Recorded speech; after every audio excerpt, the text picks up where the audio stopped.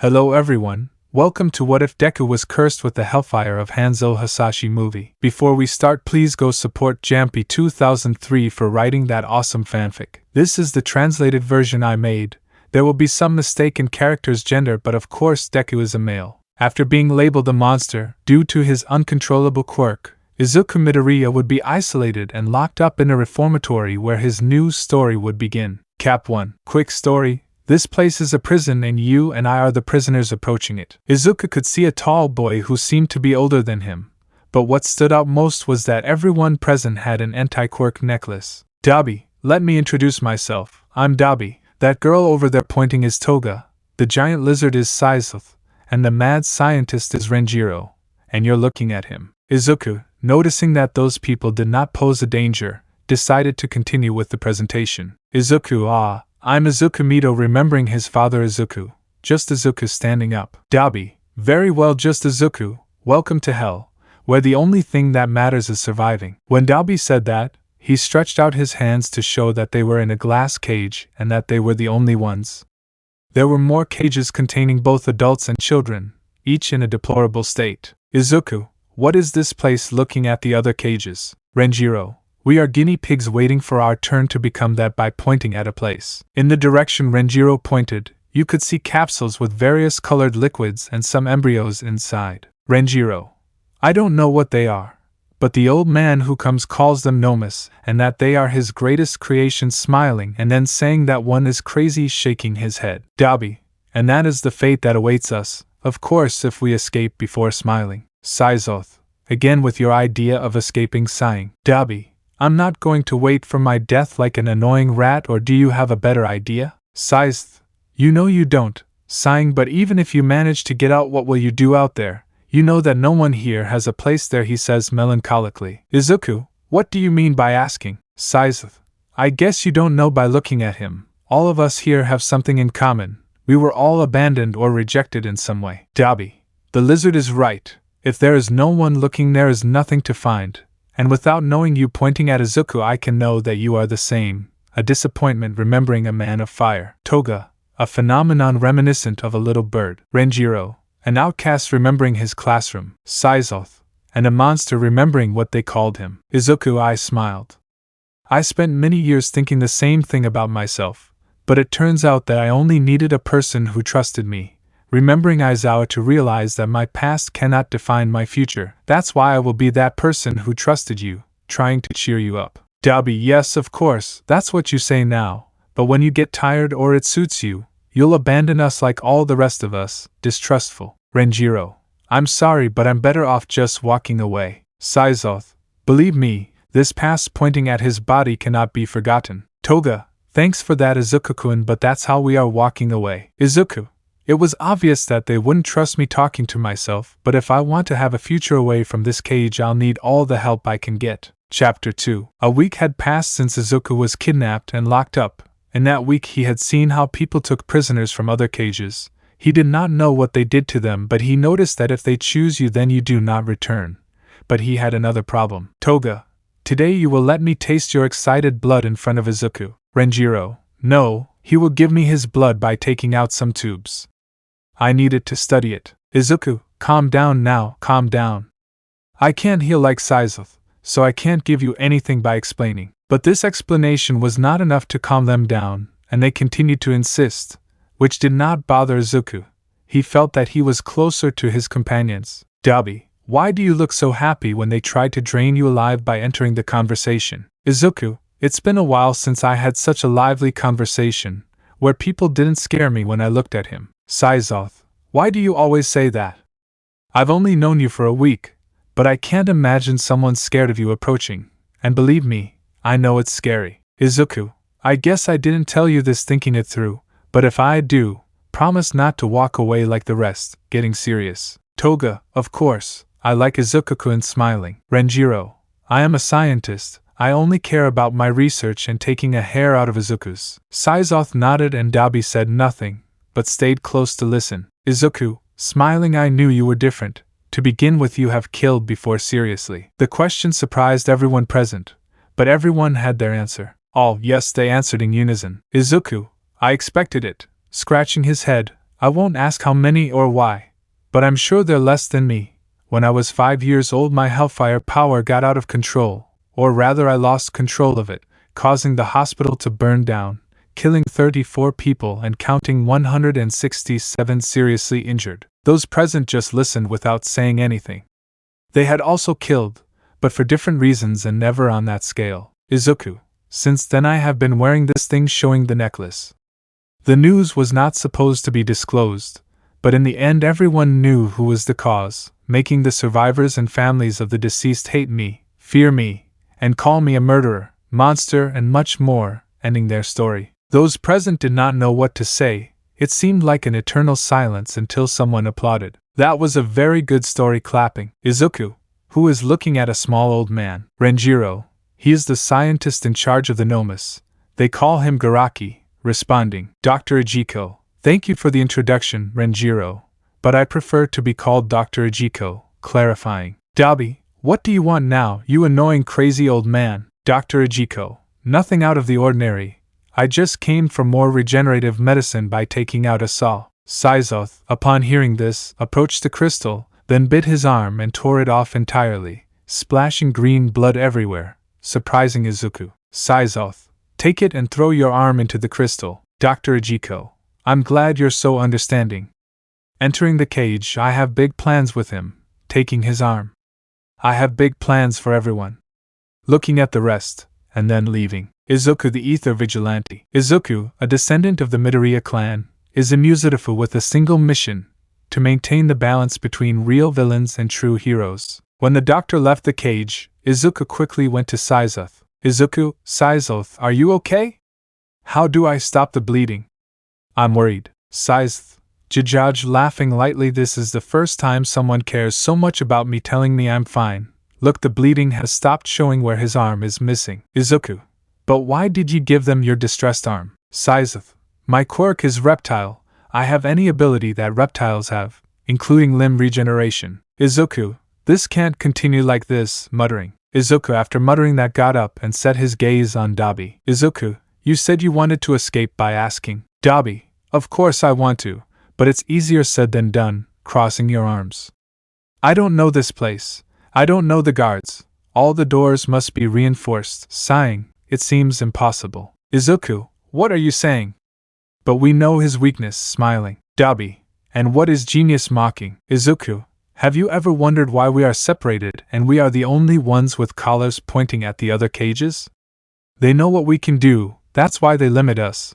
But what would happen if we weren't limited? Encouraging them. Dabi, with a big smile, chaos would be created. Toga would run blood, blushing. Izuku, hey Renjiro, can you take these collars off by asking? Renjiro, hey, of course I can, he says without interest. His lock is not complex. Dabi, are you telling me that all this time you could have made him annoying? Renjiro, yes, there's a problem, he simply says. Dabi, and why didn't you say it before screaming? Renjiro, why did you never ask? Dabi, I always mentioned that I wanted to escape. You could have mentioned it while angry. Renjiro, I am a scientist. If the probability of something is very low, I will not even try it.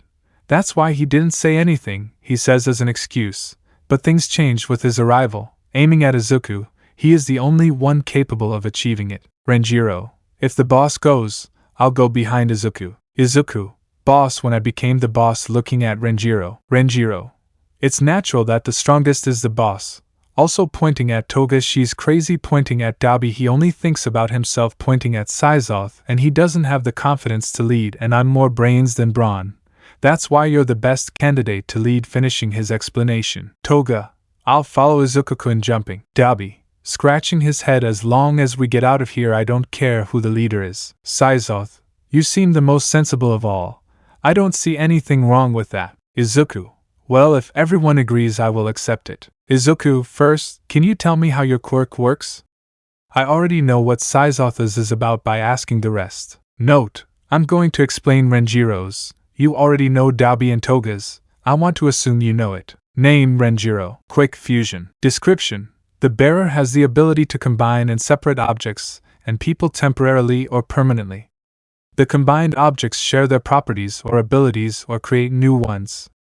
They will also combine physical characteristics. Izuku, It's a very useful quirk. I understand why they want you here analyzing. Izuku started to think of a plan on how they could escape, but while he was doing so, Dabi spoke to him. Dabi, hey, can we talk by touching his shoulder? Izuku, what's up, confused? Dabi, are you aware that if we try to escape the guards will shoot to kill and we must do the same seriously, and just by looking at you I can tell that you are not a murderer? Izuku, of course I'm not a murderer. A murderer kills just for the pleasure of doing it. On this occasion I will be using my power to protect you all. Determined. Izuku's mind.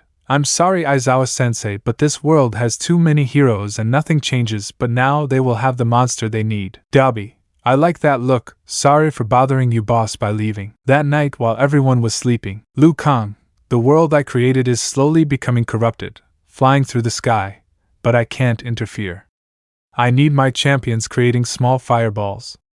Look for them. Liu Kang, after sending his searchers, felt a familiar presence. Liu Kang.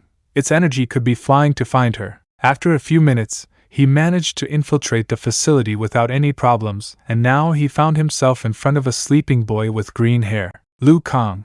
I knew I was not wrong. Hanzo's energy lives in this child. You will be a perfect champion. Your little one touching his forehead will bring peace again, and for that you will need this, creating daggers with chains. With these daggers that your ancestor used, you will inherit his knowledge and skills. Let them guide you on your journey, fusing them with his body. When the fusion ended, a scorpion tattoo appeared on Izuku's left shoulder, covering his entire shoulder. Liu Kang. With this, Japan will be safe. Starting to fly. I wonder if Johnny's descendant will also be compatible. There is only one way to find out. Disappearing inside a lightning bolt. The next day, Izuku, God morn ing yawning. Toga, hello Izuku-kun, jumping to catch him. Although Toga was planning to catch him from behind, Izuku dodged it without any problems, causing Toga to pass by. Toga, so we're playing tag, excited. Okay, I'll catch you. Even though it didn't seem like it, Toga was a skilled hand-to-hand warrior, fast and strong. Izuku wouldn't have a chance. But this time every blow, feint, grab, or kick was dodged and blocked with ease. Dabi, oh, it seems you were holding back a skill while watching the fight. Izuku, what's happening? Catching a Toga hit? Toga, help me. Dabi, getting a little frustrated. Dabi, without thinking much, also joined the fight supporting Toga, but the result was still the same. Dabi, it's 2 against 1, throwing a side punch. Toga, and we can't even throw a high kick. Izuku blocked both attacks with both arms. Toga and Dabi, touching him in frustration. Renjiro, clapping. That was spectacular to see, he says from afar. Saizoth, where did you learn all that funny stuff? Izuku, I have no idea. It's like my body reacted instinctively by getting excited, but I must say it felt amazing. Dr. Ejiko, and I must say it looked amazing too, but unfortunately the break ended outside the cage. The appearance of the doctor was not a big deal. But this time the doctor did not come alone, but with 5 large beings with sharp teeth and exposed brains. Dr. Ejiko, you see, all these confinement areas have tiny cameras that are working at all times. They captured your escape plan. This made the children who were listening nervous. Dr. Ejiko, but don't be scared. I don't mind when you make those plans. What does bother me is snapping your fingers. At the sound of the snap, the 5 beings quickly pinned the group to the ground with great force. Dr. Ejiko, unwanted visitors, so little. Izuku coming closer. Will you tell me who that person was who was here last night? With a disturbing smile. Izuku, I don't know what are being pushed harder. Dr. Ejiko, so you won't talk? Very bad, little Izuku, you force me to punish you, he says calmly. With the doctor's words, the Noma pulled Izuku's arm out of his grip with the intention of crushing and breaking it. But, Dr. Ejiko, stop. I realize that even if I hurt you, you won't tell me anything. So looking at another Noma, the Noma holding Toga lifted her up and began to squeeze her in his arms, causing her pain from the pressure. Toga, Aewa screaming. Izuku, leave her already. She has nothing to do with it, screaming in his defense. Dr. Ejiko, I know, but I also know that you are one of those people who doesn't like to see others suffer, so I recommend that you start responding. Otherwise Miss Toga will give her last breath, threatening while laughing. Dabi, free her. Damn you, trying to get away. Renjiro, she was just following us. She had nothing to do with trying to get away. Saizoth, trying to bite the Noma. Let me go, damn you. Dr. Ejiko, don't worry, these Nomas have part of your quirk, so they can heal themselves infinitely while having fun with the situation. Izuku, let her. Geo, stretching out his free hand. To the amazement of everyone present, a chain ending in a dagger shot out from under Izuku's wrist,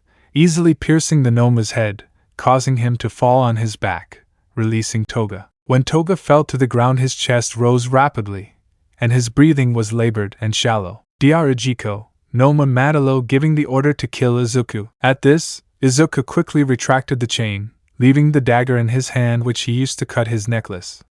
Just before the Noma crushed his head, Izuku set fire to the upper half of his body, smoothly disintegrating the Noma along with his shirt, revealing his new tattoo. Izuku, you said they would regenerate infinitely. But what would happen if he gets up if there is nothing left to regenerate by generating fire in his arm? Without waiting for anything, he burned the Nomus that were holding his companions. At great speed the meat of the Nomus was consumed in its entirety without touching the others. Izuku, a moment ago you said that I don't like seeing people suffer when they approach the doctor. Due to the fright of Izuku's presence, the doctor had fallen, while sweating. Izuku, but when that person deserves it, I myself would make him suffer by bringing the fire closer. Dr. Ijiko, warping screaming. Out of nowhere a small creature appeared and ran to Dr. Ijiko, let's get out of here quickly, taking the little one. From one moment to another the doctor and the Noma wrapped themselves in a kind of mud and disappeared. When Izuku noticed that he was not there, he went directly to Toga's. Izuku, Toga, are you okay? Does something hurt from bending down to his height? Toga, I am fine. I just need air, responding with difficulty. Izuku, what are you saying? Looking at Renjiro. Renjiro, he must have some broken ribs from the pressure. It will be difficult for him to move, giving his diagnosis. Izuku thought about a way to get out of there, with his partner injured until something occurred to him. Izuku, Renjiro calling him. When you combine things you can focus on something specific by asking. Renjiro, I haven't tried it, but I guess I can think about it. Izuku, good getting up. Izuku, Seiya, can you give me some of your blood by asking? Hearing the question, Renjiro immediately knew what he wanted to achieve. Renjiro, I see, that might work, and with that I would create a new mega effective medicine. Smiling with excitement. Seiya, I don't know what they're planning, but if I can help with that, I'll be happy to cut them a little with their claw. Renjiro quickly rushed to take the blood in a small container. Renjiro, okay, now I just need to take this off, pointing at the necklace. Would you do me the honor by showing Izuku his neck? Izuku smiled and replicated the same movement of the wrist to take out the dagger, and remove the necklace from Renjiro, and took the opportunity to remove it from Toga and Dabi. And Dabi, I thought you didn't know how to use your power by holding his neck. Izuku, I said it was difficult to control, but like anyone I know how to use my power by keeping the dagger. Dabi, I guess so, smiling at a certain cute tattoo pointing. Izuku, confused tattoo and seeing where it was pointing at, and this was when it appeared, touching it nervously. Dabi, you're full of surprises, hugging him by the neck. Renjiro, be quiet, I need to concentrate on manipulating the blood. After a few minutes since Renjiro started, the previously green blood turned a bright reddish tone. Renjiro, that should be enough. I managed to separate the DNA, the poison, and any other pathogens, and I focused only on healing, proud of my creation. Seiya, wait for confusing poison. Izuku, your quirk is reptile, and there are many reptiles that have poison. Explaining. Renjiro, anyway, it's time for the rabbit, correcting himself, I mean patiently, to try it by giving him the container. Toga took the container and hesitated a little, looking at those present, remembering how they tried to protect her, and smiled as she drank all the liquid without leaving anything behind, and as if by magic the pain she felt began to decrease.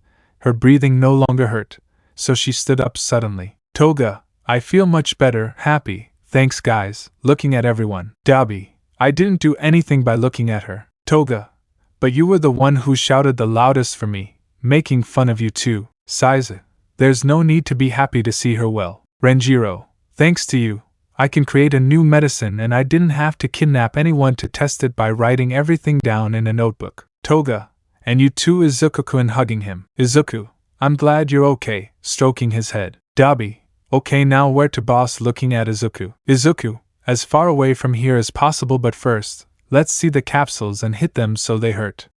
Dabi can help me by looking at him. Dabi, gladly lighting a fire in his hands. Izuku, the others can release the prisoners by suggesting. All, of course, receiving the order. Izuku and Dabi were in charge of destroying every capsule they saw, creating strong explosions, while Toga, Renjiro, and Seiya freed the few survivors who still maintained their will to live. Thanks to Izuku's quirk, no door was a problem. Everything melted at the slightest contact with his quirk, and it didn't take long for them to get out. Toga, we're finally out. Tired. Dabi, who would have thought I missed this satisfied breeze? Seiya, aren't you cold? Izuku, seeing that he didn't have a shirt on. Izuku, don't worry, my quirk keeps my body warm. Responding. Renjiro, and now what will you do? Looking at Izuku? Izuku, I have a plan in mind, but for that I can't go back to what I was thinking before. Seiya, what a coincidence. I'm not getting close either. Renjiro, I want to continue my investigations and I need someone to protect me by touching his shoulder. Izuku,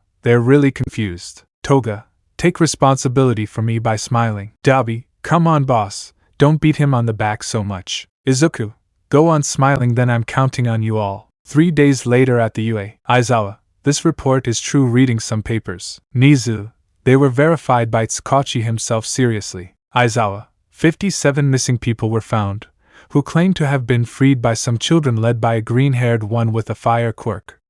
Reading the file, it doesn't seem like too much of a coincidence. Nizu, we asked one of the witnesses if he could give a description for a cartoonist, and the faces were the same.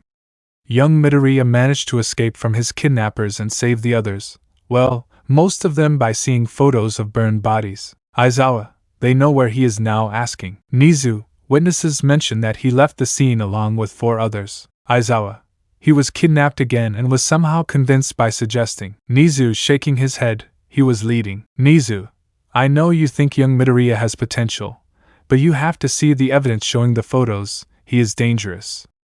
I'm going to tell Detective Tsukachi to put out a wanted notice and warn the public that he could be dangerous, he says seriously. Aizawa, if you do that, you'd only be proving right all those people who excluded him and treated him like a half-angry monster. Nizu, I know, but we have no choice. Aizawa, you put his name on a target, he will be repudiated by civilians, hunted by heroes and villains.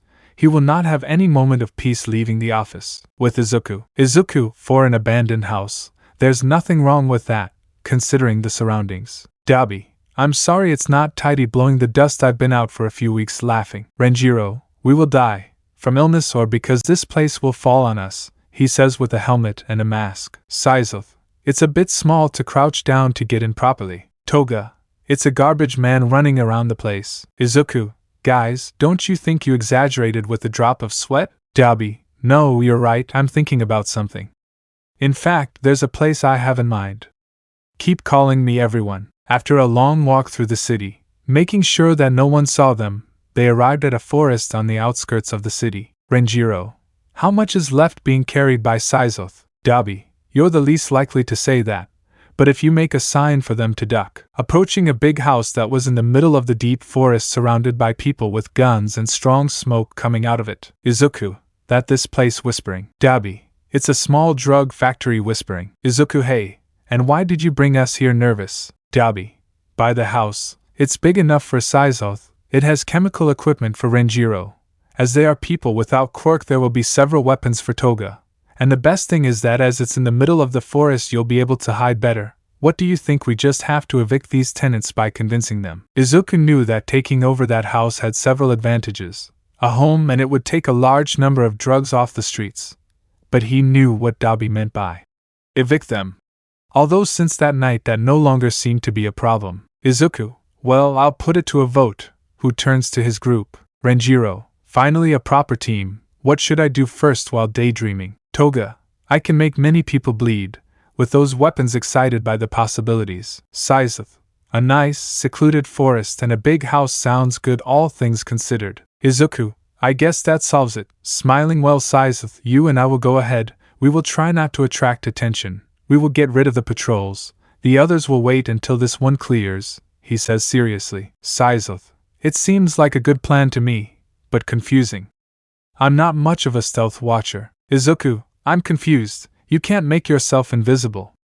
Some reptiles have the ability to camouflage themselves so high that it seems they become invisible by counting. Seiya, really doubting. Renjiro, you don't know your own quirk by looking at it. Seiya, I spent my whole life trying to hide, not digging deep into what I can do, using excuses. Dabi, you can at least try impatiently. Syzoth closed his eyes and concentrated on his surroundings, and from one moment to the next Syzoth's large body began to disappear. Izuku, your quirk is the most versatile. What do we have smiling? Let's get going. Syzoth, confident in his understood achievement. Although it was his first time, Izuku moved firmly and quietly until he was close enough to one of the guards. He covered his mouth and stabbed him in the neck with his dagger, then hid the body. On the other hand, Syzoth was slowly approaching another guard like an animal stalking its prey, mercilessly biting the head, tearing it off before he screamed, and they continued like this until they finished off all the guards who were patrolling. Dabi, if I didn't know you, I'd think you were a ninja approaching Izuku. Toga, great, you're covered in blood seeing Syzoth. Syzoth, coming from you, that's probably a compliment, wiping his face a bit. Izuku, okay, now phase 2 looking at a door inside. Were we going Toga and I? Dabi, you will stay outside in case someone wants to escape. Dabi, no rat will be able to escape by lighting it. Toga, it will be my first outing with Izuku-kun excited. Izuku, then it's good that I didn't come empty-handed, taking out a combat knife. A guard had it, and I thought you would like it. Toga took the knife and began to look at it and test the edge, shedding a few tears. Izuku, I shouldn't have given it to you or you didn't like it, nervous. Toga, it's the first gift I've ever received, hugging Izuku with excitement. Izuku, I'm glad you like it, but now we have things to do, letting him know. Toga, doing knife maneuvers and getting into battle pose, I'm ready. The duo entered in silence. Inside the house there were some guards talking or resting. Toga's agility and assassination techniques came to light. The guards could not unsheathe their weapons when Toga had already cut them, all in vital points that caused a quick and painful death. All while Toga had a big smile on his face. Izuku for his part seemed to be used to hand-to-hand combat. He cut and killed with an abysmal coldness. This continued until only the scientists who made the drugs remained. Scientist, what do they want? We can give them what they want, scared. Scientist 2, whatever you're begging for. Izuku, we coldly want this threatening house. Scientist, it's all yours, even writing it down on a piece of paper. That's the key to our vault, scared. Izuku, taking the paper, go away. The scientists, upon hearing this, ran away. Toga, sure to let them go. They might want revenge by cleaning up. Izuku, I just told them to leave, not that I would let them go. Besides, I think he was getting bored of waiting, laughing. Scientist, how is it possible that a child would attack and threaten us by running around the house? Scientist 2, we should find more people and kill him when he leaves the house. Dabi, but what an interesting conversation. Who are they planning to kill by blocking their way? Scientist, there are MOS trying to run but hitting Syzoth full of blood. Dabi, what if instead of you killing us, I kill you by launching a burst of fire, worried about not reaching the house? Izuku, it seems that the order arrived inside your house. Dabi, her faces were terrified, she was great at laughing. Izuku, I'm glad to change the subject now. How about we enter our new house welcoming? Cap 3. After a fierce battle for control of the new house, the most difficult task of all comes. Dabi, why were they so bloodthirsty cleaning with a rag? Toga, it was the first time with Izuku-kun. She was excited about a mop. Syzoth, come on, it's not so bad carrying 2 bodies.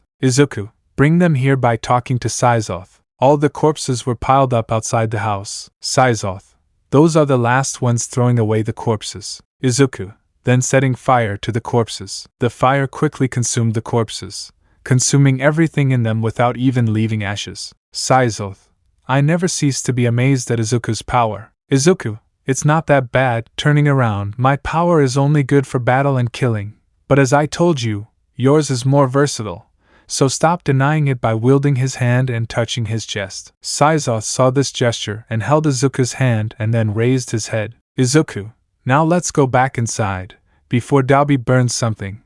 I finished saying that and an explosion was heard. Syzoth, I think it's late seeing the smoke. Both Izuku and Syzoth started running in the direction of the noise. Izuku, what happened? Worried? Dabi, the idiot Renjiro set fire to the basement, aiming, and he's still there holding his arm. Izuku, without thinking, entered the middle of the flames, creating a circle of fire to extinguish the fire. Renjiro, very intelligent boss, fights fire with fire, he says from a corner. Izuku, what happened? While asking. Renjiro, those scientists had no security measures, and I say it has weight, fixing his spiky hair, broken flasks, several chemicals together, disorder everywhere would have exploded, even without our presence fixing his clothes. Izuku, anyway, I'm glad you're okay, scratching his head. Renjiro, speaking of touching Izuku's body, I knew that fire users had resistance to fire, but this is different.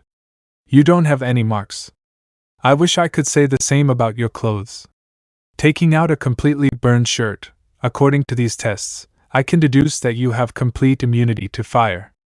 Finishing its analysis. Dabi, it seems that the brain is going down well. Toga, it was a big explosion coming down. Saizuth, it's still hot here going down. Renjiro, I'm sorry if I worried you by bowing. Dabi, you're lucky the boss knows something about chemistry by touching Renjiro's shoulder. Izuku, by the way, Toga, do you remember this by showing a paper? Toga, it is the key to the vault, smiling. Izuku, why don't you go with Saizoth and open it?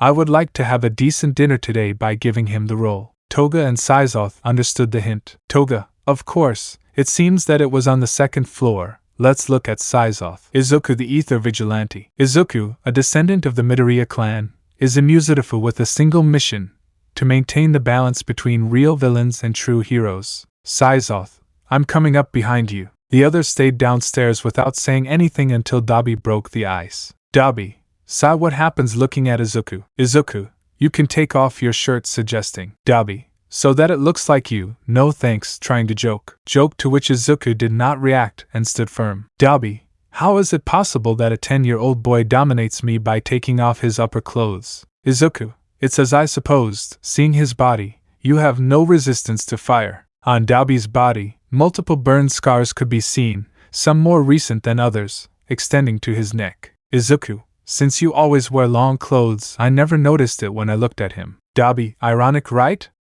They give me a power that surpasses the normal, but not a body that tolerates it. It's almost like you looking at Izuku. Izuku, smiling, maybe that's why we get along well, extending his hand. Dabi, smiling and holding her hand, we are two sides of the same coin. Izuku, I'm sorry for forcing you to obey repentantly. Dabi, and for that kind of reactions, you are the only one who can be our leader by hugging him by the neck even though you are the youngest of all. Dabi, having solved this, putting his clothes back on, I'll go see how they're doing and get you a new shirt before leaving. After a while, Dabi had already left the place. Izuku, Renjiro, can I ask you for a new medicine by looking at this? Renjiro, putting on a big smile, what is it about? In the living room of the house. Dabi, Izuku thinks fast by throwing something. Izuku, who had just come out of the basement, caught what Dabi had thrown at him. With his new reflexes, it wasn't difficult, catching a new t-shirt and a jacket with a hood. Dabi, you'll need it so they don't recognize you, he says from above. So it remains. Dabi, I have the money, showing a wad of bills, and you have clothes. What do you think if we go shopping? Izuku, of course, we should buy a lot to celebrate this victory. Are you excited? Any suggestions? Toga, bring candy, says the second floor. Saizoth, nothing in particular. Renjiro, baking soda, shouts from the basement. Izuku, noted, see you later when we leave the house. In the city. Dabi, it feels weird walking calmly. Izuku, true, I've never had to hide behind a hood before. Dabi, you look more suspicious like this with his hood off. Dabi, and I wasn't talking about that, but about going out to shop like a normal person and having a house to come back to with people waiting for you there smiling. Izuku, you didn't have a place like this before, asking. Dabi, the place where he lived before could hardly be called a home, remembering his father's abuse. Izuku, I think I can understand you.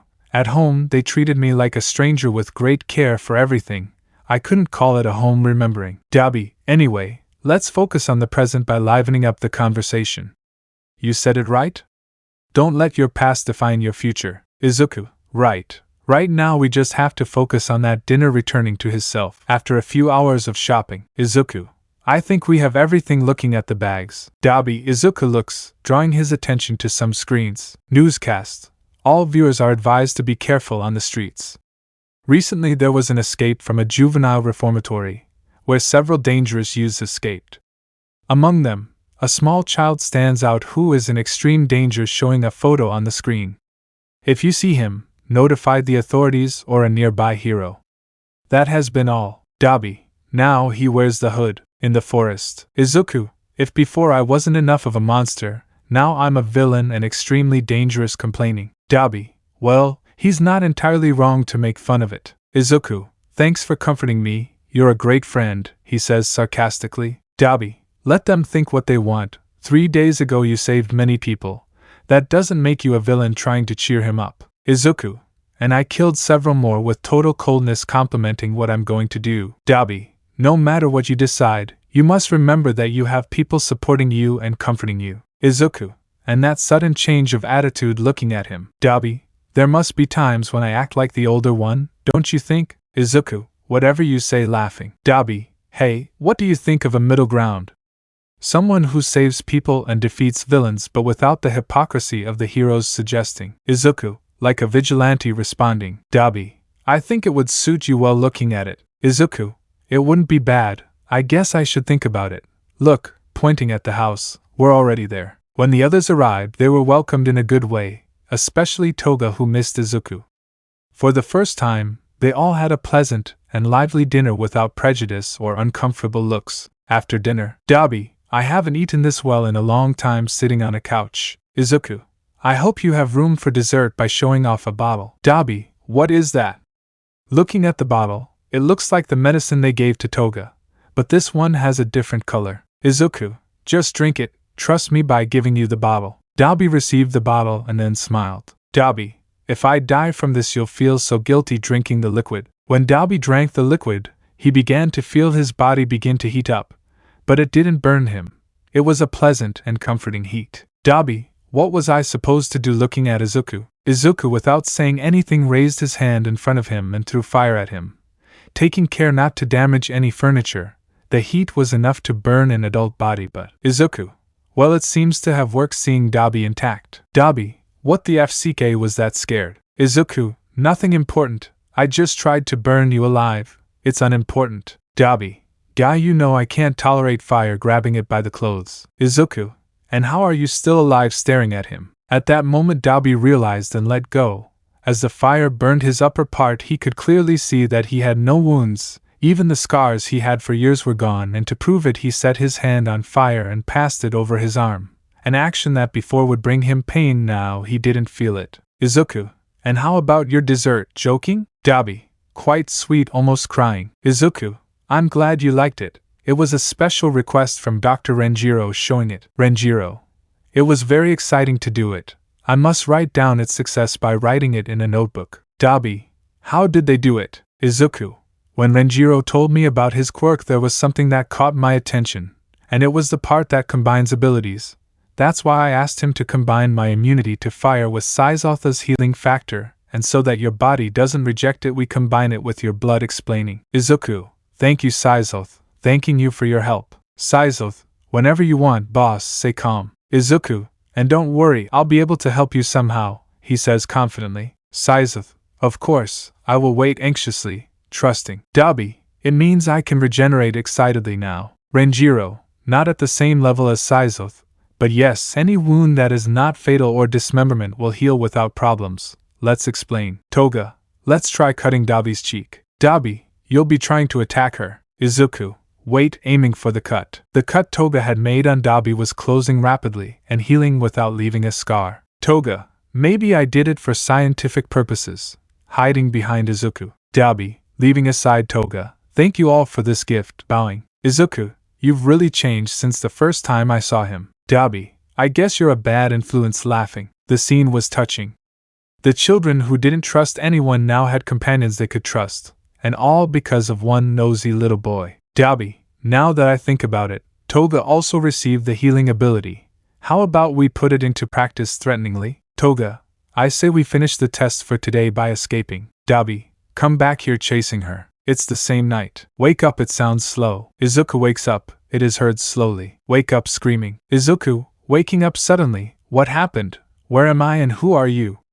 Confused? At the sudden scream, Izuku woke up with a start only to see a completely white room that seemed to have no end and a large, bearded man beside him. You are a heavy sleeper. As a teacher you must always be alert, in any situation sitting in front of him. Izuku, who are you asking? Hanzo. My name is Hanzo Hasashi, Grand Master of Shirairyu and from today the Master of the next leader. Izuku, Grand Master, next leader, the Shirairyu, what's all this confusing? Hanzo, Enough talk, get ready by getting into a fighting stance. Izuku, out of inertia, he did the same, but he didn't expect to be attacked. He tried to cover himself, but his opponent's strength was superior, and he flew away. Hanzo, if your enemy is stronger, don't block, dodge it by throwing his harpoon at Izuku. Note, from now on I won't call it a dagger. I was playing Mortal Kombat, and I realized it was called a harpoon, my bad. Izuku rolled on the ground to dodge the harpoon. Izuku, do you want to kill me by screaming? Hanzo, if it bothers you, do it yourself by provoking him. Izuku, without thinking, threw his harpoon at Hanzo's face. Hanzo, catching him slowly by pulling the chain. Pulling the chain made Izuku fly towards Hanzo, being stopped by a kick to the stomach, leaving him lying on his back. Hanzo, weak, trying to step on him, but even with the pain, Izuku managed to dodge the stomp. Hanzo, but with the strong will of the Shiriri looking at him. Izuku, I have no choice, creating a pillar of fire that enclosed Hanzo. Hanzo, a good strategy to get out of the fire, but it doesn't work for me. Izuku, who was always feared for his immense power, was now completely useless against an immensely superior rival. Hanzo, you have a lot to learn by disappearing in fire. Izuku disappeared, looking everywhere. Hanzo, but that's why I'm here, appearing behind him. Izuku, I guess you are a teacher after all, standing up. Hanzo, what did you think it was? Izuku, a bully who abuses the weak in pain. Hanzo, I wanted to test your skills, maybe I went too far, but we're already behind on counting. Izuku, backward, but I'm barely 10 years old, showing with his fingers. Hanzo, that's why an heir to a grandmaster starts training at 5, you've already lost 5 years. But I can't blame you, not even I was prepared for this, crouching down to his height. Hanzo, Lord Liu Kang gave you all my abilities, but if you don't know how to use them, it's the same as having nothing.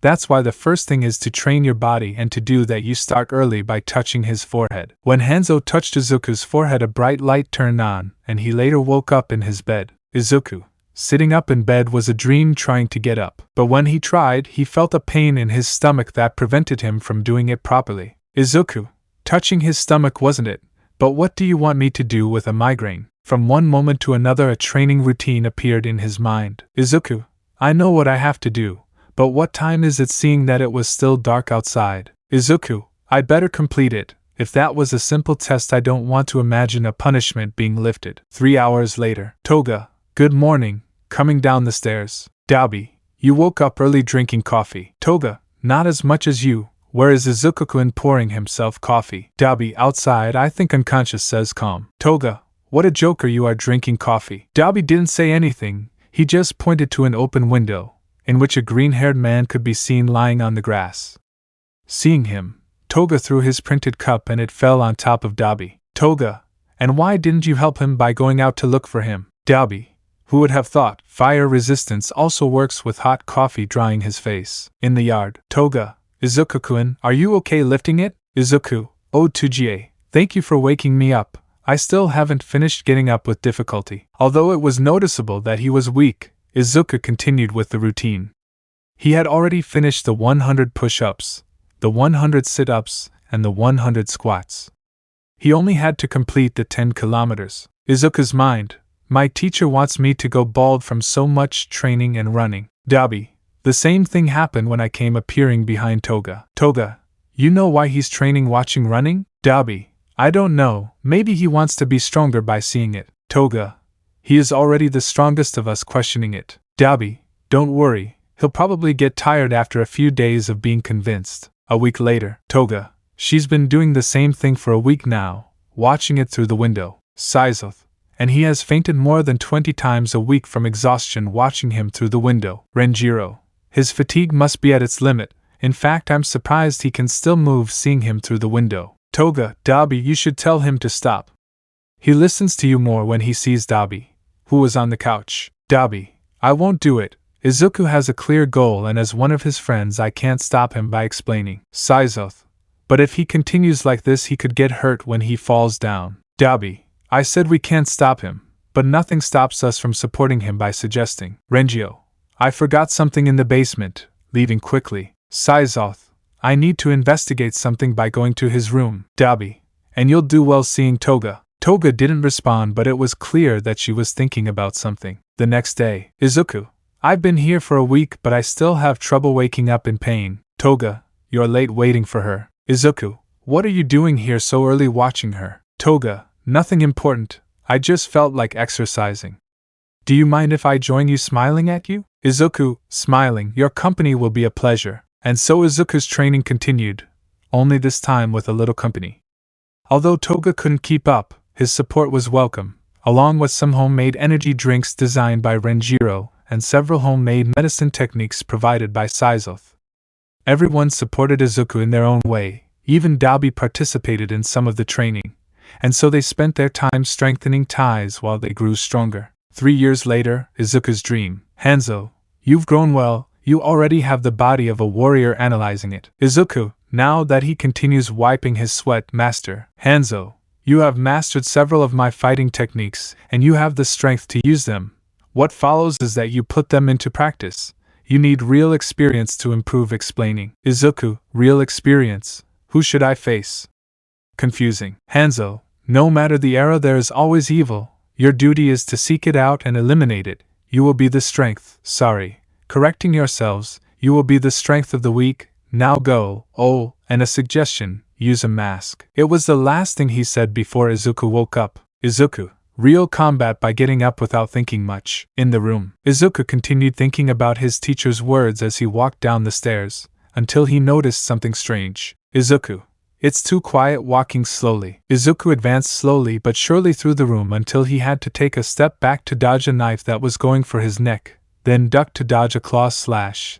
Since he was crouching, he took the opportunity to perform a sweep to which he threw the claw, knocking him down, putting a foot on him so he wouldn't get up. Without turning around, he blocks a high kick from his left and stops a stab from his right. Izuku, pretty good guys. They almost took me by surprise by letting everyone go almost. Dabi, do you have eyes in the back of your head? Sitting down? Toga, how did you stop the knife with your bare hands? Saizoth, and has an insane strength to knock me down by getting up. Renjiro, oh, they finished playing and went to the kitchen. They want to have breakfast. Izuku, come on everyone, I have something to tell you. Going to the kitchen. No one said anything, they just followed him. Dabi, what do you have to tell us by asking? Izuku, I take a breath. From today I will start patrolling at night, and I wanted to ask for your cooperation for that. Dabi, Izuku. Renjiro, boss. Toga, Izuku-kun. Saizoth, Izuku. Everyone, you were taking too long. Izuku, hey, you already knew it. Confused. Toga, why do you think we train by eating a cookie? Dabi, honestly, I thought it would take you about a year since our conversation. It did take you a while drinking coffee. Saizoth, I even thought you had forgotten. Renjiro, I've also been deploying drones for a while now, so patrols aren't necessary. Izuku, laughing out loud, I'm sorry for taking so long and for having doubted you. I shouldn't even have asked you. Izuku, then I'll change my question. Are you ready for our debut as vigilantes? Smiling, all long decided. Izuku, then we only need the suits. We'll leave it for later. Interrupted. Renjiro, I actually already have the suits. Interrupting. Izuku, as if you've already confused them, follow me. Renjiro led them to the basement where he spent most of his time, with his experiments. Renjiro, you see, with their quirks so special, making quotes, they are special, they need a special suit.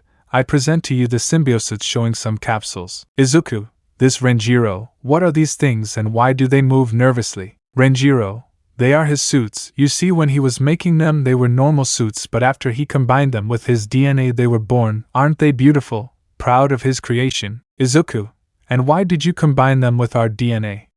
Still nervous about the creatures. Renjiro, your fire burns anything but you. That's why I created a suit that has the same qualities, and Toga needs to undress to use his quirk. With this suit he will no longer have to do it, just like Saizoth's scales and Dabi's immunity to fire. Toga, I say they are pretty. What is mine? Excited. Izuku, I'll go first. If anything is decided, release him. Renjiro, that's the attitude when opening the first box. What seemed like a shapeless mass came out of the box, feeling everything until it felt Izuku and knew it was compatible.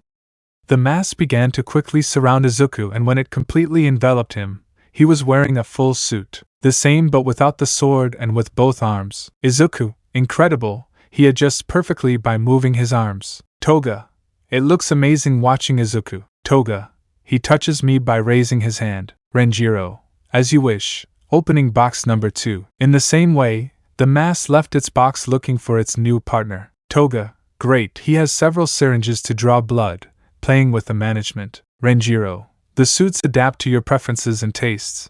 That's why it's impossible for you not to like it. Let's continue explaining. Renjiro, your turn. Dabi, opening the third door. Dabi, wait a second, trying to stop it. But the suit didn't stop for a second. It had found its partner, and was going to do everything possible to join him. Dabi, it's not bad at all. He'll be almost invisible in battles, admiring his suit. Renjiro, and finally Saizoth, are you ready to ask? Dabi, why did you ask him, complaining? Renjiro, because he's not a screamer like you. Saizoth, whenever you want, ready. Renjiro, and with this, he is the last of the attack group. Opening box number 4. Same process as before, only this time, since it was such a large body, the assimilation took a moment. Saizoth, I never thought there would be a suit that would make me stare at his suit. Renjiro, this is another level of tailor-made joking. Seeing that no one laughed at his joke, he continued with his explanation. Renjiro, all suits have a communicator to give remote instructions, and since they are symbiotic, you don't need to take them off. They live inside you now. Think about taking off your suit. Those present listened, and as if it were a bar, the suit began to disappear, but it did not fall to the ground. It was as if their own skin absorbed the suit. Renjiro, and in the same way you can put it back on. With this you will save time, and you will be able to go more unnoticed. Izuku, they are amazing. Renjiro thanks, smiling. Renjiro, they are not necessary. It is my contribution to this team. Being a non-combatant, I must help in some way. Smiling, and it was fun. Renjiro, now the important thing. What is our first objective going to do by showing a screen? Izuku, if you don't mind, I'd like it to be this one, pointing. Chapter 4. After Renjiro presented their suits, the entire group stood in front of a large screen to select their first target. Izuku, what do you think of that, pointing at the screen? Renjiro, I had a suspicion that you would erect that by zooming in on the selected place. Renjiro, at first glance it looks like a common port, but according to my drones, several renowned villains have been seen leaving and entering, also several people in suits with what I can assume is money zooming in on some briefcases. Dabi, it looks like a pretty big organization. Looking at the screen, how the heroes didn't realize. Renjiro, that's because by pressing a button the same heroes are involved. After pressing the button, photos were shown where the heroes were talking to the villains. Izuku, Lemisphera, Magma and Cyber are not very popular heroes, but I didn't think they would be capable of this annoying thing. Quirk summary. Lemisphera has the ability to control light, can create illusions or blind the opponent, and if concentrated can create rays of light. Magma has the ability to create magma in powerful waves, create barriers of fire and modify the terrain. Cyber can control technology, allows you to hack computer systems with your mind and control devices remotely. Renjiro, as expected of our leader, they are not as powerful as the top, but they should not be underestimated. And they are the villains. Pressing another button, showing several photos of villains. Renjiro, unfortunately I have no information about these villains. What I do have is the content of their next shipment by looking at some papers. Izuku, what's the point of asking? Renjiro, this organization likes to traffic in weapons, some experimental drugs, but lately they started with human trafficking. This only made Izuku more upset. Izuku, I wanted to put it to a vote by turning to his group, but what do you think if we finish them all off with a serious look? Dabi, I'm fine with smiling. Toga, I'll always go with you, and I can cut people by holding their knife. Saizoth just nodded. Izuku, it's decided. Looking at Renjiro, can you tell us the place? At the night place. Lemisphera, because always at night. They know that I can't use my quirk well at night. Complaining. Magma, relax. We've done this several times and nothing happens. Besides, we just came to collect. Smiling. Cyber, sure, you charge and I do the work. Complaining. Lemisphera, you say that as if it were difficult for you to hack shipments and alerts by knocking on a door. Cyber, at least I do more than you annoying people. After a while a person opens the door for them. They arrive late. Looking at them. Lemisphera, we have hero work to do, he says sarcastically. Izuku, the Ether Vigilante. Izuku, a descendant of the Midoriya clan, is a Musutifu with a single mission, to maintain the balance between real villains and true heroes. Magma, just let us in. Ryoko relaxed. Ryoko opened the door wider and stepped aside to let them pass. But look who they are, the heroes of the moment making fun of it. Cyber, stop joking Tetsuya, I'm sleepy yawning. Tetsuya, how boring you are, but you're right, come this way, guiding them, let me introduce you to our clients. Showing two men in suits and they had briefcases. Customer, you said you would show us the merchandise seriously. Tetsuya, why is everyone so serious today, pretending to be sad? Ryoko, this isn't a game, do it already annoying. Tetsuya, okay, Hibiki, you can bring it by looking at a girl sitting on a box. With the order Hibiki grabbed a boy by the hair and began to drag him along the ground, staying close to Tetsuya, pulling him and then returning to his place. Tetsuya, come on Hibiki, don't be so cruel by lifting the boy, let me introduce you to Thomas, showing the boy. When he showed it you could see a young man all dirty and beaten, almost unconscious. Tetsuya, we found him on the streets about to die, but I saw potential in the clean and well-fed along with this graying hair will be the perfect toy for any lady or gentleman winking. Lemisfera, that guy looks good licking his lips. Client, there is an interesting break proposal, but our boss prefers something more feminine and something older. Tetsuya, demanding customer, but I have just what you need. Looking at Hibiki, could you bring me number 8? Hibiki, as you say, boring, hey, you have the keys to the cage.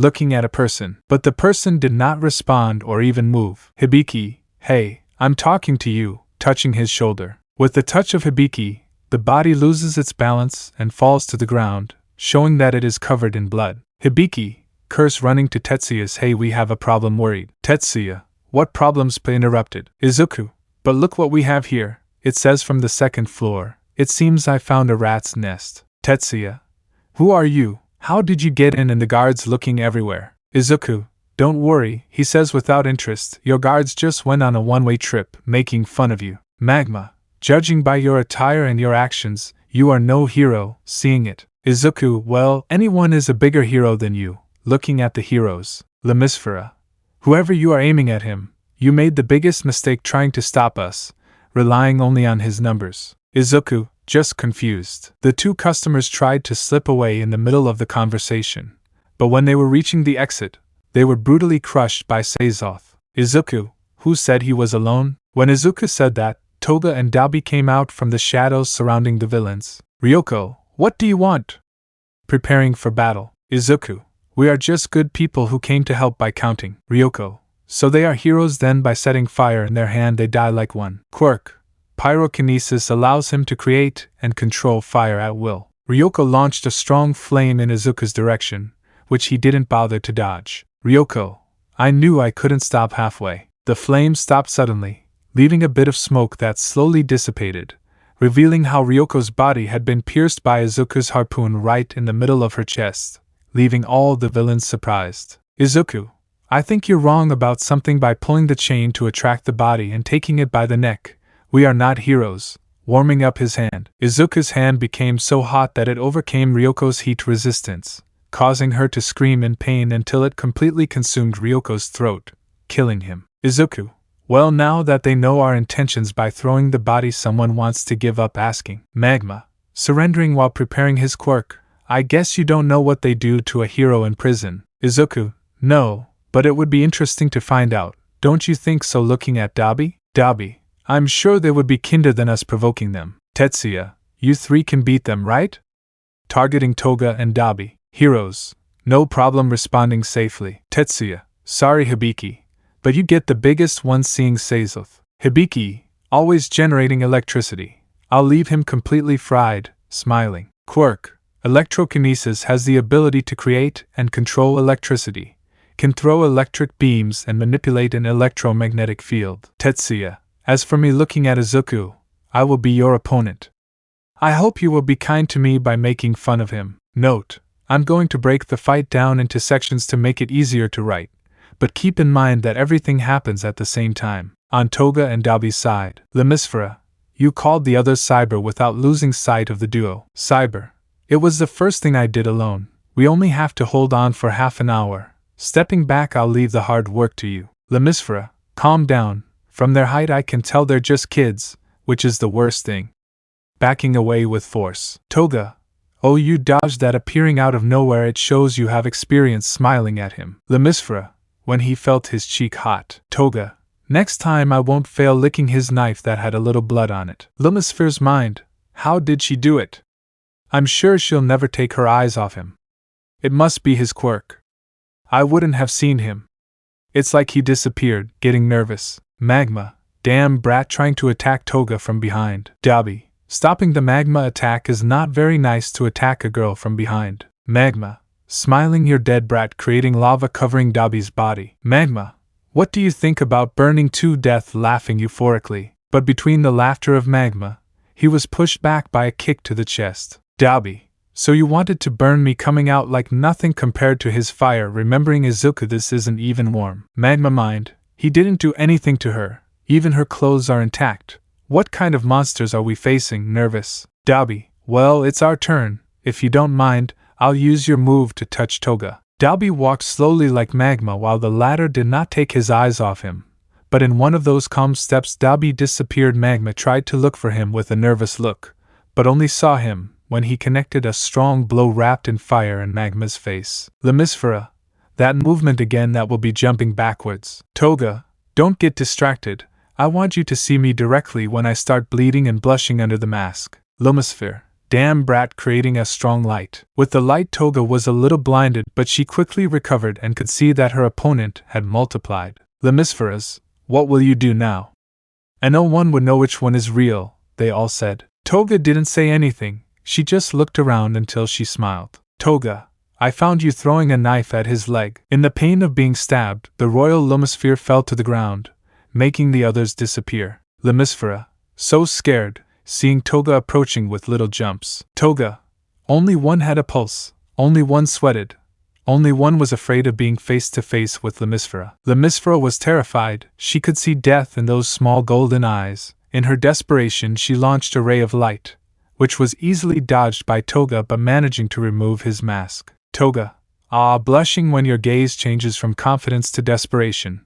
Taking the knife out of her leg, it's a real pleasure for me. Putting the knife to her throat, your blood is as luminous as your quirk. Lumisphera couldn't move, her body was paralyzed with fear, like a small animal facing a predator with labored breathing and constant spasms. Toga, there's only one way to find out, making a clean cut.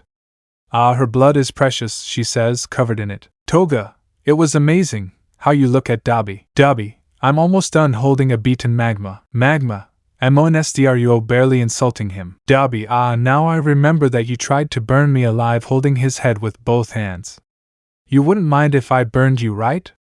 Creating fire in his hands with the Magma head in the middle. The fire was so intense that the Magma did not last long, burning skin and flesh until it revealed the skull, and when it noticed that it was enough, it released it. Toga, you ended up getting closer to Dabi. Dabi, yes, then what do we do with him? Looking at Cyber. Cyber was sitting on the floor for fear of seeing her companions being brutally murdered. Toga, can you think of something?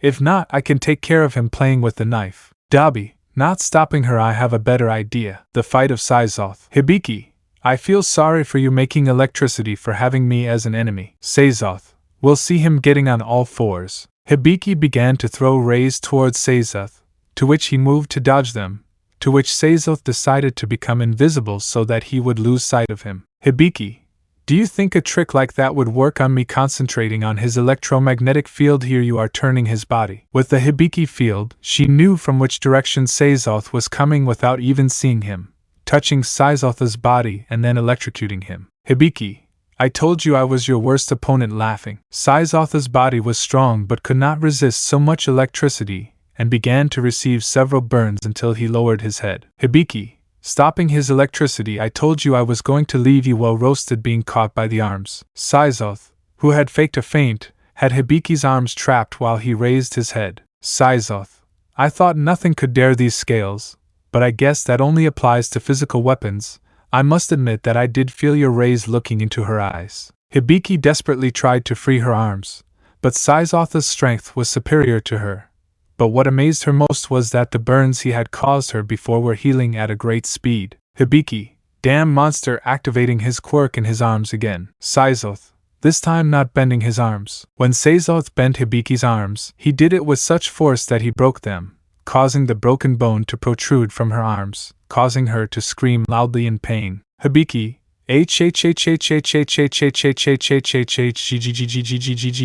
screaming and crying in pain. Sizoth.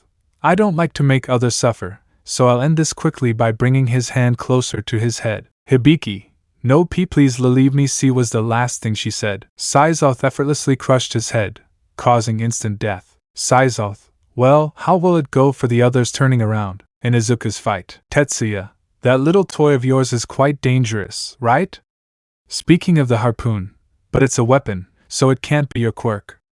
You melted Ryoko's throat. It might work on contact, deducing. Izuku, why don't you come and try to find out by provoking him? Tetsuya, you're right, there's no point in speculating, and you don't even know what my quirk is, so we're just scratching our heads then. When he said this, he approached Izuku at great speed with the intention of decapitating him. Izuku ducked back to avoid the blade that was going to his neck and to better observe what had happened. Tetsuya's body had changed. In his arm there was a large sword and his legs had changed for more animal-like ones. Tetsuya, you have good reflexes, what's your name? He says calmly. Izuku, that's something you don't need to know by getting into a fighting stance. Tetsuya, how cruel you are, pretending to be sad. Well, I'll ask your companions after he kills you by turning his other arm into a sword. Tetsuya's speed was fast but nothing that Izuku couldn't control. He dodged the slashes, always looking for an opening to counterattack, and when he found it he gave a strong blow to Tetsuya's face.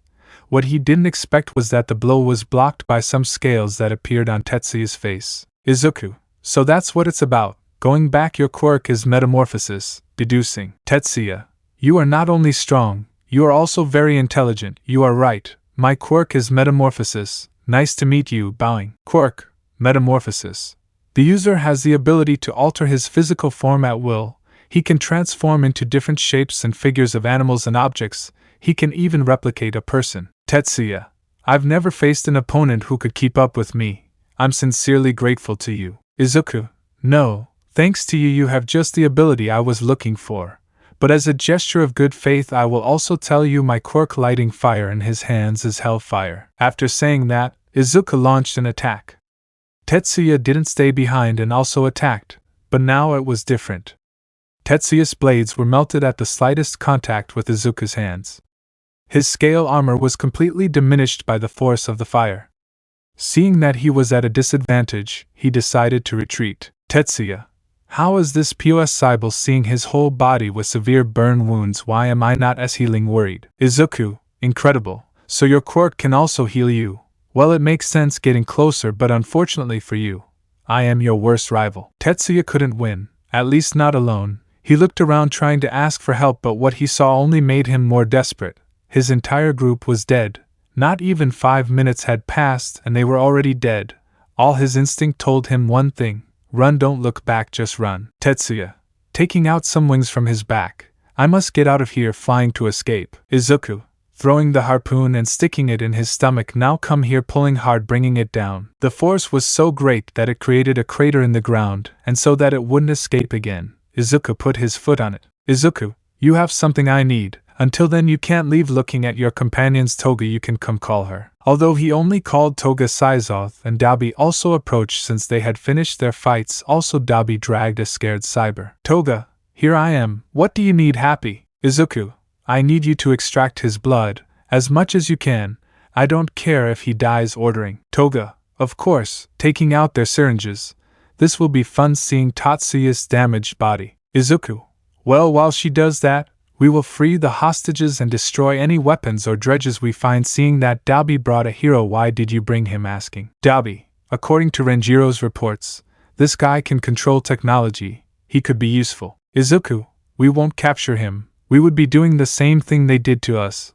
But it's also true that his quirk can be useful, so, Toga calling her, when you're done with him, follow this. Dabi, I knew you weren't like the others saying it. Cyber, thank you for letting me to live. Thanking. Izuku, you will live, but you will not be free from punishment, and as I said before, I am curious about what they do to heroes in prison, he says maliciously. After a few minutes, Toga had extracted enough samples, leaving only the donors alive, and they had released all the hostages. They gathered them in the center to explain the situation to them. Izuku, The police will come in a few minutes. Stay here, they will help you return to your homes, explaining what you should do. Many of the hostages were crying out of happiness and relief that they were finally freed, but some of the hostages were not so happy. This was noticed by Dobby. Dobby, what's happening? Don't you like the idea of being free? Looking at those mentioned? Most of the dejected had lowered their heads except for the child they were offering before. Thomas, it's not that we're not grateful, but some of us don't have a home to go back to, explaining the situation. Dobby, I sighed deeply. I understand the situation, but what else can we do? It's not like we can bring them with us, he says without thinking. Izuku, and why not? Looking at the group. Saizoth, you want to welcome them by asking. Izuku, only if everyone agrees. Looking at their group. Dobby, sometimes you're just too good. I'll leave it up to you. Leaving the place. Toga, it doesn't bother me. Happy. Saizoth, I trust your decision, and as long as they don't break into Renjiro's lab, I don't think they'll mind telling you. Izuku, thank you very much, everyone. Turning to the hostages, I am willing to give a roof and food to those who do not have a home, but they must come of their own free will. I will only tell them that this group raising their arms are not heroes, but neither are we villains. So what do you decide? Looking at the hostages. People were thinking and analyzing the situation. They didn't know what to do, until a voice was heard standing out. Thomas, I'm taking a step forward. I don't care what you do. I only know that you saved me along with these people. I owe you my life, and I intend to pay the debt by kneeling down. Izuku, hey, no need getting nervous. Hostage 1, me too, imitating the boy's action. Hostage 2, and I imitated. Rehen 3, I owe you my life, imitating. One by one the 7 grieving hostages knelt in front of Izuku, waiting for an answer. Dobby, but look at them coming back with some briefcases and seeing the hostages kneeling. It seems like they are showing respect to a clan leader. Izuku, and I'm the boss of this, nervous because of the scene I saw. Saizoth, haha, laughing, and why not? You would be a good clan leader supporting the actions. Toga, you would be the best boss, one kind to allies and violent with enemies. It would be incredible, excited by the mental image I had. Izuku, a clan, remembering something. Remember, I am here to train the next leader of the Shirairyu. Izuku smiled. Okay, you can get up, it's time to go. The new members stood up and began to follow him. The patrols could be heard in the background. Izuku, when the police ask who did this, tell them, looking at the remaining hostages that were freed by the Shirairyu clan. As soon as they arrived, they left in complete silence, and without alerting anyone, the patrols became louder and louder. Tsukachi, what happened here? Looking at all the corpses and several people gathered, excuse me, approaching the people. Could you explain to me what happened here? And as Izuku told them, they told him everything that happened. Tsukachi, the Shirairyu clan, will be a rival gang scoring everything. In hideout. Toga, we finally arrived by throwing himself onto a chair and taking off his suit. Renjiro, how did they get out of the basement? Dobby, it was a success, and we brought back some gifts showing off the briefcases. Renjiro, sounds good to me. And who are they aiming for the new group? Saizoth, you'll have to ask the clan chief, mockingly that. Renjiro, confused clan chief. Izuku, I'll explain it to you later. A little embarrassed for now, could you make me another potion by showing me a vial of blood? Renjiro, getting excited about what it's about this time. Izuku whispered what he wanted and then gave him the blood. Renjiro, I'll have it ready for tomorrow by running to his lab. Izuku, well, now looking at the new group, first I will introduce myself by taking off the symbiotic suit. I am Izuku and I am the leader of this group. Thomas, you are the leader, but if you are my age, I am amazed. Note, the other members will not have names, they will just be extras. Thus began the commotion over the sudden appearance of the leader of the new clan. Izuku, calm down now. I know you have doubts, but for now it would be better if you rest. You went through a lot. There is plenty of space for now. Relax and calm down. After saying this, everyone obeyed the order. Izuku, I'm locked up, throwing myself at a couch. Dobby, you're already locked up and it's only your first day as a clan leader, making fun of it. Izuku, shut up. Don't remind me of him, covering his face in embarrassment. Dobby, joking aside, I think it's a good idea to have the clan sit next to him. Izuku, what do you mean by looking at him? Dobby, for a long time, good has been fighting against evil. It is an endless fight. But what would happen if a third side appeared, which is neither a villain nor a hero? Explaining. Izuku would break the balance by responding. Dobby, exactly. Today was the first step. We will not be the clan they want but the one they need to stop this endless war. Inspiring. Izuku, I didn't think you had such heroic ideas. Making fun of me. Dabi, it was a long time ago, but I also wanted to be a hero. But due to certain circumstances I couldn't be one. I had lost hope. I was tormented by thoughts of revenge towards my past. Telling. Izuku just listened. He knew that what his friend was saying was something serious. Dabi, but meeting you gave me back that hope that I had lost, and I was not the only one, and I know that you can bring that same hope to others. That's why we all keep touching your shoulder. You are a good leader. Izuku smiled slightly. Thanks, friend, because I just have to live up to your expectations. Cap 5. After an emotional talk with Dabi, a new day began for the newly formed Shiryu clan. Thomas, good morning. Leaving his room. Dabi, it's almost noon. Sitting on the couch. Thomas, I slept so much. Looking at a wall clock where the boss is asking. Toga, if you're looking for Izuku-kun, he's training outside, pointing to a window. Thomas, thanks, he says with doubt. Toga, true, we have not introduced ourselves. I am Toga Himiko, but call me Toga. That guy sitting on the couch is Dabi. The big guy over there pointing at Saizoth is Seizoth. He looks scary, but he is very kind, and the lab rat downstairs is Renjiro. We were the first to join Izuku-kun. Introducing everyone. Thomas, thank you for the introduction, Toga-senpai. I'm Thomas, and I'm in your care. Bowing, but if you'll excuse me, I want to speak with the boss. See you later. Saying goodbye. Toga, it feels weird to be called senpai. An embarrassment. Dabi, better get used to it. If Izuku keeps recruiting, you'll have a lot of juniors. Smiling. In the yard, Izuku was doing his daily routine, but harder than before. If he wanted to be a third force between good and evil, he had to be stronger, is what he thought, until Thomas arrived at the place. Thomas, boss, you have 1 minute. Approaching Izuku. Izuku, stopping his exercise, did you sleep well? Thomas asking. Thomas, yes, thank you for your concern, boss. Bowing his head. Izuku, could you not call me boss? It's embarrassing. A little nervous too. Treat me more naturally. You said it. We're the same age. Thomas, we may be the same age, but his achievements are greater than mine, and I told him boss out of respect for him. Izuku, do whatever you want. Resigned. Thomas, thanks boss. Saying hello again. Izuku, by the way, that's what you wanted to tell me.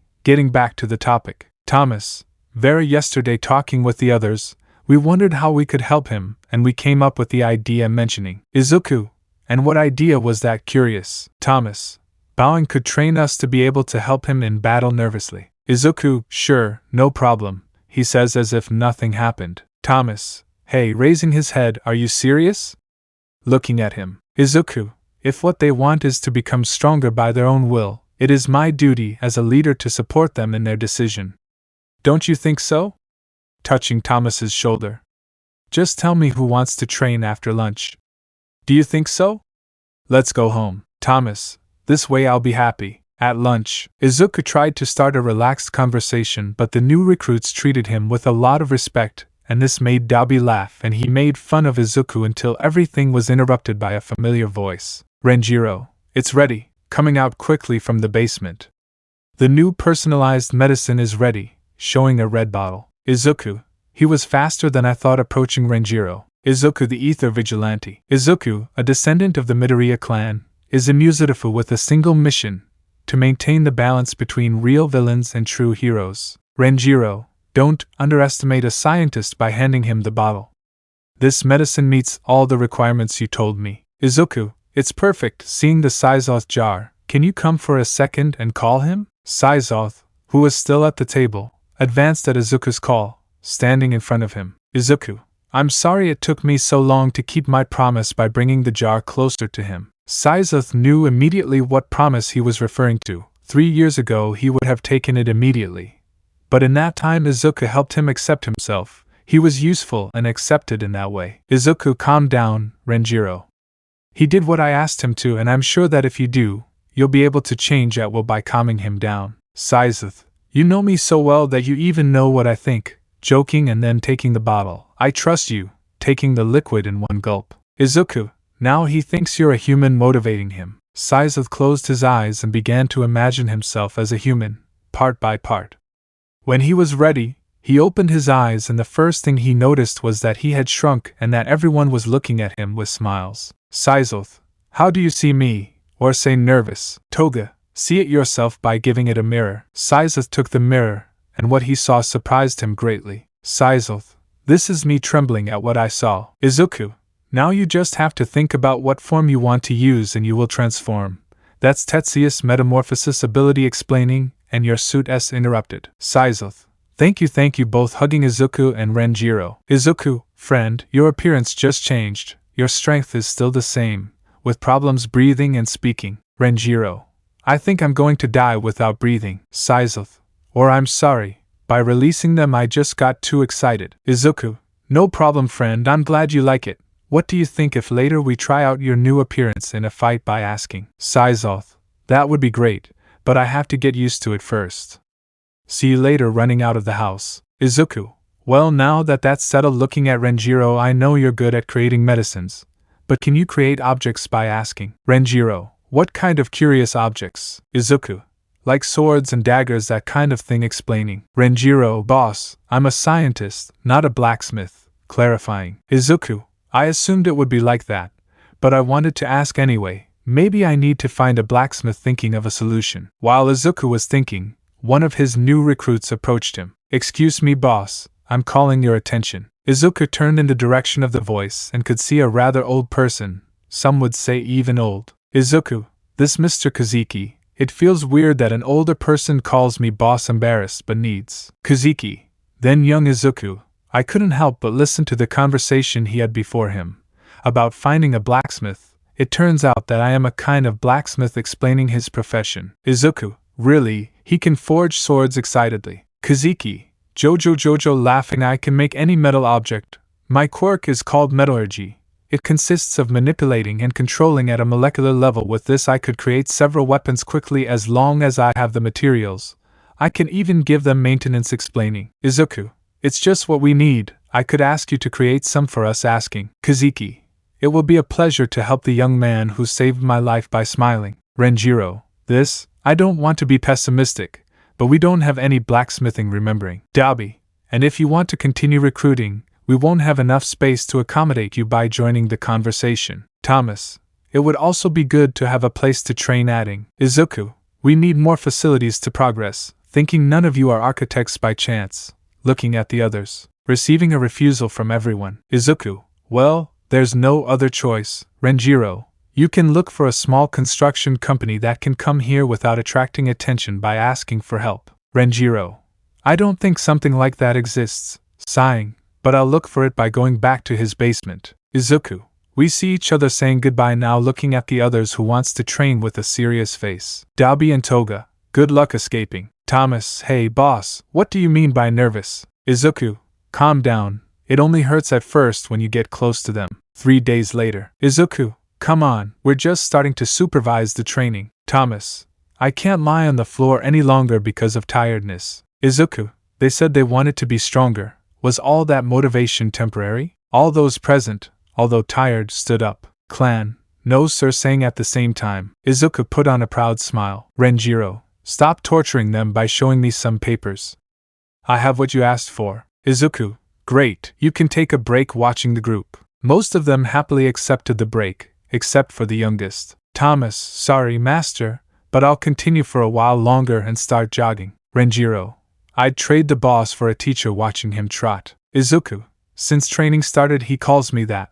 Looking at him, he is the one who tries the hardest. Smiling. Renjiro, it seems you have a favorite making fun of. Izuku, he's just a good boy. So what did you find by changing the subject? Renjiro, it was difficult, but I was able to find a company like the one you asked for. It is quite small, they do not have the budget for machinery, it has few workers, and it seems that it is on the verge of bankruptcy. Its name is Vanguardia Constructions and it is run by a married couple, Daichi and Haruka Uraraka. Finishing their report. Izuku, I guess we can take a look. Do you want to come? Inviting him? Renjiro, thanks for the offer, but I prefer to stay. I still have many plans I want to make. Rejecting. Izuku, then I'll ask Dabi and Size. I'm sure he'd like to go out in his new form. Smiling at imagining it. Give me the address. Taking a piece of paper. We'll see each other in the afternoon.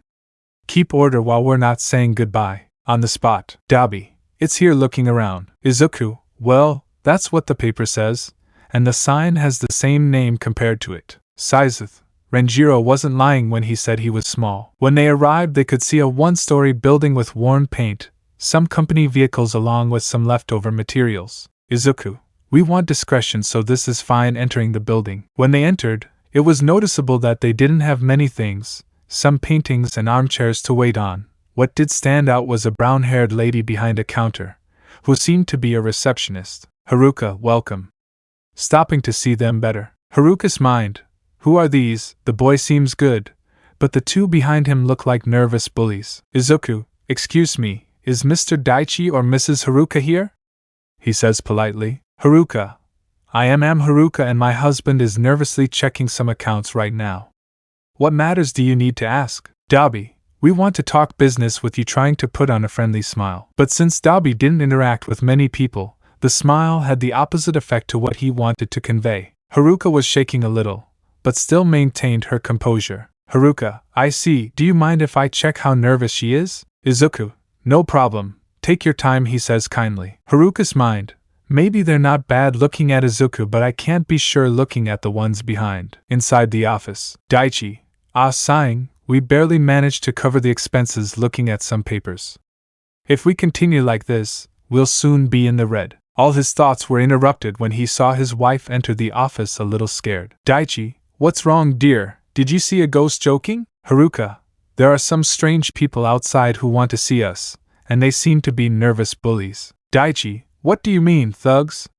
We haven't done anything that warrants such a visit, downplaying it. Haruka, you're right, but see them yourself, pointing at the door. Daichi, there will be people who need a job outside the office. Outside the office, you could see the owner of the company completely nervous in front of a child sitting in front of him. This is what the owners of the company see, but with only 2 people behind it. Daichi, I brought it here, Mr. Nervous. Izuku, just call me Izuku, you're older than me, don't worry. Daichi, so I bring it here, Mr. Izuku Nervous. Izuku's mind, well, I'm used to it, but why do they look so nervous looking at the couple? Izuku, we want to hire your services for a construction in the middle of the forest, these to be exact, giving you some papers. Daichi took the papers and began to review them, although there were several constructions that did not present much difficulty. Izuku, it's a viable plan if you ask. Daichi, if what you tell me is true, we can make them. We could use the wood from the forest to save materials,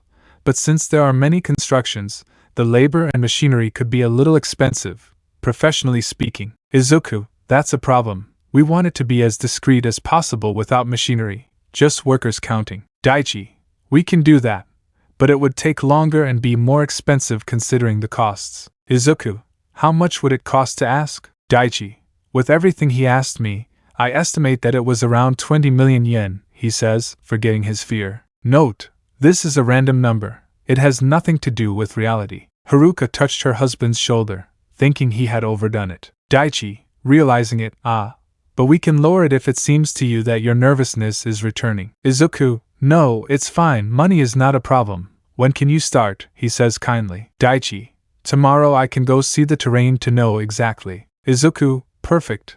Tomorrow at 9 a person will come and take you to the place. As we want to keep a low profile, I can't give you the address. I hope you understand.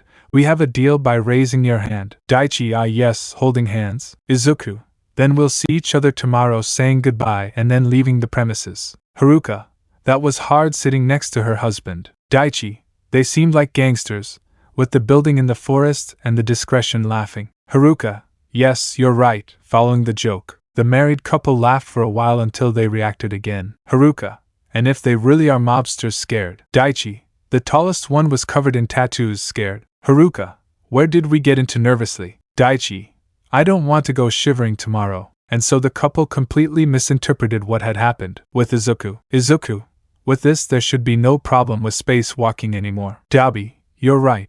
But I also realize that in the future we will have another problem commenting. Saizoth, what is asking? Dabi, if we keep spending money it will run out very quickly, and stealing from thieves doesn't generate much in the end. Izuku, calm down, I already thought about that and it's solved. In fact, we have a lot of happy money. Saizoth, as Izuku, the cyber quirk had many advantages that he did not know how to use, but Renjiro took full advantage of it, investing in the stock market and buying businesses such as hotels and restaurants anonymously, All managed from Renjiro's computer, always hiding his steps, explaining. Dabi, sometimes your intelligence is scary with a drop of sweat, and who is the owner of those places asking. Izuku. I told him he could use any name he deemed appropriate. He probably made it up realizing. Saizoth. He wouldn't take the time to invent a fake name, smiling. He probably put the first name that came to mind. Dabi. That of someone he considers his boss mockingly. Izuku. What jokers are they pretending to laugh? I don't think he'll put my name, or if he's nervous. Dabi. You better find another name for when we go out laughing hunting. At the base. Toga. Izuku Kayun running where he looks at what old Kazuki did to me, showing a necklace with a scorpion on it. Izuku. It looks like remembering his arm to my tattoo, amazed. Toga. That's right, everyone has one, showing to the others. Thomas. It is proof that we belong to the clan by showing the necklace. Toga. You guys have one too, showing it to Dabi and Saizoth. Dabi. This seems more like a sect, with Izuku as a god than a clan making fun of it. Well, it doesn't matter if it's just putting on the collar. Saizoth. At least he's a benevolent god laughing and putting on his collar. Kazuki. And this is him showing a little box to Izuku. Izuku received the box carefully, and opened it to find 2 golden rings with a golden scorpion. Izuku. It's great taking one of the rings, but why are they rings, instead of necklaces? And are they 2 asking Kazuki. Kazuki. The leader of a clan must stand out from its members, and the second ring will be for the future leader counting. Izuku, confused future leader. Dabi. He's talking about your girlfriend, or in this case your wife, hugging him by the neck. Izuku. Looking at Dabi, nervous and blushing girlfriend, wife stuttering. Dabi. Who would say the boss of the Shirairyu would get so nervous about a ring without an owner making fun of it? Saizoth. Stop teasing him by lifting Dabi with one hand. He may be a great leader, but he's still a kid helping him. Izuku. Thank you, Saizoth, taking a breath to calm down. Thank you, Mr. Kazuki. I promise to take care of him. And about the other one, for now I will keep it a little blushed. Kazuki. You're welcome. It was the best opportunity to show you what I can do by leaving proudly. Thomas. How did it go, teacher asking. Izuku. Everything went well. Tomorrow someone will come to evaluate the land and then they will begin to build counting. Izuku. Which reminds me, Saizoth calling this one, you can go tomorrow for it. You know the forest best, and you are also the most sensible. Saizoth. I will do it, and thank you for the vote of confidence. Dabi. How is this giant more sensible than me trying to free himself from his grip? Saizoth. You heard the boss, so stay calm with a smile. Izuku. Now if you excuse me, I have to see someone who lacks some common sense by going to the basement. In the basement. Renjiro. Oh boss, what brings you here? Seeing him coming down the stairs, the negotiations went well, asking. Izuku. Everything's fine, don't worry about it. For now you can answer me something by changing the subject. Renjiro. It's another request for medicine or a new search for information. Excited. Izuku. What name did you give your local purchases, as the owner is nervous about the response? Renjiro. Since you said any name would do, I put your name on it. Oh, and I also attached one of your photos.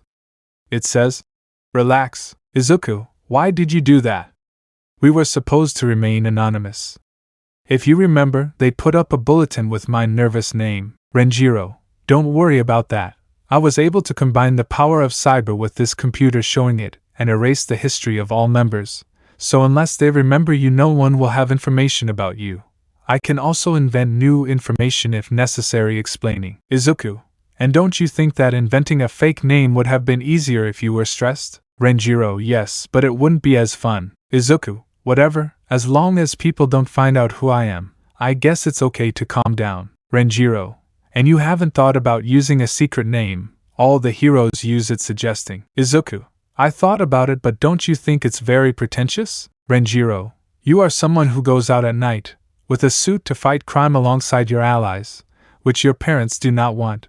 The only thing missing is that your mother is also called Martha. Describing. Izuku. Okay, I understand the point. But what name could be good thinking? Renjiro. Dabi, you're right, you're an idiot at the simplest thing. You have the answers in your hand and on our necks, showing the necklace. Izuku. The confused necklace. Renjiro. No, idiot. The figure that shows tired your whole being resembles a scorpion. Your weapons, your suit, your power, and to top it off, your tattoo counting. Izuku. A scorpion, I'm thinking, then I'll be Scorpion. Renjiro. Smiling. A name worthy of a leader, greeted Master Scorpion with a bow. Izuku. Enough jokes. Seeing it, Thanks, Renjiro. You're welcome, but don't waste your time with me anymore.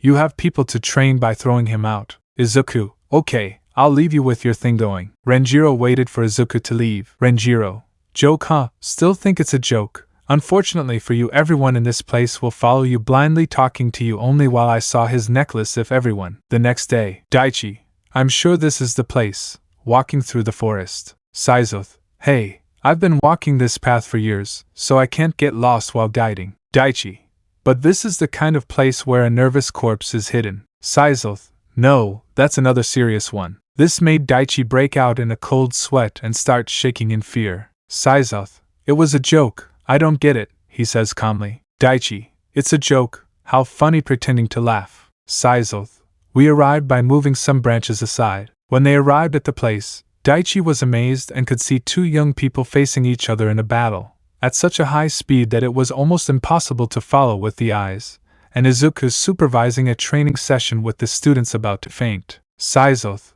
oh, it seems he's in a good mood today watching the training. Daichi, this Mr. Saizoth, what is this asking? Saizoth, I guess we didn't say it. Well, in short, we are a clan and we need the cabins for our members, he says calmly. Daichi, sigh of relief. It's not gangsters muttering. Saizoth, come on, they're waiting for us moving forward. Daichi, ah, of course, following him. Then who is the leader of this clan? Saizoth, but he already met him confused. Izuku, oh Mr. Daichi, I'm glad you got here safely. Daichi, oh little Izuku, how good to see you calmer. Do you know where the owner is?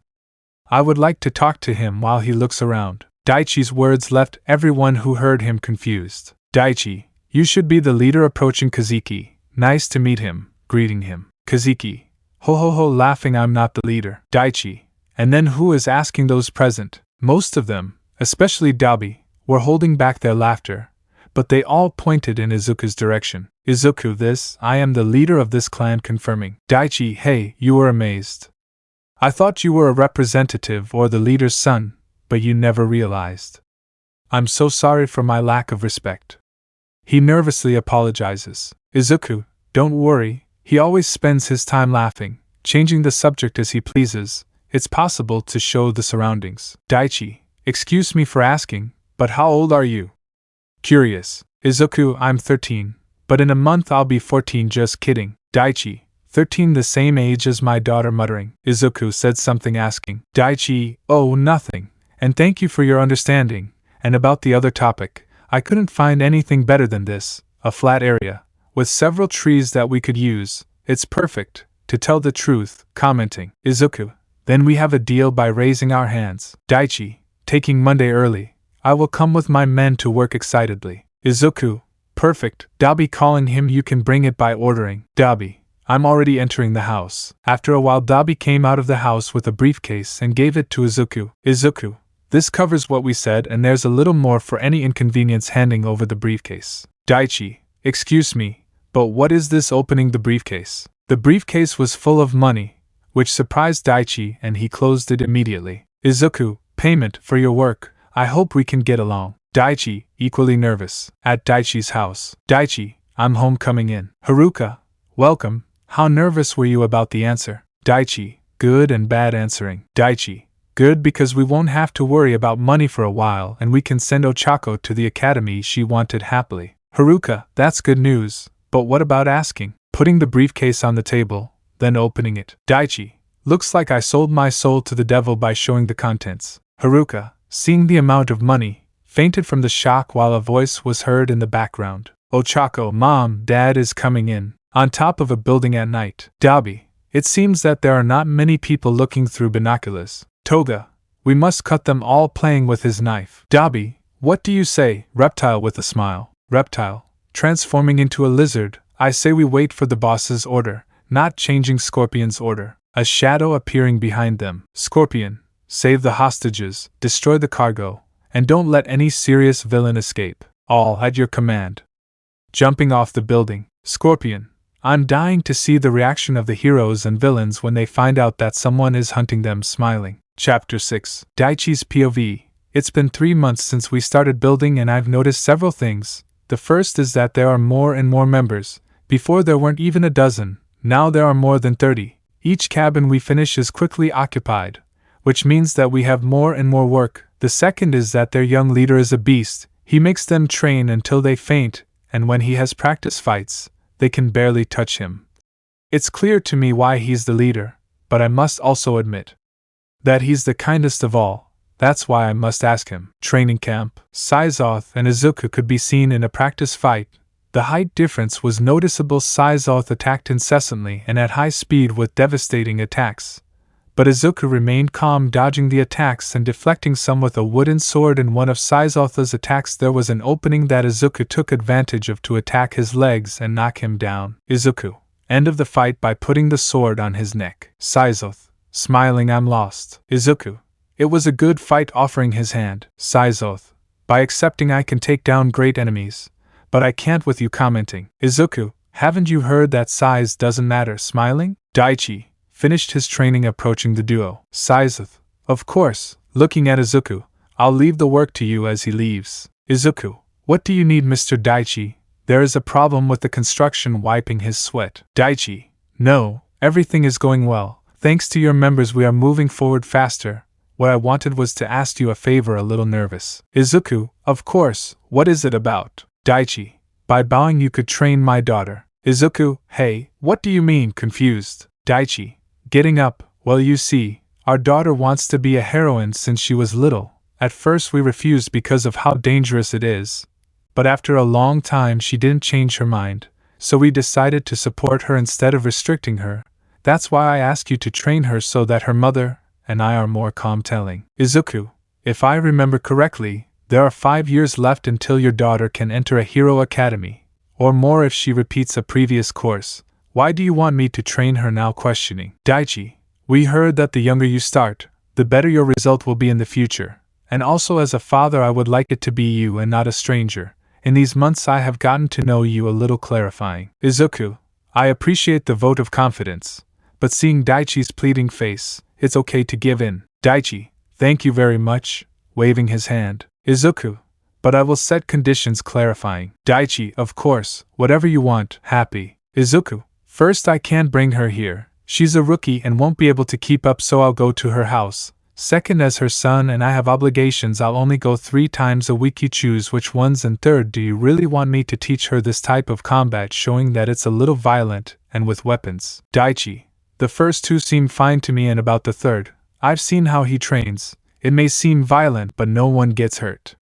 He also mentioned that weapons are a tool that the user chooses how to use. Confirming. Izuku, the Ether Vigilante. Izuku, a descendant of the Midoriya clan, is a Muzurifu with a single mission: to maintain the balance between real villains and true heroes. Izuku.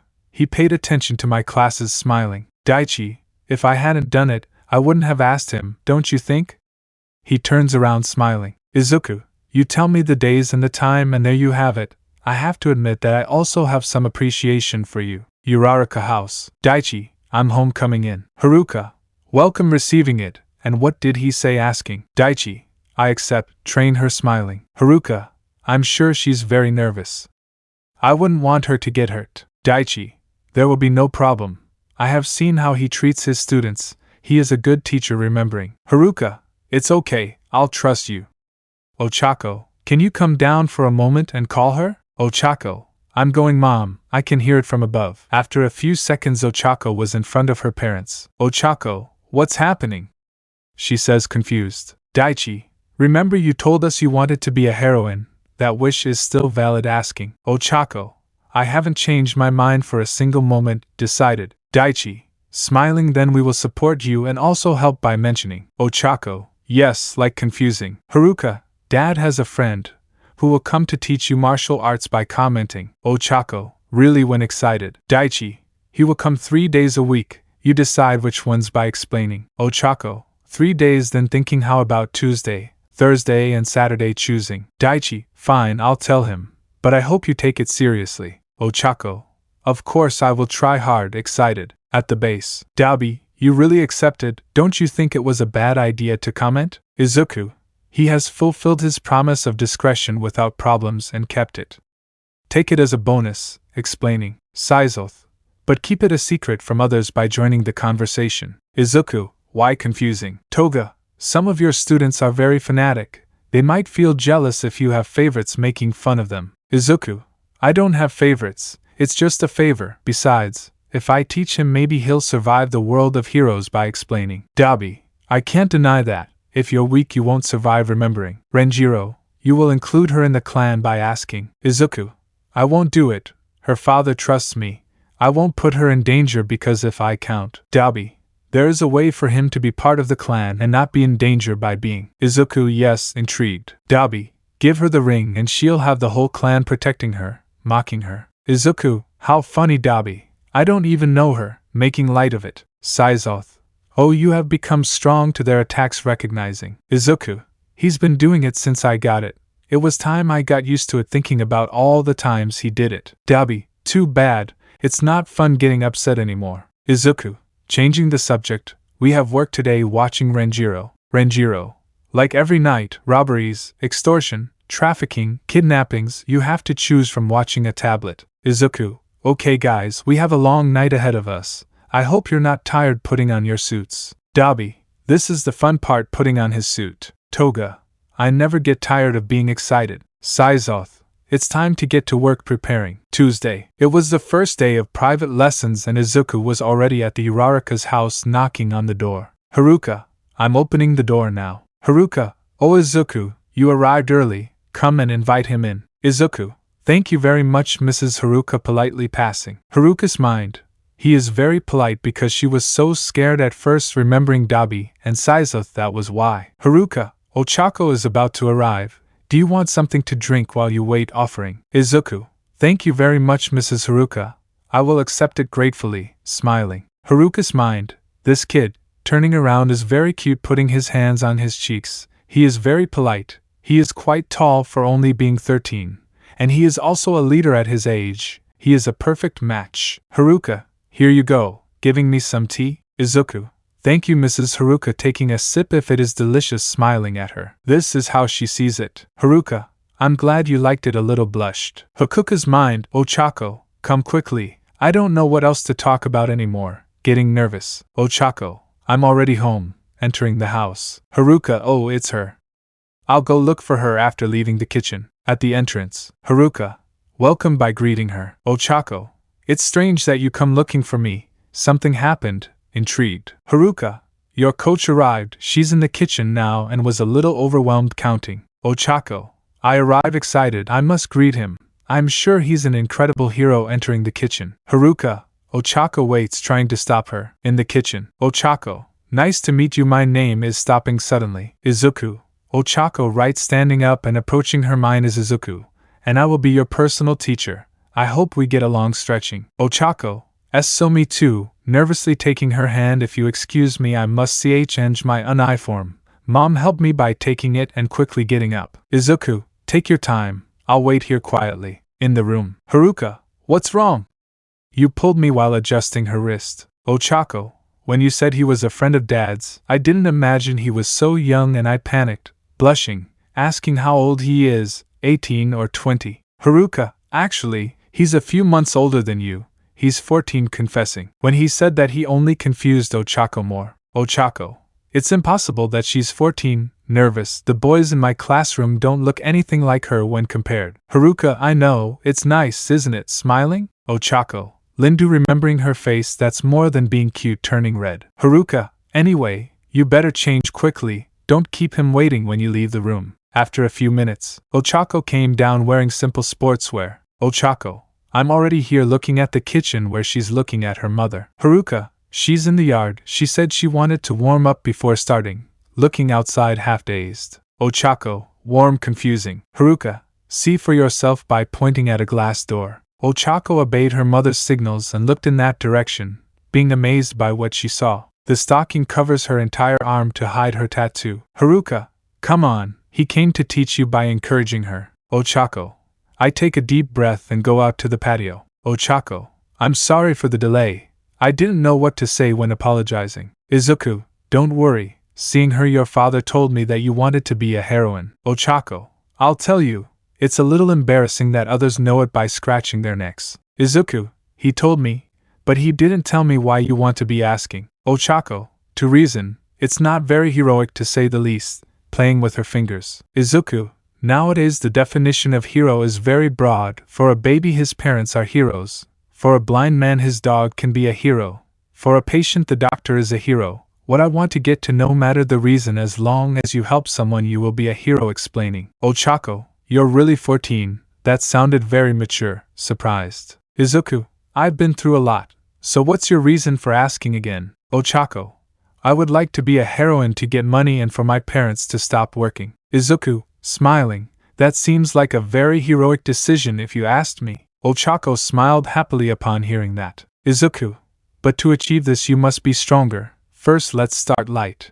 Trot around the yard ordering. Ochako, yes, starting to jog. 5 hours later. Izuku, well that's all for today, finishing the training. Ochako, Fu an ally lying on the floor completely tired. Izuku, come on, it wasn't that bad, this is quite light, crouching down to his height. Ochako, ths is LGR, I can't get up trying to stand. Izuku, since it's your first day, I'm going to help you by getting closer. Izuku in a quick movement put his hands under Ochako's body so he could carry her. Izuku, and up carrying her. Ochako, hey, what are you doing blushing? Izuku, take it as a gift for your effort walking in. Ochako, I'm period, she says shyly. Izuku, on the contrary, you are quite light.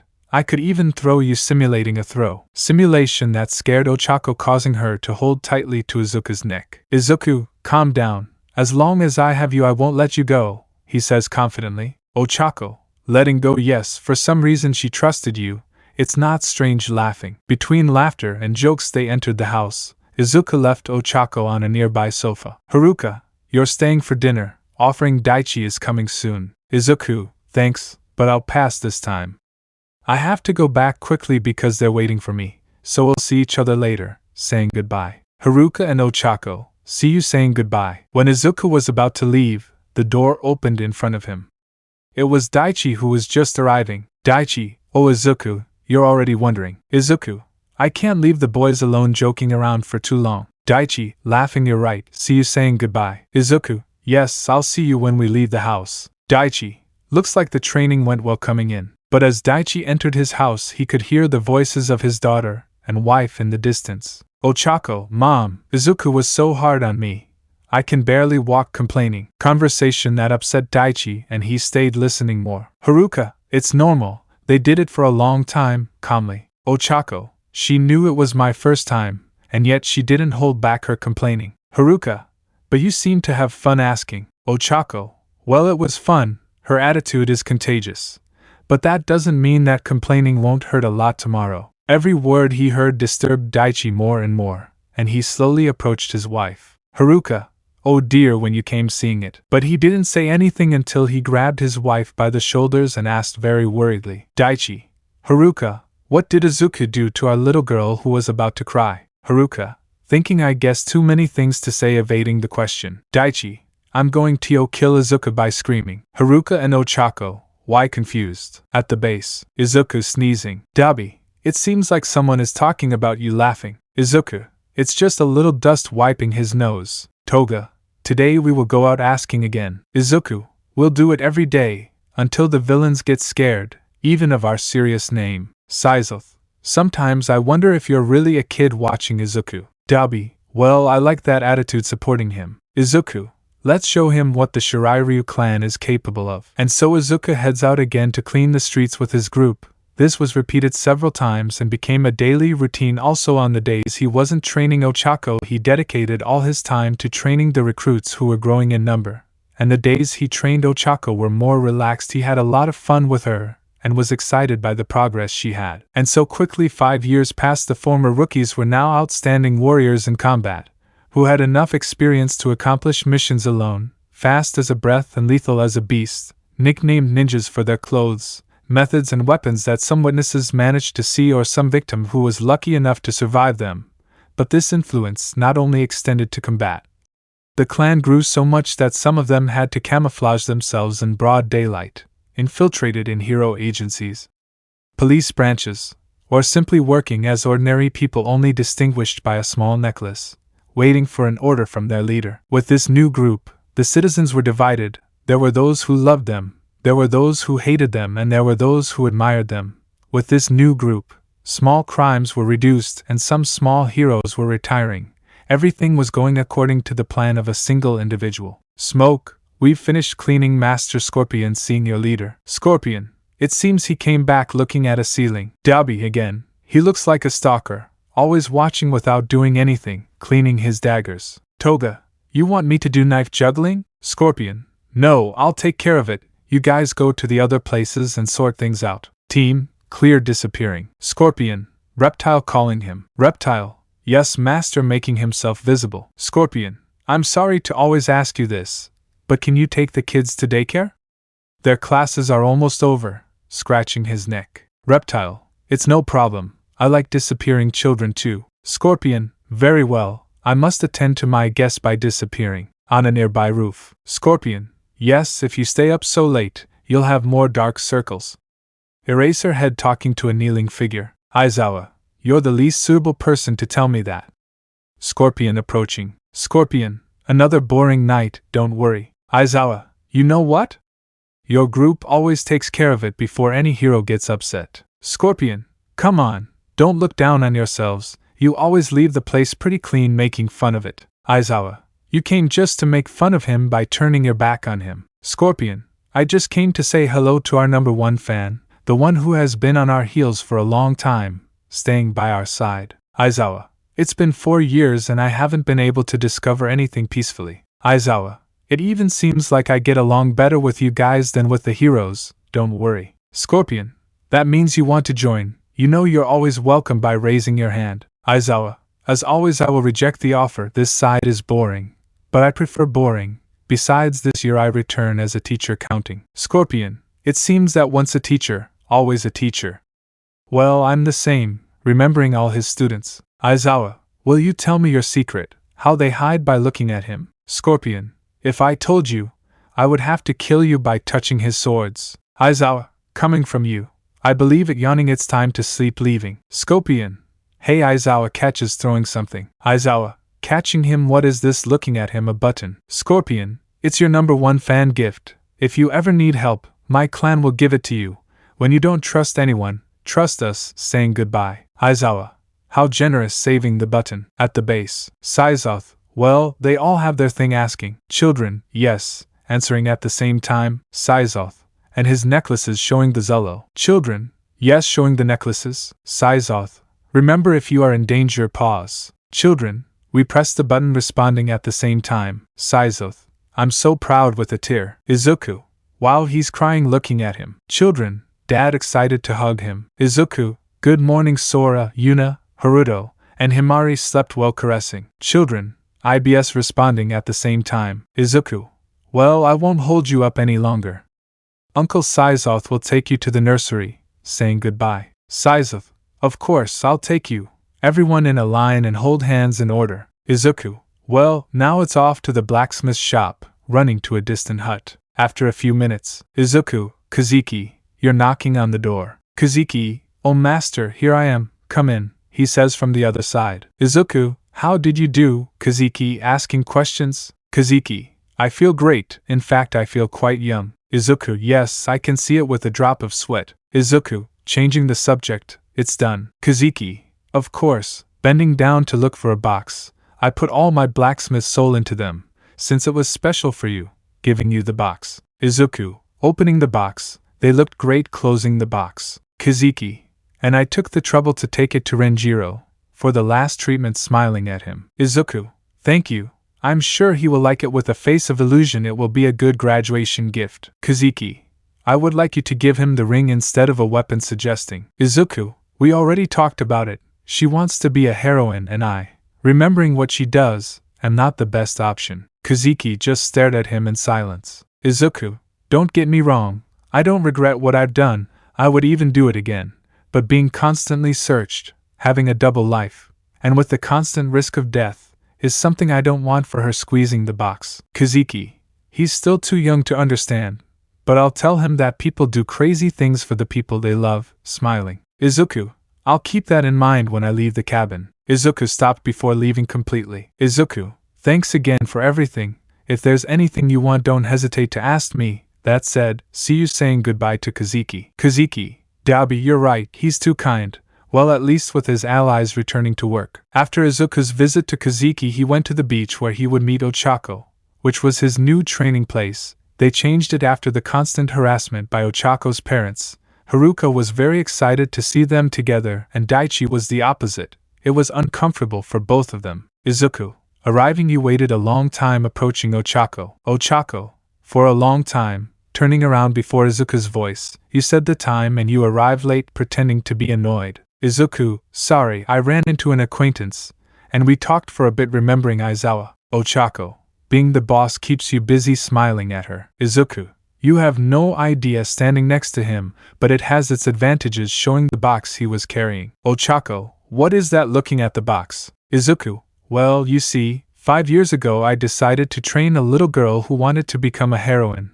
Smiling at the little girl who could barely keep up at first, she tried every day to improve herself. Today that little girl graduates from my teachings to start a route alone. And this is your farewell gift, showing the box. Ochako listened attentively to Izuku's words. Ochako, taking the box, I can open it. Izuku, of course it's yours. Ochako with great anticipation opened the box, to find 2 ice axes, with ropes on their handles. Ochako, taking them, they are the same as training, watching in amazement. Izuku, they look alike but they are not the same. Taking some bracelets from the box, these bracelets and those ice axes are personalized for you by approaching her. Izuku, you see, taking Ochako's arm, these bracelets are made of a hard and light material. Putting the bracelet on her will help you as protection and to retract the rope, taking her other arm to try to repeat the process. Ochako, by taking a step back, can I do it while blushing? After waiting a bit for Ochako to put on the bracers and connect them with the ropes, Ochako gave her answer. Ochako, they are quite comfortable moving their arms. Izuku, now activate your quirk by holding the ice axes, suggesting. Ochako, if I do that, they'll start floating around confused. Izuku, just trust me and encourage her. At this, Ochako obeyed the suggestion, activating her quirk, and upon doing so the ice axes took on a pink glow. Izuku, let them go. Upon doing so, Ochako was amazed by what she saw. The ice axes fell to the ground. Ochako, I'm sure I activated my quirk on them by picking them up. Izuku, as I told you, they are made especially for you. These ice axes are an extension of your being, and to test it, you see that pointing at a refrigerator on the beach, in a normal situation you would have to go there, touch it with your quirk and bring it. But now try it with the ice axes and your quirk activated. Excited, Ochako grabbed the strings tightly and threw them with great precision, catching the refrigerator and instantly removing gravity from it, making its movement easy, all before Ochako's astonished gaze. Izuku, with this you no longer need to touch or be close to your target to be able to use your quirk, and as a grand finale, imitate this by raising your arm and contracting it strongly. Ochako, good, imitating him. As he did so, a mechanism in the bracelet began to retract the rope with speed, wrapping the excess around his arm, until the refrigerator reached his hands. Ochako, she is incredibly surprised. Izuku, I hope it helps you save many lives by looking at it. Ochako let go of the refrigerator and looked straight at it. Ochako, yes, I will show you, enthusiastically. Izuku, I'm sure you'll pass the physical test without any problem by stroking his head. What worries me is the written test, by commenting. Ochako, stop treating me like a pouting child and getting nervous about the test. The study is in progress. Izuku, sighing, these 3 months left until the exam, we will not train. You must study seriously. Ochako, I understand, sad. Izuku, come on, it's not that bad, cheering him up with a smile. Ochako, it's easy for you, you don't have to make it sad. This whole scene was seen by 2 individuals at a distance, so they have fun. Almight looking at the couple. Almight, that's right, and that's why we do this, to protect all those smiles. Are you ready? Young Aki looking at him. Aki, of course, I will prove that I am worthy of being your excited successor. Chapter 7. We meet in the UA teacher's meeting room. Aizawa, those would be the points that will be evaluated this year by lowering some papers. Present Mike, is it my idea or is the test harder this year by reading some pages? Midnight, we have no choice, as things are currently, we must be more demanding when commenting. Vlad, banging on the table, and all for that group of villains remembering. Ectoplasm, certainly your activities have increased joining the conversation. Aizawa, and with that, lower the rate of criminals and corrupt heroes sitting down. Vlad, there you go again, looking at Aizawa every time the topic comes up. You defend them angrily. Aizawa, I'm just telling the truth. His methods are not correct. But you can't deny his results by counting. Vlad, they are just a group of uncontrolled murderers, who are so cowardly that they hide in the shadows annoyingly. Aizawa, they've scratched more people in 5 years than all of us have in 20 years. Answering. Vlad, a certain laughing, you were assigned to investigate them. You must have gotten too involved with them, provoking them. Provocation that was bothering Aizawa by activating his quirk and lifting his bandages. Vlad, you're still a silent bastard. Nizu, enough calming both of them down. Nizu, the clan's actions are questionable, but they do not harm the innocent, so they are not our priority. As teachers, our duty is to guide the new students. Let me be clear, seriously. All yes, sir. Tashinori, all meetings are like this, shaking a little. Nizu, this is an exception. Sighing, we must prepare for the new semester, especially you looking at those who are fighting. You will be in charge of the first years, so keep your composure. Aizawa and Vlad, sure, director nodding. Nizu, that would be all. You can leave by saying goodbye. The teachers left one by one, leaving the principal and Tashinori. Tashinori, do you think they will be a problem by asking? Nizu, they may not get along, but they are good teachers. I know they will be fine. Besides, one of them will be your successor's teacher. Commenting. Tashinori, I just hope he adapts well to his class. Smiling. Nizu, by the way, you talked to the detective about the clan, changing the subject. Tashinori, I did it, but he says it's useless. Every time he has a lead, it disappears without a trace. The only way to contact them is if they want it seriously. Nizu, a few months ago, Best Jeanist managed to capture one of the members with his counting threads. Tashinori, and they were able to find out something interesting. Nizu, when he was captured, this began to transmit a distress signal showing a necklace. After 10 minutes their leader appeared, along with 4 other members. Remembering with lethal speed and precision, they knocked out all the heroes of their agency. Best Jeanist tried to control the situation, but it was useless. He mentioned that his threads were consumed instantly when they approached him. He could not do anything to stop him until he had him in front of him. Best Jeanist thought he was going to kill him, but he only said, Izuku the Ether Vigilante. Izuku, a descendant of the Midoriya clan, is a Musitifu with a single mission, to maintain the balance between real villains and true heroes. I remember. Scorpion, if you don't want to die, don't do anything stupid by threatening. Nizu, that's what he mentioned before leaving with the hostage they had captured. Ending. Tashinori, they have a strong loyalty and do not kill for the sake of killing. But you say that they defeated them in an instant. They must know how to use their quirk well by analyzing. Nizu, that's the issue. None of them used their quirk, only combat skills. This same pattern was repeated in all the cases where they were involved. Counting. Tashinori, why are you telling me this dubious thing? Nizu, it is possible that at some point we will need your help, and when that happens, don't do anything stupid. Warning. Tashinori, hey, and why are you telling me that? Confused. Nizu, when you're in peace symbol mode, you're prone to making mistakes when commenting. Tashinori, maybe when he was young, now he is different. Indignant. Nizu, I hope so. I wouldn't want to have that clan as laughing enemies. Tashinori, believe me, I don't want them as enemies either, but if you'll excuse me, I have to organize my office before leaving the room. Nizu, I hope this year is peaceful. Looking out a window. At the base. Toga, I'm bored lying on the floor. Dabi, me too. Looking at his phone. Saizoth, it's not that bad. You should find a way to distract your mind by reading a book. Dabi, no offense, dude, but I haven't seen you flip the page in almost 20 minutes. Making fun of it. Thomas, and why don't you train by doing push-ups? Dabi, we already trained in the morning, because Izuku had to go out today. Counting. Toga, by the way, where did you go? Asking. Saizoth, he told me that he had an important meeting that he couldn't miss. Remembering. Renjiro, coming out of the basement, what's wrong with you seeing them? Dabi, we have nothing to do and the boss isn't here either, we're bored. Counting. Toga, you know where it is, maybe I'll pay him a visit, he says from the ground. Renjiro, I think he told me that he would accompany his private student to the entrance exam of his new academy. Remembering. Dabi, so he went to his favorite student. Making fun of her. Saizoth, the future boss. Mocking. Toga, I'm so jealous. I want to complain too. Thomas, by the way, stopping your exercises, you know her by asking. With that question, everyone present realized something. Dabi, now that you mention it. Starting. Toga, never complimenting. Saizoth, We've been following her. Renjiro, scene finishing. Renjiro, I think I need to buy some things. See you later, he says as an excuse. Toga, I'm excited to accompany you. Saizoth, wait, don't pry into the boss's private life. Comment. But Saizoth's comment was completely ignored by the two who left with great speed. Dabi, you know what they say, tapping on his shoulder, if you can't beat them, join them and come out behind them. Saizoth was at a crossroads. He wanted to respect his boss's life, but at the same time he was curious about what she was like. Saizoth, a curse, Thomas calling this. Thomas, what happens when you answer the call? Saizoth, you're in charge while we're gone, running after the others.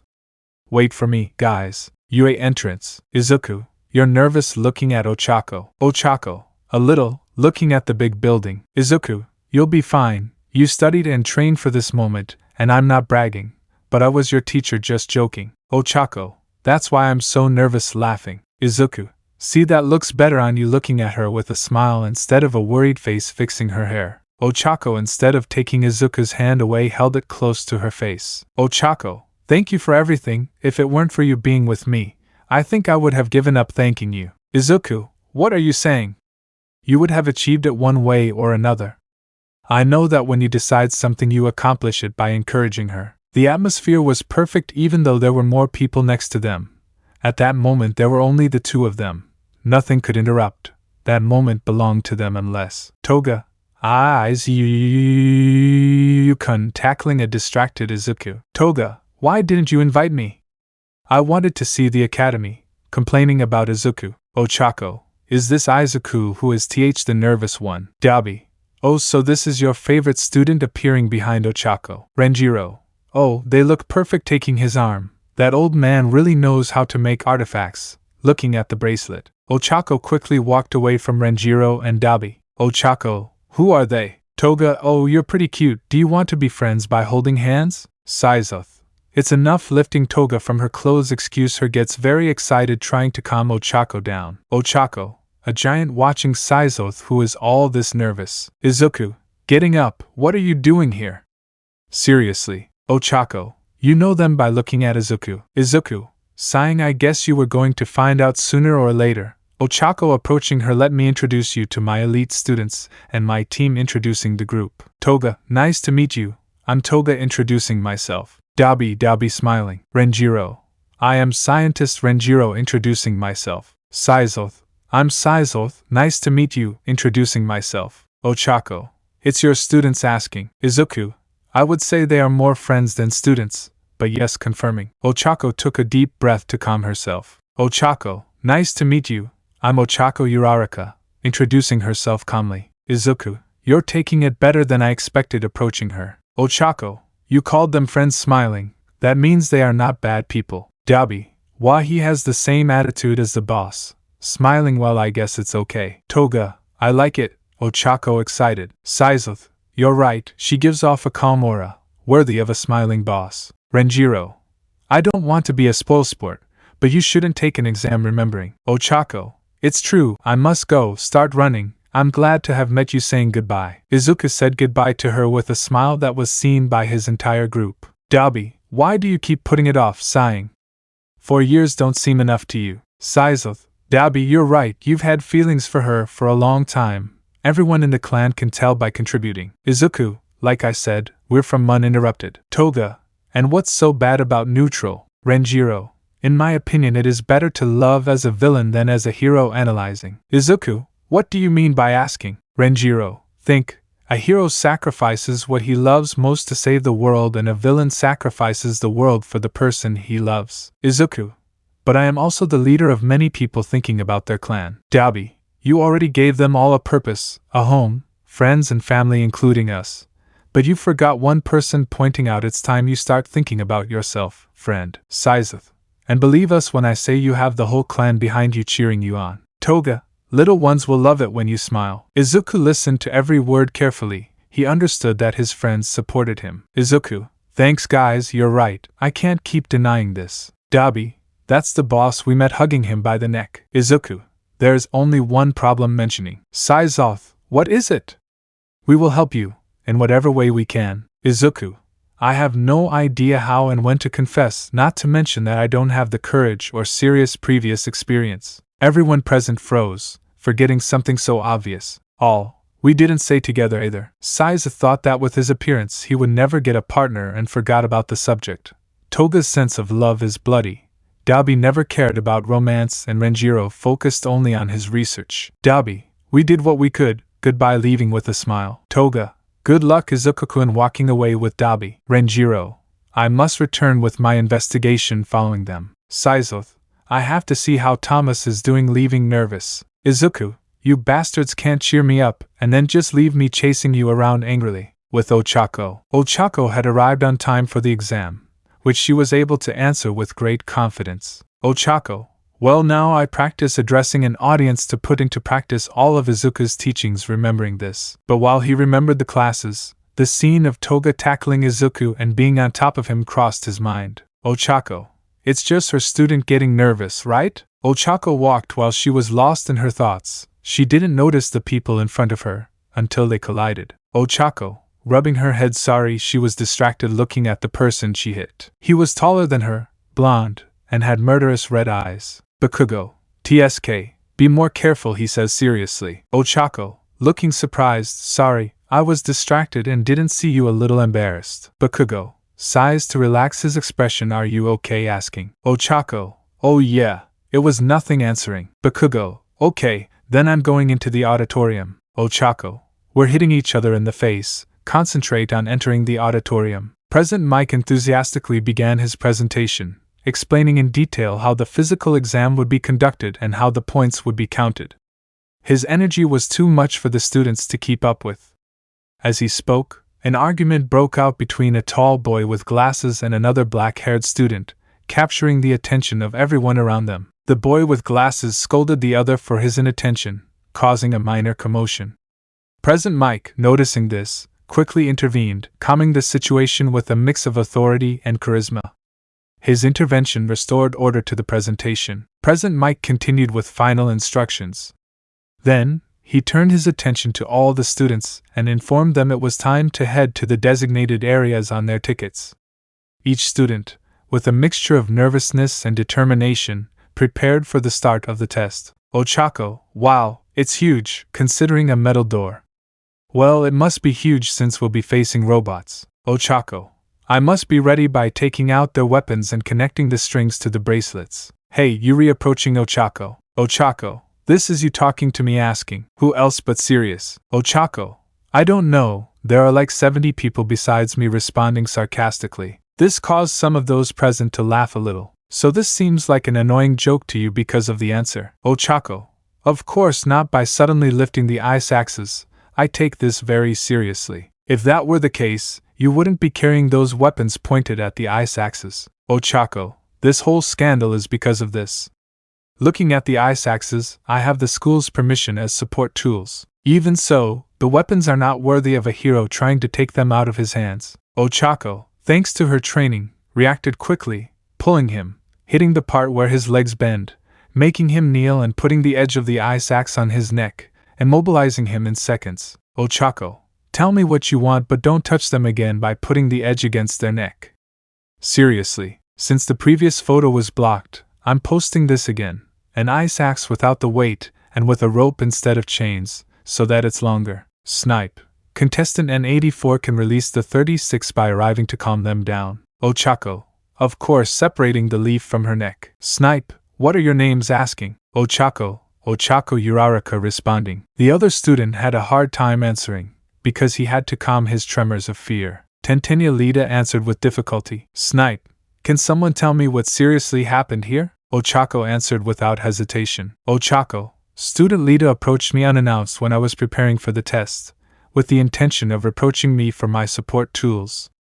I informed him that I had the school's permission, but not satisfied with that, he tried to take them away from me by force, so I immobilized him by counting. Snipe, is that true, asking others? Most didn't want to speak out for fear of repercussions until a young man who was watching spoke up. Aki, that was what happened, confirming. Lida, those things can't be considered support tools, they are annoying killer weapons, they are not heroes. Snipe, then these are not worthy of a hero either.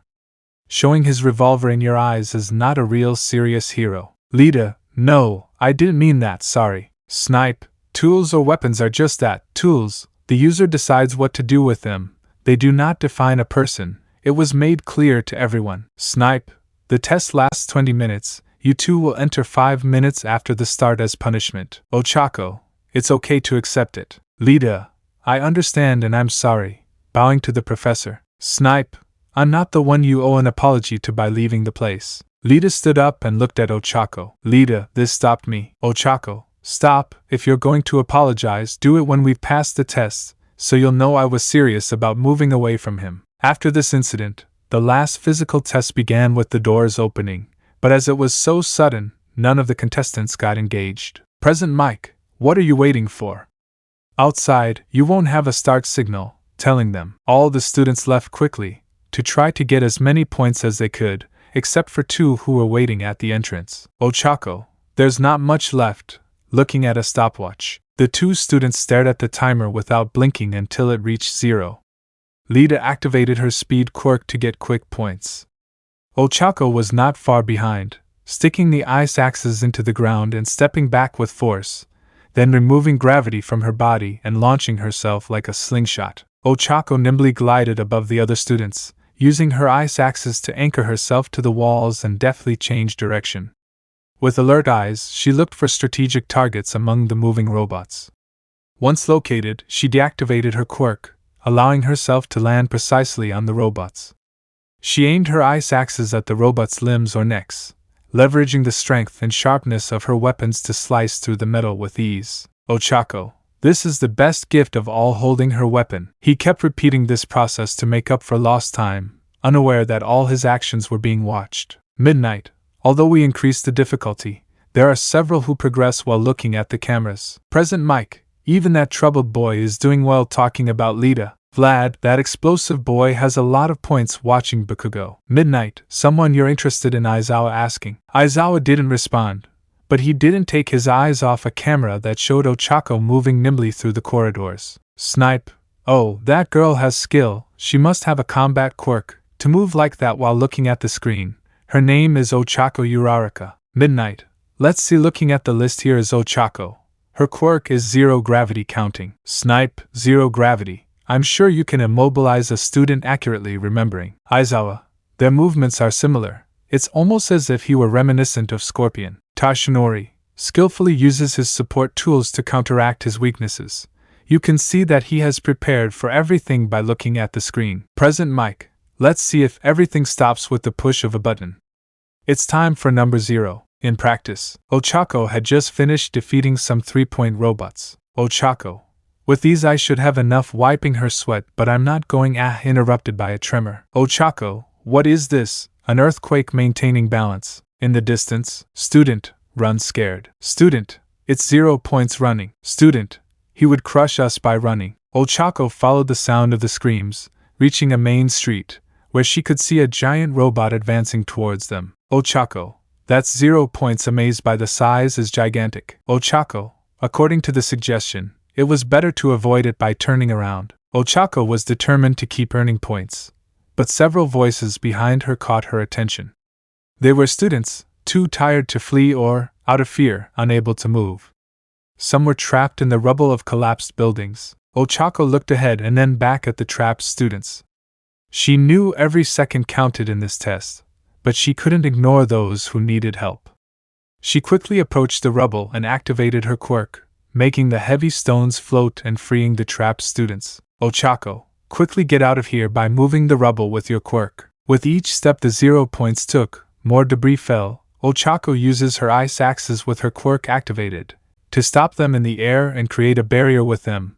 The excessive use of her quirk was starting to make her dizzy. Ochako, this useless thing holding his head is too big to stop him from flipping back, and I can't carry them all. Looking at several students caught in panic. Ochako, there must be a way by turning in several directions. Ochako's thoughts were interrupted by a loud scream above her. Aki, Detroit smash! Hitting the robot. The blow was so strong that it knocked down the 0-pointer. Everyone present was amazed by what they had just witnessed, but they didn't realize that the person who had hit him was now in free fall. Ochako, being the closest, noticed the dangerous situation. Using the last of her quirk strength, she threw her ice axes, making sure not to touch the student with the edge, removing gravity and bringing him down safely. Ochako, I already have you pulling the rope while holding back the urge to vomit. After a few seconds, Aki was on the ground. Although she didn't fall, it was noticeable that her right arm and leg were broken. Aki, thanks for stopping. Ochako then thanked me by running after some rubble. Although it was hidden from view, Ochako could clearly be heard vomiting behind the rubble. The students nearby exchanged surprised glances. After a few seconds, Ochako returned, pale but determined. Ochako, I'm sorry about that. It's a side effect of using my counting quirk too much. Aki, don't worry, I think that's better than this, pointing at his arm. Ochako, I'll help you move by holding your good arm. Aki, no need to be nervous, you can continue with listening to an alarm. The alarm marked the end of the physical test. Ochako, the test is over, so there is a problem, smiling at her. Aki, I guess so, thanks again, hopping with his good foot. Both of them were moving slowly due to fatigue and Aki's wounds, being followed by the other students.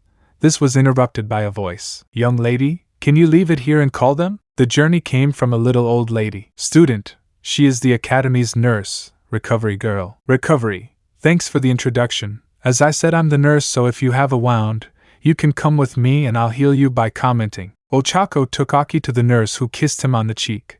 Although it seemed strange, everyone was amazed to see that Aki's arm and leg healed instantly. Aki, amazing, standing up doesn't hurt at all, but starting to wobble, I feel very tired. He felt so dizzy that he had to sit back down to avoid falling. Revolvery, leave me with my young lady, you must be exhausted too. I recommend you go back home and rest well, he says kindly. Ochako, thanks, and I was thinking the same thing. Touching her shoulders, see you, saying goodbye to leave. At the UA exit, Ochako, I overdid it too much, visibly tired. Izuku, I'm sure I see you, as always, appearing behind him. Ochako jumped and turned quickly to see who you are. Ochako, God, I swear you look like a scared ninja. Izuku, yes, they told me, laughing at the reaction. Ochako, what are you still doing here, asking? Izuku, what else? Handing him a bottle of water, he was waiting for you to come out, smiling at him. Ochako took the bottle, smiling back at Izuku, and then drank from it. Ochako, finishing drinking, thanks, it was just what I needed. Izuku, whenever you want, whenever you need help, remember that you can count on me, by giving you a warm smile. Ochako felt a comforting warmth in her chest upon hearing those words. Ochako, I know, looking at him directly, but don't forget that you can also count on me, by smiling at him. After making these statements, they both began their journey back to their homes. Cap 8. We find ourselves in the Uraraka house, with all the family members staring at a letter, with the UA stamp on it. Ochako, I'm more nervous than when I took the exam, holding the letter. Haruka, come on, open it, don't leave us waiting excitedly. Daichi, I'm sure you passed, by cheering her on. With words of encouragement from her parents, Ochako opens the letter. A small metal device fell from the letter onto the table, confusing those present. Daichi, what will it be, trying to touch it? But before he could touch it, the small device lit up, then displayed a hologram. Aizawa, I'll do this quickly, reluctantly. Congratulations on passing the entrance exam. These are your results, showing a table. Although you started after the majority, you achieved a good battle score, which alone would be enough to pass. You also earned lifeline points by helping the lagging students. Classes will start on March 14th at 8 o'clock. Your uniform will be sent within a week. Don't be late finishing the broadcast. Ochako, I got it, I was stunned. Parents, you did it, hugging their daughter with emotion. Haruka, we have to celebrate, I'll prepare a big dinner by going to the kitchen. Daichi, I'll help you by accompanying her. Ochako, sorry, I have to go, but I'll be back before dinner, leaving your house quickly. Daichi, hey, Don stopped by Haruka. Haruka, leave her, she'll probably go with him, smiling. Daichi, calming down, I find it hard to accept that she is no longer my little girl. Ochako ran to the same meeting place as always, on the beach, with a small hope that she would find him, that person who had been supporting and motivating her to achieve her dream. When she arrived, she started looking for him with her eyes, without luck. Ochako, it was obvious that he wouldn't be sitting on the sand. I didn't say anything to him about meeting up. I guess I got too excited looking at the waves. Izuku, who are you looking for? Whispering in his ear. Ochako covered her red ear with one hand and quickly turned around, coming face to face with Izuku. Her heart was pounding, but seeing the smile on his face, she couldn't help but smile back. Ochako, Izuku, what are you doing here blushing? We're not training today. Izuku, I could say the same, what are you doing looking at her? Ochako, remembering her goal, I just received the letter from the UA and they accepted me, excited. I wanted you to be one of the first people to know, smiling. Izuku, I knew you would, all your effort is paying off today. Although they were simple words, the fact that they were from him and that he was with her filled her with emotion. Izuku, right, since they accepted you, I should give you a gift. Is there something you would like to ask? Ochako, it's not necessary, you've already given me so much trying to refuse. Izuku, I insist, think there must be something you want by insisting. Ochako, it can be anything by lowering your head. Izuku the Ether Vigilante. Izuku, a descendant of the Midoriya clan, is a Musitifu with a single mission, to maintain the balance between real villains and true heroes. Izuku, as long as it is in my power I can do it by confirming. Ochako, so, there's something that's been bothering me for a few days now, playing with your fingers. Izuku, tell me what it is, if you don't tell me I won't be able to find out if I insist. Ochako, I can do the same thing as Toga-chan screams out of nerves and totally blushing. Izuku, the same as her thinking it could be. Izuku thought for a moment what it could be, remembering that the only time Ochako saw Toga was at the entrance of UA, when she threw herself at him and hugged him. When he thought that she would do the same with Ochako, a great nervousness and shame took over his body, making him blush deeply. Ochako noticed this blush and nervous attitude of Izuku, and tried to change the discomfort. Ochako, better forget it, it's not necessary.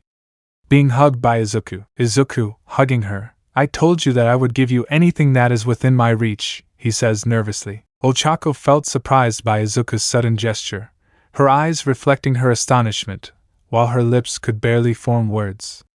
However, the surprise quickly gave way to a comforting feeling that spread throughout her being, reciprocating the hug and strengthening the hold. After a few seconds the two separated. Izuku, I'm sorry for being so precipitate and embarrassed. Ochako, don't worry, I asked you with my head bowed. They both laughed nervously, feeling a little uncomfortable about the situation.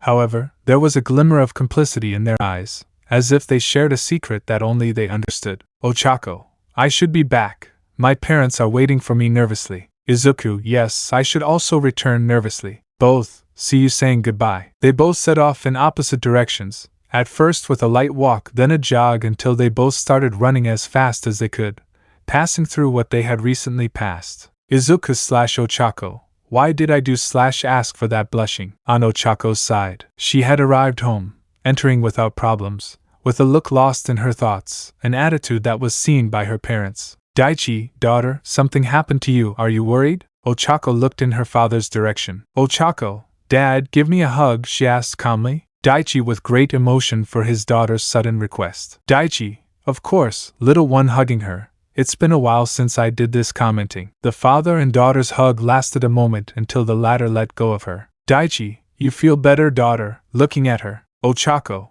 as I suspected, I didn't feel anything, thanks, Dad, smiling at him. Although these words did not carry malice, they were a hard blow to his father. Ochako, I'm going to help Mom by leaving happily. Daichi, you're welcome, daughter, he says with a tear on his face. Days passed, and finally, the time for the first day of classes at UA arrived.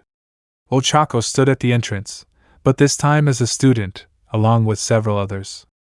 She looked around, trying to appear calm and serene, although her smile betrayed her excitement. Determined, she took a step forward, only to trip over her own foot and begin to fall. With quick reflexes he put his hands in front of him to stop his fall, which was not necessary because two women stopped his fall, one on each side. Are you okay? Asked nicely. Great way to start the day, says sarcastically. Sister says scoldingly. With the help of these two, Ochako manages to stand up, turning around to see them. Ochako, with a nervous smile, thanks for helping me. Don't worry, it happens to all of us when we calm her down. Ochako, yes, but it doesn't happen to everyone on the first day of commenting. It's better to start with something unexpected, it gives excitement to the day, says the tallest one. Ochako, by the way, I am Ochako Uraraka, introducing myself. Kidna, Kidna, says the shorter sister. Milena, says the oldest. Ochako. It was a pleasure to have met you, but I have to find my class, see you saying goodbye. The sisters waved goodbye until Ochako was no longer visible. Milena, I'm sure it was her asking. Kidna, according to the photo that mother gave us, seeing the photo, yes. Milena, well, she doesn't seem like one of his disciples to me, she looks very weak, commenting. Kidna, and by that kind of reasoning, we haven't been able to find them, saving the photo. Milena, getting upset by the comment, if that is a disciple, we can kidnap her to use her as bait, suggesting. Kidna, of course, so that when they arrive they kill us all without hesitation, she responded sarcastically.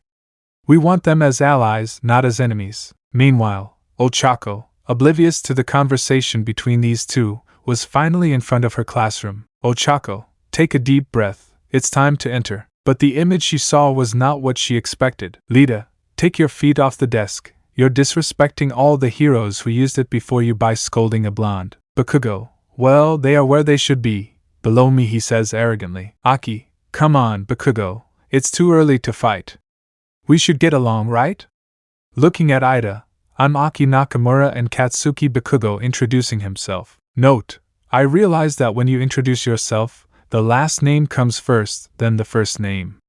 I'm doing it backwards. At Aki's intervention, Bakugo reluctantly lowered his feet. Bakugo, just this once, looking out the window. Aki, I appreciate it.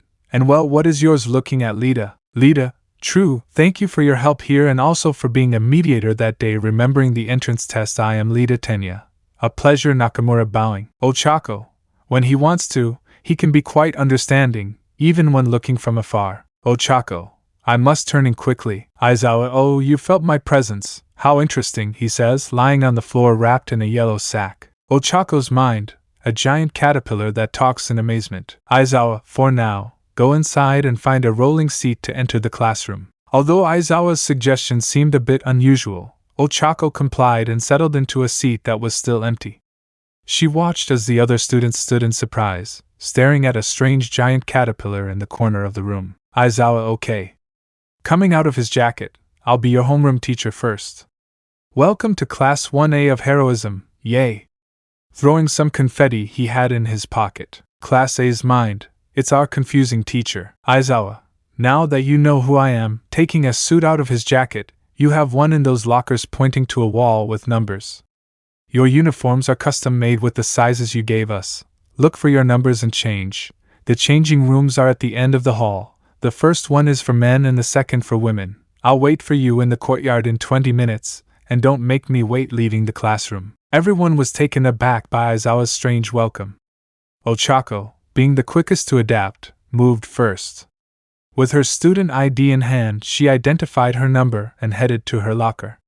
Upon opening it, she found her uniform folded. Ochako, well, I must hurry, she muttered as she took everything out of the locker with a mixture of excitement and amazement. All this before the surprised look of his companions, a look that was noticed by Ochako. Ochako, he said not to keep him waiting.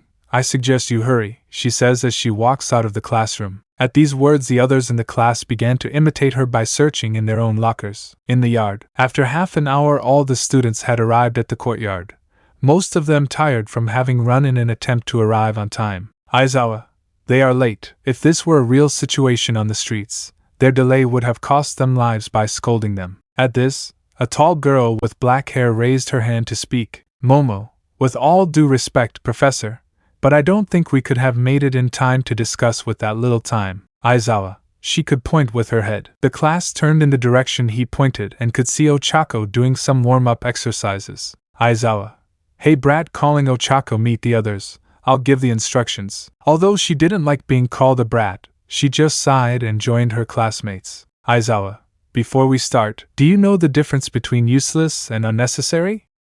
I ask. The class was confused by the question, not knowing how to answer. Aizawa, it's easy, aiming at them right now, you're useless, he says with a malicious smile. This left the entire class perplexed. They had put all their effort into getting into that academy, and the first thing they heard was that they were useless. Aizawa, well, at least for now, my job as a teacher is to turn you into professional heroes.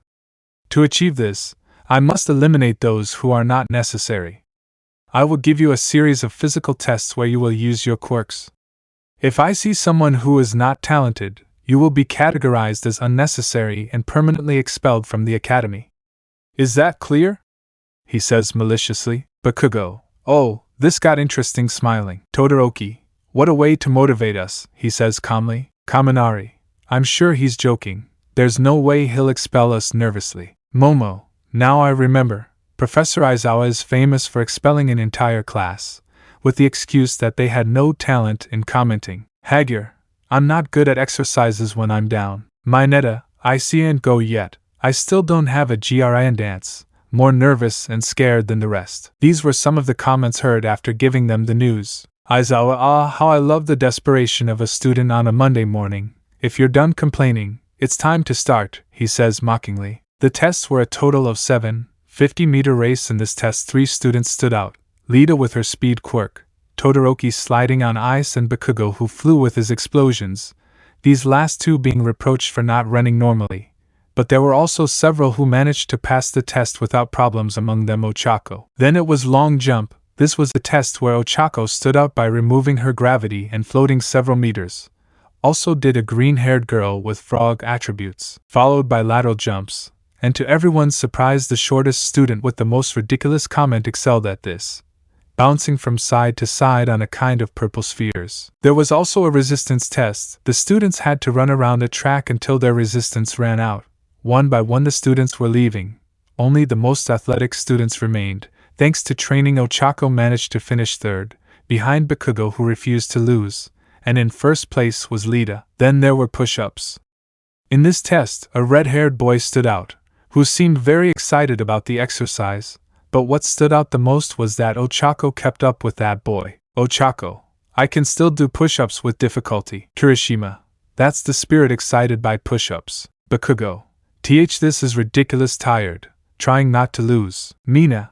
Looking at Ochako, that girl is incredibly amazed. They continued with abdominal endurance. The same ones who stood out in the push-ups did it in this one, counting on the same frog girl from Sato, who did the test quite easily. The grip test followed, in which a student with many arms surpassed several records in strength, far surpassing the others, which caused Bakugo annoyance at being surpassed. To finish, it was to throw a softball with all the strength one had.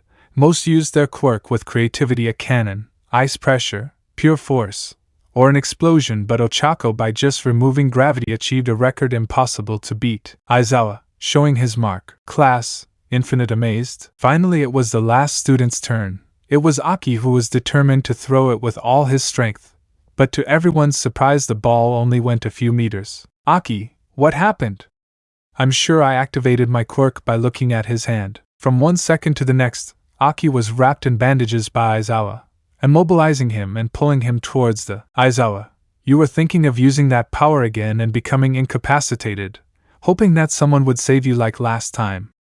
Annoying if you wait for that in the streets. Not only you but several more civilians would die by releasing it. Try again, but if I see that you can't move, you will be expelled, threatening. Under everyone's watchful eyes, Aki stood in the launch zone. Aki, I worked very hard to get here. I don't plan on giving up. With great concentration, Aki activated the one for all on the tip of his finger, making the ball come out with great power. But as a result, the finger that had expelled it had broken. Aki, Aizawa-sensei holds his hand in front of him. I can still move, he says proudly. Aizawa, this boy looking at him with a smile. With this the tests were over. All the students were called by Aizawa towards a wall. Aizawa, since it's a hassle to tell you your scores one by one, I'll just show them by pressing a button. When Aizawa pressed the button, a screen was displayed with the names of the students and their scores, leaving the last student with the lowest score as the last one. Mineta, no YYO. Aizawa, by the way, the expulsion was a lie. He says it as if it were nothing. Momo. It was obvious that it was a lie. He only said it to motivate us by telling. Bakugo. Even an idiot would have noticed, he says sarcastically. Minds of others. Because we did not realize, confused. Aizawa. When you have calmed down, go back to the classroom. There you will find your subject schedule. That's all. Leaving the place. Ochako. Sitting on the floor, that was scary. I really thought she would kick us out in relief. Jiro. Your name is Uraraka, right? I'm asking. Ochako. Yes, answering. Jiro. Even if it were true, I don't think you would have any problems looking at the list. The list showed the best results. Among the first 5 was Ochako's name in first place, and second place was Todoroki and Bakugo, in third place Momo, and in fourth was Ochako above Lita. Mina, you're amazing, you even surpassed several of the boys in strength and endurance. Excited. Kirishima, you must have a physical quirk, right? Ochako, the truth is my quirk is this, lifting a stone and making it float. My quirk is removing gravity from things. Kaminari, so how did you manage to excel in the strength and endurance tests? He asked curiously. Ochako, I received training before coming here, standing up. I have experience in combat with or without weapons and good resistance. Finish explaining. Lita, so the weapons of that day are trying to ask. Ochako, they were a gift from my teacher. Looking at it seriously, and unless I want it, they will not hurt anyone. Lita just lowered her head. She knew she had made a mistake, and even if she tried to apologize, she wouldn't allow it. After this, the atmosphere became somewhat tense, until someone spoke. Momo, what if we go back to the classroom, as Aizawa-sensei told us, trying to calm the atmosphere? Mina, you're right, starting to walk. The class didn't understand why Ochako reacted like that, but they didn't dare to ask either. All this was happening before the eyes of 2 heroes. Almight, you have some pretty lively students this year. Commenting. Aizawa, how would you react if someone looked down on a gift from your serious teacher? Upon hearing this, he began to remember a woman smiling with her fingers, to change the scene to one where a black figure was mocking her. Almight, you're right, with a sad tone but still smiling. Aizawa, the girl has talent. I just hope that whoever discovered it doesn't interfere with the academy starting to walk. Almight, what does that mean? Hey, what does ignored mean? Aizawa's mind. What are you planning by sending her here? Thinking for the moment, I'll play along. Scorpion. After classes. Ochako, I think I exaggerated the first day moving her arm. Mina, hey, wait, chasing her behind along with others. Ochako, what's up girls? Turning around to ask. See you. We wanted to accompany you by getting closer. Thoru, and we also wanted to chat more excitedly. Momo, we are all companions and we should get to know each other better by greeting each other. Jiro, I just went along with it, smiling. Ochako was surprised. It was only the first day, but she just smiled and accepted them. Ochako, I would love to, she replied with a smile. The conversation was lively among the girls, covering various everyday topics.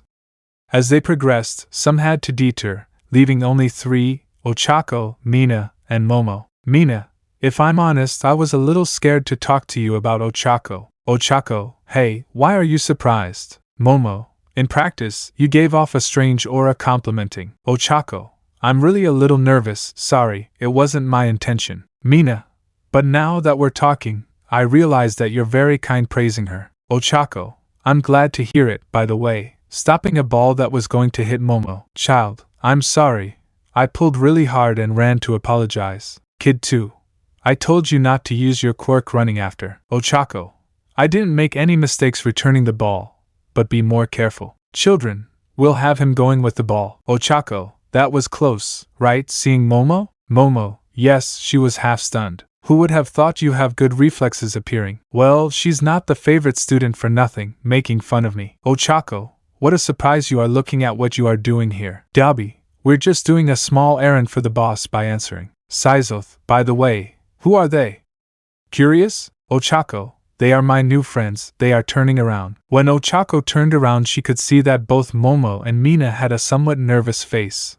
One could even say scared. Ochako, what's wrong with you girls? Confused. Momo, who are they looking at them? Dabi noticed the fear they felt for them, so he decided to take advantage of that opportunity to have fun. Ochako, they are interrupted by Dabi. Dabi, we are just those in charge of the boss's security. Approaching Nina and Momo, we take care of the pests, you understand, smiling at them. Saizoth heard this, and as he knew Dabi's attitude, he played along. Ochako, wait, that's not. Interrupted by Saizoth. Saizoth, calm down, we don't bite when approaching them unless ordered to do so by turning their eyes yellow, for more impression. Dabi, now would you be so kind as to tell us if there is any pest looking directly at them? Saizoth, close-up of our boss, intimidating with her height. The 2 girls were completely scared by the presence of the 2, and did not know what to say. Ochako, it's enough to hit both of you at the same time, the only pests are you. Ochako, Looking at the girls, these two are students of my teacher. They are basically my classmates. Their names are Dabi pointing at him and Saizoth pointing, and usually they are not that idiots looking at them seriously. Dabi, come on. It was a little joke, rubbing his head. Saizoth, yes, an innocent joke, laughing. Ochako, innocent. They almost fainted from fear, pointing at them. Mina, are your classmates talking? Ochako, yes, I met them on the day of the entrance exam. Don't worry, even if they look like that, they are quite reliable when introducing them. Although it was noticeable that the girls were calmer, there was still a bit of discomfort. Ochako, you two, excuse yourselves by tidying up. Saizoth, okay. Approaching them and crouching down to their height, I offer them my most sincere apology with a kind smile. Mina and Momo couldn't help but blush a little at Saizoth's kindness and appearance. Momo, no problem. I admit it was scary, but I'll pass by accepting the apologies. Mina, yes, it's okay to get your emotion back. Ochako, you, also looking at Dabi. Dabi, why should I? I didn't do anything wrong by refusing. Ochako, yes, you don't. I'll tell Izuku with a winning smile. Dabi, he got nervous, that's cheating. Looking at her closely, I'll do it. Dabi stood in front of the two girls and apologized. Dabi, I'm sorry for the inconvenience, reluctantly. Ochako, sigh with that, it will be enough. Approaching the girls, if you don't mind, we will continue on our way. After the girls said goodbye to the ninjas, they continued on their way to their homes. Saizoth, you think we're going too far? Dabi, no, it was just a joke, or you don't believe it, pointing a knife at a girl. Milena, it would have been fun to see him tied up. Dabi, yes, it was a shame you missed him mocking us, but leaving that aside, bringing the knife to his neck, what does the outside world do? Harassing our members. Kidana, they asked us to find them. We need your help counting. Dabi, what do you think? Looking at Saizoth. Saizoth, it sounds too pathetic to be a lie.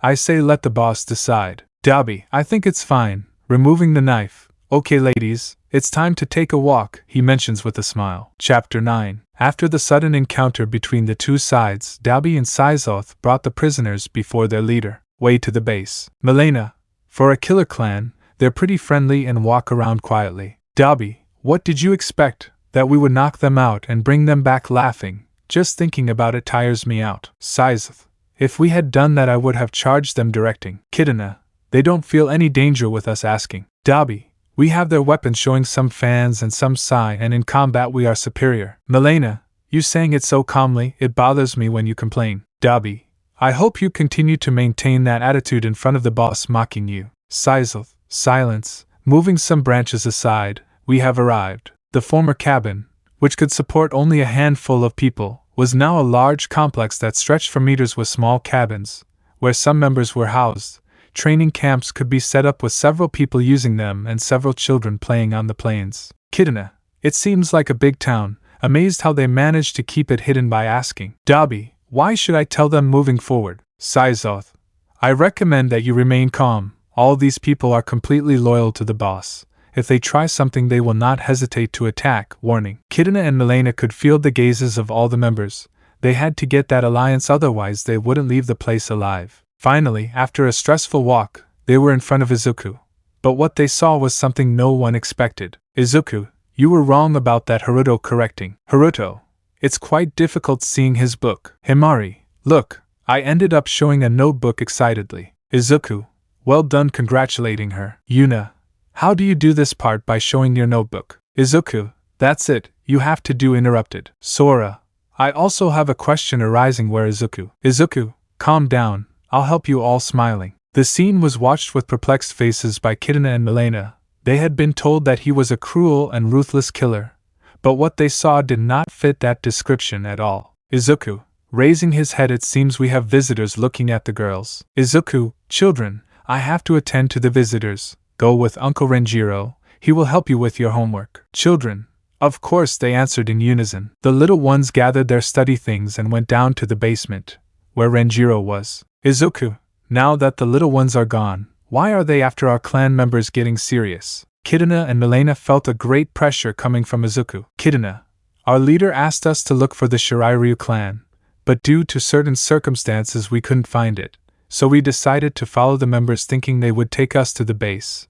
But I swear we had no intention of harming anyone. Izuku, the Ether Vigilante. Izuku, a descendant of the Midoriya clan, is Izuku with a single mission: to maintain the balance between real villains and true heroes. The spirit of a hunter is reborn. 1.3K148. Izuku Midoriya had an extremely difficult life due to his lack of a quirk in a society where possessing one and its prominence can determine greatness or. Izuku Midoriya Bizarre Adventures. 8.2K774. Izuku Midoriya, a boy without a quirk who is willing to do anything to fulfill his dream, will now have to navigate a difficult path in this world full of powers, but with One Punch Man x My Hero Academia.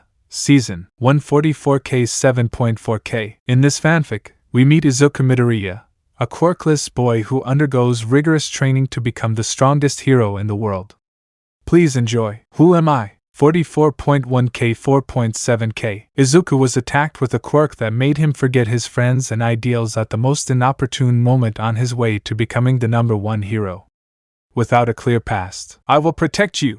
Izuku XU. 80.5K 5.2K. Izuku Midoriya, a boy born without a quirk, was a victim of bullying, abuse, and exclusion by others. His friend Tien encouraged and defended him. One day, he met Almight, who, inventor. 22.2K 1.7K. Izuku Midoriya, a quirkless boy who enters UA by passing the support department exam thanks to his great intellect, while helping the aspiring heroes. Izuku. And now that they found us, what do they keep adding? Milena, we want to form an alliance, with you joining. Dabi, according to the outside world, he handles himself well in the underworld. Why would they need help? Kidna, that was it. But for some time now a new group appeared in our territory. They were minor villains and there were few of them. We thought they would be easy to handle. But when we faced them, our members were defeated without much effort. According to witnesses who managed to survive, they mentioned that a strange creature was responsible, telling what happened. Milena, we sent a more capable group to seek revenge, but the result was the same. This time, the members were kidnapped instead of killed. Izuku, I understand the situation, but why are we asking? Kidna, because they already faced this creature by taking a picture of its suit. Kidna, 5 years ago we rescued some people from the streets approaching Izuku. They mentioned that they were saved by 5 boys, among them a boy with green hair. He also mentioned that he was able to kill this by giving him the photo. Izuku received the photo, and upon examining it closely, his expression changed to one of anger. The others, noticing his reaction, came closer to look at the photo as well. Toga, this time, I'll cut him into pieces with a sinister smile. Dabi, who would have thought it, starting to laugh. Saizoth, taking his arm this time won't be so easy remembering. Izuku stood up and approached the sisters. Izuku, we accept. The alliance is serious. Kidna, it's an ollie. Interrupted. Izuku, but on the condition that we will take care of all of them by seeing the photo of a Noma. This is personal. Burning the photo. Milena, I understand how you feel, and for that reason I cannot accept that condition. That thing killed my colleagues, my friends, emphasizing that I cannot be left out of this. Kidna, I agree with my sister. We ask for an alliance of equals, not serious mercenaries. Izuku, with a frown, well, but just the 2 of you. I don't want any more unnecessary deaths, so keep up the pace, turning around and inform your leader about that. Kidna, thank you, and we will do it with a bow. Izuku, give them to him, looking at Dabi. Dabi, of course, standing up and approaching the sisters, take them and give them some necklaces. With this, you can enter and leave the forest without getting lost. And if you squeeze the scorpion, it will send a help seal. Make sure you wear it. The sisters nodded, accepting the necklaces and putting them on immediately. Izuku, still frowning, watched as they prepared. Dabi, with a mocking smile. Looks like we have a deal then. Izuku, returned to Sindel, and informed her what just happened by ordering. Kidna, how do you know that name? Nervous? Izuku, we're not only good at hiding information, we're also good at finding it by smiling. Milena, how long have you had us in your nervous sights? Izuku, I think, 2 or 3 years. Remembering. The sisters were surprised and scared by the amount of time, but above all there was something that worried them more. Kidna, yes, you've known about us for so long. Why are you so nervous about asking? Milena, why are we still alive? Finishing the question. Izuku, let's say they are interesting. Assaults and looting, duels and justice by one's own hand, all directed at rival gangs, never at an innocent. They also have an interesting code of honor, betrayals and lies between allies are severely punished. They also protect all members of their organization and the citizens around them, especially the weakest, along with great resistance and adaptability. I forgot something while asking. Kidna. No, everything she said is correct. Bowing her head, we apologize for the somewhat nervous question. Izuku, if you don't have any more questions, you can start getting organized. Kidna and Milena, bowing thanks. After saying their thanks, the sisters left the house and, without turning, walked through the forest that covered them. They did so in complete silence. After a few hours of walking, they finally reached their base. It was a large building that didn't particularly stand out from the others. The sisters entered without any problems and quickly headed to the elevator, intending to go to the top floor. Upon arriving, they could see a large office with several paintings and decorations, along with a large desk in the middle of the living room, where a silver-haired woman was waiting for them. Kidna, we're back, Mother says politely. Milena didn't say anything but imitated the gesture. Sindel, from your attitude, I can deduce that the negotiations were favorable by analyzing. Kidna, that's right, Mother. Shiraiyu clan agreed with the extermination of our enemies counting. Sindel, in exchange for what would it be? Milena, they only set one condition, looking at her, that they would take care of the problems themselves. This surprised Sindel. Sindel, just that, confused, no money, land, troops, or strange submission. Kidna, they said it was a personal matter answering. Sindel, leaning back in her chair admitting that she didn't expect that condition, but it is a condition that suits us quite well. Analyzing the condition with this, we will no longer lose any more members. Relieved. After saying that, she fixed her gaze on her daughters, like any mother who knew something was up. Sindel, now tell me what you did seriously. The brothers paused and responded with determination. Milena, it is a condition that we personally cannot accept completely. Kidna, this problem was mainly ours. That also includes the dead members. Complimented. Milena, for your honor and ours, we decided to join the serious extermination group. Kidna, Soma interrupted. Suddenly, both Kidna and Milena were strangled by their mother's hair, which moved with astonishing speed and wrapped tightly around them. She was visibly upset. Sindel, how dare you make such reckless decisions without consulting me, she says with fury in her voice. Your life is not just yours to risk like this. Kidna, Mother, she tried to speak, struggling to breathe. Sindel, silence, tightening her grip a little more. I will not allow them to sacrifice themselves like that. I do not want to lose them like I have lost so many others, she says with a tone of fury and concern, and then finally lets go. The sisters fell to the ground gasping for air. Kidna, Mother, slowly getting up. If we don't, their deaths will have been in vain with speech problems. Milena, we are the most qualified for this mission, slowly rising. Sindel, you guys, looking at your determination, are too stubborn, sighing more than I can sometimes bear.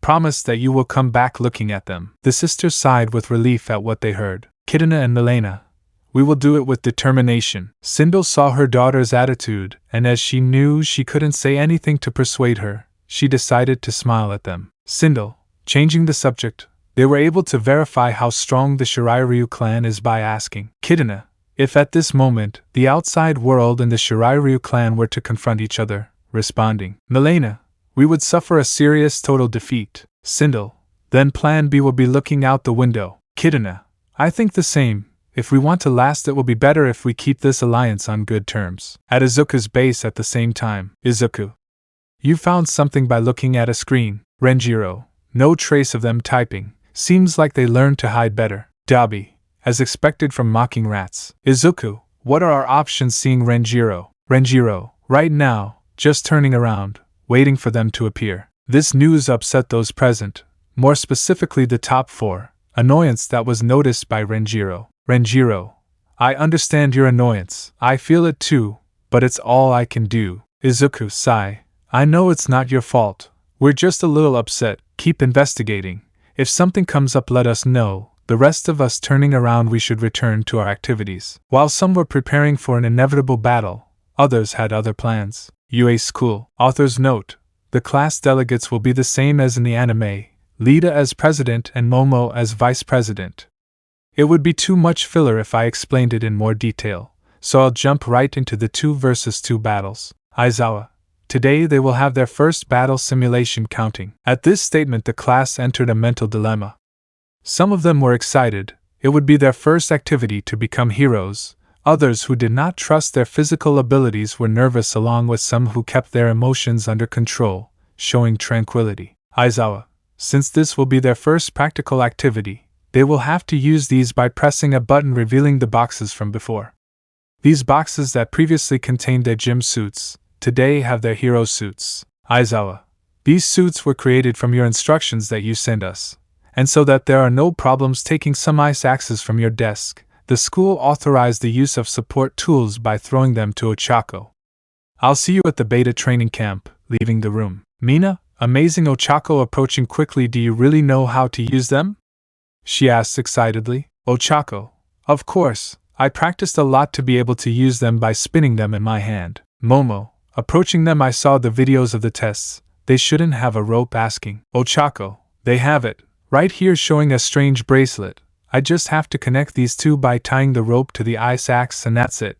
Starting to do tricks with the rope. Most of the class was fascinated with the skill he displayed until they heard a voice. Lita, sorry to interrupt the fun, but we must hurry and not make Aizawa-sensei wait by waving his arms. The remaining students obeyed their representative's instructions and went to change. After a few minutes, all the students were ready, and one by one they left the dark hallway, revealing their colorful hero costumes, some brighter than others.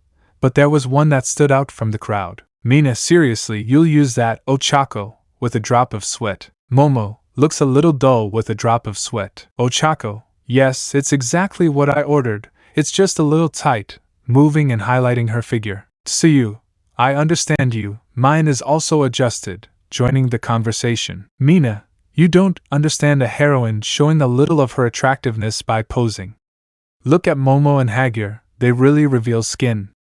Making fun of it. Momo and Hagyur, it's because of my quirk, they said as an excuse. Kaminari and Mineta, blessed hero class, they say while looking at the girls. Jiro, seriously, who gave you the idea for that outfit? By looking at her. Ochako, at first I wanted to wear a suit similar to an astronaut and pink, but then I think I got carried away by my teacher, smiling as I remembered him. Bakugo, that your teacher is a mocking ninja. This is Ochako's outfit. Ochako, maybe I've never asked him, just playing along. Aizawa, everyone pay attention, calling the attention of the class from this point.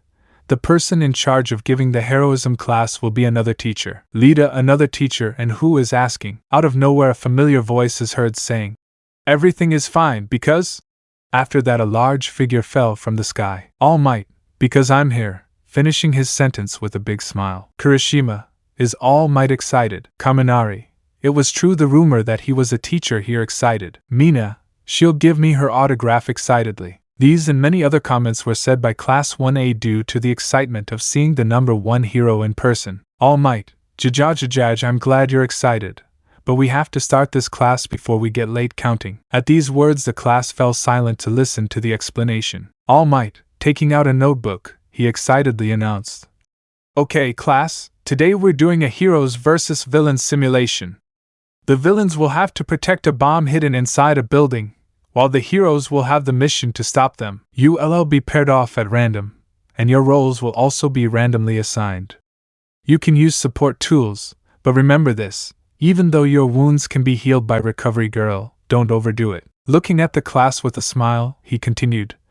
Any questions? Although the explanation was monotonous, no one asked a question. All Might, okay, if there are no questions, come and draw a number holding a box. The couples will be the same as in the anime with the difference that Aki replaces Izuku. Aki, it seems we are companions. Uraraka approaching her. Ochako, let's get along. Aki-kun showing joy with his eyes. Note, remember that Ochako wears a mask, that's why the eyes. Bakugo, TCH, I get stuck with the stuck-up guy looking at Ida. Lita, adjusting her glasses. Although I don't like this pairing either, it's crucial that we work together to achieve a better result. Explaining. Bakugo, just don't get in the way. Meanwhile, All Might watched everyone get ready. All Might, remember young people, this is an exercise to learn teamwork. Give it your best and have fun. That said, it's time to choose who goes first by putting their hand in the box. The first team of heroes is. The rivals remain the same as in the anime. Aki, not only does it touch us first, but also against a nervous Katsuki. Ochako, come on, it's not that bad, she says calmly. Aki, You say that because you don't know Katsuki as well as I do. In the last simulation we ran in middle school, he was relentless. Not only was he determined to win, but he also sought to prove his superiority by remembering. This conversation was seen by Bakugo, who approached the pair. Katsuki, what's going on here? Scared, provoking him with a smile. Here he just looked up but didn't say anything. Katsuki, calm down, I won't be as rude as before, but do your best to last 5 minutes. Haha, laughing. Ochako, I see you very confident. What do you think of a bet? Smiling under the mask. Katsuki, looking at Ochako. A bet? What kind of bet? Intrigued. Ochako, the loser will have to pay for the other's lunch for a week. What do you think you're suggesting? Katsuki, smiling, I like it. I accept. Turning around, where here I hope you are prepared to pay mockingly. Ochako, oh, I think you've understood something wrong. The bet doesn't include him. This bet is between you and me, defiant and determined. I hope you last 5 minutes making fun of him. Katsuki, smiling, I see you have courage. Let's see if you can stand me for 5 minutes. Going to his position. Speaker, Almight. Okay, young people, go to your positions. The simulation will begin in 15 minutes. Ochako, you heard it. Looking at Aki, we should prepare ourselves too. Aki, are you sure about this? A little nervous, I say. Katsuki is not an easy rival. Ochako, don't worry so much. I'll take care of him while you search for the bomb. Besides, I've been wanting to test my skills against someone real, other than my master, for a while now. This is the perfect opportunity, she said with determination and confidence. At these words Aki could only smile. Aki, I have to admit your confidence is contagious. Hitting his face. Well, I'm ready. The moment he said this, the bell rang, marking the start of the simulation. Ochako, it's time to get serious. Remember what we talked about, she says, then enters. Aki nodded to follow her closely. One by one they went up the floors in silence, attentive to any noise. Aki, it's strange that at this point he would have already tied us up, being pushed into a corner. Just after receiving the push, a huge explosion happened in front of him, raising debris and dust. The explosion would have hit him directly if he had not been pushed. Katsuki, wow, you dodged that by appearing behind the dust. Katsuki's tone was mocking, but what stood out most about him were his eyes that shone with the excitement of battle. Ochako, you like to be eye-catching by standing in front of Aki, who was still on the ground, but to your misfortune and my fortune that was too predictable, by getting into a combat pose. Katsuki, predictable, with an arrogant smile. Let's see if you can handle what follows, preparing an attack. Aki saw that this was a battle he shouldn't get into, so following the plan he got up in search of the bomb. Ochako, let's see what you're made of, provoking him. Katsuki, already irritated by her confidence, launched an explosion directly towards her, but Ochako, with impressive speed and agility, dodged the blast, disappearing from his sight in an instant. She reappeared at his side, launching a series of quick and precise attacks. Surprised by Ochako's speed, he blocked some attacks, but several hits landed. Katsuki growled in frustration. I will crush you. He tried to fight back, but Ochako had already disappeared again. Ochako, from the shadows, crush me. You can even see me whispering in your ear. Katsuki, frustrated by Ochako's disappearance, he looked around, searching for any sign of movement. Stop hiding, he shouted, launching a blast towards where he thought she might be. Ochako, hidden in the shadows, she watched calmly as Bakugo attacked aimlessly. She moved stealthily between the columns of the building, approaching him with light steps. You are strong, cutting his leg a little with the ice axe, but it's no use. If you can't give me. Katsuki, irritated at not being able to reach her, he growled, enough of the games, come out and fight. With explosions stronger than before, he tried to surround the area with an explosive burst, hoping to catch her. Ochako, hooked from the roof with her ice axes, while using her quirk on herself, she was able to easily avoid the explosions. She waited for him to get tired to go down. Don't lose your cool by giving him another cut. This process was repeated several times, and in a few minutes Katsuki already had several cuts all over his body. Katsuki, do you think with these small scratches you'll be able to defeat me? He says with evident tiredness but without losing his arrogance. Ochako, appearing in front of him, is my victory. Katsuki, don't celebrate victory yet, because trying to raise his arm.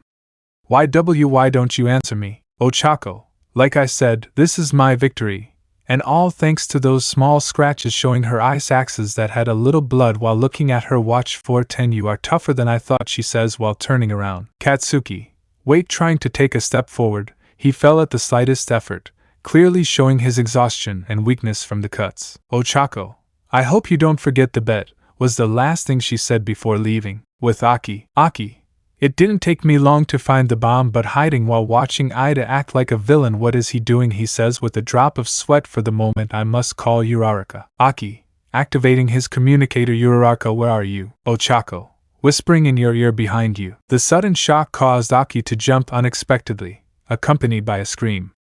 The shock led him to reveal his position to Ida. Lita, there they are, despicable heroes, finally showing themselves to me, playing a villain. Ochako, oh, it seems you got into character. It's kind of funny, laughing a little under the mask. Lita, thanks for the compliments, but that's not why I'm going to let you win.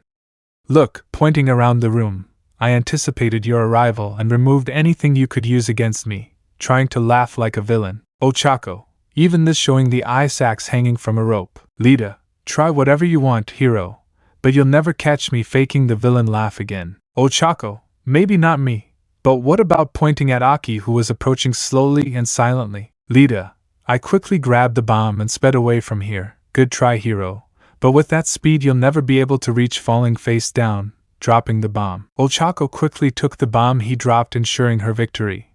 After that a loud scream was heard. Speaker, Almight. The heroes win. Shout announcing the winners. Lita, how is it possible?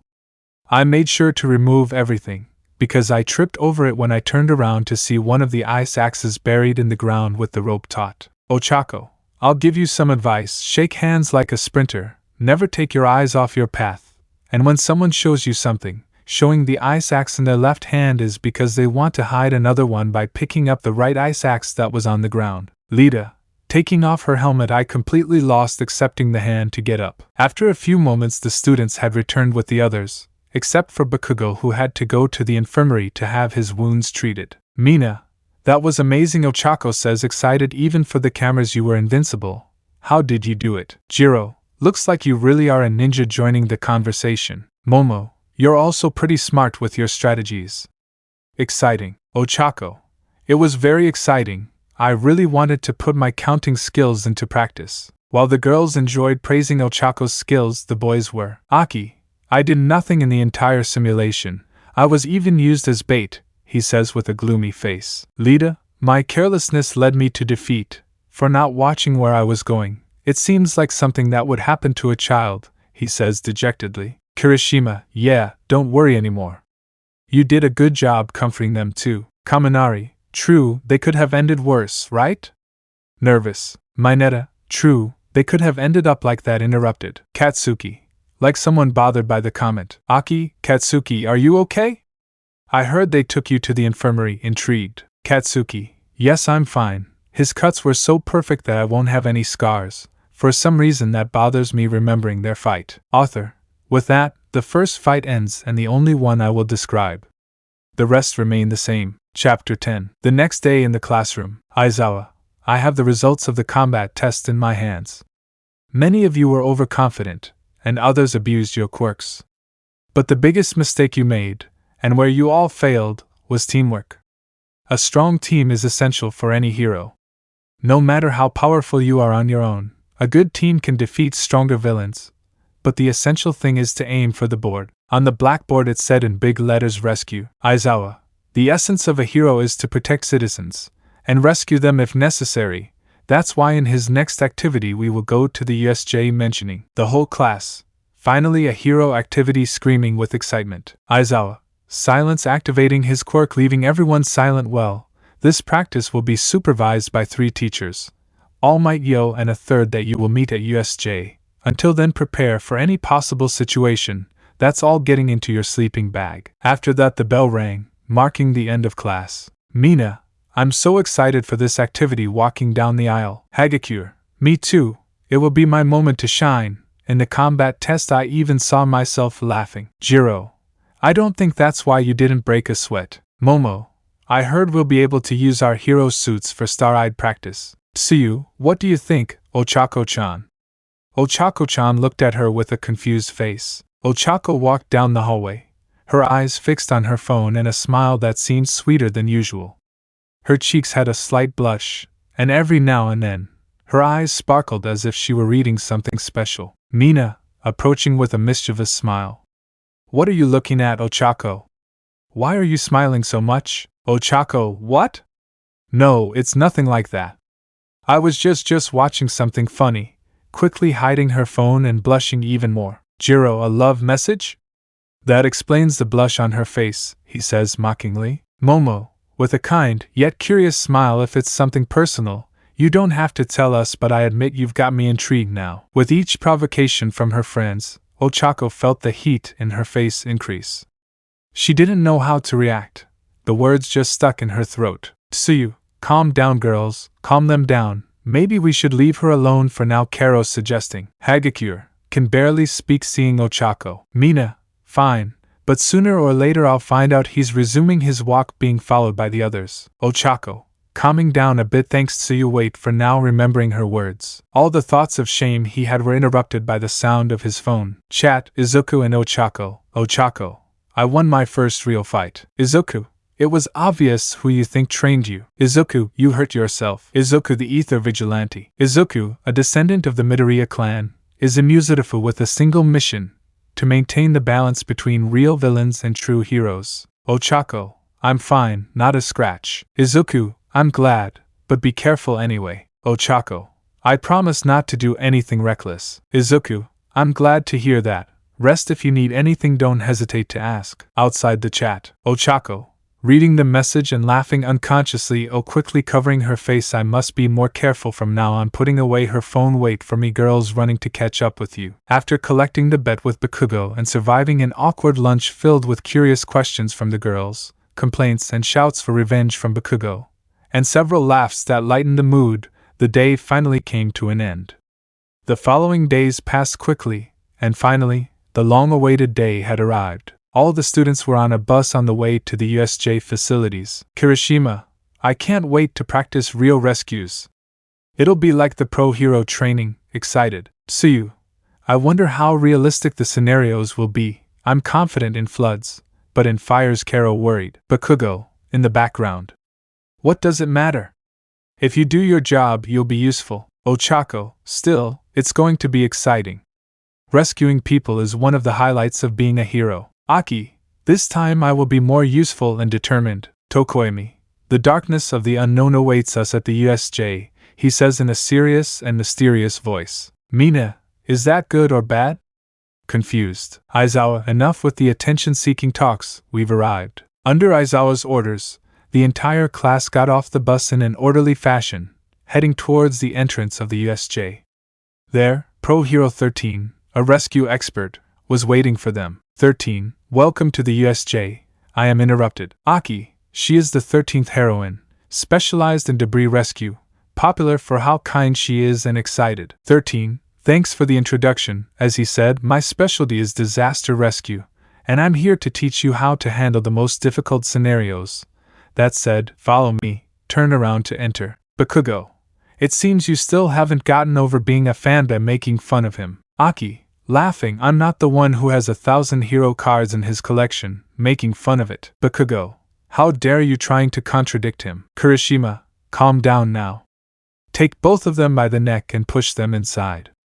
We must concentrate on what's still exciting. Within the USJ. 13, before we begin, I want you to understand something very important. In this practice, I will teach you how to control your quirks and restrain yourself. Many of your quirks have tremendous power, and if not used carefully, they could cause serious harm, or even death to an innocent civilian. For example, my own quirk, creating a hole in your finger.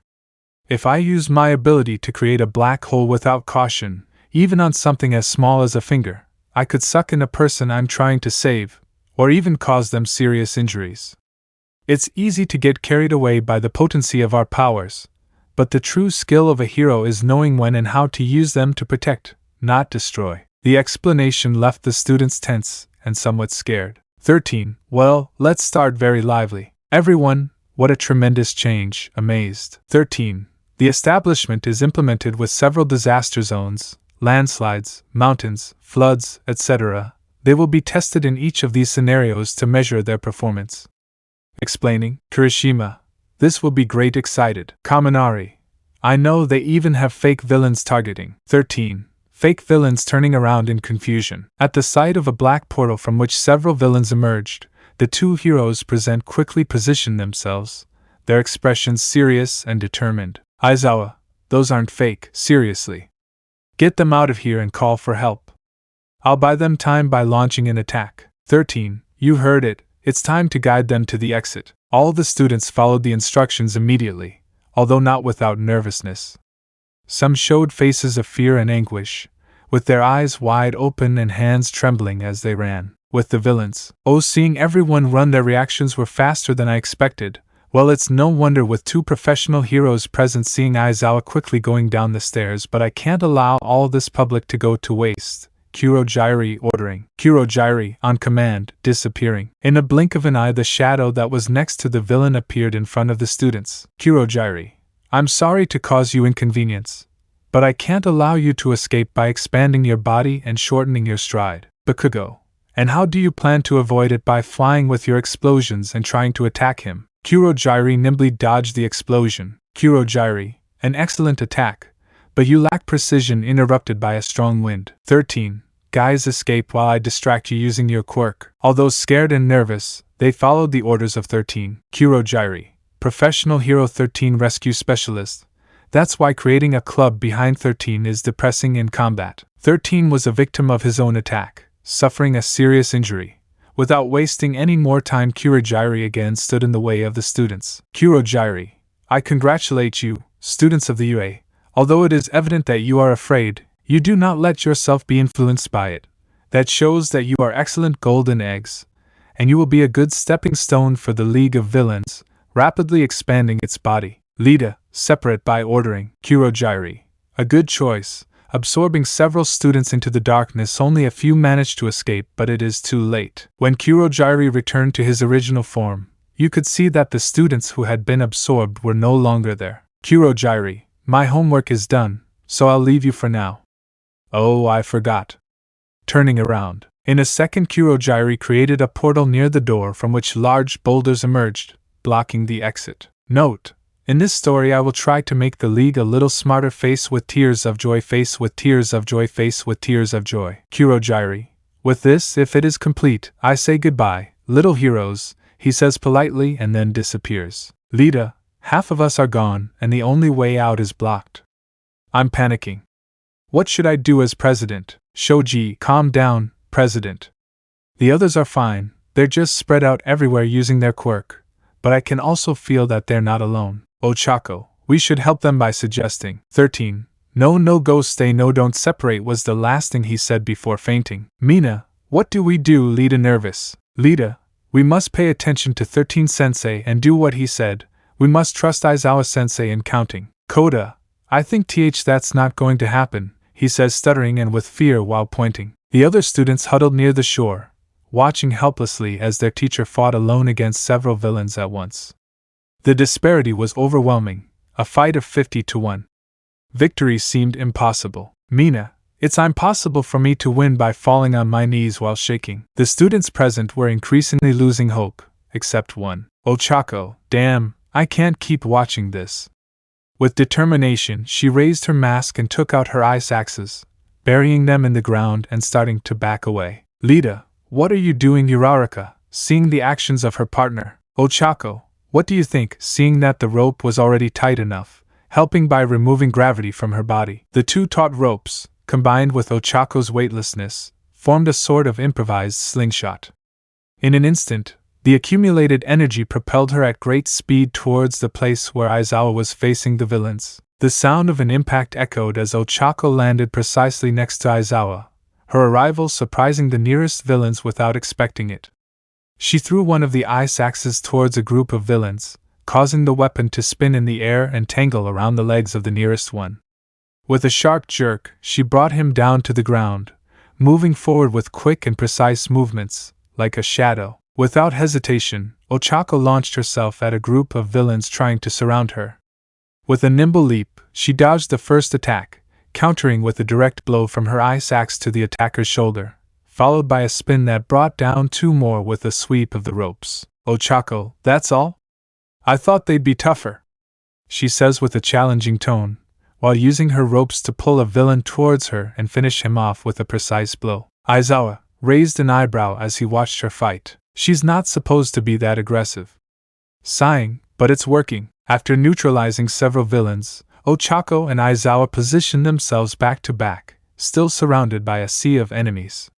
Both were breathing rapidly. Aizawa, I remember telling them to leave upset. Ochako, that shadow separated us and blocked our exit, and I also don't have a phone signal reporting the situation. Aizawa, damn, I can't think of a way to get out of here, and that idiot couldn't come upset remembering Almight. Ochako, I noticed Aizawa-sensei looking at the villains stopped attacking us. Aizawa was surprised and saw that it was real. On the contrary, they seemed to be afraid and moved further away. The situation was strange until one of the villains decided to scream out of nerves. Villain, this wasn't part of the deal. They said they were just kids panicking. They never said we were facing a member of the Shirai Ryu screaming in fear. Ochako, the Shirai Ryu?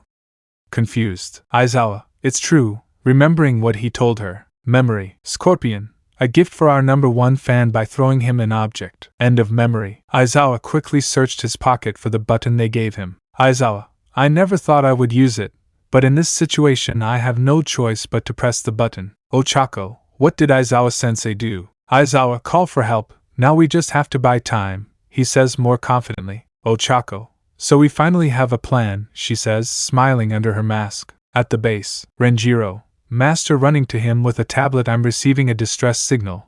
It's the erased head button showing the tablet. Izuku, I never thought he would use it. Send a squad to help him, he says without further ado. Toga, oh, I want to go excited. Dabi, so our fan is in trouble making fun of us. Renjiro, Master, the signal comes from the USJ. It is an establishment hesitating to say that only the heroism class of UA can use. Everyone present knew instantly what he meant. Izuku, standing up slowly, they have 2 minutes to prepare now, he says, completely serious, and with angry tones. Toga Dabi says thought Kitana Milena Thomas. Yes sir, they said in unison and then prepared themselves. Izuku's mind, hold on a little longer, I'm already worried. Back at USJ, Tamura, why are that guy and the girl still alive watching them fight while scratching his neck? Kurorijai, the villains lost their initiative, so they are easily defeated by analyzing. Tamura, we must change strategy by stopping scratching and looking at a black monster at his side. Tamura, Kurojairi, disperse the villains to marry the others by ordering. Kurojairi, on command, disappearing. With precision and skill, Kurojairi extended his dark portal, absorbing both the still active villains and the unconscious ones, clearing the battlefield in a matter of seconds. Ochako, what's going on? They're giving up, surprised. Aizawa, no, now it's the final boss's turn, with his gaze fixed on Tamura. Tamura, you flatter me, but you're wrong. Erased head, I'm not the final boss. With a crooked smile I raise my hand saying Nomu attacks. A deep roar echoed throughout the place as the Nomu appeared from the shadows, its imposing figure striding heavily towards them. Ochako felt a chill run down her spine at the sight of the enormous being. The Nomu charged at Aizawa with overwhelming speed, its colossal fist slicing through the air like an unstoppable hammer. Aizawa barely had time to dodge, rolling to the side as his capturing scarf unwound with precision, seeking to envelop the monster's arm. Aizawa, I have him struggling against the Nomu. The Nomu, seeing his arm, took Aizawa's scarf and used it to throw him hard against a wall. Aizawa, this is BAD, spitting blood and staggering from the impact. Ochako, Aizawa-sensei says worried. Aizawa, opening his eyes wide, don't get distracted, I shout firmly. The Nomu attacked again, but this time at Ochako. The blow partially hit her, sending her flying to the ground with an impact that resonated throughout the place. Ochako, ugh! She gasped. Ochako was getting up with difficulty, her breathing rapid as she felt a stabbing pain in her side. Before she could react, the Nomu was upon her, throwing a devastating punch. Ochako barely managed to raise one of her ice axes to deflect the blow, but the force of the impact dragged her backward, leaving marks on the ground. With surprising speed, the Nomu reached out towards her, catching her by the arm and lifting her as if she weighed nothing. Aizawa, get away from her! he shouted. Aizawa threw his scarf to try and immobilize the Nomu. But the monster simply ripped the fabric off, throwing Aizawa back onto the ground as if he were nothing more than an insignificant obstacle. The Nomu gripped Ochako's arm with such force that it cracked her bones, eliciting a cry of pain from her. Before she could react, the monster slammed her into the ground with such brutality that it raised a cloud of dust around her. Ochako, HG! She gasped, feeling the impact shake her whole body. Without giving her a chance to catch her breath, the Noma lifted her up again and threw her like a projectile, slamming her into a nearby column. The concrete cracked upon impact, and Ochako fell to the ground, desperately trying to catch her breath. Tamura. So that's what a member of the Shirei can do. Approaching the Nomu is quite pathetic, seeing Ochako on the ground, while having a psychopathic laugh. Tamura. Well, it will be a good message for that guy. Noma kill her by ordering. Aizawa, his body battered and several bones broken by the brutal impacts of combat, dragged himself slowly along the ground. Every movement was an agony reflected on his face, but his determination was unwavering. Aizawa.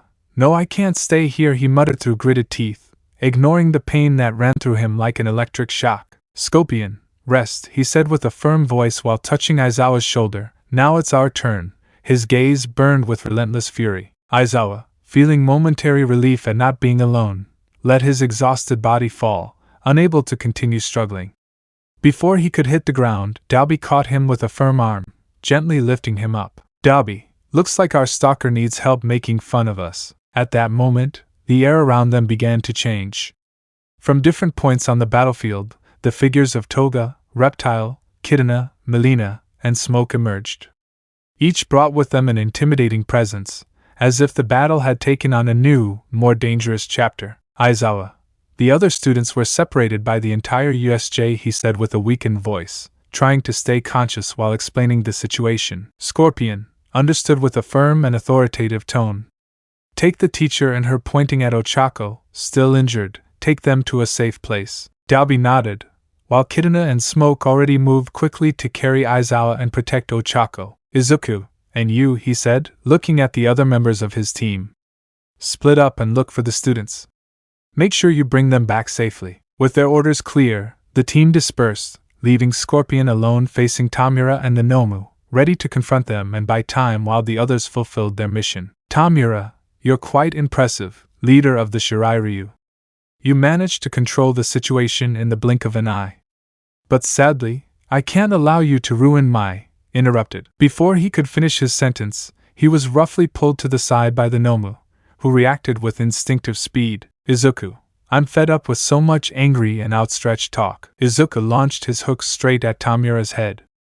The speed and accuracy of the attack were lethal, but the Nomu, with his superhuman strength and reflexes, managed to deflect his master in time, causing the hook to stick into the ground where Tamura had been seconds before. Although the Nomu managed to get him out in time so he wouldn't die, Tamura received a cut on his cheek. Tamura, damn, touching his new Nomu wound, destroy it annoying. The Nomu launched itself at Scorpion like a bullet, its massive arms slicing through the air with force capable of pulverizing concrete. Izuku barely had time to dodge, leaping back as he launched his fiery hook straight at the Nomu's torso. The attack connected, enveloping the monster in incandescent chains. Scorpion, come here. With a fierce yank, he pulled the Nomu towards him, but the monster used the momentum to launch a devastating blow with its free fist. Izuku blocked with both arms, but the impact sent him sliding several meters back, his boots leaving marks in the shattered ground. As the two moved at incredible speeds, trading blows and dodging attacks, Izuku began to use his surroundings to his advantage. In one swift motion, he used his hook to scale a nearby pillar, leaping off the top with a flame-enveloped kick straight for the Noma's head. The impact was brutal, causing the ground beneath them to fracture, but the Nomu only staggered for a moment before counterattacking with a deafening roar. The monster caught Izuku in midair, holding him by the torso with crushing force. Scorpion, damn, struggling. Izuku spat out blood as he felt his ribs crunch under the pressure. With a final effort, he engulfed his body in a burst of flames that forced the Nomu to release him. He landed with difficulty, panting, as the Nomu looked at him, seemingly tireless. Izuku drew his two swords, the blades clanging as they clashed against each other, and igniting with hellish fire. The heat was so intense that the ground beneath his feet was beginning to crack, and the Nomu, for the first time, showed an instinctive reaction of caution. "Scorpion, what's wrong? Don't you like the heat?" he said with a defiant smile, spinning his swords in an arc that drew lines of fire in the air. The Nomu roared, charging again with all its might. Izuku met it head-on, dodging the colossal blows by millimeters as he launched swift, precise slashes. Each slash set the Nomu's flesh ablaze, and although the monster continued to regenerate, its healing rate slowed noticeably. With an acrobatic twist, Izuku slid under the Nomu, plunging both swords into its legs and channeling a blast of fire directly into its muscles. The impact was enough to bring the monster to its knees, but even then, it continued to struggle. The Nomu, with a swift movement, grabbed a piece of debris and threw it at Izuku. He reacted instantly, crossing his swords in front of him and disintegrating the projectile in midair with a burst of flames. However, the monster took advantage of the distraction to launch itself again, catching him with a direct blow that sent him flying into a nearby wall. "Scorpion, damn!" Tank growled, getting up with difficulty while spitting blood. Despite the pain, Izuku didn't stop. With one of his swords, he launched an arc of fire that hit the Nomu directly in the torso, leaving a burn mark that seemed to refuse to regenerate. "Scorpion, so it hurts," he said with a grim smile. "Scorpion, no matter how much you hold on," he said as the flames around him grew in intensity. "I can keep going too." The Nomu, though still moving, now showed obvious wear. Its wounds were taking longer to heal, and Izuku's fire had begun to leave permanent marks on its body. Izuku noticed that the Nomu was already quite weak. "Scorpion, it's time to end this," he says seriously. The Nomu, still reeling from the burns and cuts, let out one last roar as it charged at him with all its remaining strength. Izuku waited, the flames on his blades growing into a blinding blaze. At the last moment, he spun around, sidestepping the monster and severing its legs with a clean, fiery slash. The Nomu fell to its knees, its regeneration slowing due to the scorching heat enveloping its body. Izuku took a few steps away from the Nomu, and when he was far enough away, he sheathed one of his swords and threw his hook, engulfed in flames, straight at the Nomu's head. The hook dug deep into its skull, and fire spread through its body like an unstoppable wave. Pulling hard, Izuku pulled the Nomu towards him. "Scorpion, come here!" he roared furiously. The Nomu was dragged toward Izuku, who swung his remaining sword in a deadly arc. In one fluid, precise motion, he decapitated the monster, the blade engulfed in fire, leaving a perfect cut. The Nomu's head rolled to the ground, and its body fell with a crash, engulfed in flames that quickly consumed it. "Scorpion," Fatality muttered with a smile under his mask and a mixture of relief and exhaustion. "Scorpion, now you follow your." Izuku raised his sword engulfed in flames, pointing it directly at Tamura's chest. "Tamura, this is not possible!" he shouted in frustration, taking a step back as his nervous hand violently scratched his neck. "Kurojairi, Tamura Shigaraki, the situation is out of control. We have to leave." Suggesting. "Tamura, shut up! I won't leave empty-handed!"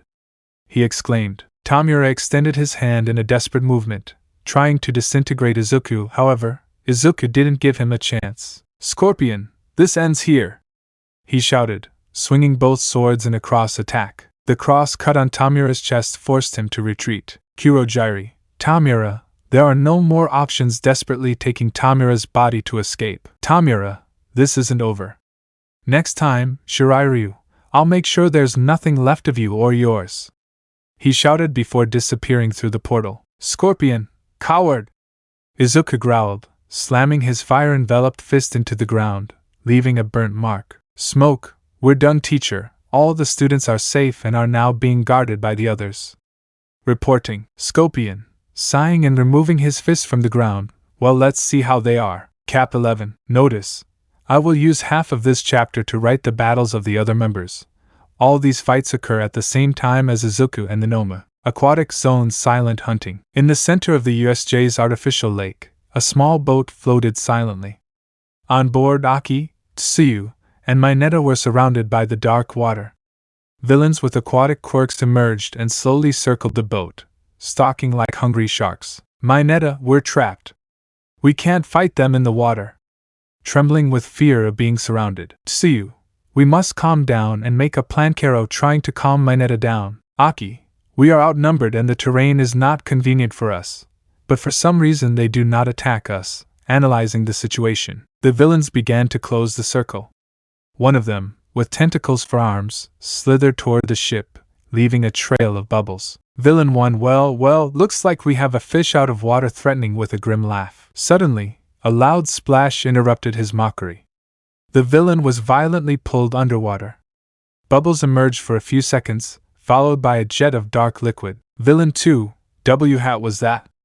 Nervous and alert, another villain tried to dive down to investigate, but he had barely touched the water when a green flash appeared behind him. An inhuman roar echoed, and in the blink of an eye, the villain was ripped in two.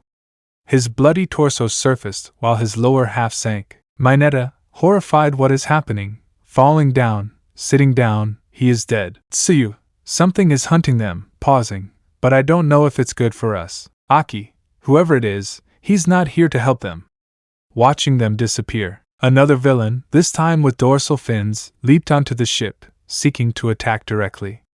But before he could reach the deck, a scaly, reptilian figure emerged from the water, clinging to his leg. With a brutal movement, Reptile dragged him under, plunging him into the depths. An intense bubbling sound was followed by a piercing underwater scream. Silence reigned for a moment, until a decapitated head was thrown onto the ship, rolling to Mineta's feet. He fell back, screaming, Mineta, he's going to kill USTOND. Crying in fear. Out of nowhere, Reptile appeared, climbing onto the ship. His body was covered in blood, drops falling from his jaw as his eyes glowed with a fierce intensity. Reptile, in a cold voice, you are the students. Therefore you live, but they, seeing the villains that remained, they don't. Without waiting for a reply, Reptile dived back under the water. The remaining villains, terrified, tried to flee. One tried to swim toward shore, but Reptile surfaced in front of him, slashing his throat with a sharp claw. Another, who sought refuge on a floating log, was melted by a jet of acid spat directly into his face, leaving only bones and shreds of skin in the water. Aki, watching the scene. He's very skilled, but did he need to be so brutal? With a look of disgust, with the lake dyed red, Reptile emerged again, making sure no enemies remained. He looked at the students. Reptile, I was ordered to protect you and take you to a safe place. Approaching them, I have already protected you, now follow me into the water. Aki and Tsuyu exchanged glances, hesitating for a moment. They could feel the tension in the air, as if any false move could unleash the reptilian's wrath. Finally, with cautious steps, they began to move toward the edge of the ship. Mineta, are you crazy? Are you going to follow that? He's a monster. We don't know if he wants to take us to safety or if we're his next meal. Nervous, almost shouting, Reptile, with a threatening tone. Monster, maybe. But I'm the only one who can keep them alive. So, you little coward, if you'd rather stay here and become lunch for those left, that's fine by me. Finally, on shaky legs, Mineta approached the edge. His gaze was still filled with fear as he jumped into the water, following Tsuyu and Aki, who had already begun to swim behind Reptile. Rocky's own elegance and violence. The rock formation was a mess of rubble and dust. Kaminari, Jiro, and Momo fought valiantly, but their attacks barely managed to slow the villains' advance. They were increasingly surrounded. Villain 1, laughing, they're weak. This will be quick. Kaminari launched an electric shock at one of them, barely knocking him off balance. Jiro, panting, used his jacks to deflect a projectile thrown by an enemy. Momo, almost out of energy, formed a makeshift shield to protect herself from another villain's attack. Momo, thinking I can't keep this up for long. Kaminari, gasping, this is endless. How many more are coming? Jiro, stop complaining and keep attacking. Kaminari. Grumpy and tired. Kaminari, watch out. In panic. Suddenly, a blue fan crossed the air, slicing through the rock one of the villains had raised to throw it. The dust dissipated, revealing two figures, Kidna and Melina, advancing with deadly calm. Without warning, the villains charged at them. Kidna was the first to move, her fans spinning in a lethal arc, severing one enemy's arm before spinning and piercing the chest of another. Her precision was inhuman, each movement flowing like a deadly dance. A villain tried to attack her from behind, but she spun around, cutting his throat in a single motion. Melina, for her part, was a whirlwind of violence. She launched her sais with surgical precision, piercing the neck of one villain and the torso of another. Before one of the enemies could react, she was upon him, sinking her fangs into his neck and tearing at him with savage ferocity. Kaminari. Are they killing them? Trembling. Jiro, they are heroines, or their faces reflect a mixture of horror and astonishment. Momo, they are brutal, they will be on our side. Perplexed by the scene they saw, the remaining villains tried to retreat, but they didn't stand a chance. Kidna twirled around, sending a fan of energy through two enemies at once. Without pausing, she leaped toward another villain, slicing through him in a single motion before landing gracefully. Melina leaped at an escaping enemy, plunging her sais into its chest and finishing it off with a savage bite. Her face, splattered with blood, turned toward the remaining enemies, who froze in fear. Villain 2.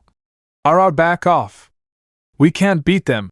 Desperate, Kidna, with a sweep of her fan, sliced through the air, decapitating the last villain who tried to resist. When it was all over, the battlefield was covered in bodies and blood. Kaminari fell to his knees, unable to process what he had just witnessed. Jiro, breathing raggedly, wiped the sweat from his forehead. Momo clenched her fists, still holding the shield. Kidna closed her fans with a graceful motion, while Melina, still covered in blood, put away her sais and adjusted her mask with a disturbing gesture. They both turned to face the students, walking slowly toward them, their presence alone projecting an overwhelming pressure. The students instinctively stepped back, fear etched on their faces. Momo, still clutching the shield, stepped forward, trying to maintain her composure, though her hands trembled slightly. Melina tilted her head with a smile that could be seen even under the mask. Melina, after what they saw, do you think that shield could stop us? Mocking while laughing, Momo didn't respond, but adjusted her posture, trying to hide her nervousness. Kidna, more controlled but equally intimidating, spoke with a calm but authoritative voice. Kidna, luckily for you, our order is not to eliminate you, but to protect you. Seeing you scared, don't waste that luck. Without waiting for a reply, the two turned and began walking purposefully, leaving the students to exchange glances of relief and bewilderment before hurrying to follow them. The silence was only broken by the echo of their footsteps on the rock and the wind carrying the scent of blood from the battlefield. Mountainous area reunion of brothers. The mountainous area was covered in a deathly cold. The ice Todoroki had created coated everything around him, forming sharp peaks and slippery surfaces. The villains were immobilized, trapped in crystalline blocks that reflected the faint sunlight. Todoroki, standing in the center, coldly observed his work, prepared to face any threat that might arise. Dabi appeared calmly, descending the rocks with his hands in his pockets, a smile under his mask. Dabi, seems like someone is a little too comfortable playing the hero, he says mockingly. Todoroki, another villain? He says seriously. Todoroki, without hesitation, launched a wave of ice directly towards him. The ice moved forward quickly, but before it could touch Dabi, he reached out and a burst of blue fire consumed the technique, melting it in seconds. Todoroki frowned, stepping back slightly as he realized the strength of his opponent. Dabi, is that all you've got, prodigy? Why don't you try fire? Maybe you'll have better luck provoking him. Todoroki had a serious face, but it was noticeable that the provocation upset him a little. Todoroki, I don't need to use his fire. He stretched his hand forward. He extends his hand with force, concentrating his power into a large explosion of ice that covers the area, sending stalactites and columns of ice towards Dabi with the intention of trapping him. Dabi takes a step back, gracefully dodging the ice attacks. His body nimbly glides between the icy formations, until, with a swift movement, he uses his daggers to break the ice approaching him. His smile widens. Todoroki tried to attack again, but his movements were more impulsive than calculated. He threw several ice swords that flew straight towards Dabi, but before they could reach him, Dabi destroyed them with a simple flick of his wrist, releasing more fire that evaporated any attempt Todoroki made. Dabi, your ice is impressive, but it's useless against me. Slowly approaching, faced with helplessness, Todoroki attacks again, but each time his attacks are more careless and slower, which is seen by Dabi, who approaches Todoroki quickly, using his daggers to cut the ice formations. With one hand he grabs him by the neck, lifting him off the ground while his other arm holds the daggers near his face. Todoroki struggles to break free, but Dabi's grip is firm, the pressure on his neck making him breathe heavily. "Todoroki, why don't you kill me?" he says with difficulty. "Dabi, seriously. I was ordered to protect the students I found, but I never imagined seeing half of Todoroki's body frozen that I had to protect them from themselves." Dabi with his free hand creates a flame and brings it closer to Todoroki's face. When he sees it, he closes his eyes in fear due to an old trauma. He never expected it to be used to melt his frozen half. When it was completely thawed, Dabi let it go. "Dabi, I'll give you some advice that a friend gave me a long time ago. Crouching down to his height, don't let the past affect your future by turning around." Todoroki struggled to partially stand up, feeling the burning in his body as his eyes burned with frustration. "Todoroki, I'm not done with Taigo," starting to follow him. "Dabi, but I do have something else with you." Laughing. "When you use area attacks, make sure you don't have any allies nearby. Don't create an invisible girl turning in another direction." Behind some stones, some gloves and shoes began to appear. "Hagakure, I almost got frozen 3 times." Tired. Todoroki's mind. "I didn't even notice her," with a look of surprise. "Dabi, we are all here. It's time to return to the others and guide them." Ruin's new friend. Debris rained down onto the ground, dust and smoke covering everything. The villains, confident in their numerical superiority, surrounded Kirishima and Bakugo, who continued to fight bravely, though visibly exhausted. "Kirishima, TSK. This never ends." They block an attack. Bakugo, "Shut up and fight," angrily throwing explosions. Both defended themselves with all their might. Kirishima used his quirk to harden his body and withstand the most powerful attacks, while Bakugo launched explosions with all his rage, knocking down the villains one after another. But the villains multiplied, and the fight became more desperate. "Kirishima, I don't know how much longer I can hold out. We need help." "You're tired." "Bakugo, we don't need help. I'm going to destroy them all. I don't care how many there are." Tired. The situation seemed hopeless. Just as Bakugo was about to launch an explosion to break through, a figure suddenly appeared out of the dust. "Toga, looks like you're having a bad time," she says with a smile under her mask. Without giving them time to react, Toga lunged at a group of villains, her body agile and lethal. Her knife sliced through the air swiftly, piercing one enemy's throat before turning and stabbing another in the heart. "Kirishima, I know they're villains, but what's he doing?" Horrified. "Bakugo, what the hell?" Surprised. Toga is laughing maniacally, as she pushes a villain to the ground and stabs him multiple times. Kirishima and Bakugo were forced to retreat to avoid being caught by Toga's madness. However, they couldn't deny that the villains fell one after another easily under her frenzied violence. A villain tried to attack Kirishima, but Toga appeared out of nowhere, spinning in the air and throwing her knife, slicing the villain's head off before landing softly, as if it were all a game to her. "Kirishima, enough, we're not here to slaughter everyone." "Toga, massacre? Don't you see it? They are the enemies," laughing between their teeth, their eyes shining with madness. "Bakugo, Toga, stop it. We don't have time for games." Desperately, looking at Toga. "Toga, games? This isn't a game. I was ordered to protect you and I'm going to protect you, yes, but not the way you think." Looking at Bakugo, still with his crazy smile. Despite their efforts to stop her, Toga continued her frenzied attack, cutting a path through the villains with her sharp knife, her violence growing ever more overwhelming. Eventually, the remaining villains, terrified by Toga's strength and insane bloodlust, began to retreat, trembling in fear. With a single movement, Toga launched herself at the last villain, stabbing him in the chest with astonishing speed. The scene was horrifying, as the villains fell helplessly as Toga continued her frenzied attack. Kirishima and Bakugo stood still, watching as Toga outstripped them, her madness visible in her every move. Toga, sighing in relief. "That was great, don't you think?" Looking at the students. Bakugo, looking at all the corpses and blood. "This is a bucking mess." Toga, now covering her face in the blood of her victims, slowly turned towards them, her expression still filled with frenzy. "Toga, protect them. I did it. And it was so much fun. Didn't you see? This is the best day of my life." Laughing, breathing heavily, but sadly it's time to go back. Although they didn't trust her, and she made them dislike her, they had no choice but to follow her. They were too tired to continue fighting, and for the moment she was not an enemy. Fire Zone, the best disciple. The Fire Zone was in absolute chaos. The flames consumed everything in their path, filling the air with thick smoke that made it difficult to see and breathe. Tokoemi and Ojiro fought valiantly, but the intense heat and hostile environment were taking their toll. Dark Shadow was weakened by the light and heat of the flames, barely able to manifest into a functional state. Tokoemi was clearly at a disadvantage. For his part, Ojiro, using his tail to dodge and strike the villains, was holding the ground, but he was panting, his stamina dwindling. Tokoemi, covering his face with his cloak. This isn't working. Dark Shadow doesn't have enough strength to face them, Ojiro.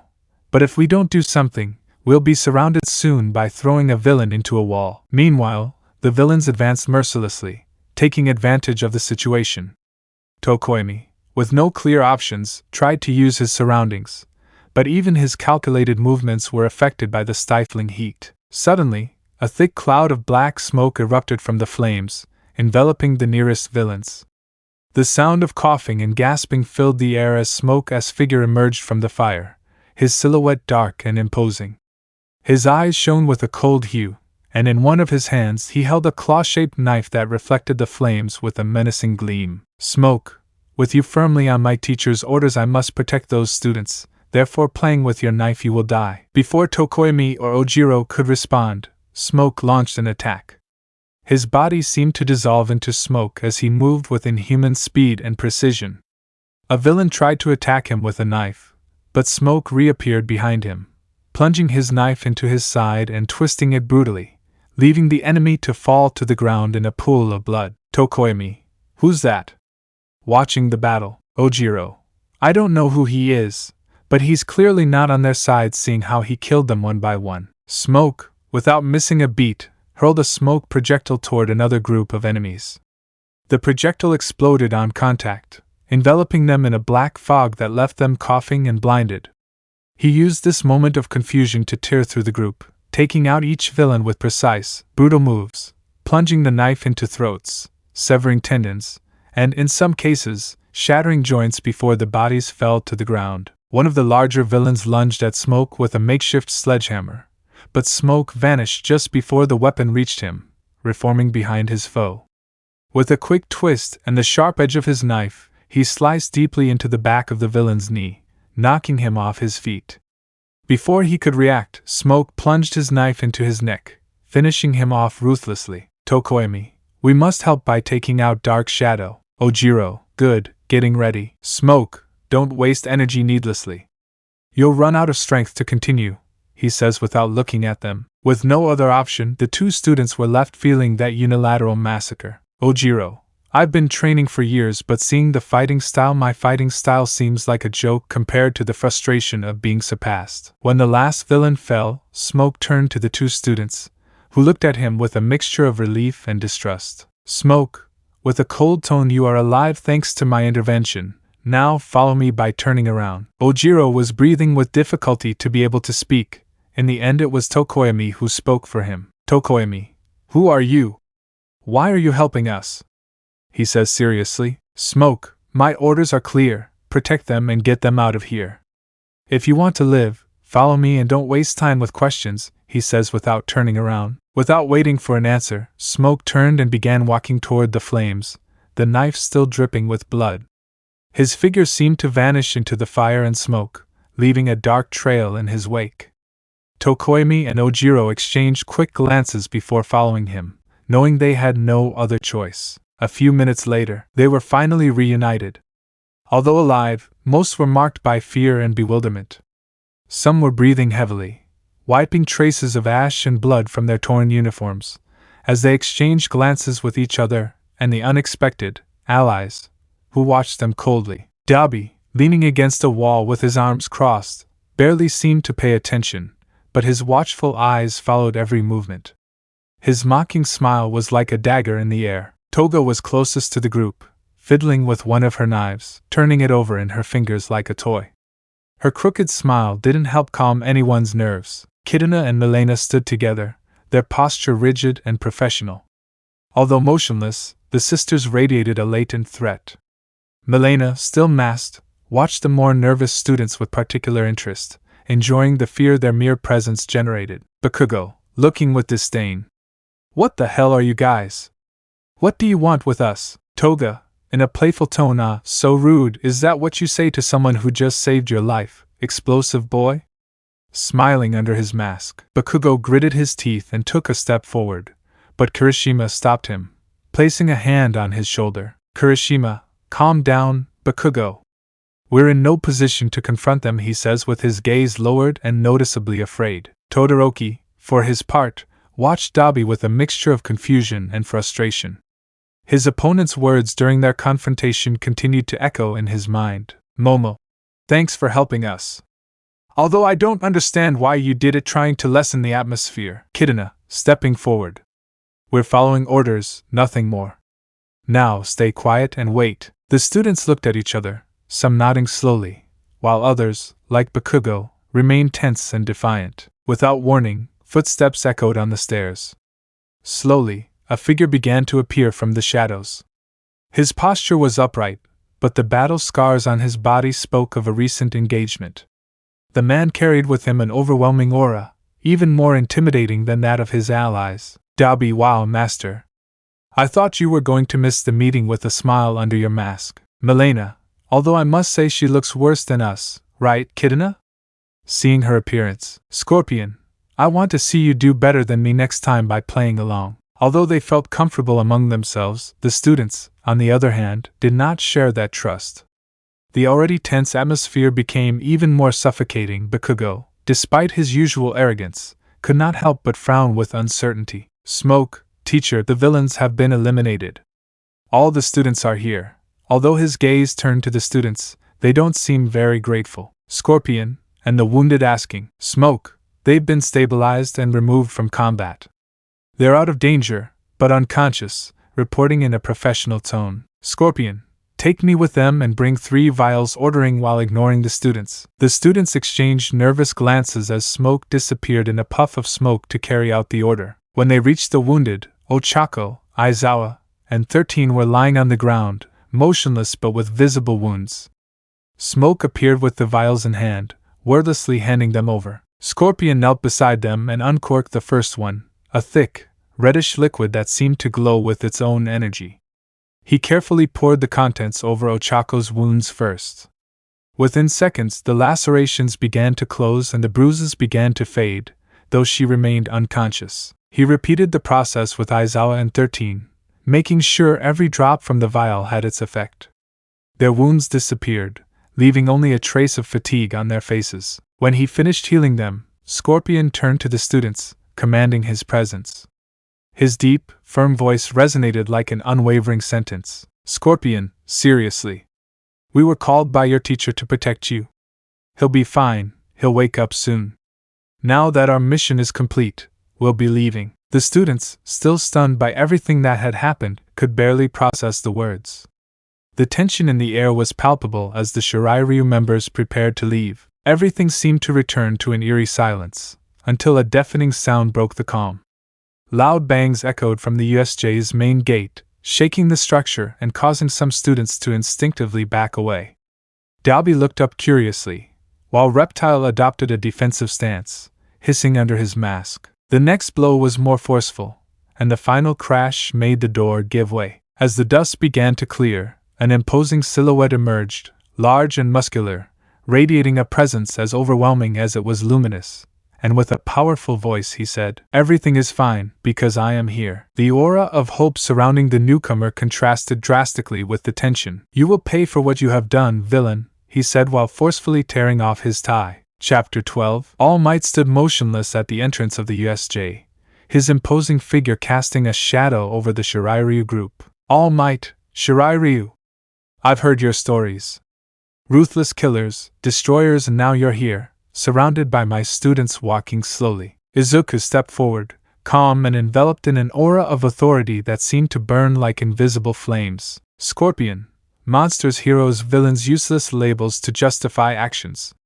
We calmly fulfilled our duty, without mentioning that we protected your students because their teacher wasn't provoking him. All Might gritted his teeth, clearly displeased by the response. All Might, protected lives do not make up for those that have been annoyingly taken. Without warning, All Might launched himself at the group, a blur of speed and strength that shattered the ground in his wake. Before any Shiraiyu could move, Scorpion firmly raised a hand. Scorpion, I'll take care of it. Continue with the mission ordering. The clan members exchanged glances, but obeyed and retreated, leaving the field clear for confrontation. All Might, determined to end this quickly, launched a powerful punch straight towards Scorpion's chest. Izuku dodged at the last second, twisting to the side with precision. The impact of the blow shattered the ground, sending up debris that rained down around the area. All Might, so that's all you can do, arrogant dodge. All Might wasted no time and continued his offensive, launching a flurry of punches with impressive speed. Scorpion used his combat experience and agile movements to dodge, getting closer and closer to the symbol of peace. Scorpion, you're fast, but your movements have a pattern. Analyzing the situation. Finally, Scorpion saw his opportunity. With a swift spin, he launched a direct punch at All Might's right side, the area he had identified as vulnerable. The impact was precise, causing All Might to flinch slightly. Scorpion, your first flaw, you rely too much on your brute strength counting. Before All Might could respond, Scorpion landed another blow on the same spot, forcing him back even further. Scorpion, second flaw, you are predictable. Your patterns are easy to read by counting. All Might, frustrated, attempted to regain the initiative by throwing a downward punch. Scorpion, anticipating it, dodged underneath and connected with a knee to the hero's ribs, again aiming for the wound. Scorpion, third defect, your pride blinds you by counting. All Might, maybe you're right, but, even with flaws, I will never give up defying him. Scorpion silently stepped forward, his figure wrapped in a terrifying calm. Without warning, he spun around and launched a straight kick at All Might's face, with calculated force. The impact resonated through the entrance to the USJ, and the body of the symbol of peace was thrown backward, falling heavily to the ground. Absolute silence spread among those present. All Might tried to stand up, his arms shaking under his weight, but before he could react, Scorpion moved forward quickly. In a single motion, he drew his two katanas and, with deadly precision, swung them through All Might's arms, pinning him to the ground. Izuku the Ether Vigilante. Izuku, a descendant of the Midoriya clan, is a Musitifu with a single mission: to maintain the balance between real villains and true heroes. All Might, screaming in pain. The hero's cry of pain echoed throughout everyone present. The students watched in horror, unable to process what they had just witnessed. Their hero, their symbol of hope, was defeated, immobilized, and vulnerable. Kirishima, with eyes wide open, no, this can't be real. All Might never loses, never terrified. Lita, this is an atrocity. We can't just stand here. We have to do something. With clenched fists, Bakugo, gritting his teeth in fury. That damn bastard humiliated him. I have to stop him in his tracks. But even Bakugo, who rarely held back, couldn't take a step forward. Scorpion's cold, calculating gaze was like a barrier that no student dared to cross. On the other hand, the members of Shiraiyu watched with relief and respect. Dabi, he always delivers. I never thought someone could leave the symbol of peace in that state with a satisfied smile. Toga, it's so beautiful when all that heroism crumbles with a blush while playing with her knives. Smoke, he's efficient, as always. All Might was no match for him from the start, he says with admiration for Scorpion. Milena, look how her hope bleeds, laughing softly. Scorpion, still on All Might's body, turned his head toward the students. His gaze pierced each of them like an invisible blade. Scorpion, this is your symbol of peace defeated by your flaws. Every hero has limits, and you know that now. Scorpion, if you want to be heroes, you must learn something important. Be responsible for your actions by walking slowly. The students remained silent, staring uncertainly. Kaminari instinctively took a step back as Scorpion took a step forward, his eyes glowing beneath his mask. Scorpion tilted his head slightly as he watched him. Scorpion, tell me, Electric Boy, how do you plan to take responsibility? It was your call that left the symbol of peace in this state, with a firm voice. Kaminari, visibly trembling, tried to open his mouth to reply, but no sound came out. The words were stuck in his throat from the intense pressure of being Scorpion's target. Before he could break down, a familiar voice broke the moment. Aizawa, enough else. Slowly standing up. Stop bullying my student and pausing. Thanks for the help. Bowing. Scorpion, I promise you my help when you needed it. You have nothing to thank me for. By speaking calmly. The students looked on in bewilderment at the strange interaction between the two, while Scorpion walked towards All Might's body. With calculated movements, he removed the katanas from All Might's arms, generating a scorching heat in the blades that cauterized the wounds instantly, although not without drawing a stifled cry of pain from him. Scorpion, we'll see each other later, on your night patrols. Giving Aizawa one last look, the members of Shirairyu gathered in one place, forming an orderly circle without the need for words. A duplex penthouse in a new Robert A.M. Stern-designed building in the heart of Manhattan's Upper East Side. Without further ado, smoke threw the bomb to the ground. A dense cloud of dark gray smoke enveloped them, obscuring their figures completely. When the smoke cleared, no trace of the Shirairyu remained. Only the echo of its presence, as a reminder that they had been there, remained. Kirishima, All Might. Are you okay? Approaching him, All Might, despite the visible pain, tried to sit up. All Might, I'm fine, don't worry about me. You guys did well. Calming him down. His words failed to calm the students' emotions. For many, seeing All Might defeated was an experience that challenged everything they believed about heroes. Aizawa, stop complaining and focus. We're alive thanks to them no matter how questionable their methods are, he says in a firm voice. Lida, Aizawa-sensei, that's not the way those people act. Remembering everything he saw, they are just outraged murderers. Aizawa, and they're also the ones who got them out of this situation.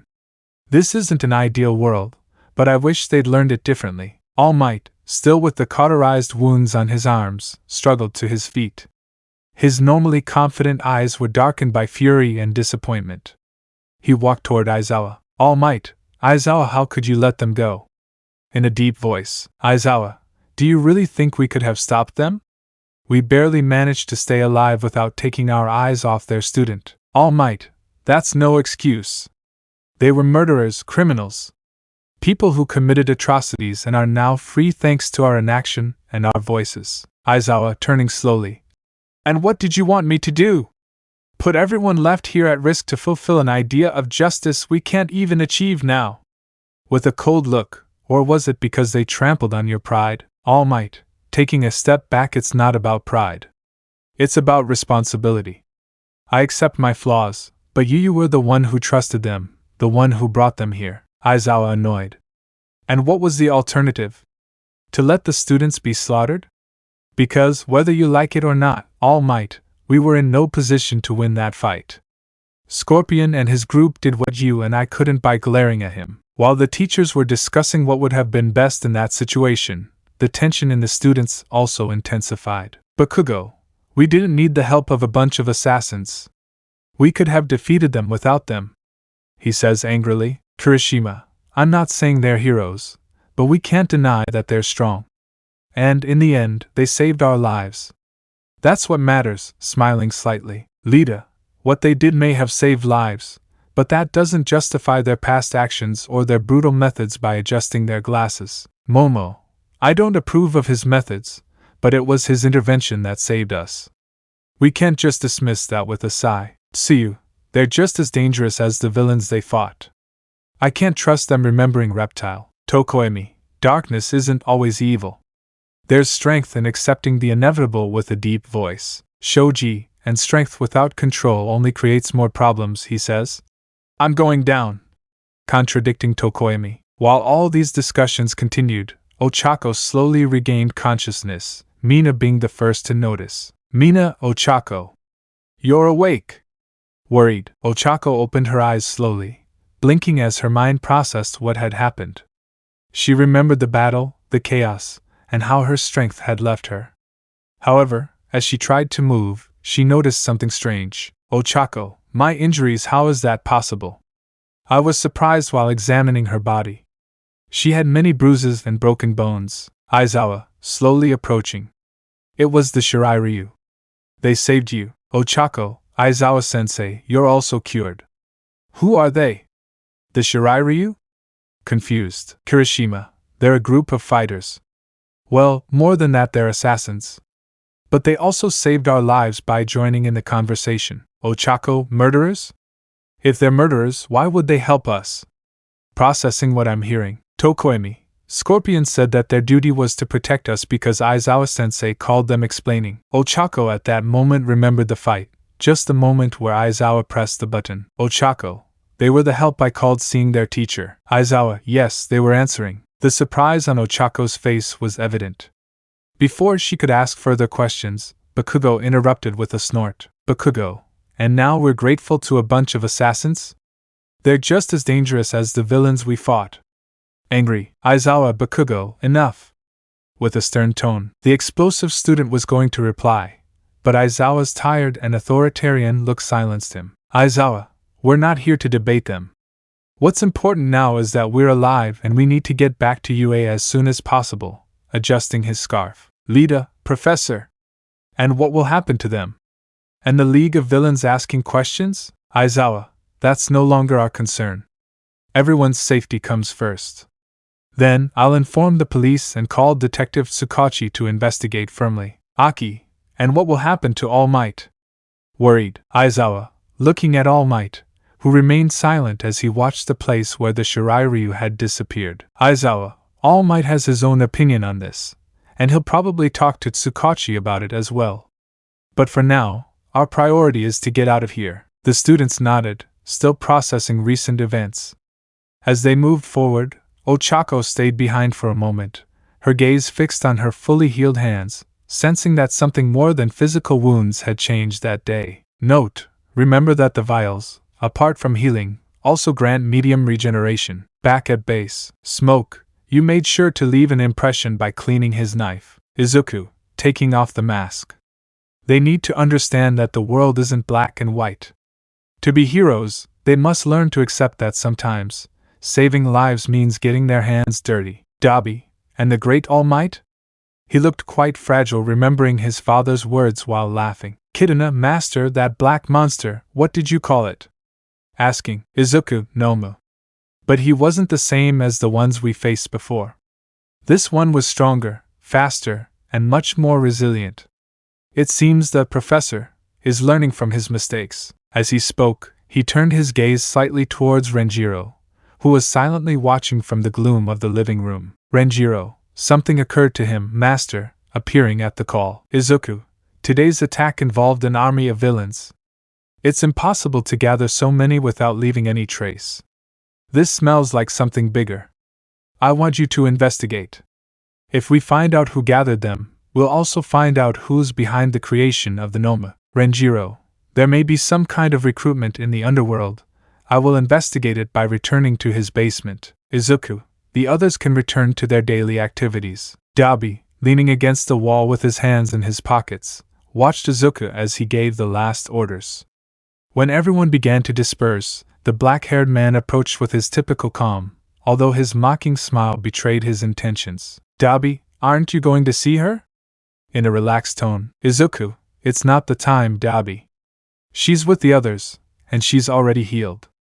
I'm sure she doesn't need me right now, avoiding Dabi's gaze. Dabi, really? You think she doesn't want to see you? Don't get me wrong, I know they cured him with the vial, but that doesn't change what they went through today. If someone like her, after fighting a Noma like that, is still strong, she must be thinking about everything she went through while calmly approaching. Izuku, and what am I supposed to do? Show up out of nowhere and tell him what? Sighing, Dabi, putting a hand on his shoulder. Tell him what you want, but do it. You don't need to plan every word like it's a mission. Izuku, thoughtful, taking in everything Dabi had told him, felt a weight lifted from his shoulders. He looked ahead, a slight smile appearing on his face as his thoughts cleared. Izuku, you can stay in charge for a moment by raising your head. Dabi, taking his arm away for as long as it takes, smiling at him, giving him that last push. Without further ado, he turned around and started walking towards the exit. Dabi, if you're not going to do things right, at least do them with everything you have coming out. Exit from the UA. Ochako walked slowly toward the UA exit. The night was quiet, but her mind was far from it.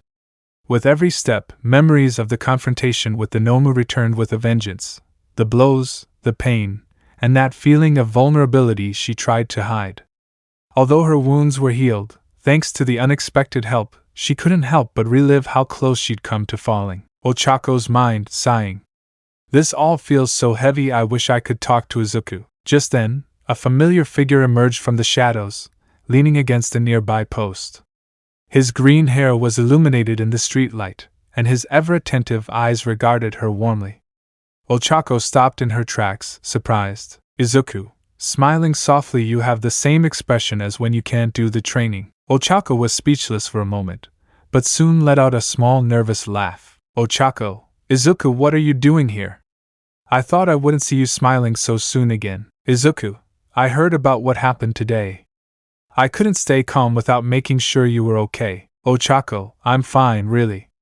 You know how I am, I always come out with a worried tone. Izuku, Ochako, I've known you for 5 years. That smile doesn't fool me. What really happened? Ochako looked away, feeling a knot in her stomach. She didn't want to worry him, but she knew Izuku was persistent. Ochako, sighing. It was harder than I expected. But it's over now. I'm here, isn't that what matters? Izuku, taking a step towards her. What matters is that you don't have to carry everything alone. You know you don't have to, right? Ochako looked up and stared directly at him. There was something in his tone, in his words, that always calmed her, but also made her feel exposed. Ochako, I don't want to worry you. You've already got enough to do. With a forced smile, Izuku looked at her for a moment before letting out a sigh and taking another step towards her. Carefully, he wrapped her in a warm hug, his arms firm, but comforting. Izuku, Ochako, you don't have to worry about that.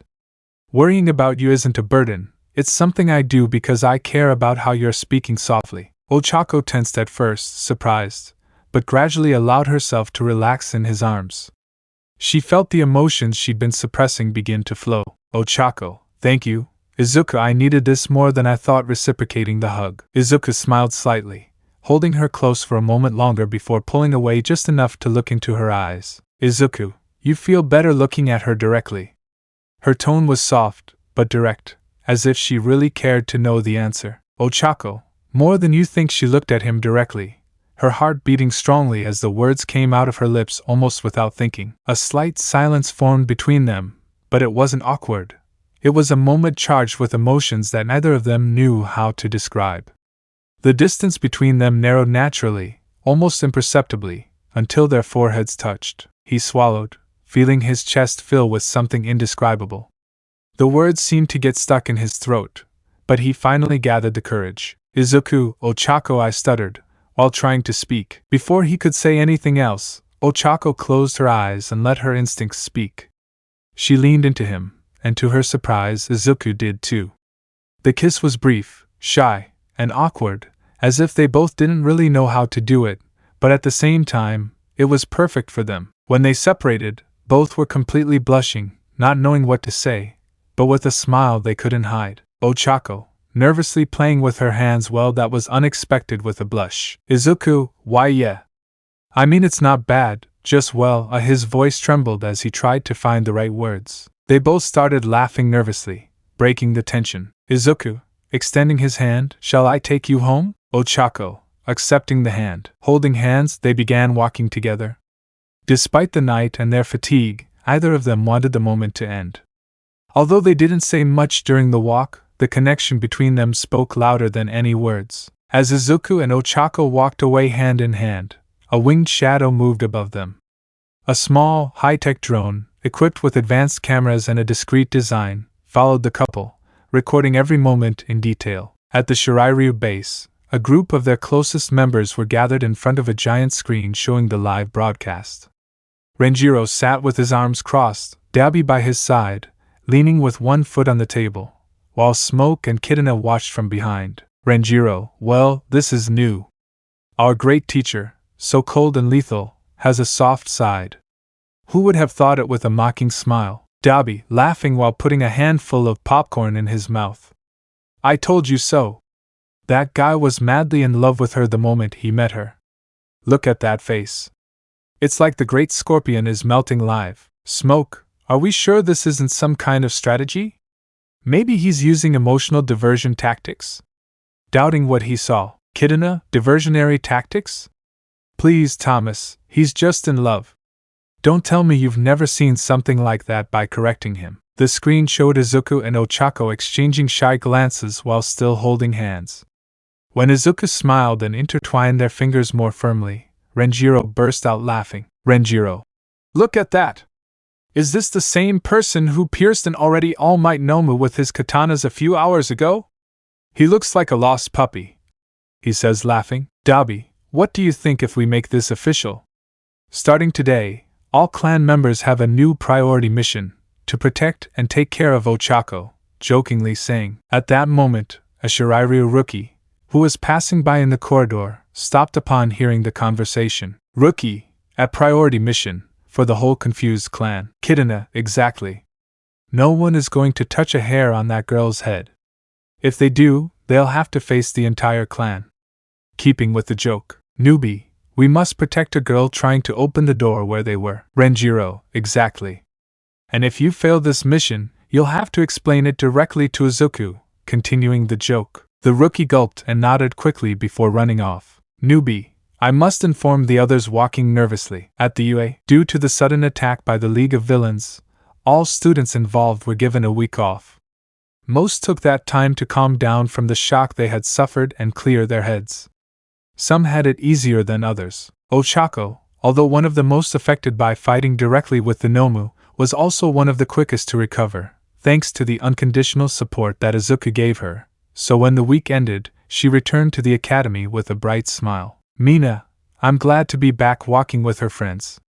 I was very bored at home, and my parents were worried too much about the attack, she says calmly. Jiro, I notice you are calmer than the last time remembering her. Mina, the truth is that it was quite strong that day, but then I understood that heroes must deal with villains of all kinds, so I mentally prepared myself to overcome it, determined with a closed fist. Momo, the same thing happened to me when Ochako joined the conversation. What do you think? In the end, you were the most affected, turning in her direction, but unlike the others, Ochako wasn't paying attention. She was walking again while looking at her phone while laughing. Jiro, sending love messages again, making fun of it. Hagakure, you must really like her for you to smile so much when you approach her. Ochako, yes, they're right, she says with a slight blush without looking away from the screen. Girls act confused. Mina, so it's true, if you like someone standing in front of you to cut you off, who is it? What's his name? Do we know him? What do you like about him? Totally excited. Hagakure, he's handsome. What grade is he in? Do you have a photo with the same emotion as Mina? Ochako, her face still flushed, looked up from her phone, but couldn't help but smile at her friend's overflowing curiosity. Ochako, it's not that big of a deal, downplaying it. It's just someone. Ochako, and answering your question, if he is handsome, he doesn't go to the academy, and if I have photos, answering calmly. Mina and Hagakure, show us excited. Momo, come on girls, give him some space, and Ochako, you don't have to show anything if you don't want to calm the situation down. Mina, why are you stopping us? We just want to see Ochako's handsome boyfriend pouting. Tsuyu, they say that a woman in love will always find the man she loves attractive. Jiro, Tsuyu, you're right, besides, beauty is relative, laughing a little. Ochako, I don't know why, but your comments bother me a little. Jiro, don't get me wrong, you find it cute and that's fine, but maybe for us it isn't, trying to explain. Ochako, so looking for a photo on your phone, see showing it. Ochako, I took it secretly while I wasn't watching.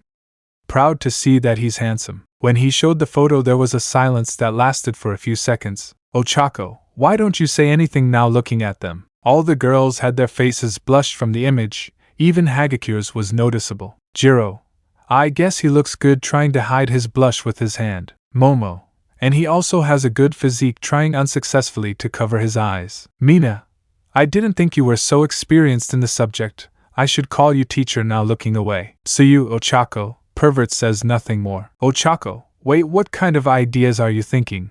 We haven't even blushed trying to explain yet. Girls, they still say in unison. Chapter 13. Classroom 1A. All the students are in their seats. Aizawa enters silently, with his usual tired expression. Aizawa, seriously. Good morning.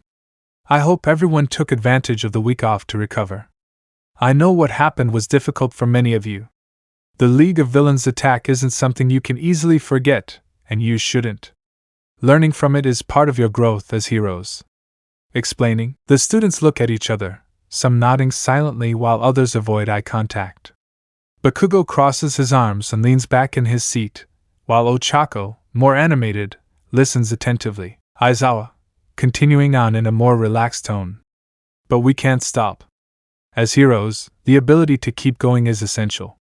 And what better opportunity to prove it than the next big event on the UA calendar? The students begin to whisper among themselves, with an air of curiosity. Aizawa, I'm talking about the UA Sports Festival, pointing at his blackboard. Immediately, the classroom fills with excited murmurs. Mina and Kaminari exchange excited glances, while Todoroki remains silent, but with a thoughtful expression. Aizawa, this festival is not only a tradition, but also one of the greatest opportunities to showcase your skills to professional heroes and agencies across the country.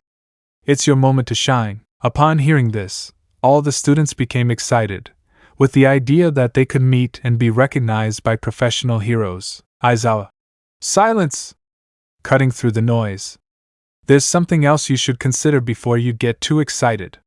This year, the attention on the festival will be even greater due to the recent attack. Aizawa.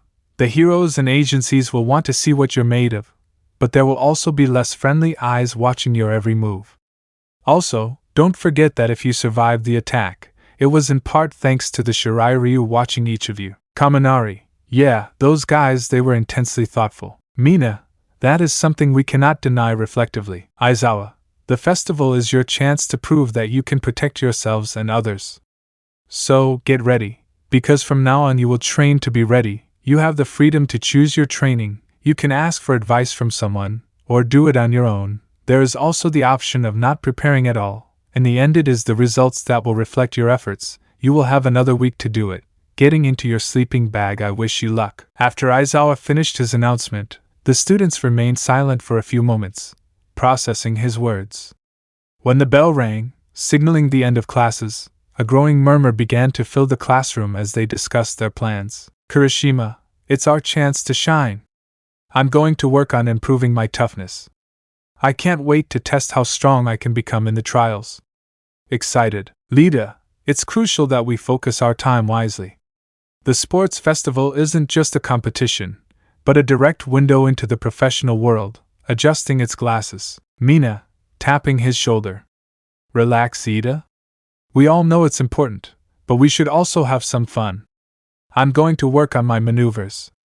I want to be so fast that no one can touch me, she says while laughing. Izuku, the Ether Vigilante. Izuku, a descendant of the Midoriya clan, is a Muzurifu with a single mission: to maintain the balance between real villains and true heroes. Bakugo, I don't care what you guys do. In the end, none of you will stand a chance against me with a defiant attitude. Aki, that sounds like a challenge, Bakugo. But this time, I'm not going to make it easy for you. Smiling widely, Momo, approaching Ochako. And you, Ochako? What's on your mind?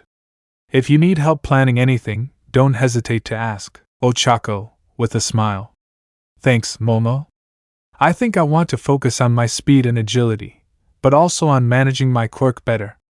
I feel like I'm not making the most of it yet. Jiro, joining the conversation. That sounds good, Ochako. After what happened with the attack, I think we all want to be stronger.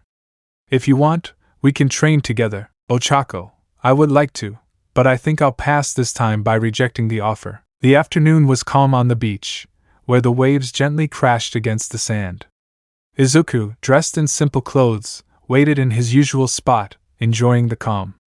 Ochako arrived with a firm stride, a mixture of determination and warmth reflected on her face. Ochako, approaching with a confident smile. Izuku, I knew I would find you here. Izuku, smiling at her. What are you doing here so late? Is everything okay? Ochako, leaning slightly towards him with a playful look. What's wrong? Can I come see you now for no reason? Izuku, laughing softly, standing up. You are always welcome. Ochako, taking a step closer. I have a favor to ask. Playing with her fingers. You know the UA Sports Festival, right? I want to give my best. But I know that for that I need to train hard, and I want you to be the one who helps me. Izuku, do you want me to be your coach again? Surprised and then smiles. You already know my training and you know it won't be easy. Ochako, looking at him directly and with a firm voice. I'm not looking for easy, Izuku. I'm looking for results, and I trust you more than anyone to help me achieve them. Besides, looking down with a blush, I like spending time with you. Izuku, well, if you asked me like that, I can't say no to blushing. Izuku slowly raised a hand, tucking a loose strand of hair behind his ear. Ochako didn't pull away, instead leaning slightly toward him, as if the world around her had faded away. Without another word, Izuku closed the space between them. Their lips met in a soft kiss, full of affection and shyness. Ochako reciprocated, closing her eyes as a wave crashed in the distance, creating an almost magical atmosphere. But the tranquility was abruptly broken by the sound of a click and a flash of bright light. I thought I had taken off the flash with a nervous and guilty voice. I told you it was better to leave them alone, sighing with a drop of sweat. They both turned toward the source of the voice and found Ochako's parents, clearly watching them for a while. The mother was holding a phone with the camera still pointed at them, while the father crossed his arms, trying to maintain a serious expression but failing to hide a smile. Ms. Uraraka, enthusiastically. But when else would I have the chance to photograph my daughter with her boyfriend in such a romantic setting? With a sunset in the background and everything, Izuku and Ochako were frozen. Izuku's face was as red as a tomato, while Ochako held her hands to her face, clearly mortified. Ochako, Mom! Dad! What are you doing here? Muttering into her hands, Mrs. Uraraka. And then we saw this cute scene. I couldn't resist smiling like it was no big deal. Mr. Uraraka, let's push her, we've interrupted enough. Mrs. Uraraka, but I only took a photo and also wanted to invite him to dinner, dragged by her husband. The two parents slowly walked away from the scene, leaving the couple blushing, but before they left completely, Mr. Uraraka turned around. Mr. Uraraka, turning congratulations to the two with an approving smile. At these words, Izuku took the courage to say the words he always wanted to say. Izuku, I will always take care of Ochako, I promised nervously, but with determination. Mr. Uraraka, looking at him seriously for a moment before softening her expression. I know, I trust you. She pauses, sighing. Although, that being said, let me clarify that, while I agree, I don't want grandchildren so soon, understood, Mrs.? And why not? I'm already at the perfect age to enjoy it. I'd love to hold my grandson, take him for walks, and take care of him. Besides, don't deny that you'd also be excited to give him a piggyback ride. Mr. Uraraka, now that you mention it, he looks thoughtful as if he were considering the idea. Ochako, interrupting quickly, her face completely red. Mom, Dad! Seriously? I can't believe you're talking about this right now. Izuku, this is a little sudden, too completely red. As Izuku and Ochako listened to this, they were both as red as tomatoes, unable to look at their parents directly. Ochako's mother burst out laughing, clearly enjoying their reaction, while the father rubbed the back of his neck, feigning resignation but with a knowing glance at his wife. Training summary. Ochako Uraraka worked alongside Izuku on the beach, focusing on increasing his speed, agility, and accuracy when using his quirk. Izuku not only taught her physical techniques, but also combat tactics and emotional control to handle pressure situations. Their relationship grew even further during this time, strengthening their bond. Bakugo, Kirishima, and Aki trained together in a makeshift gym. Bakugo perfected his explosion control to increase its range and power, while Kirishima worked on his physical endurance. Aki, meanwhile, combined quirk control exercises with basic martial arts, seeking a balance between strength and technique. Momo, Jiro, Mina, and Toru collaborated on developing team tactics, focusing on their weaknesses and exploring new ways to complement their team's skills. Momo experimented with creating complex items, while Jiro worked on combining his sound with physical attacks. Todoroki spent most of his time training alone, perfecting the simultaneous use of his ice and fire abilities.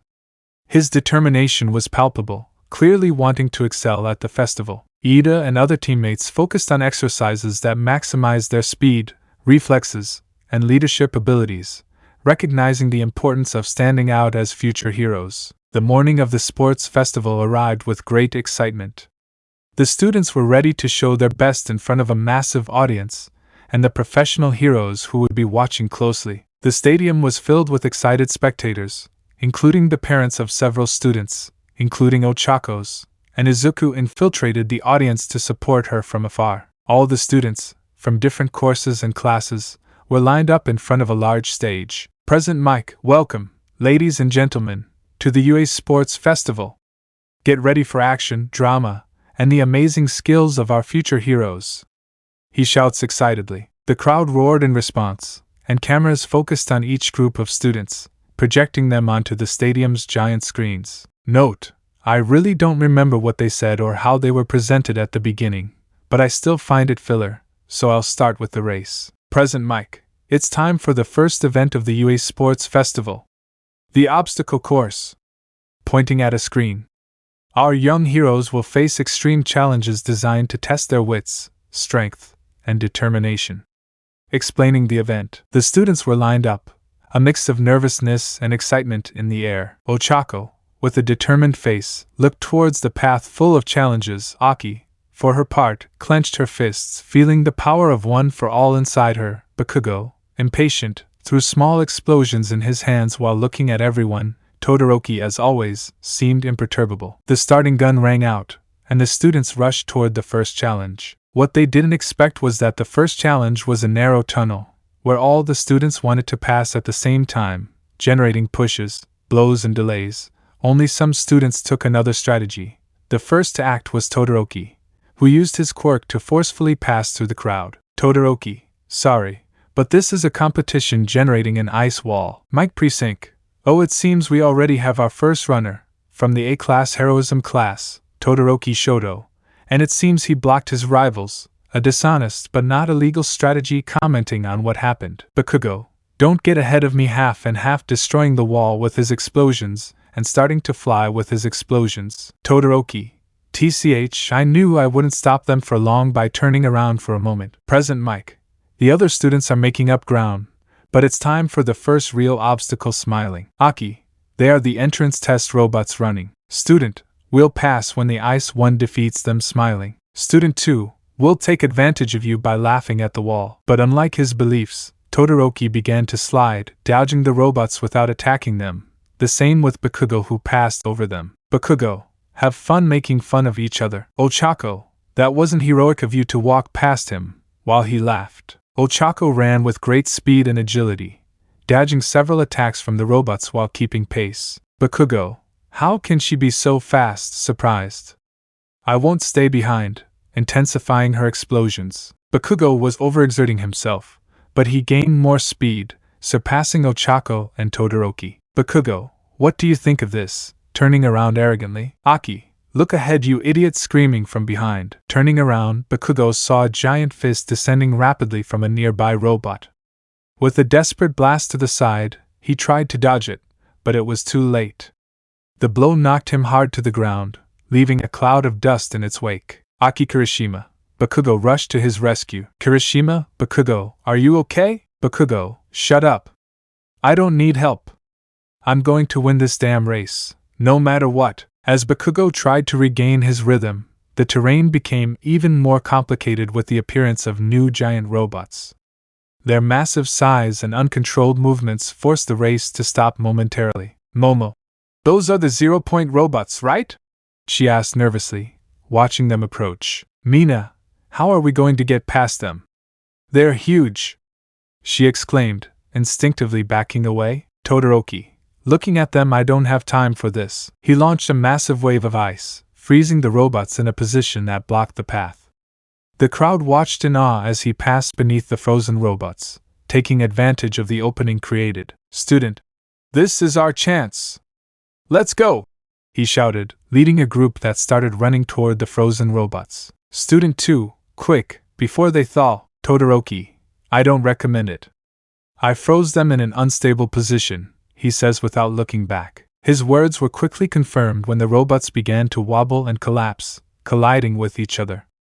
Massive pieces of machinery and ice began to rain down onto the road, forcing the students to retreat. Amidst the shower of debris, Ochako moved forward with determination. While others retreated in fear, she nimbly slid through the chaos, dodging every piece of metal and ice that fell. Ochako, compared to them, remembering Izuku and the Nomu, this speed is easy, dodging debris. The audience watched in amazement as the cameras focused on his incredible maneuver. Present Mike, look at that, audience. Uraraka Ochako is dodging the debris as if she could foresee where it would fall. This is a demonstration of pure skill. The applause from the crowd soon filled the stadium, encouraging Ochako even more. The falling robots significantly slowed most of the students. Some dropped out of the competition, unable to continue, while others took advantage of the destruction to advance. Bakugo, furious at being left behind, began throwing explosions at the rubble, clearing his own path. Bakugo, I'm not going to lose by resuming the race. Aki, seeing the opportunity, used one for all to advance quickly, but kept his energy in check, determined not to overexert himself as Bakugo had done earlier. Todoroki, having passed the second obstacle, reached a large hole with the ropes slack. He stopped at the edge, coldly assessing the situation. Note, I gave Aki a little bit of control, because I felt like he was falling too far behind compared to the other characters. Todoroki, this isn't practical. I need another method by looking around. While he was analyzing, Ochako came up behind him and without stopping, ran straight over the tightrope with unwavering confidence. Todoroki, impressive, but it's not enough to jump on a rope to slide with its ice. Bakugo, this is easy for me, flying over the hole. Meanwhile, students who didn't have the right quirks for the crossing faced greater challenges. Some tried to balance awkwardly on the ropes, while others relied on help from their classmates. Despite their efforts, many failed to maintain their balance and fell to the bottom of the hole, being eliminated from the race. Aki, this is harder than I thought, crawling face down, holding onto the rope, but I can't give up. Back with the top three. Todoroki, how can she be so fast? Looking at Ochako in front of him, she doesn't even have a speed quirk, and looking at her body I have partially used my quirk too much. Todoroki, and to top it off, turning around seeing Bakugo approaching and the other students, I can't lose by reactivating his quirk. Todoroki was gaining ground again, catching up with Ochako. Todoroki, even you would have trouble crossing a minefield trying to reach her. Ochako briefly turned to him, not letting his words distract her. Instead of answering, she gave him a wide smile, a mix of confidence and defiance, before walking into the minefield without stopping. With almost supernatural precision, Ochako navigated between the mines. Her training with Izuku had sharpened both her eyesight and her reflexes, allowing her to detect slight changes in the terrain and dodge any threats while maintaining her speed. Todoroki, this is already ridiculous, he muttered frustratedly, watching Ochako maintain her advantage. Bakugo, forget about me flying with his explosions. He lunged forward, determined to overtake Todoroki and Ochako. Kirishima, come on, Aki. We have to cross this before it becomes impossible, he said while using his quirk to harden his body. Aki, I know. But you have to be smart stopping Kirishima. Aki, do you think you could withstand a big explosion? He asked in a tone that mixed doubt and enthusiasm. Kirishima. He looked at him curiously before observing the minefield and finally smiled confidently. I trained with Bakugo, what do you think? He hardened his arms. Aki, perfect. Help me gather them, she said as she began to dig up the mines, being careful not to detonate them prematurely. With teamwork, Aki and Kirishima assembled a sizable pile of mines in a strategic location on the field. Every move was meticulous, but time was running out as the others moved forward. Kirishima, will this be enough? He asked, looking at the makeshift mountain of explosives. Aki, more than enough. Prepare for takeoff, she said with a confident smile as she climbed onto Kirishima's back. Kirishima, hold on tight, he says before jumping straight onto the pile of mines. The explosion was deafening and spectacular. The impact propelled them like a rocket, with Kirishima steeling his body to protect them from the fragments, and Aki adjusting her balance with one for all to maintain direction. Present Mike, what did I just saw, ladies and gentlemen? Two students literally fly through the minefield as if they were in an acrobatic show. Energizing the audience. Aizawa acrobatic? That's pure madness, muttering as he watched them. The duo, propelled by the explosion, caught up with Ochako, Bakugo, and Todoroki in an instant. But there was a problem. The speed and momentum were too high, and they had no way to stop without causing a disaster. Ochako, noticing the situation, she quickly jumped in his direction, measuring the time accurately. In a swift, precise motion, he touched Kirishima's chest, removing his gravity. Without the resistance of the ground, Kirishima and Aki floated in the air, and Ochako landed on their backs, using them as a makeshift hoverboard. Ochako, sorry guys, but I need to borrow your momentum. Saying it while laughing, using the initial blast as propulsion and carefully controlling the direction, Ochako skillfully maneuvered to avoid crashing. The audience erupted in cheers as the giant screen showed the daring maneuver. Bakugo, what the hell is going on here? He shouted, clearly annoyed at being outdone in such an unconventional manner. Todoroki, this makes no sense, he muttered. Eventually, the explosion lost its power and Ochako gently placed Kirishima and Aki on the ground before continuing to run towards the finish line. Aki, I think it was a little more than we expected, he said, laughing as he stood up, still dizzy. Kirishima, we definitely have to do it again, he responded enthusiastically. Present mic, and there you have it, ladies and gentlemen. After a spectacular performance, we have our winner, he exclaimed, excitedly pointing at the tunnel Ochako came out of. The audience erupted in cheers and applause, applauding her incredible performance. Some chanted her name, while others cheered her on with improvised signs. Ochako, with a bright but breathless smile, she raised a hand to greet the audience, grateful but exhausted from the effort. Present mic, and let's not forget our brave competitors. In second place, after an explosive entrance, we have Aki, closely followed by Kirishima in third. Great job, guys. The camera focused on Aki, who gave a thumbs up as he caught his breath, and on Kirishima, who smiled broadly, raising his arm like a champion. Present mic, in fourth place, the cold-blooded strategist, Todoroki, who literally froze us with his technique. And in fifth place, the camera focused on a very angry Bakugo, who was hitting the ground in frustration while growling. Bakugo, curse screaming. One by one, the students began arriving at the stadium, crossing the finish line with varying levels of energy and expressions on their faces. Lita, how could I lose a race? Shivering. Kaminari, panting, I think I used too much electricity. With everyone finally in the stadium, the students gathered in front of the main stage, where Midnight was waiting for them with her characteristic charisma and energy. Midnight, congratulations to everyone for surviving this intense first stage. Now it's time to announce the second event. But first, let me distribute the points accumulated in this first test by pointing at a big screen. Ochako Uraraka, 10,000 points Aki, 5,000 points Ijiro Kirishima, 3,000 points Shoto Todoroki, 2,000 points Katsuki Bakugo, 1,000 points Midnight. And remember, these points are very important because they will influence the next event, and it is by pointing back to the screen. Midnight. In this event, you'll have to form teams to protect the rider with the highest points. But be careful. If your points are stolen, you'll drop in ranking. That means protecting your rider will be essential for your team. Ochako, she opened her eyes in surprise, feeling everyone's attention on her. This is going to be complicated. With the rules clear and tensions rising, students began discussing strategies and looking for teammates. Ochako, this is bad. Approaching some students, excuse me, would you like? Student, sorry, we're full, stepping aside. Ochako, Mina, do you want to be trying to ask? Mina, sorry Ochako, I already joined Bakugo's team, apologizing. Ochako, and you're Momo, a little desperate. Momo, oh, I joined Todoroki's team, moving away. Ochako, and now what will I do, panicking? Oh, you are first place, let me be on your team, approaching excitedly. Ochako, taking her hands, thank you. I thought I would be left without a team looking at her. Although I am grateful, you know we will be the center of attention. Hatsum, that's exactly what I want. My name is Hatsum Mei and I'm from the support class. And you as first place will have all the attention and I'll be able to show off my dear babies by taking out various pieces of equipment. Ochako, that being the case, thank you for your help. Now we must find more members by turning to the sides. Aki, Uraraka, do you have a team approaching?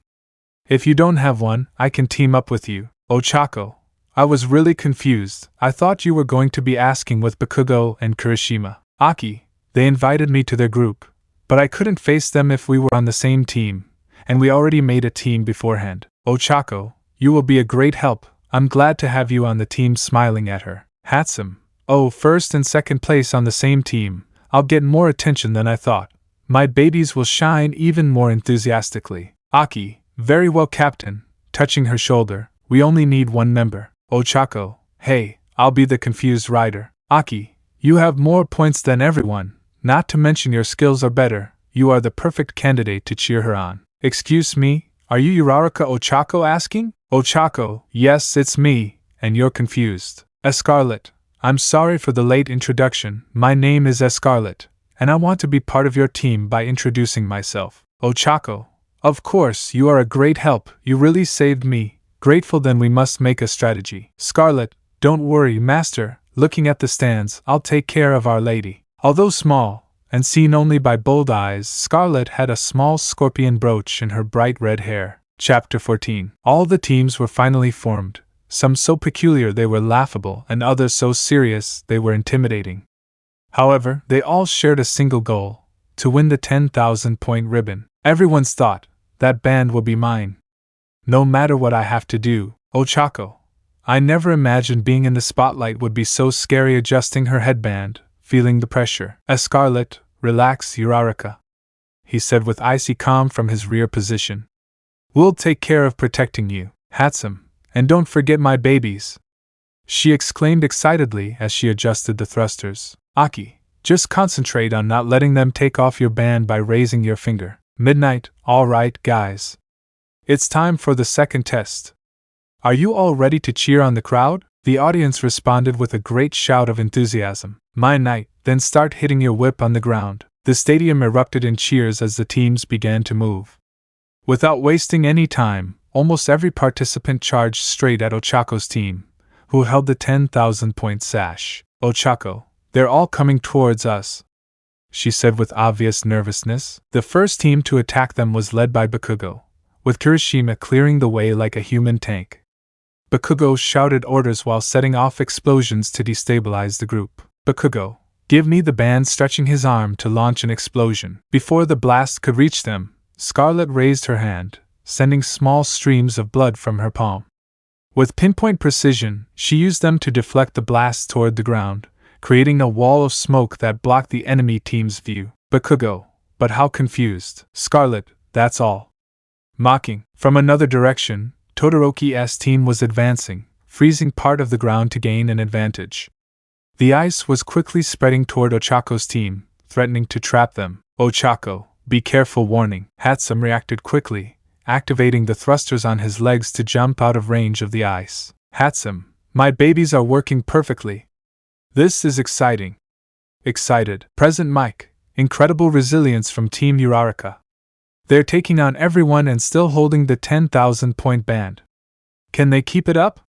Commenting. Ochako, well, if we stay floating for a while we'll gain more time. We just have to move her head back quickly. Bakugo, don't think you've won, he shouted as he flew with his explosions. Present Mike, the student is flying without his shadowed equipment.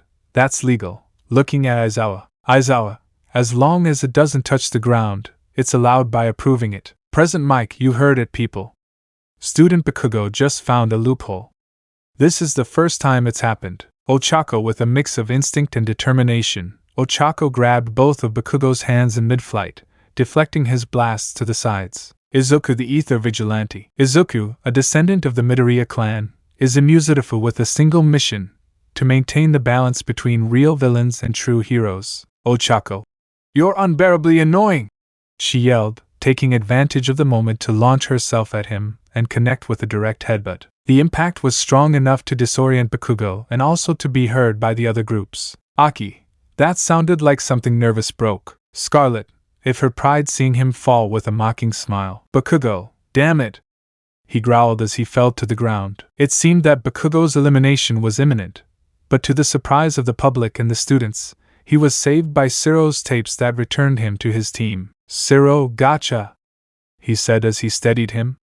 But let us know when you're planning on doing something like that again, will you? Mina, laughing as she lightly punched him on the shoulder. You got hit hard. I can't believe it. Kirishima, because she is our best fighter in the class, watching her with admiration. Bakugo. Shut up! He growled, shaking off Zero's ribbons and rearranging himself furiously. We must go back. Before he could finish his sentence, a figure appeared beside him, quick as lightning. I'm sorry, but you were distracted showing Bakugo's band and walking away with his group. Kirishima, Bakugo, that was looking at him. Bakugo, change of plans burning with anger. First we will kill that extra and then we will go for the round face, generating small explosions in his hands. After that small mishap with Bakugo, the Ochako team was finally on the way down. Ochako. Let's try to land in an area without many people, she said as she carefully controlled the team's fall. If we stay away long enough, maybe we can. Her words were cut off when she suddenly had to quickly dodge something that grazed her face. Tsuyu, you have good reflexes, Ochako-chan commented as she retracted her tongue, well hidden in Shoji's arms. Scarlet, squinting, she muttered in frustration. TCH, another hindrance. Finally, the team managed to touch the ground, but their relief was short-lived. Ochako, handsome, lift us back up, she shouted while trying to stay calm. Quick, before they corner us. Handsome, nervous, she began to activate the controls, but realized that something was wrong. She quickly moved her legs, but felt resistance. No, they won't take off, she exclaimed in despair. Aki. He looked closely and noticed the problem. Those things, he said, pointing at some purple spheres attached to the propulsion boots. Mineta, laughing arrogantly from Shoji's arms. You can't run away. It's useless. We'll take those points. Tsuyu, taking advantage of the immobility of the opposing team, launched another attack with her tongue, and this time it seemed that she would not fail. With time running out and adrenaline pumping, Ochako pressed a button on her booster boots.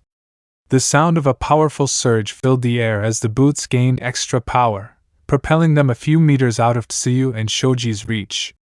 But the movement pushed the boots beyond their limits, causing them to break in the process. Handsome, looking at her now useless creations, she dramatically shouted, "My cute babies!" No! Ochako and Scarlet, sighing in unison as they caught their breath, they said tiredly. I'm tired of running away. Ochako, she grabbed a communicator Handsome had given her and headed straight to present mic. Excuse me. I have a question.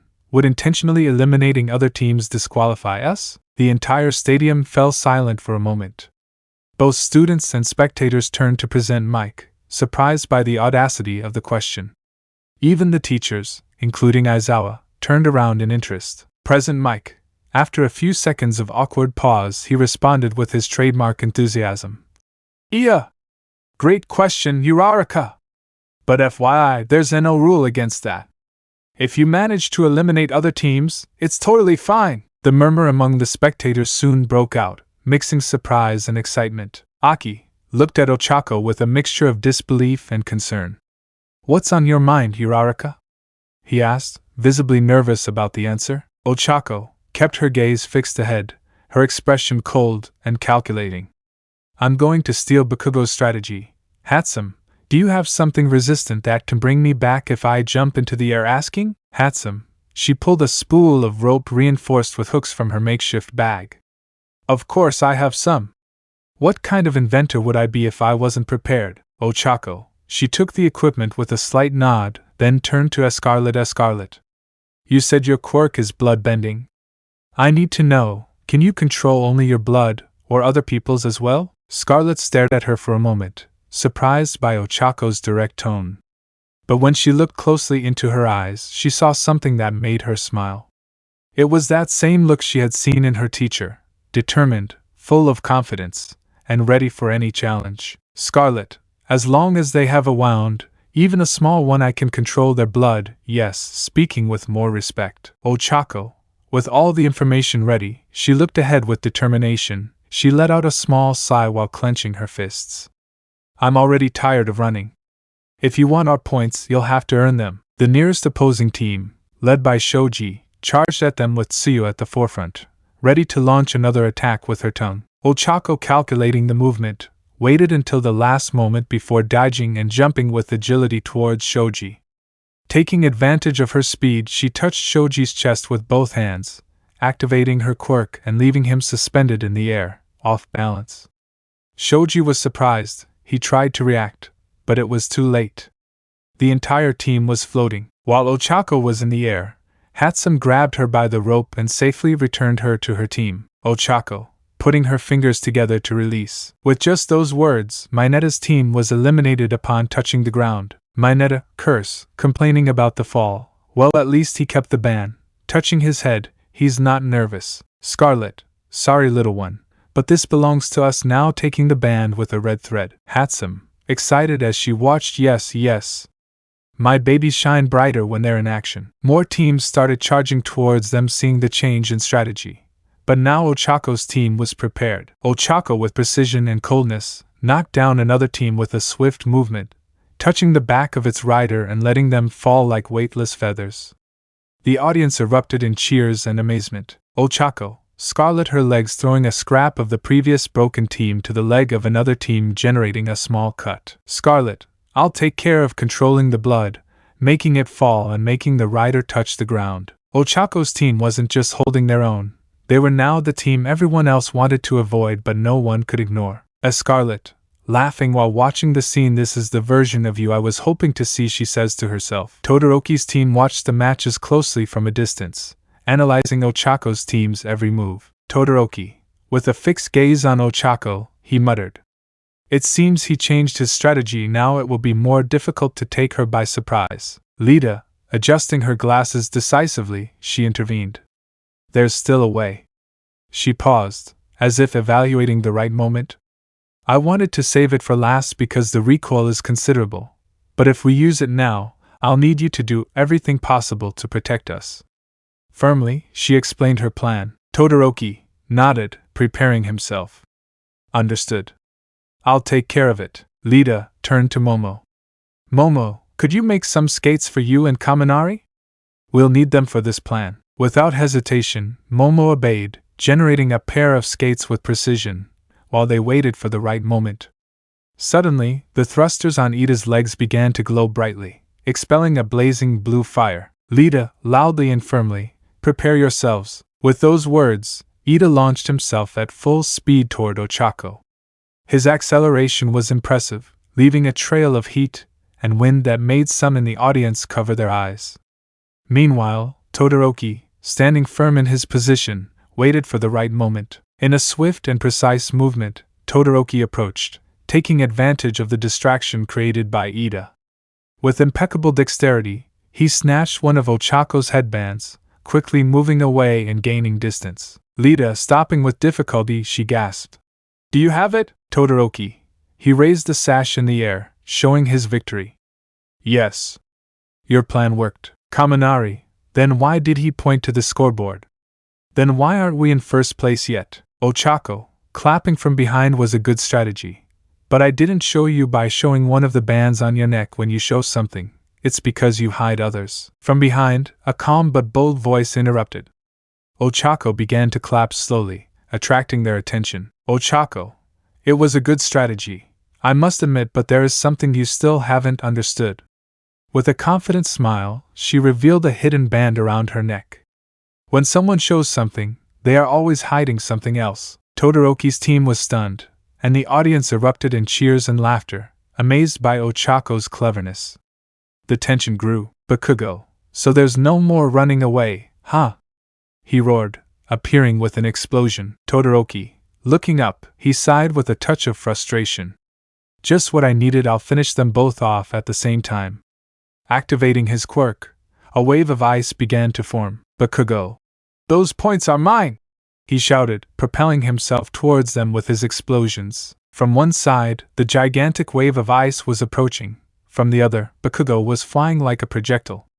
Both attacks converged, and everything seemed to indicate that Ochako's team had no escape. However, Ochako stood motionless in the center of the chaos, with a calm smile that puzzled both Bakugo and Todoroki. Bakugo, you can't move from scared, he shouted, preparing a devastating explosion at point-blank range. But just before any of the attacks could land, a loud scream echoed through the stadium, bringing everything to a screeching halt. Present mic, time's up. The winners are Uraraka, Ochako's team. The stadium erupted in applause and cheers as the giant screen displayed the scoreboard. Ochako's team had managed to maintain the high score. Bakugo stopped his outburst midair, a mixture of disbelief and fury on his face. Todoroki lowered his hand, letting the ice begin to melt, his expression serene but with a slight flash of frustration. Ochako raised a hand in victory, her smile calm. Aki, sighing, I must admit that was scary, disarming the horse. Ochako, it's fun to give it a little excitement. Thank you all for your help. Thanking. Midnight, appearing elegantly on stage, she raised a hand to attract everyone's attention. This concludes the second event of the sports festival. We'll now take a break for both students and the audience. Enjoy the intermission. The audience erupted in applause as the students began to disperse. Some went straight to join their families and friends, others took the opportunity to rest. Meanwhile, Todoroki, with a serious expression, walked directly towards Ochako. Without saying a word, he took her arm and led her to a more secluded spot, away from the crowd. Ochako's thoughts. Why did she bring me here? Looking at him leaning against a wall, he hasn't said anything for a while. Oh, and I wanted to celebrate with Izuku and my parents complaining. Oh, maybe she wanted to confess. Getting nervous, she took me to a faraway place and hasn't said anything in a while. Todoroki, you know what I'm saying, interrupted Ochako. She raised both hands quickly, speaking in a hurry. Sorry, I have a boyfriend. An awkward silence fell between them. Todoroki stared at her, completely bewildered, while Ochako tried to calm her breathing and nervously rubbed her hands together. Finally, Todoroki sat up from the wall, crossing his arms. Todoroki, that has nothing to do with what I was going to say. Seriously. Ochako, huh? But then why did you bring me here? Calming down. Todoroki, throughout the entire festival, you've been an obstacle I can't ignore. His words were serious, almost frustrated. I was raised to surpass everyone, to be number one, but more and more I realize that there are people who surpass me. You beat me, even without using your quirk. His gaze shifted, remembering the race. Ochako, she looked at him in disbelief, crossing her arms. Is that all you brought me for? I thought it would be something bigger. Todoroki, don't you think it's serious? Do you think I'm? His sentence was cut off when Ochako pressed a finger to his neck. Todoroki, what are you doing? I can't move. He tried to turn his body, but he was completely paralyzed. Ochako, did you know that the human body has several nerve points that can immobilize you? This is one of them. Her voice was calm, but firm. She withdrew her finger and continued in a more challenging tone. Do you want to know why I surpassed you? Because I gave my all, unlike you. Todoroki fell to the ground, his body numb. Ochako, you said you were raised to surpass the best. That's the reason why you don't use fire. Asking. Todoroki. He stood up slowly, avoiding her gaze as he answered yes. My father, he took me away from my siblings, he pushed me, he beat me to make me into what he wanted. I hate him for that. I promise not to use his power, not to use his fire. He touched the burn on his face, as if it were a constant reminder. Ochako, is that ridiculous? Her voice hardened. Did you promise not to use your fire because you hate your father? Or because you're afraid that if you use it you'll become like him? Todoroki, frowning at her, a mixture of annoyance and surprise in his eyes, you have no idea what this means. That fire is his. Using it would be accepting what he did to me, what he did to my family. Ochako, she took a step toward him. What if you don't use it? Do you think that frees you from it? You're fighting against yourself. But you must understand that fire is yours too. What you do with it is up to you. Ochako, when I started training I was reluctant to use edged weapons, but my teacher said that they are just tools, you decide what to do with them. You can take a life or you can save it by smiling at it. Ochako, look, I'm not one to tell you how to live your life. But if you keep holding on to hatred, you'll never move forward. You decide what kind of hero you want to be. No one else. Ochako, I don't know why you're telling me this, but this is the answer I can give you. Turning around now, if you excuse me, I want to eat something before the battles. Todoroki, sighing, tools looking at his hands. With Ochako, she was walking down a hallway to finally meet her family. Ochako, maybe I overstepped my bounds, but he was the one who sought me out and asked those questions. And the worst part is that he wasted a lot of my time. I just hope there aren't any more inconveniences. She walked along muttering to herself, trying to calm down. Hey you! A deep, firm voice echoed behind him. Ochako, almost instinctively, turned towards the source of the voice, finding a tall man engulfed in flames. Ochako, do you need something from me, Endeavor? She asked, recognizing the fire hero. Her tone was cold, clearly annoyed by what she knew about him thanks to Todoroki. Endeavor, we haven't met before, but I can sense some displeasure in your words. His gaze was intense, but his tone remained calm. Ochako, it must be your imagination. I'm just tired from the events before. Endeavor, whatever. I came to thank you. His voice hardened slightly. Your participation is making Shoto overexert himself. If he keeps this up, he'll be forced to use his fire. And when he does, he'll be able to unleash his true power, the power I taught him with a cocky smile. Ochako, she whispered to herself, barely audible, as she frowned. Now I understand Todoroki a little more than, looking at him directly. If that's all he wanted to tell me, I'm leaving. She turned around, clearly annoyed, and started walking. Endeavor, where do you think you're going? I'm not done with you yet. He reached out to stop her, trying to grab her shoulder. Before he could touch her, another hand firmly stopped his. Izuku, excuse me, Endeavor. But we're short on time, and we wanted to spend some time with Ochako. His tone was respectful, but his gaze held a barely contained spark of malice. Endeavor frowned, irritated by the interruption, but didn't remove his hand. Endeavor, I understand. But at least you can say goodbye with a handshake, right? He extended his hand towards Izuku, a forced smile on his face. Izuku. Of course, Izuku took Endeavor's hand with an equally calculated smile. Without anyone noticing, Endeavor discreetly activated his fire, heating his hand enough to attempt to burn Izuku. But to his surprise, Izuku showed no signs of pain. Izuku, you have a very warm grip. Let me return the gesture. His smile widened as an intense blue flame enveloped his hand. Endeavor felt a searing pain, like never before, and immediately let go of Izuku, stepping back with an expression of bewilderment and annoyance. Endeavor, you, his words caught in his throat as he looked at his hand, slightly reddened from the burn. Izuku, it's been a pleasure, Endeavor. His tone was cordial, but the spark of malice was still present. Come on, Ochako. We have more important things to do. Ochako, who had watched everything silently, couldn't help but smile slightly as she followed Izuku. Ochako, I had no idea you could be so direct. Izuku, sometimes words aren't enough. His smile softened as they walked forward together, leaving a confused and furious Endeavor behind them. Ochako, I totally agree with you, she said with a mischievous smile as she hugged him. Let me show you how much I love you with actions. Izuku, wait a moment, he replied nervously, quickly looking around. Follow me. It's not safe here. Carefully, Izuku guided her to an empty dressing room, making sure no one was following them. He closed the door behind them and exhaled in relief. Izuku, it would be too embarrassing if someone saw us again. Before he could say anything else, Ochako caught him off guard, wrapping her arms around his neck.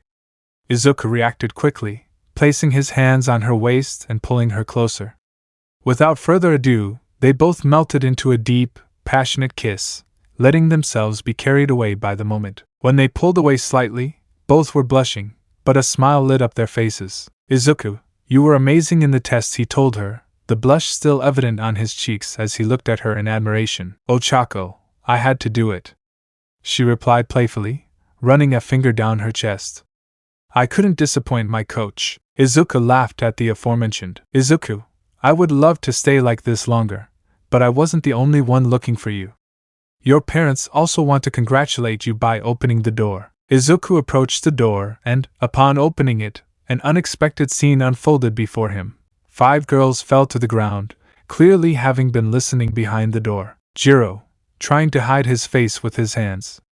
I told them we had to leave before they discovered us. Momo, trying to compose herself as she helps Jiro up. We're so sorry for intruding, we didn't mean to spy. Well, at least not for that long. She blushes brightly as she tries to sound formal. Mina, giggling nervously while dusting off her clothes. Come on, girls, this isn't so bad. Although I must admit, it was like watching a live romance novel. What were you doing here, huh? She winks, clearly enjoying the other's discomfort. Tsuyu, blinking slowly, completely unfazed. Ribbit. This is more awkward than I expected. Hagakure, waving her arms, completely invisible but clearly agitated. But how could we leave when they just started kissing? It was like watching a moment straight from a movie.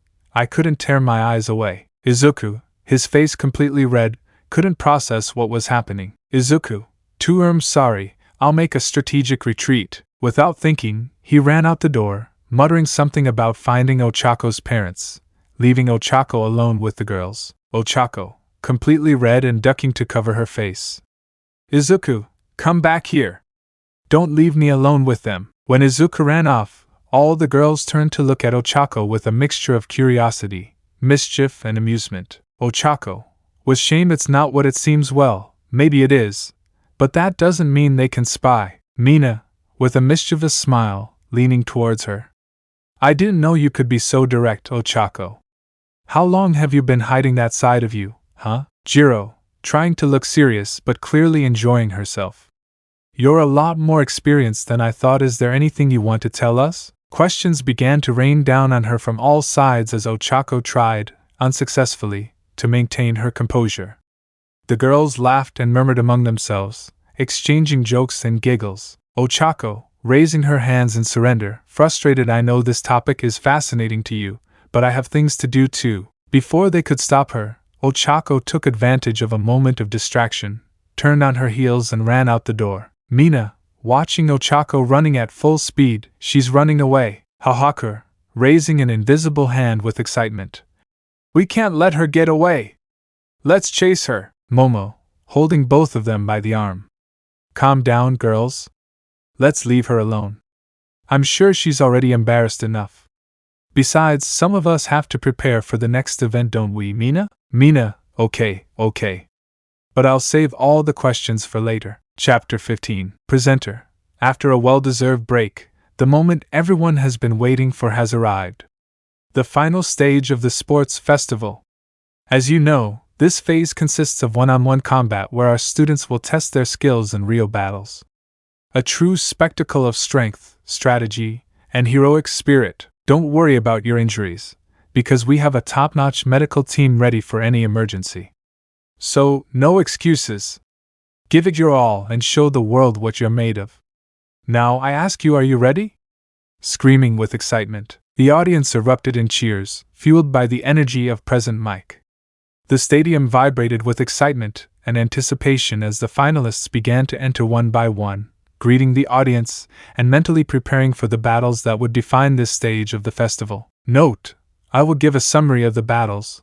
I will only focus on the important ones. Zero Hanta vs. Shoto Todoroki. Zero: I got a tough one stretching, but the fastest wins. Zero began firing his ribbons, wrapping Todoroki to limit his movements. Zero: I'll pull you out of the sand hard. Todoroki, without saying anything, touched the sand with his foot and created a huge wave of ice, which covered the entire arena, making it impossible to dodge it, trapping Zero with ease. Zero: I give up, trapped in the ice. The entire audience was amazed by the display of power, even presenting a mic that took a while to announce the winner. Todoroki, approaching Zero: sorry, I was distracted melting the ice to free Zero. Zero: you exited yourself, my friend, shivering from the cold. Present mic. Winner Todoroki. Shoto announcing the winner. Denki Kaminari vs. Ibara Shiozaki. Kaminari: if I beat you, you'd have a flirty date with me. Ibara: I must reject that proposal, she says calmly. Kaminari: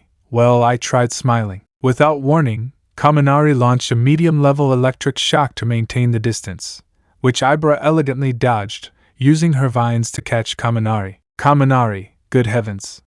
It's like I'm joking around with a forest guardian. Ibara: I have no intention of harming you more than necessary. But the righteous path always prevails.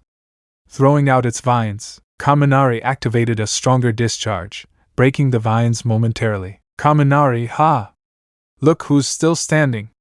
But feeling a tremor. Ibara: it was a good fight, laughing slightly. Ibara's vines extended from the ground, wrapping around Kaminari, to which he surrendered, accepting his defeat with a smile. Present mic. Winner Ibara Shiozaki. Eijiro Kirishima vs Tetsu. Without wasting time, the two began exchanging blows with brute force, either backing down, throwing blow after blow. Kirishima: now that's what I call a fair fight. Man against man, steel against steel. Excited. Tetsu: I don't intend to lose. I'll prove that I'm tougher than you, competitive one. Izuku the Ether Vigilante. Izuku, a descendant of the Midoriya clan, is a Musutifu with a single mission: to maintain the balance between real villains and true heroes. The intensity of the fight increased, with both fighters hitting each other repeatedly without showing any signs of weakness, until both managed to connect a blow to the other, causing both to fall unconscious. Present mic. This is a tie. Scarlet vs. Momo Yayorozu. First long battle. The atmosphere in the stadium changed as soon as Scarlet and Momo entered the ring. Scarlet remained calm, with an icy gaze that seemed to bore into Momo. The difference in their attitude was evident. While Momo displayed focus and determination, Scarlet exuded absolute confidence, as if victory already belonged to her. Present mic, and begin. Starting the battle. Momo took the initiative, quickly generating a spear to maintain her distance. Scarlet, without moving from her initial position, raised a hand and drew a thin stream of blood from her palm, molding it into a dagger that slowly revolved around her. Scarlet, a blunt spear? Are you underestimating me? Momo charged swiftly, launching swift thrusts. Scarlet barely moved, deflecting the attacks with her blood dagger in minimal but precise movements. At an opportune moment, Scarlet dodged to the side, using the dagger to slice the spear in half. Scarlet, you're predictable. Momo quickly stepped back, creating a net around herself to keep Scarlet at bay. However, a slightly bored Scarlet extended her arm. The blood quirk took shape, transforming into a whip-like motion that slid through the net, almost hitting Momo, forcing her to clumsily dodge. Momo, thinking she's faster than I expected. I must change tactics. Determined, Momo created a smoke grenade and threw it at the ground, filling the area with dense fog. From the cloud, she generated a shield and a portable cannon, preparing for a surprise attack. Scarlet, Naive says in a low voice. Undeterred, Scarlet extended her quirk in the form of thin threads of blood that snaked through the smoke, detecting Momo's every movement. Before Momo could fire her cannon, the threads wrapped around her arm and immobilized it. Scarlet, smoke is useless against someone who controls every drop of their surroundings. Smiling, but it was a good strategy. You reminded me of a friend. With a tug, Scarlet disarmed Momo and dispelled the smoke with a whip of blood that swept across the field. Momo was left exposed. Momo, sighing in disappointment, I give up, admitting defeat. Present mic. The winner of this fight is Scarlet. Scarlet withdrew her quirk as calmly as she started, leaving Momo humiliated but unharmed. The audience applauded, although many were uncomfortable with Scarlet's almost overwhelming superiority. Momo stood up with difficulty, trying to maintain her dignity. Mina Ashido vs. Yuga Aoyama. Aoyama, oh la la. Prepare to be dazzled, darling. Shooting naval rays. Mina dodged with agile movements, sliding with her acid through the sand, causing Aoyama to miss several attacks. Aoyama, I don't feel very well with stomach pain. Mina, now determined, she throws a ball of acid at Aoyama's belt, making his pants fall down. In his desperation, he tried to grab them and cover himself, but Mina approached quickly and hit him on the chin, knocking him out of the ring. Mina, nothing personal, Aoyama. Smiling at him. Aki vs. Hitoshi Shinso. Shinso, it must be hard being the second fiddle, always under that girl with the round face. Provoking. Aki, she always stopping suddenly. Shinzo, with a big smile, he left the arena. As if she were a zombie, Aki began to walk slowly to the edge of the arena under the watchful eyes of the public who did not understand what was happening. It seemed that Shinzo would be the winner, but just before reaching the edge, a huge explosion occurred, where Aki could be seen gasping heavily as if she were short of breath and had a broken finger. Aki, so he was close, tired. Shinzo, how did you free yourself? Screaming. Aki, without saying anything, turned around quickly and charged at Shinzo. Shinzo, you must be happy, always treated like a prodigy. Screaming. As his provocations didn't work, he prepared to receive the blow, to which Aki greatly surpassed him in strength, pushing him out of the arena. Present mic. The winner is AKI. Ochako Uraraka vs. Bakugo Katsuki. long battle. Bakugo, do you think you can beat me without your toys? Laughing, Ochako, there's only one way to find out, prepare. Bakugo launched himself first, a blast aimed straight at Ochako, who rolled to the side to dodge it. However, the blast caught her, sending her reeling. Ochako, thinking I can't let him control the pace, she dashed toward Bakugo, using her speed to close the distance. Before he could launch another blast, she briefly touched him on the arm, activating her quirk.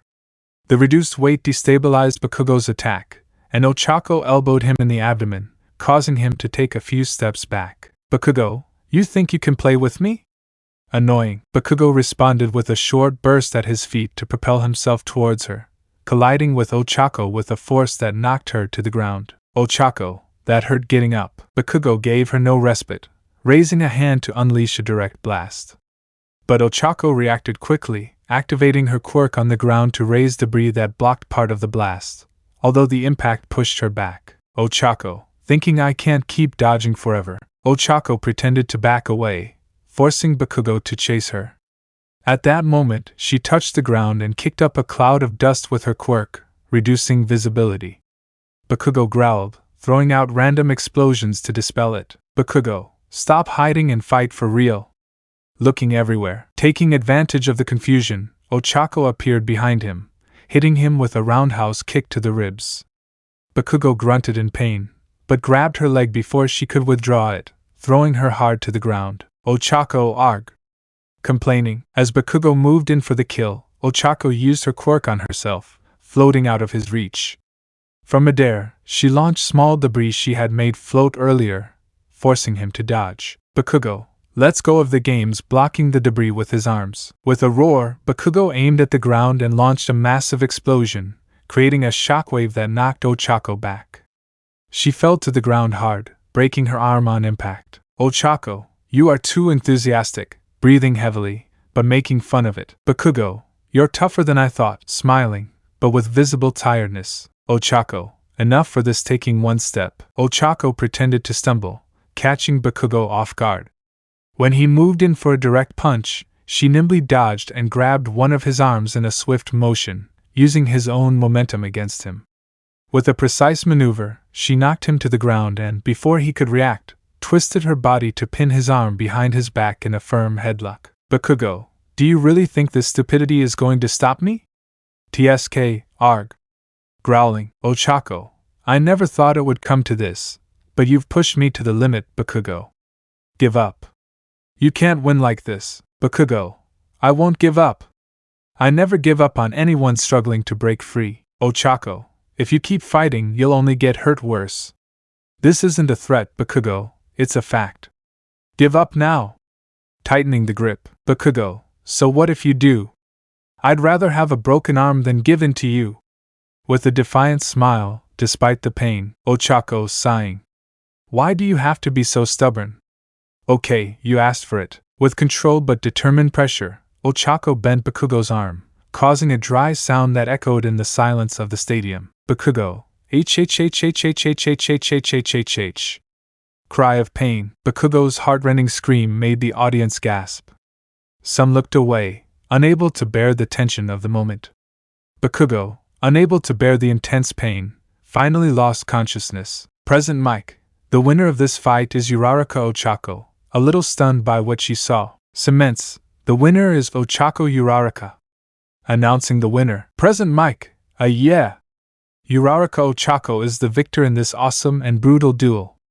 Still in shock, the audience, though initially in shock, began to applaud loudly. They had witnessed an intense battle, all while the medical team rushed onto the field to treat Bakugo. Present mic. With this the first fight's end, we will soon begin the second half, where we will know who our finalists are. In the stands, Kirishima, wasn't that a bit extreme? Breaking his arm, that doesn't seem like something a hero would do. Mina, we're talking about Bakugo. He wasn't going to give up that easily. Kaminari, still, he could have thrown it out of bounds. That would have been enough, wouldn't it? Ojiro, if I had done that, it would have been a serious humiliation for Bakugo. Jiro, they fought with seriousness and conviction, as a real fight should. They didn't act like clowns like you would if you were watching Kaminari. Kirishima, still, it was too much frowning. Suddenly, An unknown voice interrupts from the center of the group. If her attitude bothers you, then win your fight and confront her. But I assure you it won't be that easy. Smiling, all the students turned in surprise toward the voice, noticing for the first time someone sitting quietly in their midst. He had been there all along, but no one had noticed him. Kirishima, activating his quirk and putting himself on guard. Who are you? The other boys also adopted defensive postures, except for the girls, who seemed to recognize him immediately. Momo, raising a hand with a mixture of nerves and calmness, calmed down everyone. It's an acquaintance. Lida, acquaintance?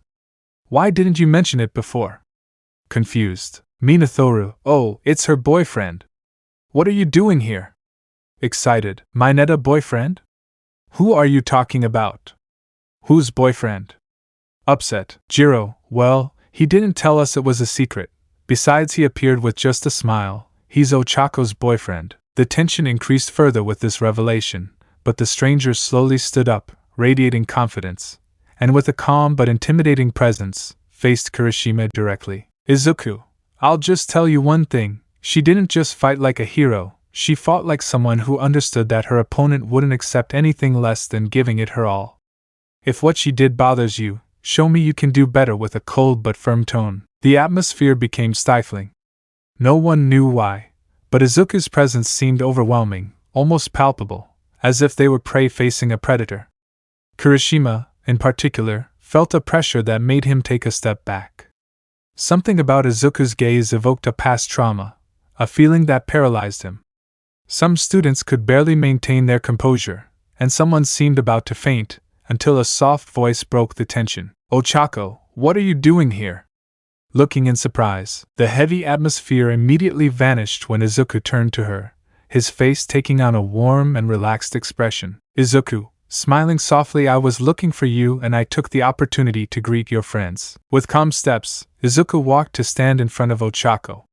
He extended his hand towards her with a tenderness that unsettled everyone. Izuku, come on. Your parents want to congratulate you on your victory. With a tender smile, Ochako, surprised, felt a slight blush on her cheeks. She hesitated for a second before shyly taking his hand. Ochako, briefly looking at the other girls before leaving. See you later, girls. They both walked calmly away from the stands, as if nothing had happened. The tension in the air completely dissipated, and the students breathed a collective sigh of relief.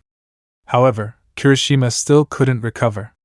He knelt, trembling, unable to stand, his gaze fixed on the spot where Izuku had been. Mineta, how did Uraraka get such a scary boyfriend? Scared. The group was silent for a moment before exchanging nervous glances. No one had an answer. A few moments later, Present Mike, it's time to begin the semi-finals of this sports festival. With you the first fight aiming for the big screen. Aki vs. Shoto Todoroki. Todoroki, excuse me, but you are not the one I want to face. Preparing his attack. Aki, with a smile. I know. She became the star of this festival. Todoroki, if you know, then lose quickly. A gigantic wave of ice unfolds towards Aki, enveloping the field in an icy onslaught. The audience held their breath, expecting the fight to end like the previous one, the opponent entombed in ice. However, to everyone's surprise, the massive icy barrier shattered into pieces with a thunderous crack. Shock rippled through the stands as Aki emerged, her fists raised, albeit with one finger evidently broken. Aki, I also want to face her. By clenching my fist tightly, despite the pain. The same scene was repeated several times. Each of Todoroki's ice attacks was repelled, but at a high cost to Aki, who sacrificed a healthy finger with each blow. Both fighters seemed determined to win through brute force alone, which initially impressed the audience, but soon lost its appeal. Spectator 1. At first it was amazing, but now it's the same thing over and over again. It's boring. Spectator 2. They're just using their quirks without strategy or control. Spectator 3. Recalling the previous fight, the brown-haired girl used tactics. She controlled the pace of the fight. Spectator 4. Yes, although it was shocking to see her break her opponent's arm, it was the best fight of the festival so far. The commentary continued as the repetitive attacks pushed both fighters to their limits. Finally, an exhausted and visibly injured Aki fell to his knees, unable to continue fighting. In front of him, Todoroki, barely standing and covered in frost, looked at his opponent with a mixture of respect and exhaustion. Present mic. The winner is Shoto Todoroki. Announcing the winner, the crowd offered lukewarm applause, less enthusiastic than in previous bouts. The lack of creativity in the fight had diminished the excitement of the moment. In the stands, the only one who seemed genuinely satisfied was Endeavor, who watched with a cocky smile, clearly enjoying his son's victory. Ibara Shiozaki vs Tenya Lida. The next one could only be described with one word: short. Ibara, may it be a good calm interrupted. Lida, sorry, I'm in a hurry. Approaching quickly, Lida quickly grabbed Ibara by the shoulders and dragged her out of the arena, then quickly left. The fight was so fast that the public didn't get excited. Present mic. The winner of this second fight is Tenya Lida, who left without giving an explanation, announcing what happened. Scarlet vs Ashido Mina. Mina began the fight by launching a stream of acid at Scarlet, looking to quickly gain ground. Scarlet, without even flinching, gracefully dodged and closed the distance with a couple of swift steps. Before Mina could react, Scarlet threw a swift punch to her abdomen, knocking her to her knees. Scarlet, come on, get up and look down. Mina frowned and increased the intensity of her attacks, throwing acid on the ground to surround Scarlet, but she jumped through the puddles without even missing a beat. Before Mina could react, Scarlet appeared in front of her and threw a quick punch, which grazed Mina's cheek, staining Scarlet's fingers with blood. Scarlet, interesting looking at your fingers. I thought your blood would be pink too. Mina, faced with the scene, could only touch her cheek where she had the cut while she had a look of helplessness. Mina, this isn't over yet. Scarlet, crossing her arms. Everyone in your class seems to share that annoying habit of not giving up.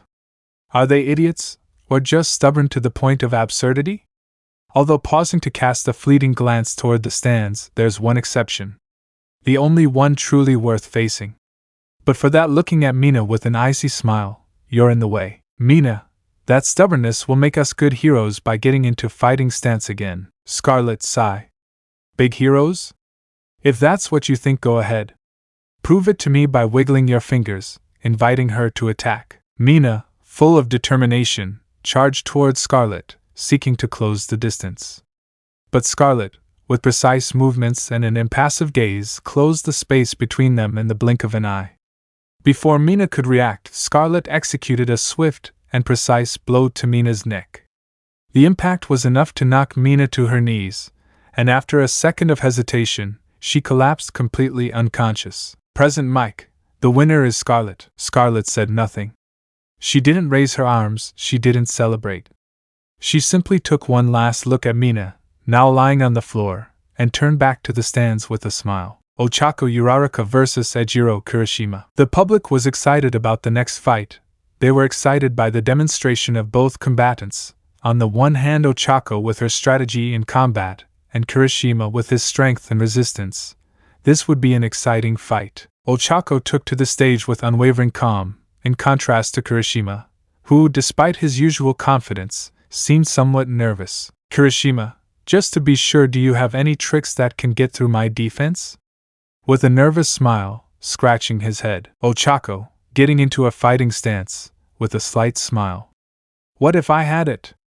Would you give up? Kirishima remembered Izuku's words, prove that you can do better. Kirishima, hardening his body with his quirk as he took a stance, of course not. That wouldn't be manly at all. The unmistakable sound of present mic announced the start of the fight, and both quickly launched into the attack. Kirishima, with a powerful direct blow, sought to finish it quickly, but Ochako nimbly dodged, moving as if she had already anticipated his attack. Taking advantage of the opening, Ochako landed a blow to Kirishima's ribs. At first glance, it seemed like a mistake. Hitting a defense as tough as his with his bare hand didn't seem smart. But to everyone's surprise, Kirishima took a few steps back, touching his side in disbelief. Kirishima, surprised, while massaging his side. How did you do that? I barely felt it, but it hurt. Ochako, showing a small smile, she raises her hand as if teaching a technique. It's a form of combat I learned. If I can't break your defense directly, I can concentrate the force to pierce it from within. The audience was silent for a moment, processing what they had just witnessed, before erupting into excited cheers. Shocked but thrilled, Kirishima took a deep breath and gritted his teeth, hardening his skin even further. This time he wasn't going to make the mistake of underestimating Ochako. He launched himself at her with a flurry of punches. Ochako, maintaining her composure, dodged each attack with fluid movements. However, Kirishima refused to relent, forcing her back until she was almost against the ropes. "Kirishima, I'm not going to give you a break." Ochako calmly waited for the right moment. When Kirishima launched a downward blow with all his force, she spun to the side, letting him hit the ground and creating a cloud of dust. "Ochako, uncontrolled strength will get you nowhere from the dust cloud." Before he could react, Ochako shot out from the cloud, delivering a swift blow straight to the side of his torso. Though her hardened body cushioned the impact, the blow was precise enough to stagger him slightly. Kirishima, this time not resisting, but Ochako didn't stop. Taking advantage of her speed, she spun around and launched a series of punches, one to the side of his abdomen, another toward his right leg, and a final one that landed just below his collarbone, each one aimed at strategic points to destabilize him. Kirishima tried to respond with a sweep, but Ochako jumped back. Before he could react, Ochako slid in next to him and delivered a crushing blow to the side of his knee, forcing his leg to bend. "Kirishima, I'm not going to give up that easily." Kneeling, without giving him time to recover, Ochako quickly spun around and launched a direct kick to his torso, followed by an uppercut that knocked him backward. The attacks weren't hurting him badly, but their accumulation was beginning to take its toll. Kirishima, staggering, attempted one last desperate attack, launching himself at her with all his strength. Ochako, displaying incredible agility, dodged the attack and intercepted it with a direct blow to the center of his chest, using all her weight to propel herself. The impact was enough to knock him to the ground.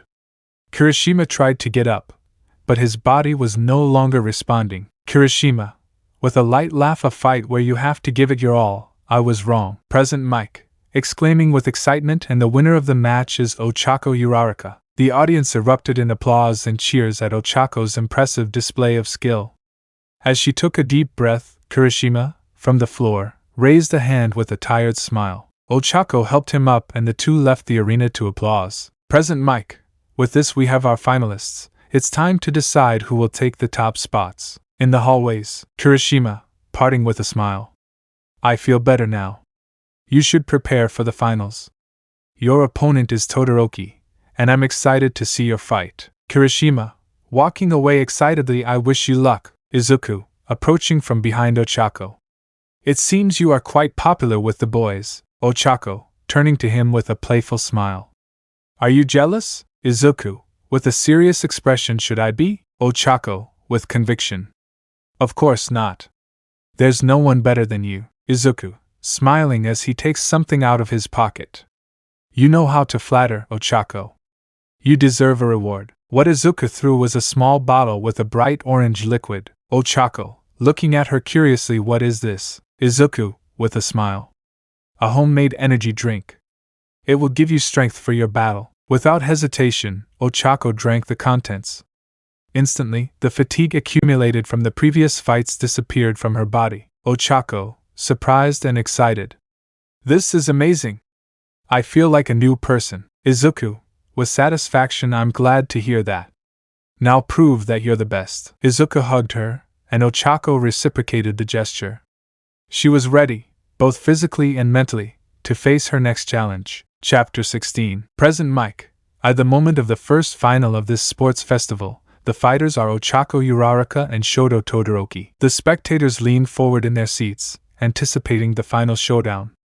On one side of the arena stood Todoroki, his usual cool and collected expression, a light, icy breeze emanating from his body.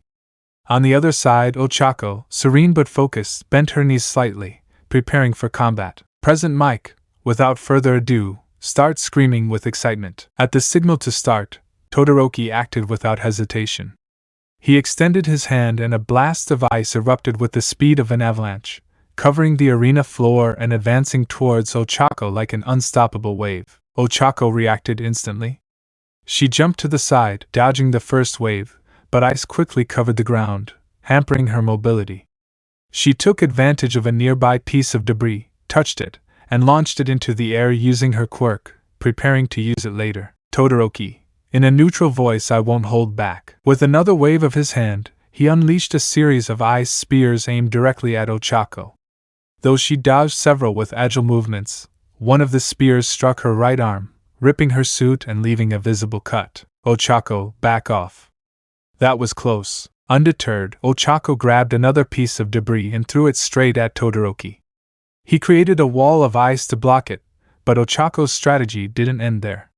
She hit the ground, and several floating objects began to rise around her, forming a makeshift shield. Todoroki, are you planning to hide behind that? Without responding, Ochako propelled herself forward, using the floating objects as platforms to quickly approach her opponent, throwing the improvised shield, forcing Todoroki to block it, causing it to leave an opening, which she took advantage of by slamming his torso hard, making him take a few steps back. Todoroki, thinking I must keep my distance by touching his side. From his position, Todoroki created a block of ice that hit Ochako's side, knocking her to the ground, and pushing her away from Todoroki. Ochako stood up slowly, gritting her teeth as she held her side. Ochako, that hurt, complaining. I think she broke something, laughing a little. Despite her obvious pain, Ochako remained standing, her eyes filled with determination.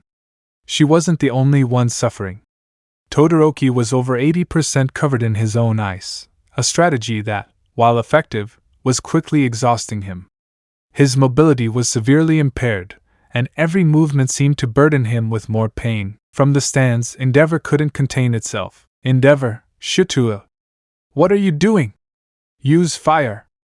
Win quickly and claim your victory! Shouting sternly, her father's authoritarian shout made him turn around by inertia, taking his attention completely off the fight for a moment. That was all Ochako needed. With impressive speed, Ochako quickly closed in and landed a clean blow to Todoroki's face, sending him stumbling backward. Ochako, snap out of it. Your fight is with me. Don't you dare look away.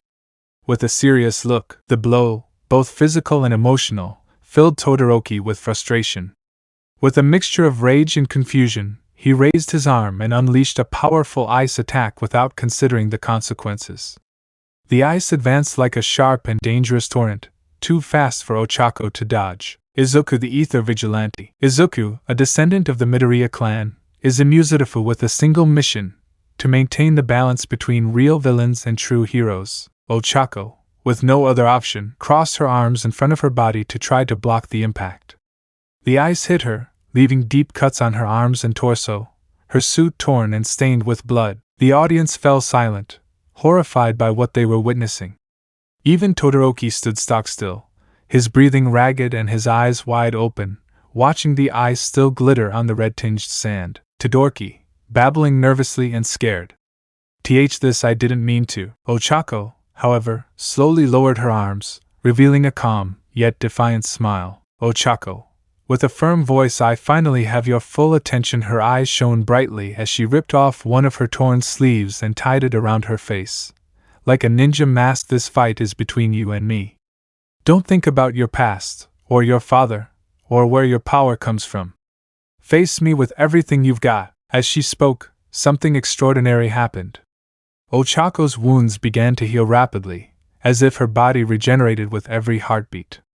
The bloodstains didn't disappear, but her skin remained intact, with no trace of the cuts. The audience erupted in surprised murmurs, but none more so than Todoroki, who was closest. Todoroki, smiling, you are full of surprises, activating your two quirks. I hope you don't regret this ending. The arena was filled with palpable tension as Todoroki, with a determined look, finally unleashed a flash of fire along with his ice. The temperature fluctuated wildly, and the audience could barely contain their excitement at what was to come. Flames began to encircle his left side as ice crystallized on his right. The contrast was stunning, a spectacle of opposing elements united in a potentially devastating attack. Ochako, for her part, bowed slightly, adopting a low stance. Her eyes narrowed, analyzing Todoroki's every move, a stance that caught the attention of a hero who was watching the fight. Tashinori, it seems like remembering his confrontation with Scorpion in combat. Ochako, whispering to herself, I can't match his strength, but I can use it against him. With a burst of power, Todoroki launched a combined blast of ice and fire, the attack spreading like a shockwave across the arena.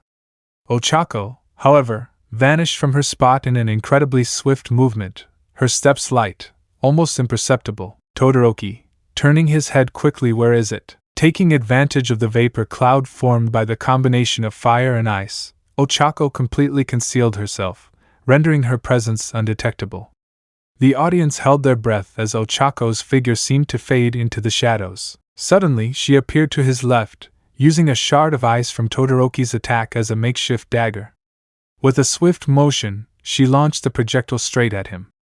Todoroki reacted just in time, creating a wall of ice to stop it, but Ochako was no longer there. From his right, another fragment flew, this time lightly slicing into his arm before he could block. Todoroki, growling, "You're faster than I thought." Ochako, from the shadows, "And you, slower than I expected." Todoroki, frustrated, decided to unleash a massive attack. He slammed both feet into the ground, creating a storm of ice and fire that spread in all directions. The arena lit up with a blinding brilliance, heat and cold clashing violently. Ochako, using her agility and precision, she leaped high, propelling herself from a pillar of ice, and launched herself directly at Todoroki from the air. At the last second, Todoroki raised a barrier of fire, but Ochako, in an unexpected move, twisted her body in midair and used the ice as a platform to change direction. She appeared behind him and, with a perfectly timed blow to his side, destabilized him. Todoroki, surprised, fell to his knees as he was threatened with his own ice. Present Mike, shouting excitedly, "This is crazy! The arena is literally red hot!" Ochako, "What does it feel like to fight without worries?" asking. Ochako's words seemed to resonate deeply with Todoroki. For a moment, his flames diminished, and the ice stopped spreading. He lowered his head and, with a smile, "Todoroki, smiling to let yourself fall is refreshing. You were right, you win by giving up." Present Mike, with overflowing emotion, "And the winner is Ochako Uraraka." The audience erupted in cheers. Ochako, exhausted but proud, smiled before collapsing to her knees, breathing deeply. Ochako, getting up slowly, was difficult, laughing tired. Suddenly, the sound of hurried footsteps echoed in the nearby hallway. Before she could react, a stampede of girls appeared, running toward her with concern evident on their faces. Mina, hugging her tightly.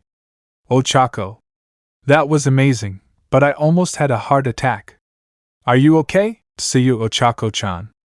Are you sure you can walk?" "Jiro, you always go too far. You should take better care of yourself, you know?" Crossing his arms as he watches her. "Momo, we must take you to Recovery Girls so she can heal your wounds by pushing her." "Thoru, but what wounds?" Looking at her closely. "Momo, your clothes are a mess, but it's true you don't have any wounds when you check them." Ochako, smiling and raising a hand to calm everyone down. Girls, I'm fine, really. Just a little tired. Can you give me another Momo suit?" "Momo, okay, let's go to the locker room so you can change." On stage, Present Mike, with his signature explosive energy. "I know everyone's still buzzing from the previous match, but it's time for the second match of the finals. This showdown will be between Scarlet and..." Suddenly, he touches his hearing aid. Pausing for a moment, "I'm informed that Lita Tenya has had to withdraw due to family matters." The audience murmurs in surprise. So, by official decision, Scarlet automatically advances as the winner. Present Mike, quickly recovering their usual energy. "But don't worry, because that means we've reached the most anticipated moment of the day. The final showdown of our sports festival. The two finalists who will fight for glory are Scarlet and Ochako." Her voice echoes throughout the stadium, causing the audience to burst into cheers and applause. Both contestants entered from opposite sides of the arena. Although Ochako was wearing a new outfit, the exhaustion was evident on her body. She had given her all in the previous match, and Lita's unexpected withdrawal had left her little time to recover. However, her expression showed determination. "Present Mike, if you're both ready, so am I. It's time to start the last battle of the evening. Let it begin." With excitement, Ochako quickly adopted a combat stance, ready for any attack. However, to her surprise, Scarlet remained motionless, calmly watching her. "Scarlet," with a calm and respectful voice, "how do you feel after your previous fight?" The question puzzled Ochako, but even more so did Scarlet's tone, calm, almost submissive, and completely removed from the tension the moment required. Even so, she decided to answer firmly, "Ochako, I'm fine. You don't have to worry about me."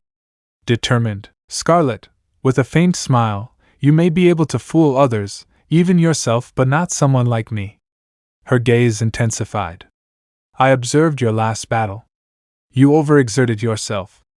It's true that Master's medicine healed your wounds, but it caused significant physical wear and tear. And the use of shadow step and hiding your presence have also exhausted your mind. Furthermore, the little rest you've had hasn't allowed you to fully recover. You're not in your best condition." Ochako, surprised, taking a step forward. "Wait, how do you know all that? And which teacher are you referring to?" Scarlet, a little confused, "Huh? Didn't he tell you?" She paused briefly, as if trying to gather her thoughts. "Well, I guess he has his reasons. I'll just say this, we share the same teacher. And one thing he taught me is that, in a duel, honor is the most important thing." Scarlet finished her sentence solemnly, did a graceful backflip, and landed outside the arena. The crowd gasped at her unexpected action. Scarlet, bowing to Ochako. "Congratulations on your victory. I hope we can have our duel when you're in top form." With that, Scarlet calmly walked out of the arena, leaving the stadium in stunned silence. Present Mike, breaking the awkward silence with her usual energy. "Well, that was unexpected. But I guess that counts as a surrender." Dramatic pause. "Which means we have our first place winner, Ochako Uraraka." The stadium erupted in applause and cheers as Ochako, still processing what had just happened, looked up at the crowd, thanking them with a slight smile. The award ceremony at the sports festival was the most anticipated moment for everyone. In the center of the arena, 3 students waited on their respective podiums, Todoroki on third, Scarlet on second, and Ochako on first. The atmosphere was charged with anticipation. Present Mike, and to bring this special award ceremony to life, we have, pointing at the stadium roof. Suddenly, a familiar figure burst from above. Almight, landing with a radiant smile. "You have nothing to worry about, because I am here." The audience exploded with shouts of excitement at the sight of the number 1 hero. Present Mike, that's right. Almight will be in charge of awarding these talented students. Showing the medals in his hands, Almight headed to the third podium, where Todoroki waited silently. "Almight, congratulations, young Todoroki. I can tell you've freed yourself from a significant burden.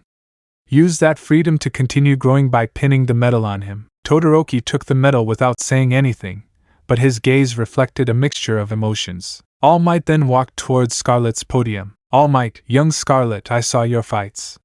Your skills are extraordinary, but your attitude could be a hindrance if you don't handle it carefully by placing the medal on it." "Scarlet, I just pointed out his serious skill shortcomings." Almight didn't reply, but his expression showed slight concern before he moved to the center podium. Almight, with a big smile, and finally, "Our champion. Young Uraraka, your strategies and skills were exceptional. You looked like a pro on the battlefield." As she placed the medal.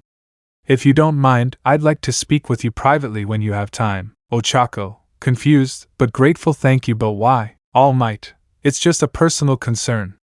Don't worry about it for now. Enjoy your victory." With a more reserved tone, Scarlet, from her podium, silently watched the entire conversation, her eyes shining with something that could have been curiosity or caution. With the medals awarded, Almight posed with the finalists for the cameras, waving to the audience, unaware of the eyes that might be watching him from afar. In a dark, hidden bar, a television was broadcasting the awards ceremony live. Tamura, laughing while staring at the screen. "Just look at it, that's the problem with heroes. To satisfy the masses, they have to expose themselves, show their faces and their names. Pathetic." "Tamura, I feel sorry for you." Shirairu brat looking at her on the screen. Kurojairi, calmly cleaning a glass. "What are you planning now?" Tamura, touching his chest where a scar marked his skin. "Isn't it obvious? That damn scorpion left a mark on me. It's only fair that I leave one on him." At that moment, the bar door opened, revealing a middle-aged man with a cynical smile. "Jiren, coming in with a bottle of liquor, so let me help you with that." Tamura, throwing his glass to the floor, furious. "When you offered your help, you brought a bunch of weak, cowardly idiots. What assures me this time will be different, Jiren, laughing as he pours a drink. You can't blame me for that. I recruited them to take care of children, not a clan of ninjas. He takes a calming sip. But this time I've prepared well. You know what they say, fight fire with fire, or in this case, clan with clan. Jiren gestured, and 3 figures entered the bar. Jiren, smiling broadly. Meet the Black Dragon clan.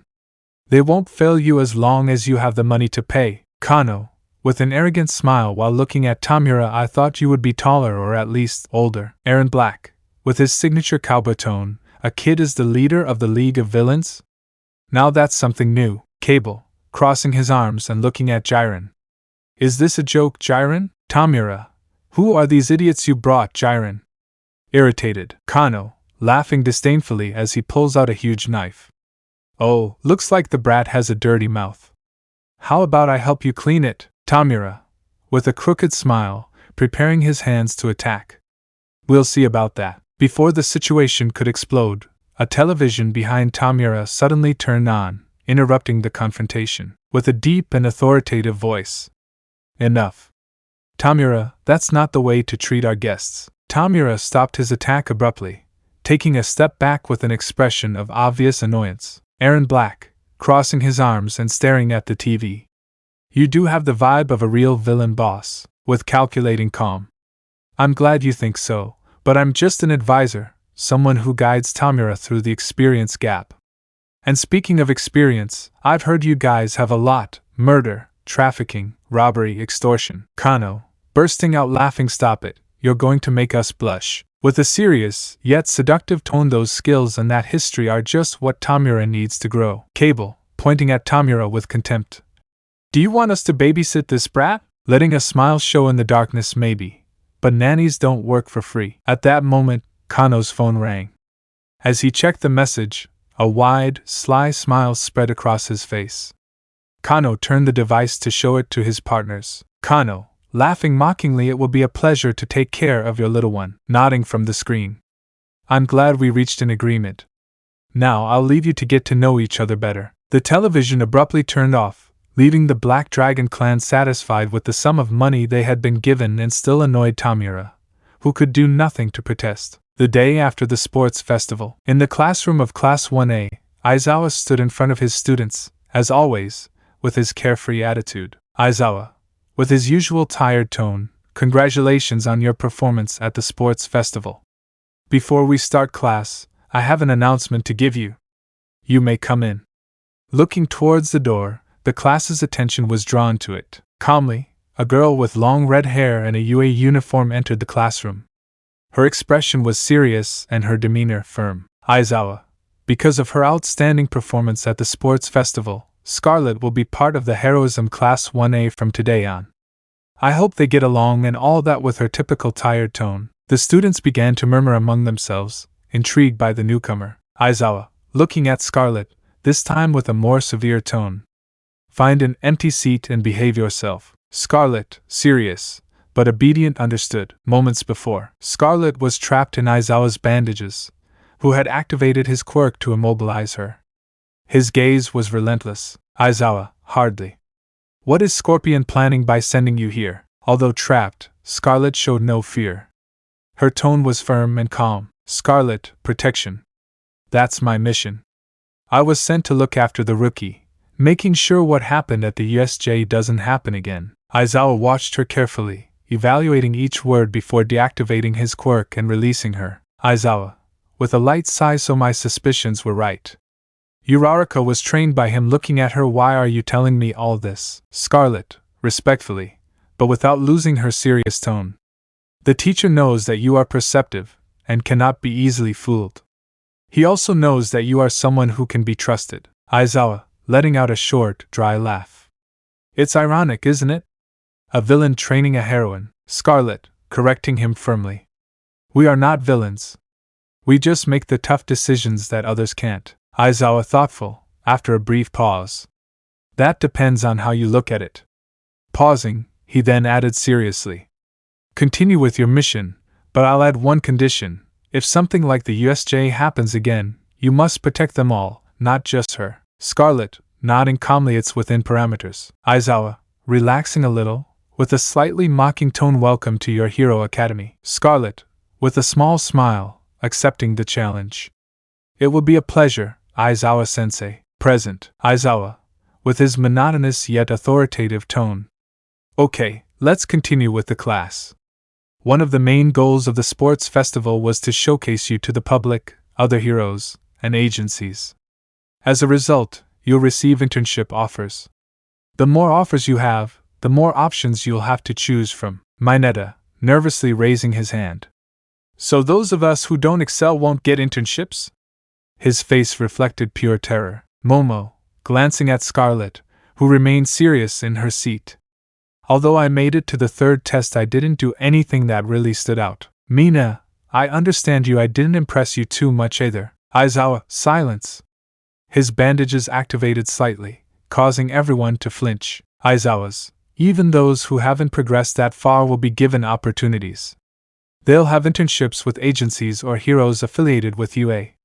So stop complaining. The mood of some students, especially the most nervous ones, improved noticeably after hearing this. Aizawa, pointing at the board with a casual gesture. Before I hand out the bid sheets, there's something you need to complete first. Read this. Everyone turned their gaze to the blackboard, where in large letters it read, Hero Name, Aizawa. Since I'm not good with this stuff, I called a professional. In the meantime, I said as I took out my sleeping bag, I'll take a break. After his announcement, the door opened, and a figure in striking attire walked in with a confident stride. Midnight, hey, kids! Your teacher asked me to help you with this part.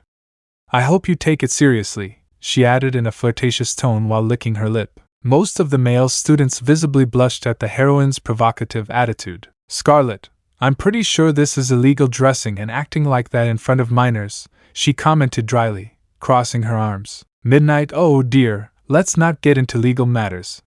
Those politicians don't know what's good, she replied, quickly switching to a more professional tone. Anyway, the subject of names is crucial for young heroes. Some of you will already have one in mind since you were little. That's why I want you to write it on these mini whiteboards and then share it with everyone. Midnight began distributing the whiteboards among the students. Jiro, it's a little embarrassing to say it out loud, she murmured, somewhat uncomfortably. Momo, I know, but it's also exciting. Kaminari, what should I put? I don't want it to sound silly. Midnight, remember, this is serious. This will be your name until you graduate, so don't feel pressured. If you need help, I'll be here to guide you. The process continued as in the anime, with the students presenting their names. However, two names stood out. Aki, my name will be showed his force-bound board. Midnight, powerful and powerful. I like it. Thumbs up. Scarlet, mine will be raised his scarlet slate. Midnight, oh, in Spanish. Pretty original. Approved. When everyone finished introducing their names, Aizawa got out of his sleeping bag. Aizawa, good. Now that you've chosen your names, I'll distribute the internship offers you've received.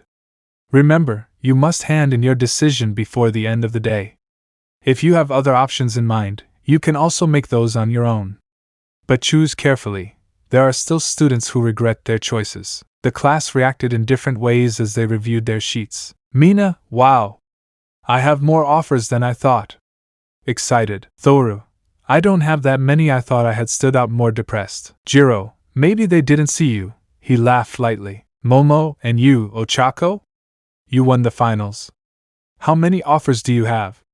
He asked, turning to her. Ochako flipped through her list with a serious expression, which didn't go unnoticed. Mina, leaning towards Ochako.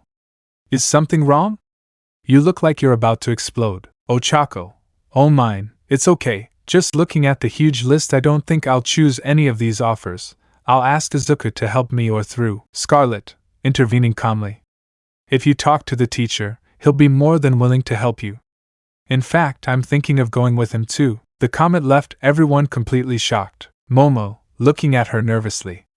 When you say teacher, do you mean Ochako's boyfriend? Are you her student too? Scarlet, of course, with a proud smile. Of course. After he helped me, I dedicated myself body and soul to learning from him. His discipline is impressive. He can be scary at times, But he's always very kind to everyone.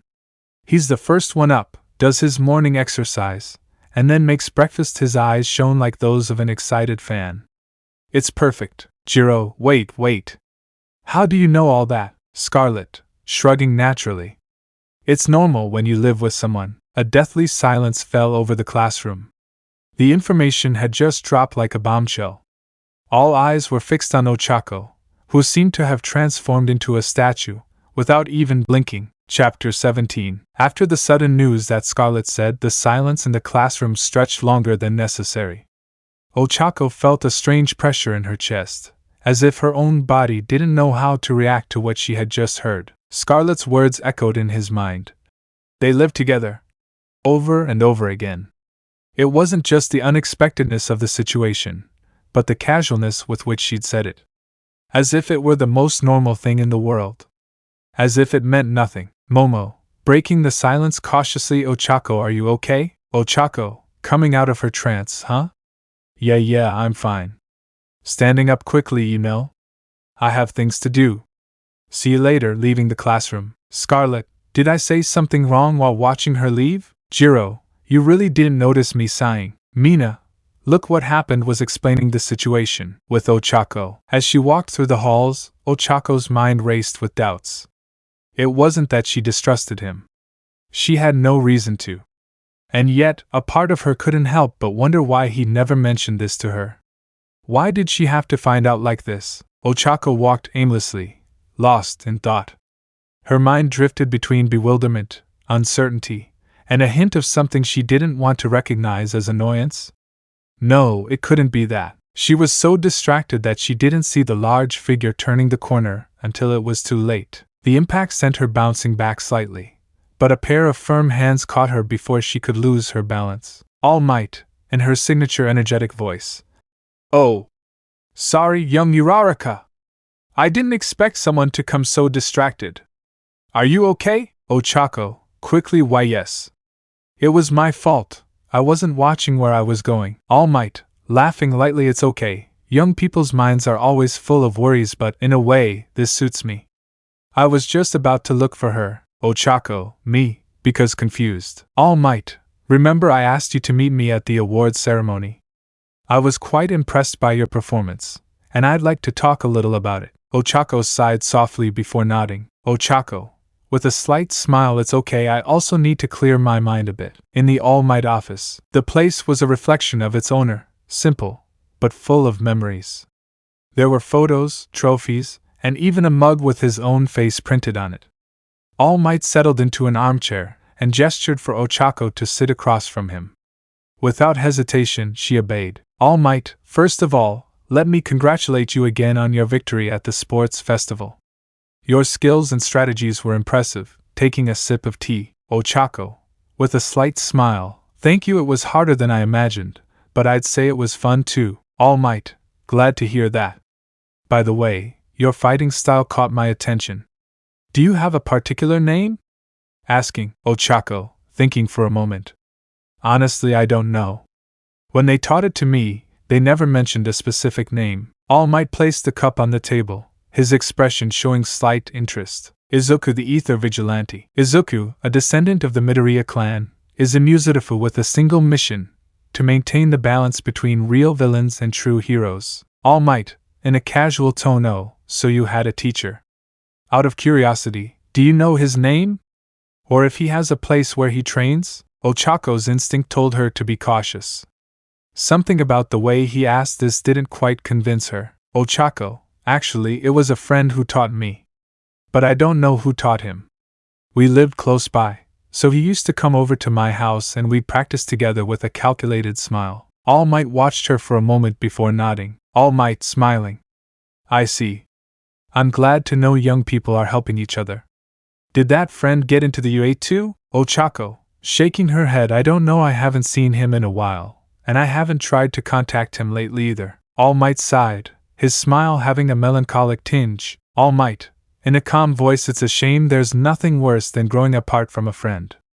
But who knows, maybe one day you'll meet again. Ochako, I laughed softly. Yes, I hope the same. Almight, well, young Uraraka, I don't want to take up any more of your time. I'm sure you have a lot on your mind with all those internship offers. I wish you luck, Ochako, standing up. Thanks, Almight. See you later. Without further ado, he left the office. As the door closed, Almight's smile slowly faded, giving way to a serious expression. He took a small recorder and turned it off with a click. Almight. He managed to answer every question without giving anything away. I don't know if he really belongs to that damn clan, but I'm sure he's hiding something. In the hallway, Ochako walked down the hallway with her mind in turmoil. Ochako, what the hell was that? She thought, feeling a chill run down her spine. It seemed like an interrogation disguised as a conversation. What was she getting at? Something about the way All Might had phrased his questions unsettled her. It wasn't just curiosity. He was searching for something, but his thoughts were abruptly interrupted by a scream behind him. Scarlet! Ochako! Uraraka screamed to get his attention. Ochako stopped in her tracks and turned around immediately, her body reacting on instinct. In front of her, Scarlet walked forward with a determined step, her gaze lowered but with determination in every movement. Ochako felt her body tense. The person who had been occupying her thoughts with anguish and annoyance was now coming directly towards her. Ochako, and now that I don't know what to expect. Scarlet, I'm so sorry for causing a misunderstanding. Ochako blinked, completely bewildered. Ochako, huh? Confused. Scarlet, still without raising her head, continued speaking with a voice full of urgency. Scarlet, when I said we lived together, I meant on the same land, not the same house. I would never dare interfere with their relationship. Ochako felt the tension in her shoulders instantly dissipate. A deep sigh of relief escaped her lips without her being able to stop it. Ochako, so that was it. For a moment, his mind had been turning over the worst possibility, imagining all kinds of unnecessary scenarios. Ochako, sighing, I swear I almost had a heart attack. Scarlet finally raised her head, her eyes reflecting a mixture of regret and concern. Scarlet, I'm really sorry. I didn't think my words could cause such confusion. Ochako crossed her arms and stared at her for a moment. Then, after a brief pause, she gave a small laugh. Ochako, okay, I admit I misunderstood everything. But you should also be more careful with how you say things. Scarlet, since we cleared up the misunderstanding, there is someone who wants to talk to you. Introducing. He stepped back, giving himself space. From the shadows of the hallway, a familiar silhouette emerged with a calm gait. Todoroki, looks like you've solved your problem. I'm happy for you. His tone was neutral, but his gaze showed interest. Ochako blinked, somewhat surprised. Ochako, Todoroki? What's wrong? Asking, he didn't respond immediately. Instead, he bowed slightly in a formal bow. Todoroki, please allow me to train with you during this internship. Asking, Ochako opened her eyes in surprise. Ochako, huh? Why this sudden request? I thought you were focused on training with your fire now. Todoroki raised his head, his expression as serene as ever. Todoroki, I considered it. But then I remembered our fight at the festival. He looked at his own hand thoughtfully. I realized that my greatest weakness is close combat. The moment you got close, I lost. He paused briefly before continuing. Todoroki, if I want to become stronger, I need to overcome my weaknesses. And you're the best at that style of fighting. Ochako crossed her arms, watching him intently. After a few seconds, she smiled confidently. Ochako, well, I'm sorry to say I'm just the strongest one you know. Her tone was playful as she extended a hand. So I'll just ask someone stronger to train you. Is that okay with you? For the first time, Todoroki gave a slight smile and took her hand. Todoroki, with a slight smile, I take her hand. I would really appreciate it. Scarlet, who had been watching the scene with her arms crossed, suddenly spoke. Scarlet, okay, then all that's left is to ask that bum, Aizawa-sensei's permission for our options. Correcting himself, Todoroki turned his head slightly towards her. Todoroki, by the way, will your teacher have room for one more? I wouldn't want to travel every day to wherever he's asking. Scarlet, that won't be a problem, she replied without hesitation. There are still several rooms left for the students to answer. Ochako, wait, does that mean I can stay too? Scarlet shook her head. Scarlet, that would be impossible. Ochako, huh? Her expression turned downcast. Scarlet, it would be a disgrace for someone like you to stay in the student dorms. You'll be accommodated in the main house, where the teacher lives. Ochako felt a slight blush on her face. Ochako, blushing well if you say so. I guess I have no choice. Todoroki tilted his head, intrigued. Todoroki, main house? Asking. Scarlet, it's the largest of all. The teacher, the strongest students, and their children live there. The last words fell on Ochako like a bucket of cold water. Ochako, your children? Surprised, her mind went blank. Her breathing became ragged, and she couldn't help but freeze. At the base in the afternoon, Izuku watched the screen in front of him intently. His eyes analyzed every detail as the lights in the room flickered slightly. Izuku, any news on them? Beside him, Renjiro typed rapidly. Renjiro, they're still moving like rats. They're good at hiding, but he paused for a moment, zooming in on a map. I've detected activity from a new group.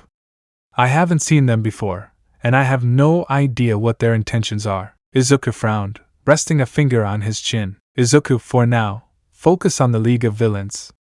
If this other group becomes a problem, we'll deal with them later. A ninja appeared in the room, bowing his head in respect. Ninja, Master, Miss Scarlet has arrived. She wants to inform you of something. Izuku sighed and nodded. Izuku, I'll be right there. Thanks for letting me know. Ninja, yes, disappearing. Izuku looked at Renjiro with a slight smile. Izuku, aren't you coming? It might be interesting. Renjiro gave a short laugh and shook his head. Renjiro, I'd rather continue with my search. It's been a while since I've had a real challenge, and this is exciting. He moved his fingers nimbly across the keyboard. Besides, I have the cameras. If something fun happens, I'll still watch it. Izuku, as you wish. I don't think Scarlet has anything relevant to report after all, it's just a report on student life. But I was wrong. Minutes later, Scarlet, and with that my serious report ends. Scarlet finished speaking with her usual serious tone. The silence that remained in the room was interrupted by a shrill laugh. Dobby, no way! He held his stomach as he continued to laugh.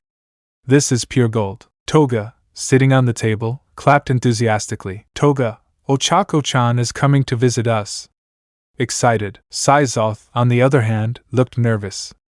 His eyes darted around as if he was waiting for someone to say it was all a joke. The sisters exchanged knowing glances before letting out a light laugh. Thomas just crossed his arms, with his usual expression, but the most affected was Izuku. His breathing had become a little erratic and his hand was shaking slightly as he brought his fingers to his head. He was nervous. He was scared. He was upset. All at the same time. Izuku, is there any way to stop him from coming? He asked, rubbing his temples. Scarlet, I doubt it, Master. She looked very excited when she found out, then downcast, and then angry. She said she'd come no matter what. Dobby stopping laughing. Come on, what's the problem with him coming?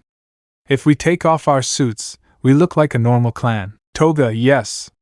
Besides, I really want to see her. Kidina, if you refuse to bring it, you'll only look more suspicious. Milena, I still don't understand why you keep hiding it. If it's to protect her, she would be safer knowing the truth. She would have all the support of the Shirairyu and the outside world. Izuku closed his eyes for a moment. He knew Milena was right. He knew that hiding the truth from Ochako was only keeping him away from a real solution. Izuku, I know that, it's just remembering his past. It's just my fear that another precious person to me will abandon me, covering his face with his hands. At this statement the room fell silent. Those present knew what he was referring to and some shared the same feeling. Izuku, well, if we can hide our clan for 5 years we can do it for 5 days. Decided tell everyone not to wear the uniform, and not to mention the name of the clan or anything related, and they wonder. Tell him it is the Hasashi clan. Izuku, and if in the worst case scenario he discovers the truth, I'll take care of it, he said a little dejectedly. Dobby, well, that fixes the identity problem. But don't forget the others approaching. Izuku, she comes to see your children. Izuku, I'll think about it when the time comes. Note, all of this happens on a Friday. The internship starts on Monday. Monday morning. The sky was still orange and pink when Ochako arrived at the meeting point. She was completely exhausted. Her shoulders slumped, her hair a bit messy, and the dark circles under her eyes betrayed the sleepless night she'd endured. Her eyes were fixed on the ground, but her mind was elsewhere. Ochako's mind, I couldn't sleep at all. Every time I closed my eyes, my head was filled with questions. Why didn't Izuku ever tell me about this? Why so much mystery? Is it dangerous? Distraught. She might have been nervous, anxious, scared even, but she wasn't a coward. She crossed her arms, trying to calm her breathing. In the distance, she saw two figures approaching. Scarlet and Todoroki had finally arrived.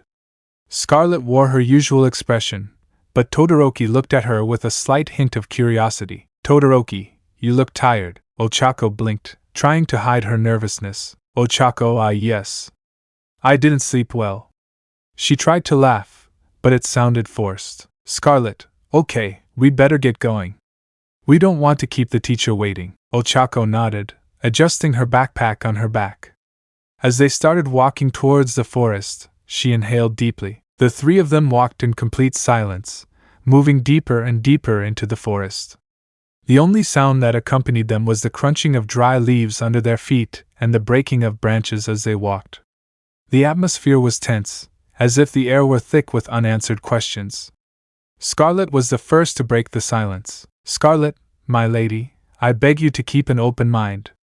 I know the master has kept many things from you, but if there's one thing I'm sure of, it's how much he wants to tell you. The words echoed in Ochako's mind, and she simply looked down and continued walking, processing what she had just heard. She didn't respond, but the comment stuck. It was Todoroki who broke the introspection with a doubt that had been hovering in his head. Todoroki, why do you speak to him with such respect? You're the same age. The question brought Ochako out of her thoughts. Ochako, it's true we only met a short time ago, but from the beginning you spoke to me that way. Scarlet smiled slightly, as if the answer was obvious. Scarlet, I guess it may seem confusing, but the truth is not. We call him Master because he trained us all, but the truth is he is the leader of our organization. You can call it a clan. All the members were helped in some way by him. We are all totally loyal to him. He is our lord, which makes you pointing at Ochako and Our Lady. The revelation fell like a weight on Ochako, who opened her eyes in surprise. She knew Izuku was hiding things, but she never imagined something of this magnitude. Todoroki also seemed thoughtful, although his expression didn't betray what he was really feeling. Scarlet, so let me be the first to welcome you to the Hasashi clan by waving some branches. In front of them lay an entire settlement, hidden deep in the forest. There were several traditional-style houses, alongside training grounds where adults, teenagers, and even children could be seen practicing different disciplines. The scene was a contrast between the everyday and the militarized, between the life of a village and that of a clan of hidden warriors. As soon as they crossed the threshold of the trees, those present stopped what they were doing. A murmur ran through the crowd before, as if rehearsed, everyone lined up in perfect rows. Then, in unison, they bowed and spoke respectfully. Clan, bowing welcome my lady. Ochako, huh? Surprised, Ochako's heart raced. Her hands trembled slightly. She had no idea how to react to such a sudden display of respect. How was she supposed to respond? A burst of applause broke the tense moment. A figure stepped forward from the crowd with a carefree smile. Dabi. Enough! Don't you see that you're overwhelming your mistress? Get back to your activities! He ordered in a relaxed but firm tone. Clan, yes, dispersing. Dabi approached with his typical carefree attitude, chuckling. Dabi, you'll have to excuse them. This is the first time something like this has happened. While laughing, Ochako looked around still confused. Ochako, did Izuku tell you to do this? Dabi gave a low laugh, shaking his head. Dabi, Izuku? Nah, not in my dreams. In fact, I wanted to keep their relationship a secret for as long as possible. Dabi, but it seems that the information was leaked somehow. With a mocking smile. Ochako, are you sure it was an accident? Hesitating. Dabi, that doesn't matter now. Why did you come to train and why did you have doubts? Search until you are satisfied, and when you have your answer, put that on by throwing an object. Ochako, looking at the object, a ring. Dabi, if you are willing to stay with Izuku against all odds, put on that ring. You will officially be Our Lady. In simple words, it is as if you were Izuku's fiancée. Laughing, Ochako looked at the ring on her hand. She held it tightly for a moment, feeling its weight and meaning, before resolutely putting it back in her pocket. Ochako, firmly, where is Izuku? Dabi watched her with interest before giving her a sly smile. Dabi, funny Toga will take you with him. You're not the only one who was nervous, Ochako, looking around. Toga? Where is it, Toga? I'm here, he whispered into Ochako's ear, appearing behind her with a playful smile. Ochako gave a small start, but Toga just laughed before taking her wrist. Dabi, looking at Todoroki, I'll stay with your friend, let's see what you're capable of. Toga, let's go quickly, Ochako-chan, before the others die, pulling Ochako. With Ochako, panting, why are we running so much? Toga, laughing, Izuku-kun clears his head when he's in a mess by training, and this time he chose a fight.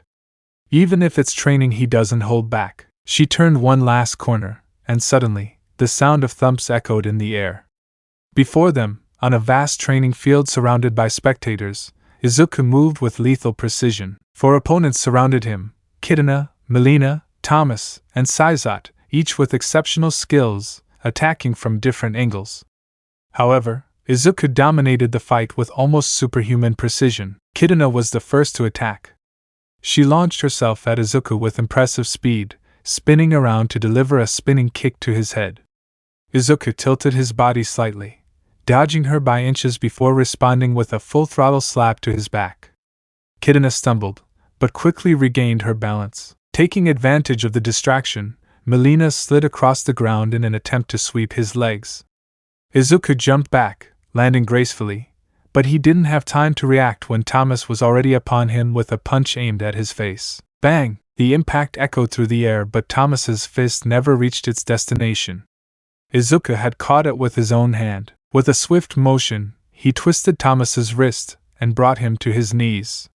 Before he could counterattack, Izuku launched a side kick to his chest, sending him rolling on the ground. But the other 3 gave him no respite.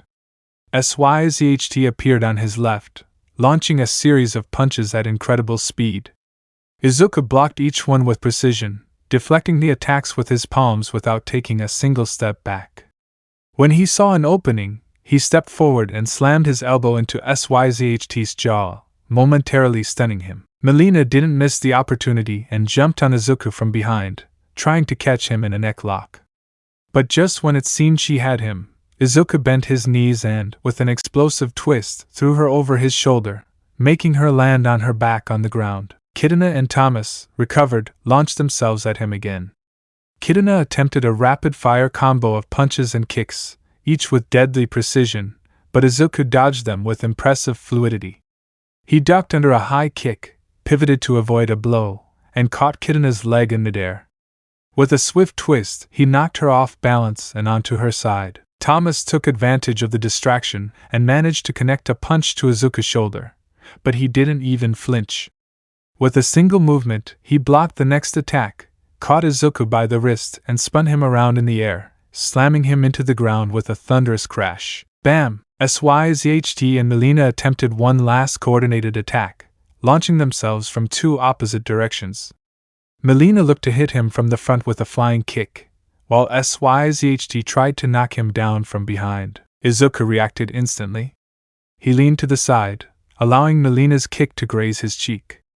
Before his opponent could hit the ground, he grabbed her by the ankle and threw her straight into Syzt, causing them both to collapse in a tangle of arms and legs. The entire scene fell silent. The dust settled, and the 4 opponents lay sprawled on the ground, panting from exertion.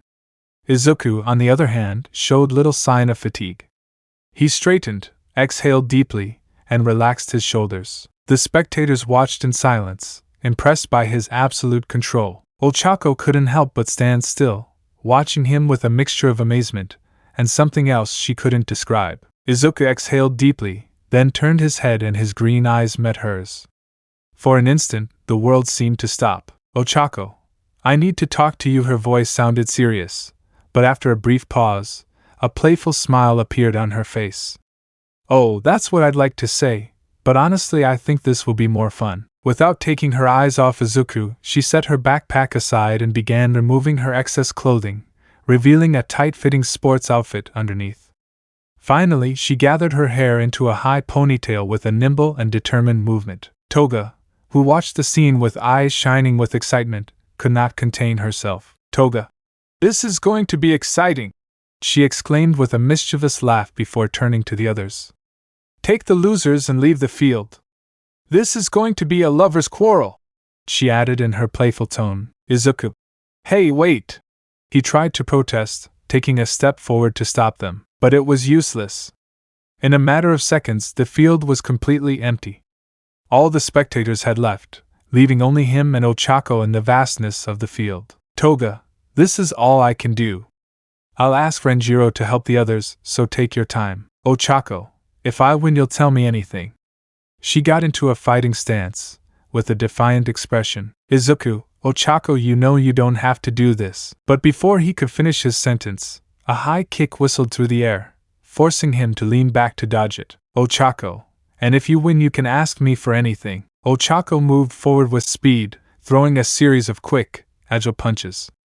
Izuku dodged them effortlessly, moving with fluid grace, as if he were dancing around her rather than facing her. Izuku never hit back, he simply deflected his attacks with slight movements of his wrist or dodged with a subtle step, always maintaining a relaxed posture. Izuku, you're faster than I remembered, Ochako, and you still refuse to fight seriously. Ochako's mind, no matter how strong I am, if I don't take myself seriously, I won't win with strength. He took a step back, feigning a slip. Izuku, without thinking, reacted instantly, moving to catch her before she fell. Ochako, I caught you! Before Izuku could process it, her hands were already on his shoulders. A second of contact was enough. Izuku felt his body lift off the ground. Izuku, what? Ochako had activated her quirk at just the right moment. Izuku slowly floated upwards, moving away from the ground uncontrollably. Ochako, and with this, with a triumphant smile, she jumped up and gently pushed him in the chest, giving him a little spin in the air. Izuku floated on his back, completely helpless. Ochako, win! Izuku sighed, unable to help but let out a light laugh. Izuku, you cheated. Laughing, so what is it you want to know? Chapter 18. Both Izuku and Ochako remained silent, staring at each other. It wasn't an awkward atmosphere, but the weight of unspoken emotions hung between them. Finally, Izuku broke the silence. Izuku, even though you won by cheating, you won. So ask whatever you want. Ochako sighed deeply. She had so many questions. What is this place? Who are you really? What does your children mean? But there were so many questions in her mind that she didn't know where to start. In the end, he could only ask one thing. Ochako, do you love me? She asked, her cheeks flushed. Izuku was silent for a second, surprised. Then, a soft laugh escaped his lips. Izuku, of all the questions you could have asked, that's the one you chose? He said with an amused smile. Ochako, and what's wrong? That's what I want to know right now, she replied, blushing even more. Izuku looked at her tenderly and, with a slow gesture, took her face in his hands, gently tilting her towards him. Izuku, the first time I saw you, 5 years ago, I thought you were incredibly cute. Every time I went to your house and saw your smile, my heart would race. Until one day I realized I couldn't stop thinking about you. He moved a little closer, his eyes reflecting an unmistakable warmth. Izuku, so if you're asking me if I love you, the answer is yes. I love you, Ochako. Having said this, he kissed her gently, unhurriedly, as if time had stopped just for them. Ochako, I guess I'll have to believe you're blushing. Izuku let out a laugh and leaned his forehead against hers. Izuku, if you wanted to hear it, you didn't have to challenge me to a fight. I'll tell you as many times as you want. Izuku, but I'm not happy with this. I can tell you that whenever you want, ask a question, encouraging her. Ochako looked at him tenderly and, without hesitation, gently laid down on his chest. Ochako, so why don't you start by telling me something about yourself? Izuku watched her silently for a moment before looking away. Izuku, it's not a pretty story, and it's also a bit long. Ochako, then you'd better get started. Izuku let out a deep sigh and closed his eyes for a moment. Izuku, I guess I'm tired of hiding it. He extended his hand in front of them, and a burning flame was born in his palm. Izuku, for some, having a quirk is a cause for happiness. In my case, it was the complete opposite. My quirk was nicknamed Hellfire, and, as the name suggests, it was hell. He paused, watching the flames dance in his hand before closing it into a fist. Izuku, I couldn't control it. From the moment it manifested, it became a curse. I spent the next 6 years with an anti-quirk collar, like a prisoner. I was subjected to constant medical checkups, searching for a way to contain me, but during one of those checkups, everything spiraled out of control. Ochako felt his breathing quicken, but she didn't take her eyes off him. Izuku, I completely lost control. I destroyed almost the entire hospital. I hurt a lot of people, even my own parents. And I killed Izuku, the Ether Vigilante. Izuku, a descendant of the Midoriya clan, is a Musitifu with a single mission: to maintain the balance between real villains and true heroes. Ochako felt a lump in her throat when she heard those words. Izuku, even though it was an accident, that doesn't change the fact that I did it. From that day on, I was branded a monster. My mere presence generated fear and hatred. Even my own parents, they sold me to a criminal organization just to get rid of me. Silence fell upon them, but Ochako didn't take her eyes off him for a single second. Izuku, that's where I met the others. We ran away together and slowly built all this. And then I met you. The rest is history. Ochako's eyes began to moisten without her being able to stop it. Ochako, I'm sorry, I didn't mean to make you remember all this. Izuku smiled softly and hugged her tightly. Izuku, you don't have to apologize. It's a past I've already left behind. Now I have people who help me move forward, my friends, the clan members, and most of all, I have you. Ochako felt her heart race at those words and hugged him tightly. Izuku pulled away slightly and looked into her eyes seriously. Izuku, now it's my turn to ask a question. His voice was firm, but there was a slight hesitation in his expression. Izuku, will you stay by my side no matter what? Ochako did not hesitate for a second. Akulo, of course. I don't care about your past or what you did. Izuku watched her intently, as if trying to make sure she was really telling the truth. Then, he took a breath and stood up somewhat stiffly. Izuku, head down then, please don't panic. Ochako frowned, confused. Before he could ask, an intense fire engulfed his entire body. It wasn't like the flames he displayed before. These burned with a different, more intense, wilder energy. When the fire finally dissipated, Ochako felt a chill run down her spine. In front of her, Izuku's figure had changed. His outfit, his posture, his presence. His eyes widened in astonishment. Ochako, as Scorpion whispered, her heart pounding as she stared at him. Ochako felt her heart pounding. Not out of fear. Not exactly. Ochako, you, her voice trembled, and she forced herself to compose herself. Since when? Izuku looked down, the fire still flickering faintly in his hands. Izuku, 3 years after I escaped from the organization that bought me, almost at the same time I started training you. Ochako, and why continue with this? Why continue with this life? You're chased by heroes and villains. Izuku looked her straight in the eyes. Izuku, because someone has to do it. His answer threw her off. Izuku, heroes, they don't completely solve the problem, and sometimes they're part of it. I've seen those who sell information, those who hide behind a license to do whatever they want. I've seen those who only save when there are cameras around. And I've seen what happens when no one else is looking. He paused. Izuku, I'm not a hero. I'll never be. But I also won't let innocent people suffer because of them. If the system can't protect them, then I'll do it my way. Ochako clenched her fists. Ochako was no stranger to this problem.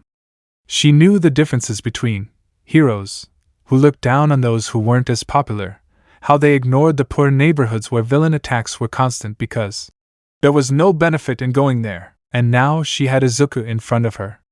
Someone who had crossed the line, who had killed, who had committed crimes, but also someone who had rescued people, who had taken down villains that heroes never bothered to face. Ochako remained silent for a long moment. Then, without looking away, she stepped forward and pressed her forehead against his. Ochako, I'm not going to pretend that I understand everything you did. Nor am I going to say that I agree with everything. She sighed. But if there's anyone who deserves a chance, it's you. Izuku blinked in surprise. Ochako, so if you want me to stay, he took her wrist gently. Show me everything you do without any more secrets. Izuku, I promise, by hugging her. Although the suit still covered her body, Ochako allowed herself to hug back. They both needed that moment to calm down until a voice interrupted. Extra, coughing, uncomfortable. Sorry to interrupt, my lord. Izuku sighed and pulled away slightly, looking over his shoulder. Izuku, it's okay. Without further ado, he engulfed his body in fire, burning the suit until it disappeared, leaving only his usual clothes. Izuku, what's wrong? Extra, the little ones are ready. Izuku, with a slight smile, I guess it's a good time. Bring them, I want them to meet her. Extra. He immediately bowed slightly and left. Ochako, huh? Now? Don't you want to wait a little longer? I don't feel ready. Izuku, of all the questions you wanted to ask me today, this is definitely one of them, so instead of answering you, I think it would be better if I showed them to you. Izuku, funny too. You said no more secrets. Ochako, nervous yes, but I didn't think I'd have to meet children right away. Izuku, laughing. They're just kids, Ochako. There's no need to be nervous. Without warning, the sound of small footsteps and laughter filled the hallway, followed by the sound of the door opening and the scream of a little girl. Yuna, Daddy! Hugging him. Description: Yuna, 7 years old, the energetic and emotional one. White heavy checkmark personality, expressive, hyperactive, unfiltered when speaking, mood swings quickly. She gets attached easily, but also gets angry easily. White heavy checkmark quirk, kinetic boost, he can accumulate energy through movement. The more he moves, the faster and stronger he becomes in short bursts. However, if he stops for too long, the accumulated energy is lost. Sora, 10 years old, the serious and protective older brother. White heavy checkmark personality, responsible, mature for his age, he observes before speaking.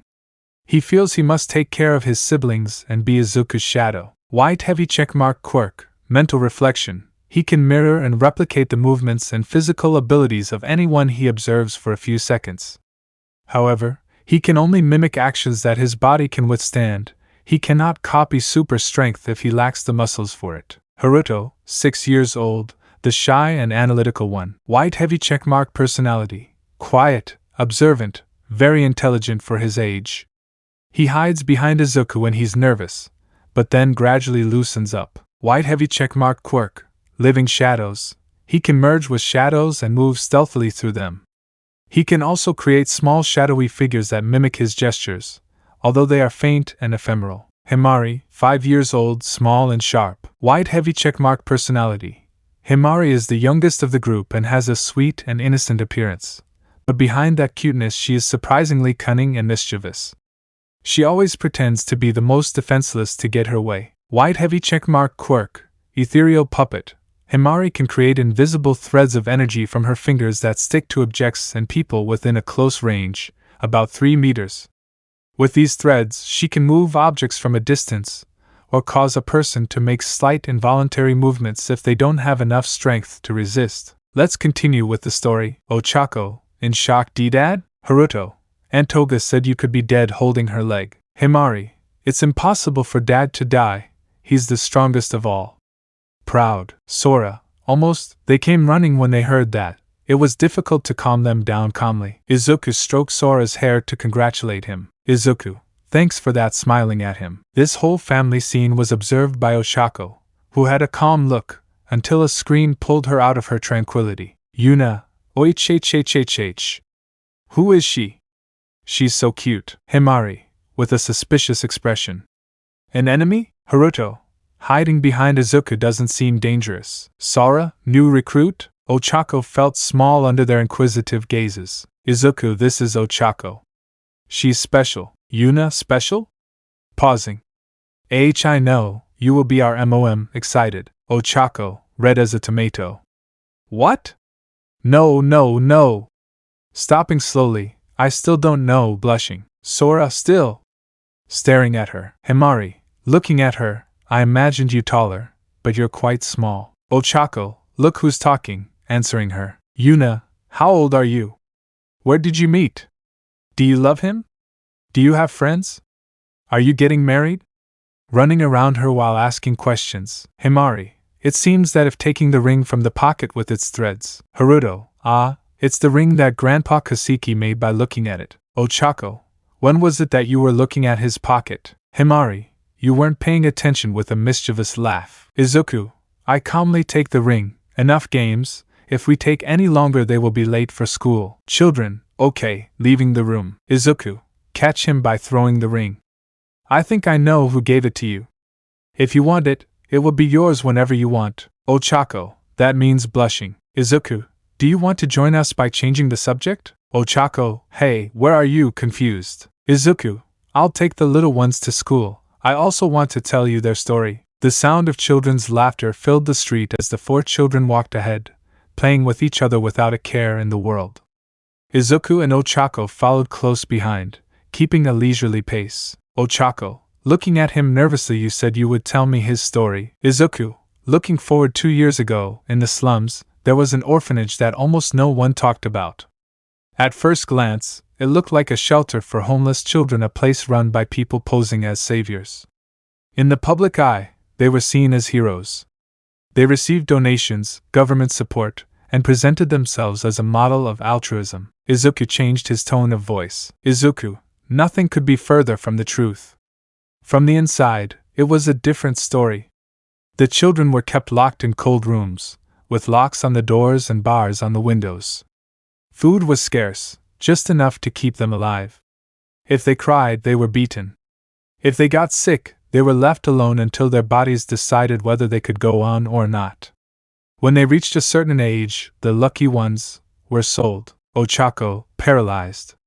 As sold? Izuku, one day, some rookie heroes discovered what was happening there. They weren't professionals yet, barely in training, but they wanted to do the right thing. They entered the orphanage to rescue the children. Ochako, with a little hope. Did they make it? Shaking his head. Izuku, the orphanage owners realized they'd been discovered and panicked. If they were caught, they knew they'd go to prison for life. So they made a desperate decision by pausing. They set fire to the building with everyone inside. Ochako felt her heart stop for a moment. Izuku, they wanted to eliminate any evidence. If the children died, there would be no witnesses. And the rookie heroes, finding themselves in the middle of a situation they couldn't handle, fled. Ochako, annoyed, how could they leave the children behind? Izuku, when we heard, we acted immediately. We rushed to the scene, but when we arrived, the orphanage was already engulfed in flames. And there they were, the 2 heroes, fleeing without looking back. Izuku, with a grim expression, I didn't wait a second. I used my fire to put out the blaze. My fire isn't like theirs. I can control it, shape it. I used it to drown the flames and smother them before they destroyed everything. Izuku, with the most serious voice, when we finally put out the fire, we entered the building.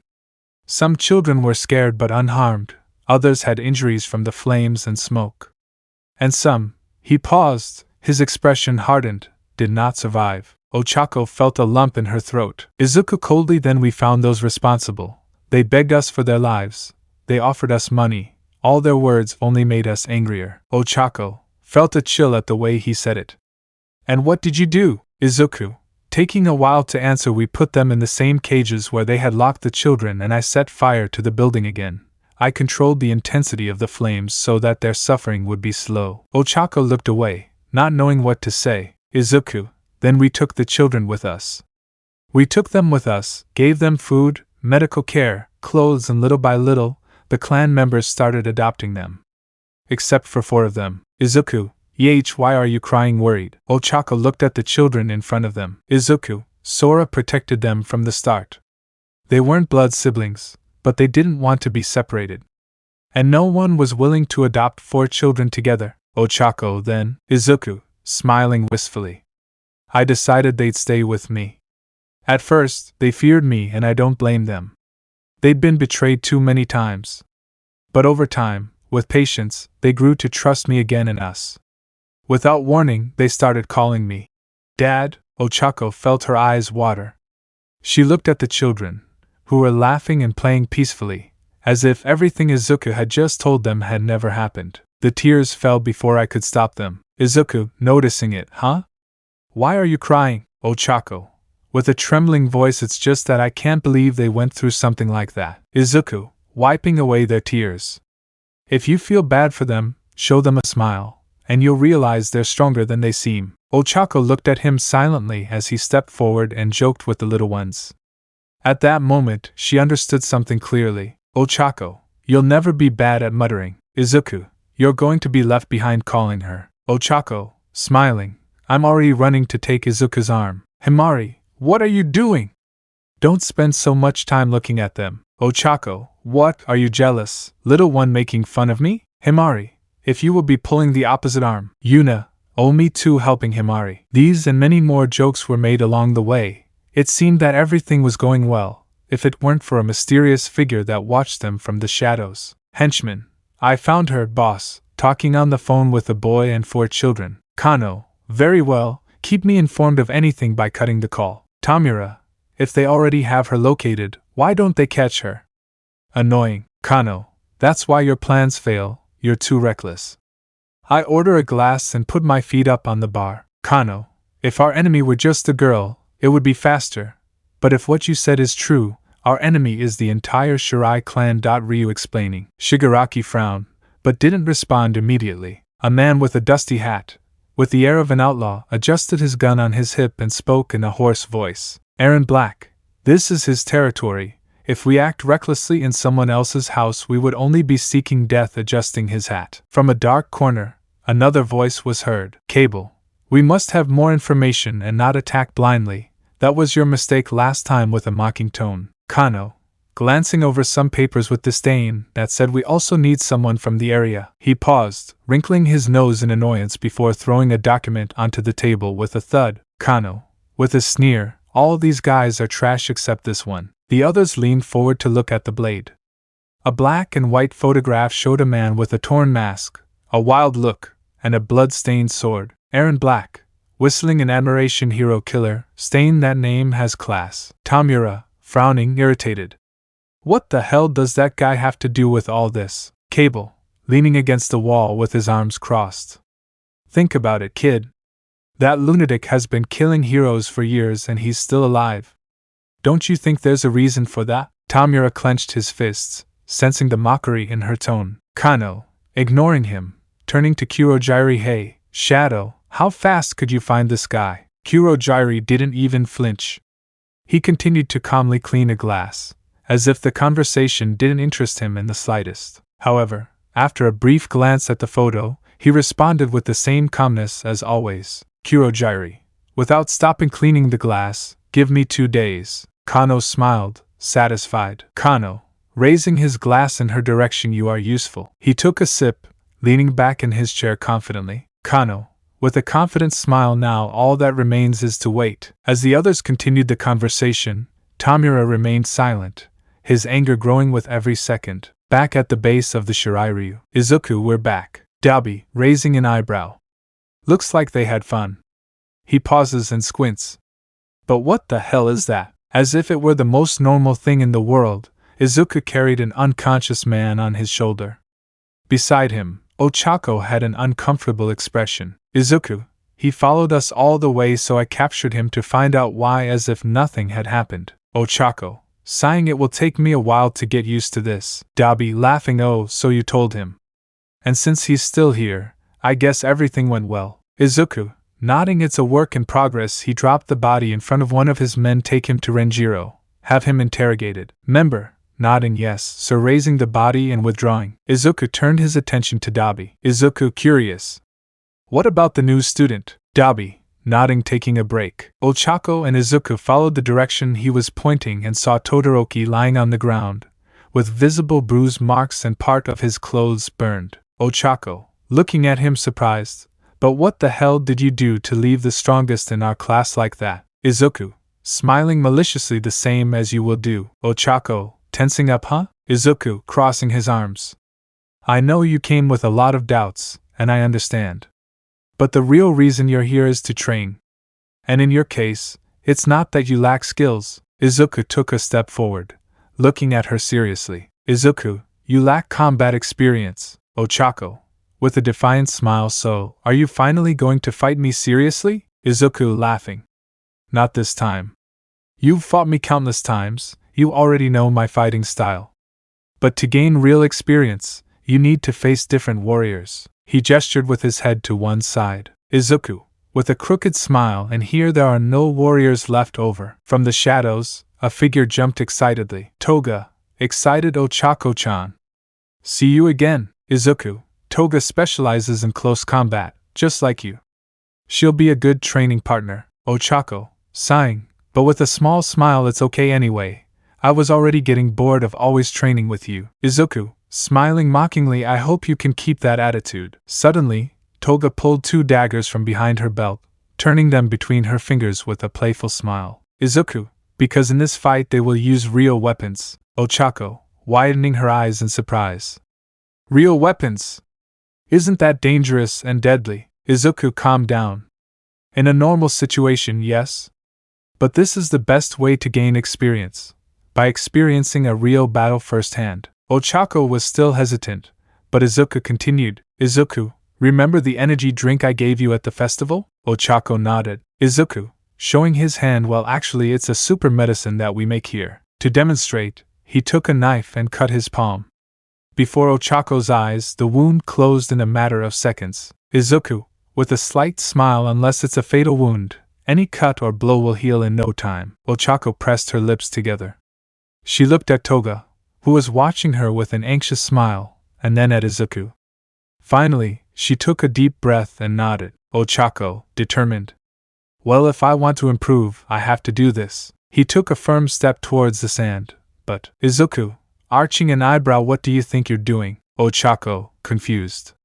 Prepare for combat? Izuku, in a fight with real weapons, are you going to go in without a weapon? Before Ochako could respond, a deep, calm voice echoed in the room. Kaseki, laughing softly. Ojojo, the energy of young people has no limits. An old man walked slowly towards them with a cloth in his hands. Izuku, looking at Ochako. He's old, Kaseki. He created the ring and forged your ice axes. Ochako, surprised. Oh. Nice to meet you. Thank you so much for the ice axes, they've been very useful. He bowed in respect. Kaseki, laughing. Lift your head, little one. The lady of the clan must not bow to anyone. Ochako blushed a little, but muttered, Ochako, looking down, I still don't know if I'll be that person. Kaseki, laughing at his attitude, I'm glad you like the ice axes. Now I have another gift for you. He handed him an object wrapped in an elongated cloth. Ochako carefully took it and removed the cloth, revealing a beautifully detailed sword, stored in its sheath. With excitement, he drew the weapon, admiring its sharpness and craftsmanship. Ochako, amazed, it's beautiful. Ochako looked at the sword with a mixture of wonder and respect. The blade reflected the dim light from the base, and the engravings on the hilt bore symbols she didn't recognize. Kaseki, smiling with pride, forged especially for you. A light yet durable weapon. Ochako, sliding your fingers along the edge without touching it. It's incredible. But why a sword? Izuku, your fighting style is already good, but you need versatility. Your ice axes are useful for mobility and quick attacks, but a sword will give you greater reach and options in prolonged combat. Ochako, but before she could ask more, Izuku lightly pushed her towards the sand. Izuku, okay, you have your weapon. Time to test it out. Toga twirled the daggers in her hands, with her signature twisted smile. Toga, oh, I'm excited. It's the first time I've fought with Ochako-chan. Ochako, taking a deep breath, adjusting her grip on the sword, I'm ready. Izuku, giving the signal with a wave of his hand. Start. Chapter 19. The training ground was dyed red. Ochako and Toga traded blows relentlessly, their weapons gleaming in the light as the sound of clashing metal filled the air. At first glance, it was clear that Toga had the advantage. Her attacks were swift and precise, striking with the confidence of someone who had been in countless real fights. But Ochako wasn't far behind. Every slash he could avoid, he blocked. And when he received a cut, he took it without missing a beat. From a distance, Dabi watched with his arms crossed. Dabi, I thought he would hesitate more. Izuku, with a slight smile on his face, didn't take his eyes off the fight. Izuku, in her fight against the Nomu, she did the same thing and without healing. She's quite stubborn. As they spoke, a faint sound behind them caught their attention. Todoroki was beginning to wake up, holding his head as he tried to sit up. Todoroki, when was it that? Izuku turned to him, his expression calm. Izuku, I'll take care of it now, you supervise here. Dabi shrugged. Dabi, whatever. It's easier to look anyway. Without saying anything else, Izuku walked towards Todoroki, who was still struggling to stand up. Izuku, do you need a hand? He said, extending his own. Todoroki looked at him for a moment, recognizing him, and finally accepted the help. Izuku, I don't think I've introduced myself. I'm Izuku, the leader of this place, introducing myself. Note: I don't remember if I already presented them, but just in case I'll do it now. Todoroki, Shoto Todoroki. Thanks for the help and for having me. Izuku, no problem. If Ochako recommended you, then you must be a good boy. Todoroki looked away briefly. Todoroki, if you say so. By the way, he pointed towards the battle. Is she okay? The two combatants continued to fight, completely covered in blood. However, neither showed any signs of stopping. Izuku, look at them carefully. Todoroki frowned, but did as Izuku said. It was then that he noticed something. They were both smiling. Izuku, there's nothing better than pushing your skills to the max and feeling like you're improving. Todoroki continued to watch in silence. Izuku, that's one of the reasons why so-called geniuses have a hard time improving. Todoroki tilted his head slightly at those words. Izuku, they've always had it easy. Always on top. But when someone stronger than them comes along, they completely fall apart. Todoroki looked away. He knew those words were directed at him. Izuku noticed it, but continued. Izuku, if you were that kind of genius, I would have rejected you immediately. But with your defeat, you realize you're still lacking. You recognize that there are people stronger than you. And that is a necessary quality to progress. Izuku, the Ether Vigilante. Izuku, a descendant of the Midoriya clan, is a Musutafu with a single mission: to maintain the balance between real villains and true heroes. The spirit of a hunter is reborn. 1.3K148. Izuku Midoriya had an extremely difficult life due to his lack of a quirk in a society where possessing one and its prominence can determine greatness or. Izuku Midoriya, Bizarre Adventures. 8.2K774. Izuku Midoriya, a boy without a quirk who is willing to do anything to fulfill his dream, will now have to navigate a difficult path in this world full of powers, but with One Punch Man x My Hero Academia. Season 144K7.4K. In this fanfic, we meet Izuku Midoriya, a quirkless boy who undergoes rigorous training to become the strongest hero in the world. Please enjoy. Who am I? 44.1K 4.7K. Izuku was attacked with a quirk that made him forget his friends and ideals at the most inopportune moment on his way to becoming the #1 hero. Without a clear past. I will protect you! Izuku XU. 80.5K 5.2K. Izuku Midoriya, a boy born without a quirk, was a victim of bullying, abuse, and exclusion by others. His friend Tien encouraged and defended him. One day, he met Almight, who, inventor. 22.2K 1.7K. Izuku Midoriya, a quirkless boy who enters UA by passing the support department exam thanks to his great intellect, while helping the aspiring heroes. Todoroki looked down, remembering his past. Then, after a few seconds of reflection, he turned to Izuku and with a slight bow, made his request. Todoroki, help me progress. Izuku watched him with a calm smile before answering. Izuku, well, let's start. He took off his jacket and let it fall to the floor. Izuku, I saw your fight at the sports festival. You're certainly lacking in power, but you lack control. Todoroki looked at him carefully. Izuku, your attacks are too wide and explosive. If you don't control the force, you'll end up defeating both your opponents and your allies. It's inefficient. Izuku snapped his fingers and small flames danced in his palm. Izuku, also, you use ice much more than fire. Not because you can't handle it, but because you still see it as something foreign to you. Todoroki clenched his fists. It was true, although he had decided it was his power, he hadn't fully grasped it yet. Izuku, but luckily for you his hand caught fire with perfect precision. Fire is my specialty. Todoroki, so how can I improve? Izuku, your quirk is strong, but right now you're just using it as a crude tool. What you need is precision. Todoroki was attentive to the explanation. Izuku, it's not about throwing a big flame or a huge iceberg. It's about how and where you use your power. Izuku closed his fist and his flames concentrated in a single point on his palm. Izuku, if you use fire too broadly, you waste too much energy and leave too many openings. But if you channel it into a specific spot, you can make it lethal without wasting as much. Izuku, you handle ice well because it's static. But fire is movement. It's expansion.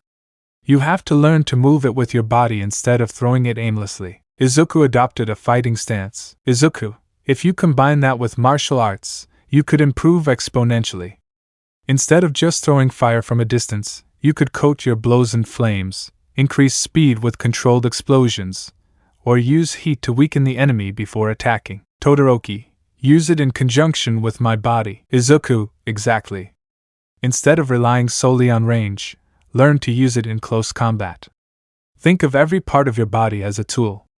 Fire for quick offense, ice for defense and field control. Izuku, and to prove it, attack me with what you consider your best hit. Todoroki inhaled deeply and extended his right arm. Immediately, a thick layer of ice shot out towards Izuku, covering the ground in seconds and raising sharp spikes in its path. But Izuku, with a simple flick of his foot, fluidly dodged, and before the ice could reach him, he lit his hands on fire and slid his palm across the frozen surface. In an instant, the temperature difference caused the ice to fracture into pieces, rendering it harmless. Izuku, when you fight, think of your fire as a boost, not just a weapon. If you can merge agility with temperature control, every attack will be unpredictable. Now try it. Todoroki positioned himself, closed his eyes for a moment, and then lit a small flame in his left hand while forming ice in his right. He then moved forward, trying to replicate Izuku's movements. But his fire was erratic, and as he tried to use it to move faster, he lost his balance and fell to his knees. Izuku smiled, extending a hand to him. Izuku, don't worry, no one succeeds on the first try. But trust me, when you do, you'll be a completely different fighter. Todoroki looked at his own hand and then at Izuku, determination in his eyes. Todoroki, then I'll keep trying until I master it. Izuku, that's the attitude. Now stand up. We're just getting started. The day passed between intense training sessions. Izuku guided Todoroki through new stances and movements, teaching him how to combine his quirk with more efficient combat techniques. Meanwhile, Ochako worked on improving her reflexes and perfecting her swordplay. Neither of them slowed down, constantly pushing themselves to the limit. At some point, the little ones in the room began to approach, watching with curiosity. Some cheered them on enthusiastically, others mocked them with playful laughter, and a few just watched silently, analyzing their every move. Finally, the sun began to descend over the horizon, dyeing the sky with orange hues and marking the end of the day. Izuku, you're definitely a genius, Todoroki. You learn quickly, you pick up movements easily, but that's enough for today. Todoroki, breathing heavily, but with determination in his eyes, I can still continue. Izuku smiles approvingly. I like your spirit, but if you push your body too hard, you'll end up hurting yourself. Progress is built on consistency, not exhaustion. Izuku started walking across the training field, with Todoroki following close behind. As they walked, his eyes fell on the other side of the field, where Ochako and Toga were finishing their confrontation. Izuku, approaching calmly, it seems they are finished here too. Dabi, arms crossed, watching with interest. They fought for 5 rounds. Toga was the winner, but the improvement was noticeable with each round. Toga, jumping energetically with a blood-stained smile. It was so much fun! I dodged, I was slashed, and I slashed. A beautiful crimson dance. Her cheeks flushed with excitement. Izuku, laughing softly, I'm glad you enjoyed it, looking away at Ochako, who was lying on the ground, exhausted. Ochako, struggling to sit up, her breathing labored. How the hell does she still have so much energy? Izuku, approaching and easily carrying her in his arms, Toga is used to it. In fact, I'm surprised you lasted this long. Most of her opponents give up in the second round. Ochako, too exhausted to even feel embarrassed by the contact, simply let him carry her. Ochako, with a tired smile and a drop of sweat on her forehead, yes, now I understand why. After a short rest and a relaxed conversation, the group headed back to the main house. Upon reaching the entrance, they were greeted by 2 maids waiting for them with a slight bow. Maids, welcome back, master. Izuku, with a slight smile, he carefully placed Ochako on the floor. I'm back. Take them to the bathrooms and prepare a change of clothes for them. Maids, bowing their heads in respect as ordered. The maids led Ochako and Todoroki through the mansion's halls. The sound of their footsteps echoed softly on the polished floor, while the scent of wood and incense perfumed the air. Despite the elegance of the place, fatigue weighed on their bodies like lead. Maid 1, this way, miss, pointing to a large wooden door. Maid 2, this way, sir. Continuing down the hall, Ochako stepped through the door and noticed the enormous bath. It looked more like a small thermal lake covered in marble and decorated with paper lanterns. The steaming water reflected the dim candlelight, creating a relaxing atmosphere. Ochako, this looks like a luxury spa, Ochako whispered, amazed. One of the maids gave a slight bow. Please enjoy your swim. We'll leave clean clothes on the benches. If you need anything else, just call. Ochako began to undress, then let out a sigh of relief as she submerged herself in the warm water. The warmth enveloped her exhausted body, relaxing every aching muscle. She allowed herself to close her eyes for a moment, enjoying the peace the bath brought her. Ochako, this feels amazing, she murmured to herself, letting the water caress her skin. However, despite the comfort, his mind was still restless. Ochako, even though my wounds heal, the blood loss and fatigue are still noticeable, she whispered, talking to herself. But his peace of mind was short-lived. Kidna, looks like Toga couldn't hold back, said an unknown voice, accompanied by a soft laugh. Melina, he looks a bit like Izuku in that sense, another voice commented in an amused tone. The sudden sound of voices made her jump into the water, splashing a little out of the tub. Ochako. Who? She exclaimed, looking around with wide eyes. Two female figures stood on the other side of the bathroom, smiling calmly. Kidna and Melina stood there, watching her with relaxed expressions, as if her sudden appearance was nothing out of the ordinary. Kidna, I'm sorry if I surprised you.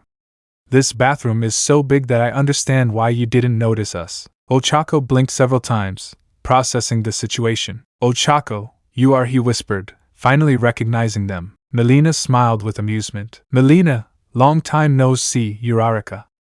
And well, I'm sorry I thought about kidnapping you at the time, she said as if it were nothing. Ochako felt a chill run down her spine. Kidna sighed and gave her sister a look of mild disapproval. Kidna, what my sister means is that we regret having approached you with ulterior motives, she corrected in a more diplomatic tone. Ochako crossed her arms and looked at them suspiciously. Ochako, they were always part of the Shirairyu, right? That's why I didn't see them after that day. Kidna shook her head. Kidna, not exactly. We're temporary members because we have some common goals, but we actually belong to another organization. Ochako leaned her back on the edge of the tub and sank her body a little deeper into the water, trying to process what she had just heard. Ochako, the more I hear about these things, the more I realize I didn't know anything, she muttered. But something didn't add up in the conversation. Wait, what was that you mentioned about a kidnapping? Kidna, we needed the Shirairyu's help, and according to our information, you were part of them. So we approached you to gain your trust and gain information. Melina, but that was taking too much time, he interrupted matter-of-factly, so I suggested kidnapping you and forcing the information out of you. Ochako felt her skin turn paler than water vapor. Ochako, I think I prefer Kidna's method, she whispered nervously. Kidna, but before we could do anything, Izuku discovered us and kidnapped us. He confessed as if he were telling the weather. Ochako almost choked on air. Ochako, how amazed. Melina let out an amused laugh. Melina, he threatened to destroy our entire organization if we did anything to you, she said with an almost nostalgic smile. The truth is, I really thought he would kill us. The way he said it, as if remembering a beautiful moment from the past, made Ochako's skin crawl. Ochako, why do I feel like this conversation is anything but normal? She whispered, snuggling deeper into the water as if she could protect herself from the madness surrounding her. Toga, you should have seen them! Toga exclaimed, appearing behind Ochako without any clothes and with a mischievous smile on her face. They were completely terrified. Ochako, another crazy girl has arrived. Ochako was already starting to get used to this kind of situation. She dropped her head back and stared at the ceiling in resignation. Ochako, it's really scary, she muttered in a tired voice.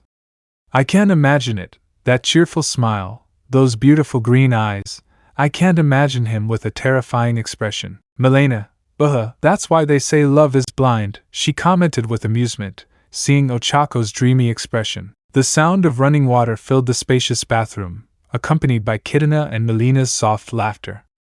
However, the harmony was interrupted by the echo of small, hurried footsteps and a child's murmur. Yuna, whoa! There are a lot of people here. she said with bright eyes, holding her bathrobe with both hands as she ran in. Himari followed her with slower steps, crossing her arms and frowning. Himari, there are too many people. This feels weird, she muttered with a grimace of discomfort. The two little girls' hair was wet and messy, clearly tangled from trying to wash it themselves. Himari pursed her lips, while Yuna scratched her head in frustration. Ochako, still basking in the warmth of the water, watched the scene fondly. She couldn't help but notice how Himari kept a safe distance, as if she were annoyed to be there, but she didn't leave either. The young woman sat up, letting the water run over her skin as she took a towel and wrapped it casually around her body. She calmly stepped out of the tub and knelt in front of the two little girls, matching her height with them. Ochako, did you try washing your hair yourselves? She asked with a warm smile. Yuna nodded vigorously, puffing out her cheeks. Yuna, yes. But it gets really tangled and I have a hard time combing it with my fingers. It hurts so much when I pull on it. Ochako, do you need help? I asked in a soft tone. Yuna, yes. It gets very tangled. Himari, on the other hand, looked away with a frown. Himari, I don't need help. I can do it alone, she said in a stubborn tone, clenching her fists. Ochako looked at her patiently, without pressing her. Instead, she gently brought a hand to Yuna's disheveled hair and stroked it softly. Ochako, your hair is beautiful, Yuna.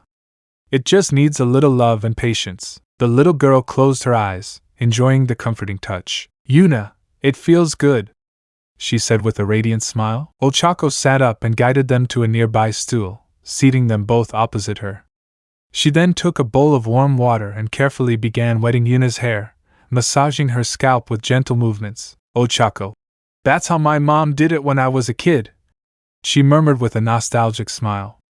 She said the secret is not to squeeze too hard and use circular movements, that way it doesn't hurt. Yuna laughed happily, completely relaxed in his hands. Meanwhile, Himari watched everything with a furtive glance, as if she didn't want to admit that she also wanted to be treated like that. Ochako, whenever you want, Himari, I can help you too, she said sweetly. She looked away, but her red ears gave her away. Himari, I told you I don't need it. But his posture began to change. He didn't move away.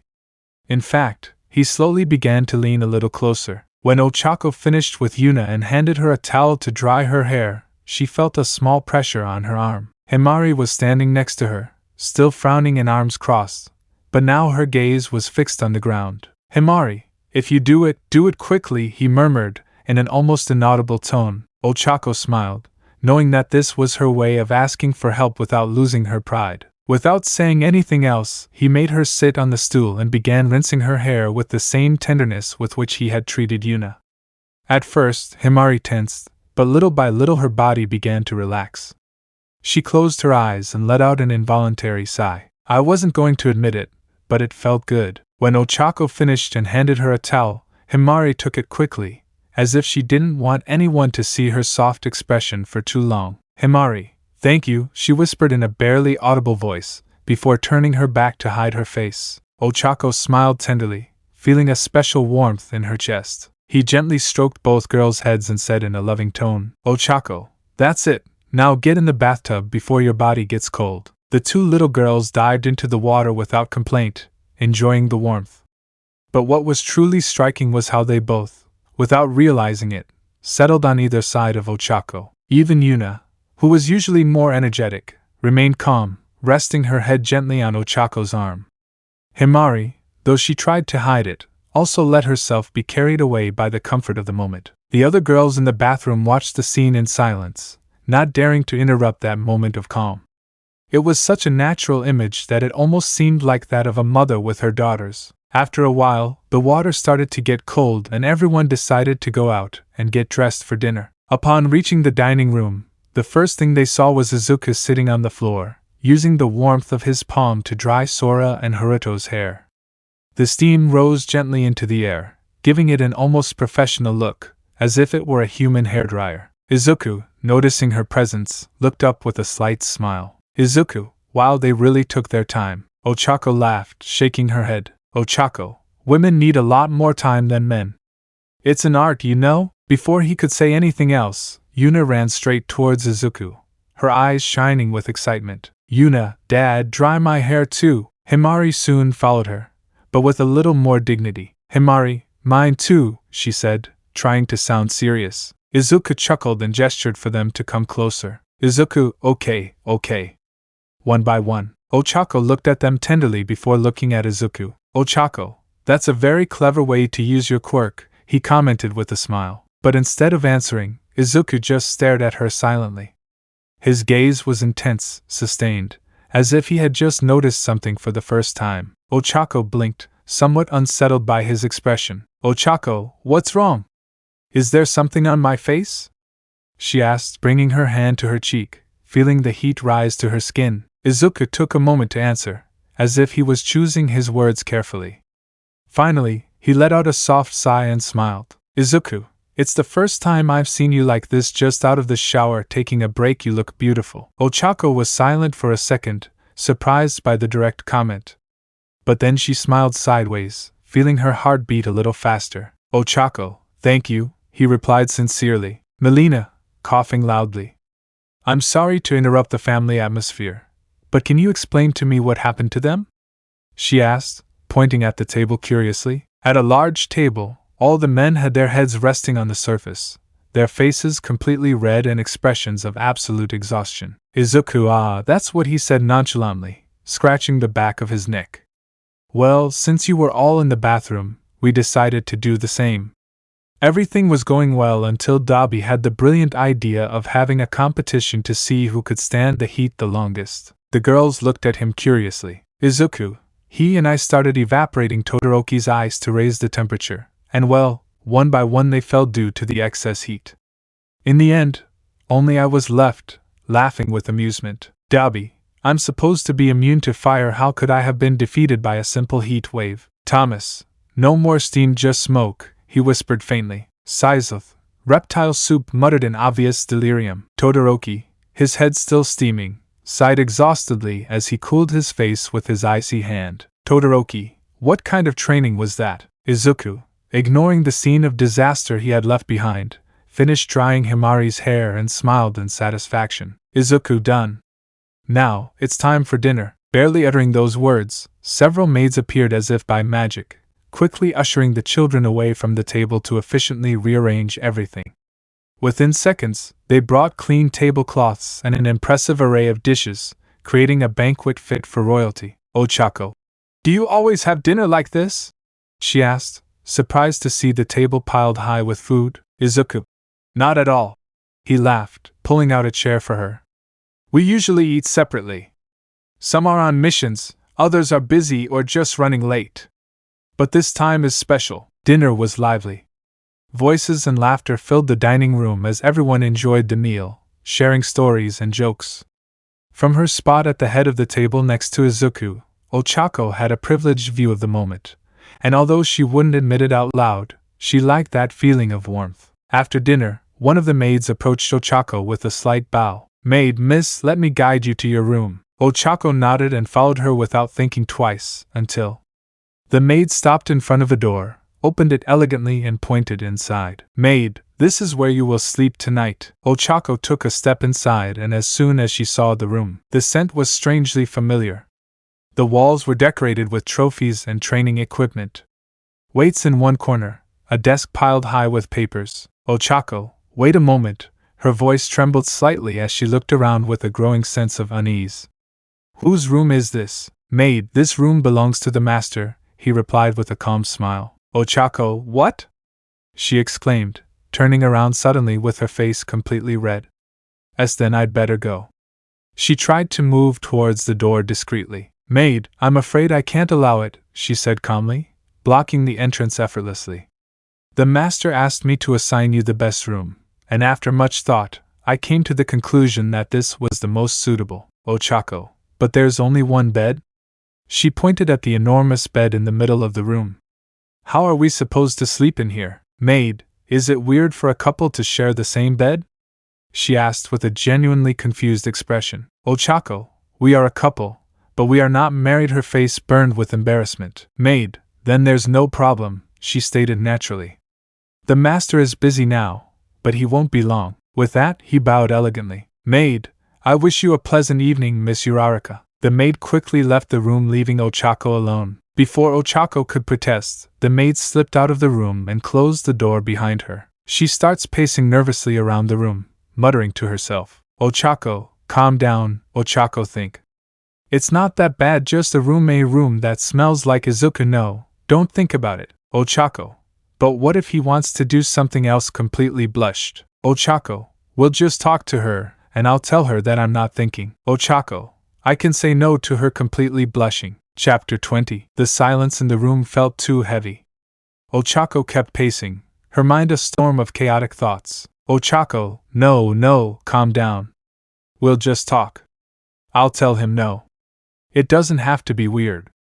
I just have to stay calm. He sighed deeply and sank down onto the edge of the bed, rubbing his face with both hands. Ochako, fine, I'll just go to bed early and pretend nothing happened. Just as she was beginning to calm down, the sound of footsteps coming down the hall alerted her. Before he could react, the door burst open and Izuku walked in, his expression thoughtful, not even noticing his presence. Ochako froze, watching as he, with a distracted air, began to take off his jacket and shirt, as if he were alone. Ochako's mind.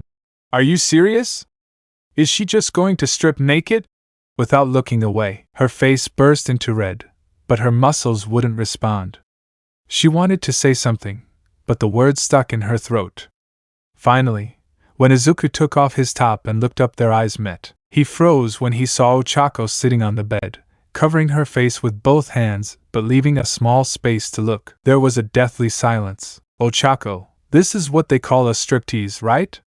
Ochako blurted out without thinking, pressing her hands tighter against her face. Izuku's face went from total confusion to pure panic.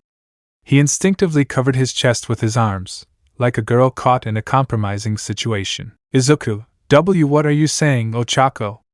He stammered, trying to cover himself with his own shirt. The tense atmosphere exploded into a whirlwind of chaos and embarrassment, with Ochako covering her face even more and Izuku stumbling as he tried to get dressed again. After the chaos, Izuku had put on a clean t-shirt and was sitting on the opposite edge of the bed, his face still a little red. Ochako, for her part, still didn't know what to do. The silence in the room grew ever heavier, until Izuku, in an attempt to break the tension, stood up. Izuku, you had a lot of fights today, you must be tired, he said in a kind tone. Why don't you sleep? I can go to the living room. Izuku took a step towards the door, but before he could leave, Ochako rushed in to get in his way. Ochako, wait, she said nervously, but firmly. It wouldn't be right for the leader to sleep on the couch. You use the bed, I'll go to the couch. She turned to leave, but Izuku gently grabbed her wrist, stopping her. Izuku, the Ether Vigilante. Izuku, a descendant of the Midoriya clan, is a Musitifu with a single mission: to maintain the balance between real villains and true heroes. Izuku, that applies to you too. They already treat you like their lady, don't they? He said without letting go of her, pulling her slightly closer. Ochako opened her eyes wide, her heart pounding. Izuku, as the lord of this house, I cannot allow it. He looked at her seriously, although his tone was gentle. Ochako looked away, her cheeks flushed. Ochako, then there's only one option left, she muttered, covering part of her face with her hands. With no other choice, they both lay down on opposite sides of the bed, their backs to each other. Silence returned. Both of their minds, this is awkward. Izuku kept his eyes on the ceiling, feeling the pressure of the moment. Izuku's mind, should I say something? Will she be okay? Or should I just leave her alone? Why is this so difficult? Master, help me. Asking for help. Then, as if his call had been heard, Hanzo's mystical voice echoed in his head. Hanzo, Izuku restores the clan by suggesting with a mystical voice. Izuku's mind, you idiot. Mentally screaming, he covered his face with both hands, feeling like he wanted to disappear. Ochako's mind, I'm very nervous but my body is tired. Little by little, her breathing slowed.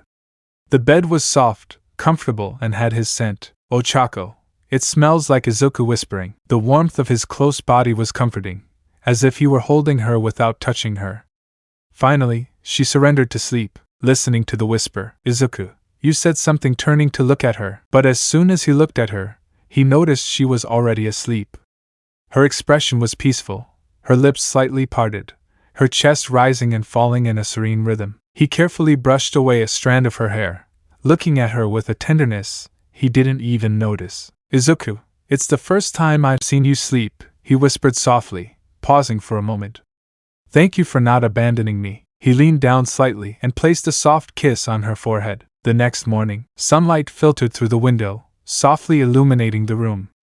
Ochako blinked heavily, slowly waking up. Her body was still warm from sleep, and when she opened her eyes, she felt something firm and comforting against her cheek. Her breath hitched as she realized the situation. She was cuddled with Izuku. The warmth of his body, the calm rhythm of his breathing, it was all too close. I have to break away, she thought, her heart pounding. However, when she raised her head, she noticed that his eyes were still closed.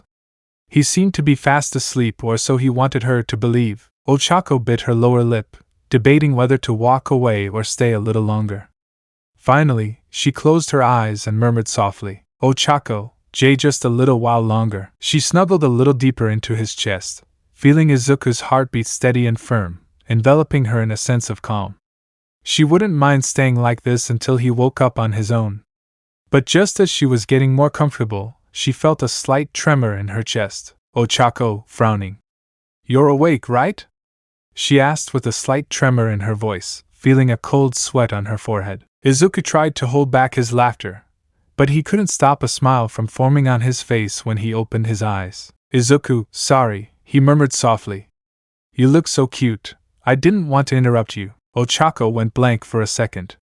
Her face turned completely red, and without a second thought, she jumped out of bed and ran out of the room at full speed. In the room, Dabi was lying on the couch, yawning lazily as he looked towards the hallway. Dabi, that's weird, he commented mockingly.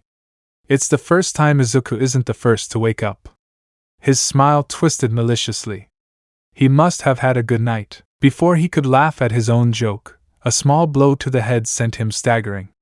Kidana, passing behind him, gave him a stern look. Kidana, be careful what you say. There are children present. The little ones were quietly eating breakfast at the table before heading off to school, seemingly paying no attention. Dabi shrugged nonchalantly. Dabi, it's okay. The only one who might understand anything would be Sora, and that's because he was taught in school, but I don't think so. However, when he fixed his gaze on the boy, a chill ran down his spine. Sora was whispering something to Yuna with a sly, almost malicious smile. Dabi, you wouldn't be able to, he whispered, feeling the danger approaching. Sora gave him a winning smile. Sora, suffer. Before Dabi could react, Yuna shouted up, her eyes shining with excitement. Yuna, we're going to have a little brother. Excited, chaos broke out. Some of those present spat out their breakfast, others choked on their food, and the rest tried to contain their laughter. Dabi felt like the ground beneath his feet had opened up.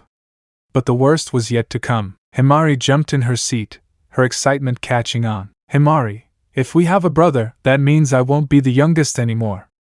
Right, Uncle Dabi? Haruto, on the other hand, seemed thoughtful. Haruto, a baby muttered.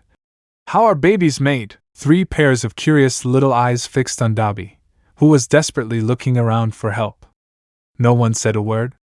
And then, just when he thought things couldn't get any worse, Izuku and Ochako walked quietly down the hallway, still arguing. Izuku, come on, you can't get mad over a joke, Izuku said with a light laugh. Ochako puffed out her cheeks, crossing her arms. Ochako, I'm not angry, she muttered, but it was so embarrassing. Before they could continue, a small figure appeared out of nowhere, running towards them at full speed. Yuna, Dad, MOM.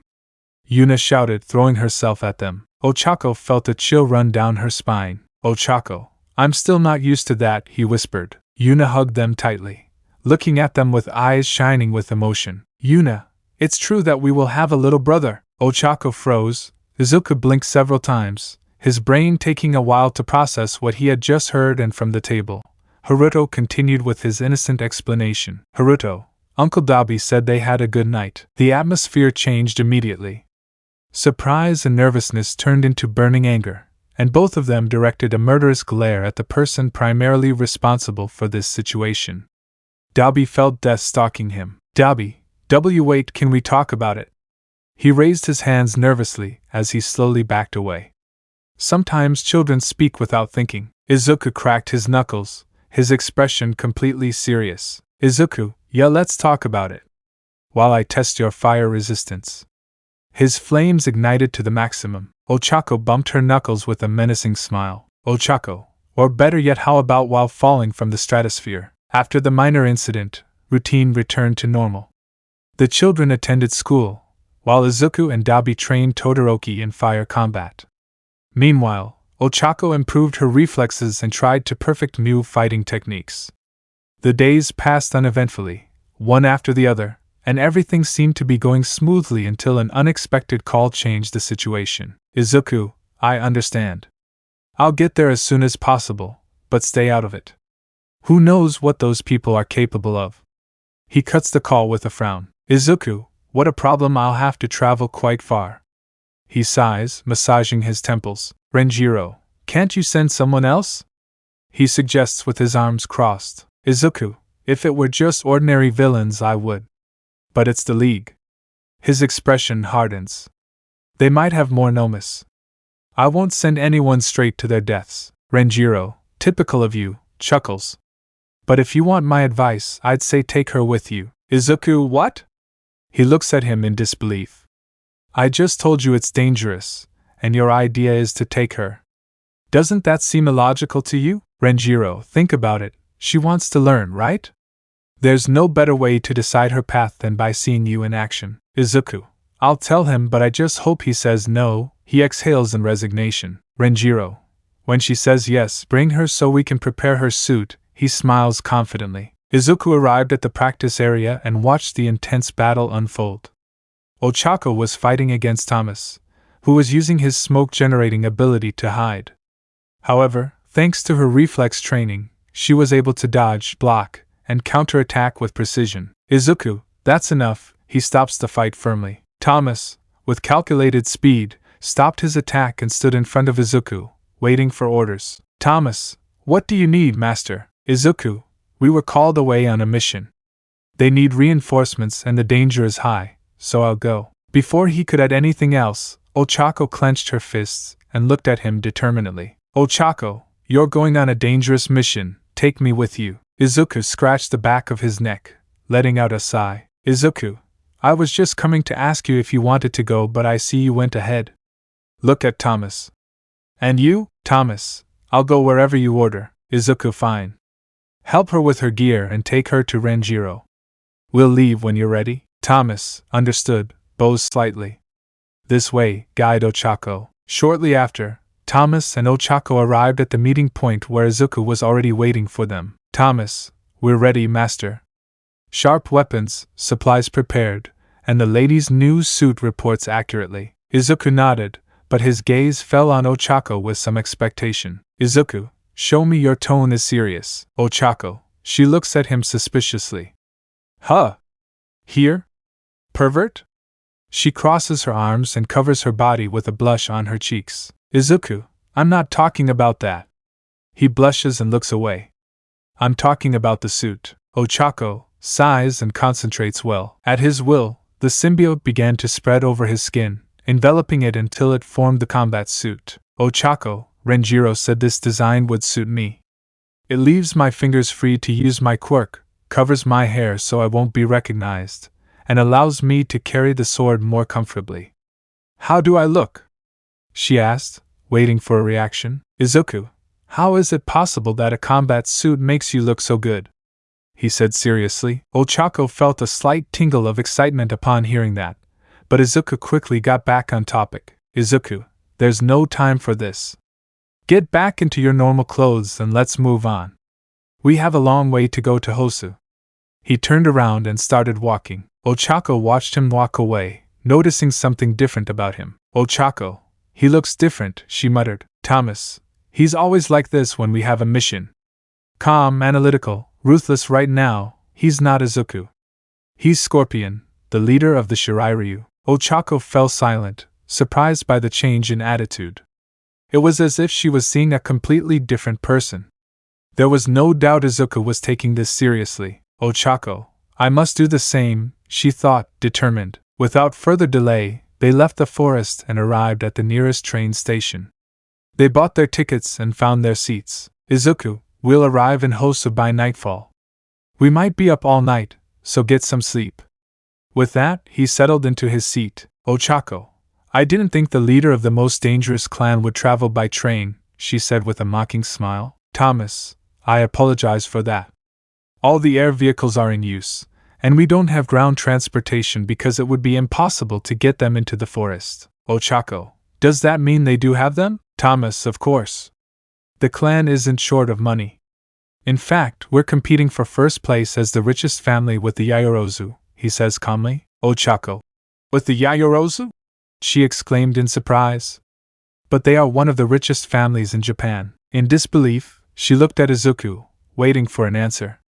He just responded with an arrogant smile. Ochako, damn show-off, looked away with a slight pout. The journey passed in silence, the only sound being the soft murmur of the train engine.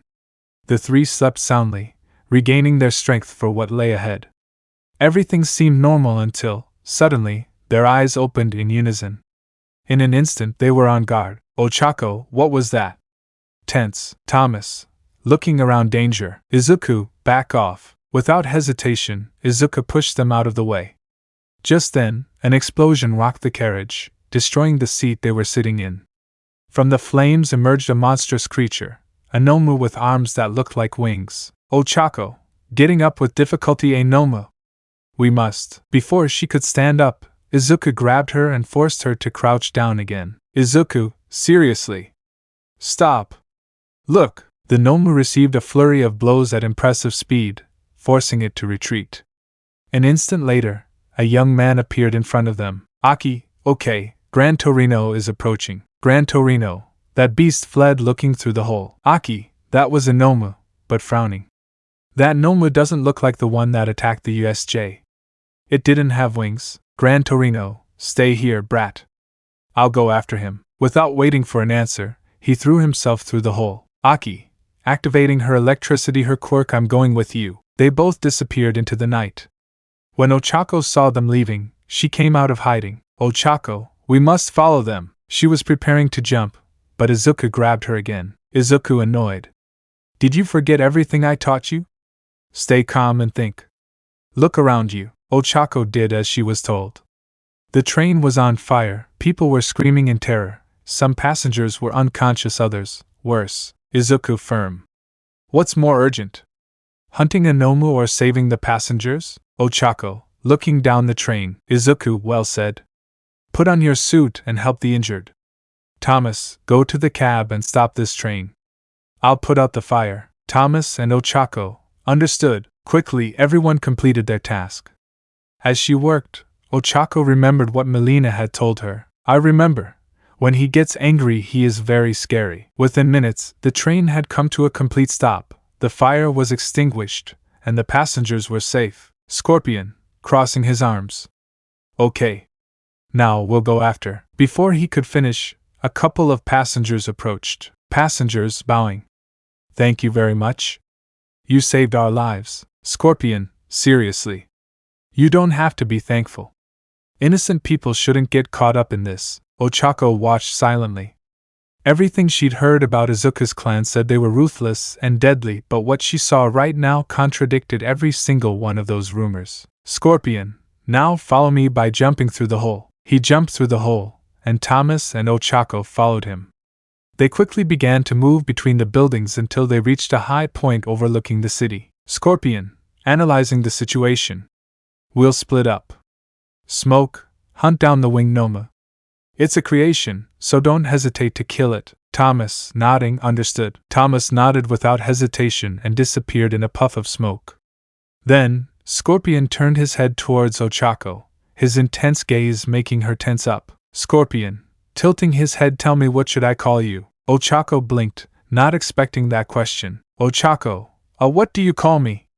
She repeated, not sure what she meant by that. Scorpion narrowed his eyes, crossing his arms. Scorpion, when you wear your suit, you're not just Ochako Uraraka. You need a name that represents who you are on the battlefield. A name that inspires fear in our enemies and respect in our allies. Scorpion took her hands firmly, his grip warm. Scorpion, Kurohi declared with certainty, his deep voice resonating with authority. That shall be your name. Ochako felt a chill run down her spine. Ochako, Kurohi? Scorpion, meaning Black Queen. It's a strong name, worthy of someone who not only fights but leads. Ochako felt her heart pound in her chest. Black Queen, she never imagined a title like that. But wasn't that exactly what she was becoming? Ochako, I like it, she said, feeling how those words sealed something inside her. When I put on this suit, I'll be Kurohi. Scorpion smiled slightly, with a satisfaction. Scorpion, use this. Find our contact and contact me when you do. Kurohi held the device, analyzing its compact and advanced design. Kurohi, and you? Scorpion didn't respond immediately. Instead, he turned his head toward the city, staring at the flames and smoke. Scorpion, I'll go straight to action. His voice was as calm as it was lethal. Kurohi shivered at the words he heard. Kurohi looked at him seriously, feeling a pang of worry, so instead of speaking, she stepped forward and hugged him tightly. Scorpion stood still for a moment, surprised by the gesture, but then he closed his eyes and returned the hug. Kurohi, take care. Scorpion rested his forehead on hers, holding it gently. Scorpion, I always do. And with those words, he broke away and leaped off the building, disappearing into the night like a shadow. Kurohi watched him for a moment, her heart pounding. Then, she took a deep breath, adjusted her gear, and turned in the opposite direction. With Ochako, Ochako sped forward, leaping from building to building with agility. Her breathing was steady, her movements calculated. The faint glow of the device in her hand indicated her destination, but she still wasn't sure what she expected to find. As he made his final leap, he landed on the ledge of a building and looked down. His body tensed as he took in the scene in the alley. A wounded hero leaned against the wall, his uniform torn and stained with blood. In front of him, Ida lay motionless on the floor, a sword embedded in his shoulder. His breathing was labored and labored. Beside him, Aki stood guard, her body bent in a defensive stance. And in front of them both, Stain, the hero killer, held his sword in one hand, his tongue running over the bloody blade, while his red eyes glowed with a mixture of fury and fanaticism. Ochako felt her pulse quicken. Her fingers closed tightly around the handle of her sword. There was no question she had to intervene.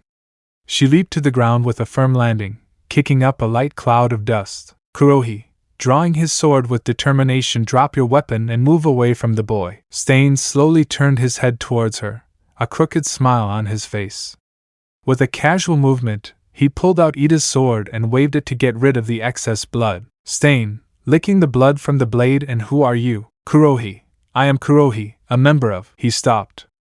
For a split second, the image of Scorpion and everything he stood for flashed fleetingly in his mind. This was his moment to assert himself. His fingers tightened around the handle of his weapon. Kurohi. With a firm voice, I am Kurohi, a member of the Shirairyu. Aki, frowning. The Shirairyu again? Stain. Kurohi, I've never heard that name before. You must be new to this, considering her stance and the weapon she's wielding. Tell me, newbie, is that sword just for show, or do you really know how to use it? His eyes sharpened, his posture became more aggressive. Kurohi, aiming straight at Stain with confidence. Why don't we find out? Stain, adopting a combat stance. Sounds like fun. They were both ready to attack, but then two shadows emerged from the ends of the alley, moving with murderous speed. Without warning, they attacked from the flanks, blades in hand. Kurohi and Stain reacted instantly. They spun in unison, blocking the attacks with surgical precision. The sound of clashing metal echoed in the air. Without needing to speak, they covered each other's blind spots, standing back to back. The attackers stepped back, surprised by the unexpected coordination between them. Stain let out a short laugh. Stain, keeping an eye on the attackers. If you were trained by that psychopath, it was obvious you would notice. Kurohi didn't respond immediately. She kept her gaze fixed on the enemies. Kurohi, nice necklace. Stain, smiling, thank you, it was a gift from your psychopathic teacher. From a distance, Aki watched them in disbelief. To him, the scene was simply absurd. A moment ago, they were ready to kill each other, and now they seemed almost allies.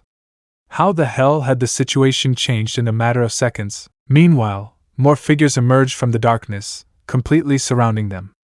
Kurohi frowned, her body instinctively adopting a defensive stance. Kurohi, you know them by murmuring. Stain, still smiling. Something like that. They're part of a new clan that arrived in Japan. They call themselves Black Dragon, and I'll just say they're the worst scum possible. At that moment, a figure pushed his way through the attackers, walking calmly, as if victory was already assured. His confident smile and the sharp glint in his eyes betrayed him. This was no mere pawn. Raiga, that hurts, hero killer. Stain gives a slight theatrical bow. As you said, we are the Black Dragon. A pleasure. My name is Raiga, Kurohi, coldly, without taking her eyes off him. Quite polite for a scumbag. Raiga, pretending to be moved. Oh, I'm glad you noticed. He smiles with fake sadness. Honestly, it didn't have to end like this, you know? We feel betrayed. We asked you for help to finish off the Shirairyu and you sold us out the same day. Don't you think that's cruel, Stain? Stain, you're wrong. I'm not selling them. With a sadistic smile. I'm giving them away. There was a moment of silence before Raiga's smile faded completely. His hand shot up with a jerk. Raiga, giving his group a signal. If this is how things are, you leave me no choice. The air was filled with hostile energy as Quirks began to activate. Chapter 21. The air was filled with hostile energy as Quirks began to activate. One of the attackers exhaled a dense cloud of black smoke, covering the area. Another generated electric shocks in his hands, while a third enemy, with elastic arms, extended his whip-like limbs toward them. Kurohi and Stain reacted instantly. Kurohi didn't hesitate to move, but he didn't attack with the intention of killing. With a swift motion, he slid his sword in a precise cut, aiming for the tendons of the elastic limbs. He didn't cut them completely, but the pain made him immediately recoil. Stain, on the other hand, showed no mercy. He launched himself at the electricity user with inhuman speed, dodging his sparks before plunging his knife into his side. A flash of blood shone in the darkness. Raiga, wow, straight to the kill. Typical of a killer like you. From Raiga's back, bone spikes emerged, covering him like living armor.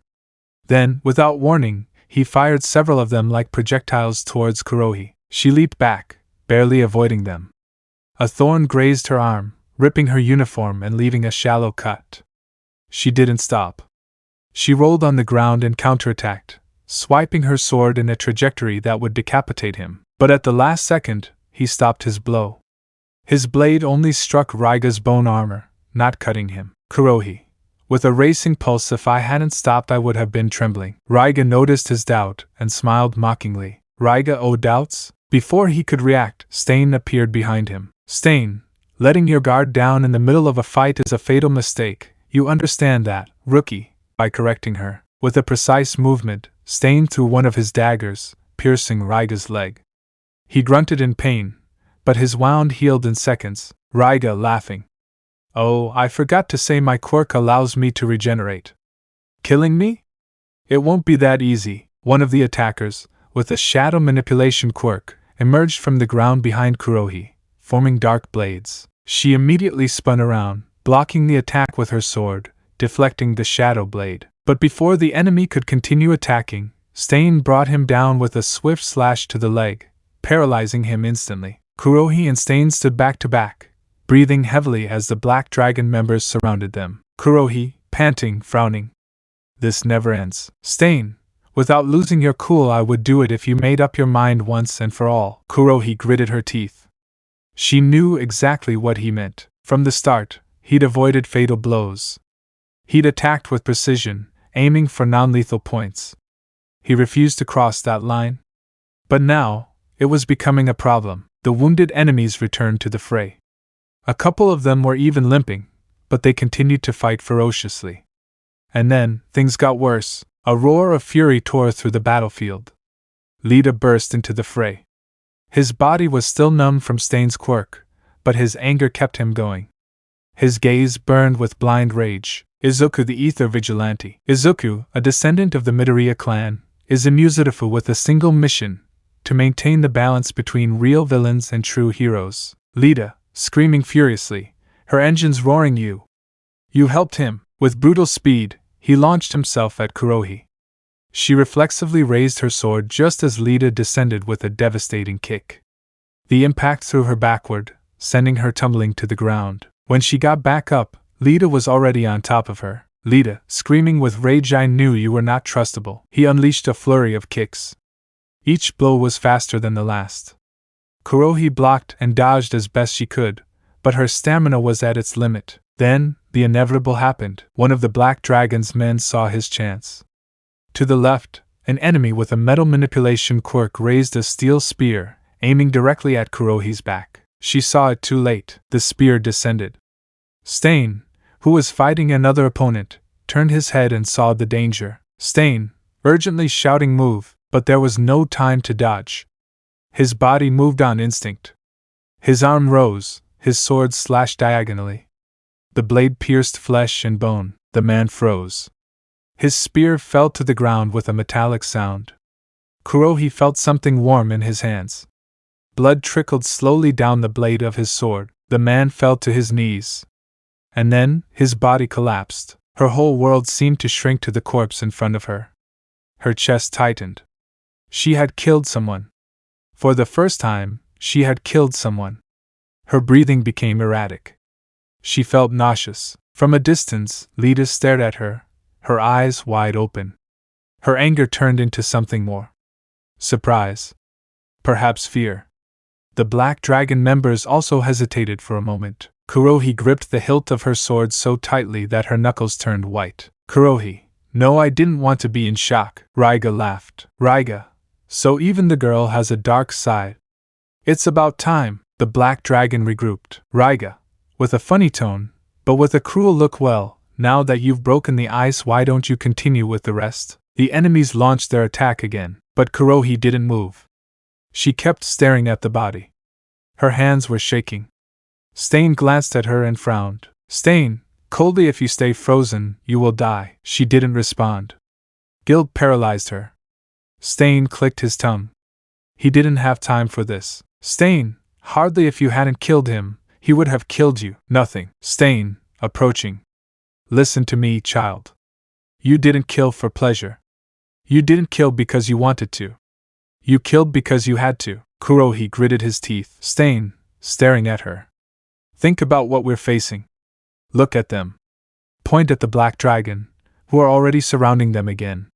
Do you think they'd hesitate to kill you? She didn't answer. Stain, more serious, you have two choices. Keep shaking and die, or accept what you did and survive. Kurohi took a deep breath.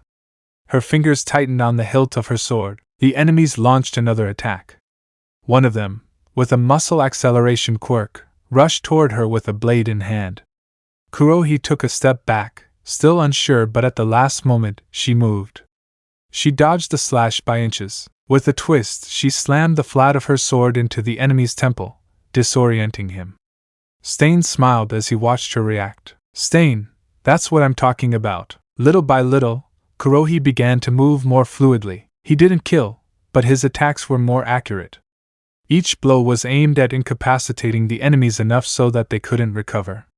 Stain continued to kill mercilessly, but now Kurohi wasn't a burden in the battle. Raiga clicked his tongue in annoyance, dodging the body of one of his fallen men. Raiga, looking around, with a sneer, this is ridiculous. Are you telling me my entire gang can't handle just two people? A new corpse fell near him, almost soiling his coat. Raiga, sighing, with a crooked smile, I guess my mom was right. If you want something done right, you better do it yourself. Stain watched him with amusement, twirling his knife between his fingers. Stain, mocking, oh, so you're finally going to get your hands dirty instead of just watching? But before he could move, a bloody sword was thrust in his way. Stain stopped immediately, his eyes sharpening in surprise. Stain, turning his gaze, what does this mean, Kurohi? Kurohi stood right in front of him. Her gaze was somber, her breathing steady. She gripped the hilt of her sword firmly. Kurohi, without taking his eyes off Raiga, I'll take care of him. Stain watched her for a moment, analyzing her posture. Stain, in a more serious tone. Are you sure? He's not a rookie. If you hesitate, you could die. Kurohi closed her eyes for a second, then opened them with a cutting coldness. Kurohi, with determination. How could I hesitate in the face of someone who treats human lives as mere toys? He raised his sword fully, pointing directly at Raiga. Stain, laughing. Fine, all yours. I'll take care of the rest. Raiga narrowed his eyes in a mixture of surprise and amusement. He looked down slowly, scanning Kurohi from top to bottom, as if sizing her up. Raiga, with a confident smile. So you'll be my opponent, huh? I must admit I was looking forward to facing you. Kurohi felt his gaze scanning her, gliding over her body as if she were nothing more than an object. Her skin prickled. Disgust. Raiga decided, when I defeat you and kill that hero killer, I will make you my personal toy. I hope you don't break as quickly as the previous one, laughing like a psychopath. Raiga, with a cruel smile, I've already decided when I defeat you and finish off that hero killer, I'll make you my personal toy. He laughs coldly. I hope you don't break as quickly as the previous one. Kurohi felt her stomach churn. But there was no time to feel disgusted. Raiga moved first. His speed was overwhelming. In an instant, he closed the distance, launching a direct blow at Kurohi's face. She barely had time to raise her sword in defense. The impact was brutal. The force of the blow knocked her back several steps, but she managed to stay on her feet. Raiga, mocking, wow, you're not as fragile as I thought. Wasting no time, Raiga spun around, launching a side kick with devastating force. Kurohi ducked at the last moment, the kick swiping past his head. Taking advantage of his low stance, he swung his sword in an upward slash, aiming for a direct cut at Raiga's chest. But Raiga saw her coming. With surprising speed, he caught the sword in his hand wrapped in black energy. Kurohi opened her eyes in surprise, Raiga sneering. Surprised? I'll show you what my quirk does. The metal of the sword began to creak. Kurohi felt his weapon tremble in his hand. Raiga was draining the material of its strength. Kurohi reacted immediately. He spun around, using the strength of his body to kick Raiga's arm and free his sword from his grasp. Raiga took a step back, laughing. Raiga, it's a good sword. A normal one would have already been broken by my attacks. Sadistic look. It will be an excellent gift from my benefactor, but this ends now. A rumble shook the ground. Raiga activated his bone armor and his dark energy at the same time. His body instantly transformed. Bone plates emerged from his skin like living armor, covering him from head to toe. At the same time, a dark shadow twisted around him, creating a sinister aura that distorted the air. But the combination of both abilities was too much. Raiga trembled for a second. Pain coursed through his body, clouding his mind. But instead of stopping, he opened his mouth in a snarl of madness and roared with uncontrolled fury. Raiga, crazy, but you're worth it, Kurohi. Kurohi, frowning bone armor, black energy, and also that absurd regeneration. She turned the hilt of her sword in her hand, focused. Kurohi, with anger, how many quirks do you have, damn it? Raiga didn't respond. He simply vanished. A roar cut through the air. Kurohi barely reacted. Raiga appeared in front of her with superhuman speed, his fist wrapped in dark energy. Kurohi raised her sword at the last second, blocking the blow, but the force was devastating.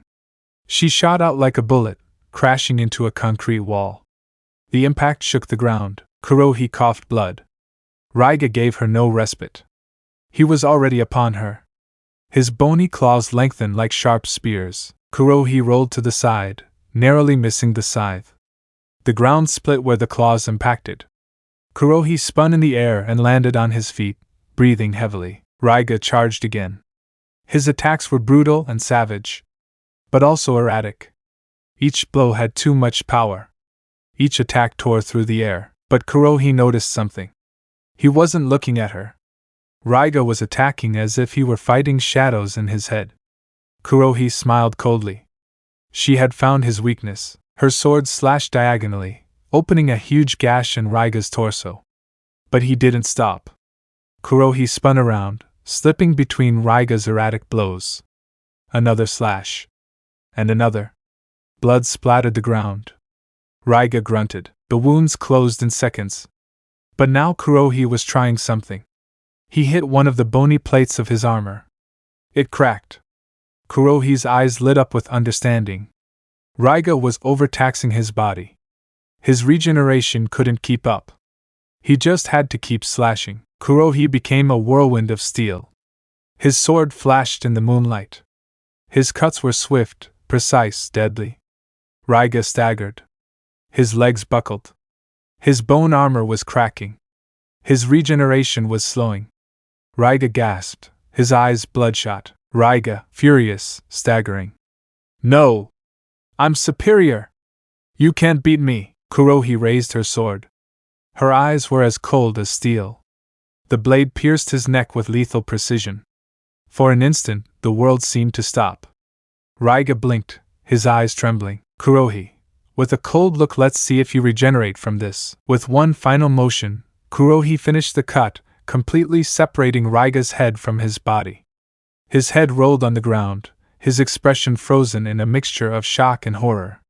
His body staggered for a few seconds, then he fell to his knees and finally collapsed, inert. Kurohi exhaled sharply, her chest rising and falling with adrenaline.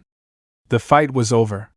She had won. Stain, getting closer to Kurohi, you're tougher than I thought. Raiga's henchmen watched the scene in terror. Minions won, with a trembling voice. What do we do?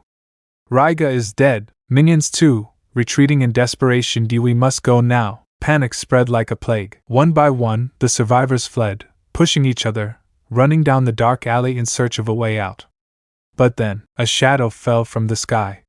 The earth shook under its weight. A figure dressed in black and yellow loomed. Its eyes glowed like embers in the darkness. Scorpion, in a deep, creepy voice, are you going somewhere? He felt like death itself. His voice instilled fear. What should they do?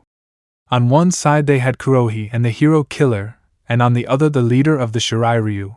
With no other option, they fell to their knees surrendering. The fugitives stopped dead in their tracks. It was as if death itself had blocked their path. Behind them was Kurohi and the hero killer. In front was the leader of the Shirairyu.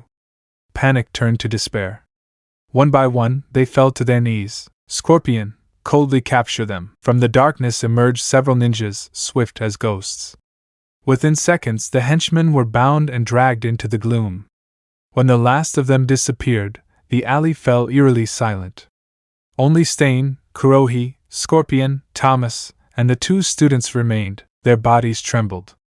Their minds were still processing the horror they had witnessed. Stain, looking at Kurohi, pointing at the students, what do we do with them? Before anyone could respond, Kurohi was already moving. He strode forward toward Ida.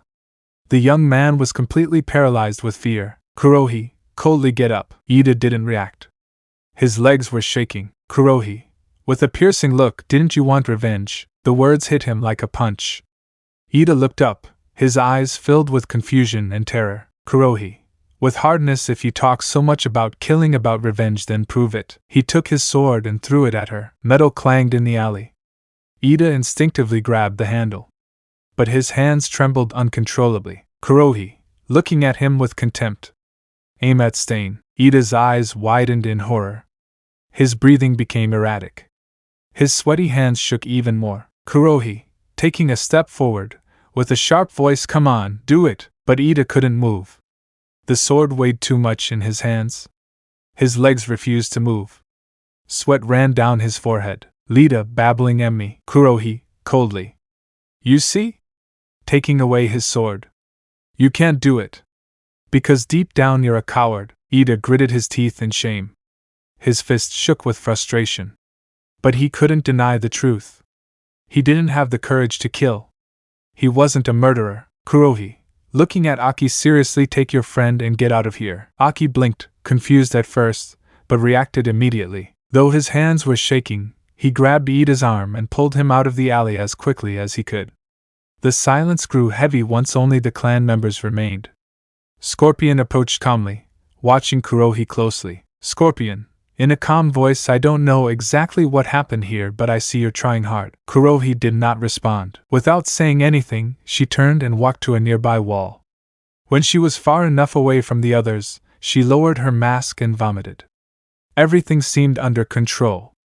But the truth was, what had happened had affected her more than she wanted to admit. Scorpion watched her silently. With an unusually gentle gesture, he placed one hand on her head and the other on her back, offering silent comfort. Scorpion, I can imagine what happened here and what you had to do.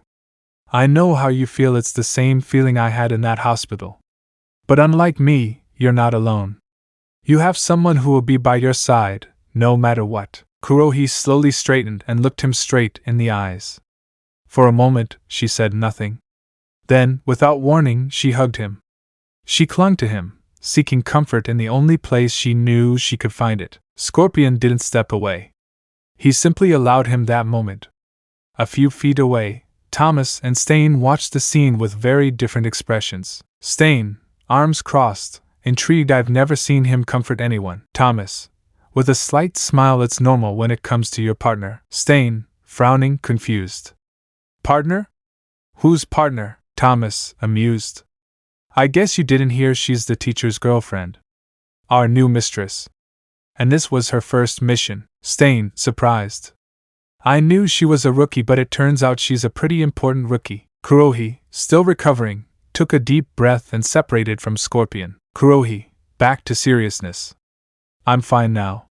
How's the situation in the city? Scorpion put a hand to the back of his neck, looking away. Scorpion, casually, well, let's just say I may have gone a bit overboard. Kurohi, crossing her arms, with a slight sigh, why don't you tell me? Scorpion, well, I didn't feel safe leaving you alone, so I decided to make things quick. With Scorpion, note, this happens at the same time as Kurohi. Scorpion appeared at the heart of the disaster.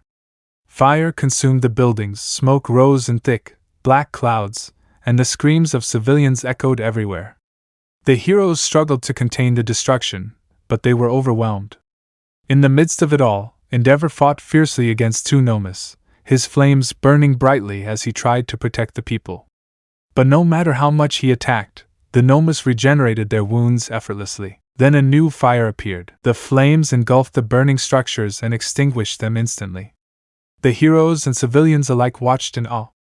The fire was being extinguished by another fire. And at the center of the scene, surrounded by a fiery aura, stood Scorpion. His presence inspired both fear and respect. Scorpion, with a firm voice, back off. These monsters are mine. The Nomus turned instantly. Their instincts screamed at them that this enemy was different. And then they attacked. One launched itself at full speed. The other leaped from above, its claws ready to tear it apart. Scorpion used the ambient smoke to hide, and the Nomus attacked in the air. And then a voice came from behind them. Scorpion, very slow. With a fire-enveloped kick, the first Nomu was launched against a building, passing through it completely. The second tried to turn around, but Scorpion was already in front of him. With a swift movement, he engulfed his fist in flames and plunged it into the Nomu's chest. The Nomu roared in pain. For the first time, his regeneration wasn't working. Scorpion's flames were consuming his core. His skin was charring faster than he could heal. He tried to wriggle free, but Scorpion wouldn't let go. Scorpion burns with a deep voice. The Nomus screamed as its entire body was consumed by hellish flames. In seconds, nothing remained. The other Nomu, seeing everything, staggered back. For the first time, it showed fear. Scorpion looked at it indifferently. Scorpion, your turn. The Nomu roared in rage and charged with everything it had. Scorpion didn't even move. The instant the monster tried to attack him, a burning harpoon appeared in his hand.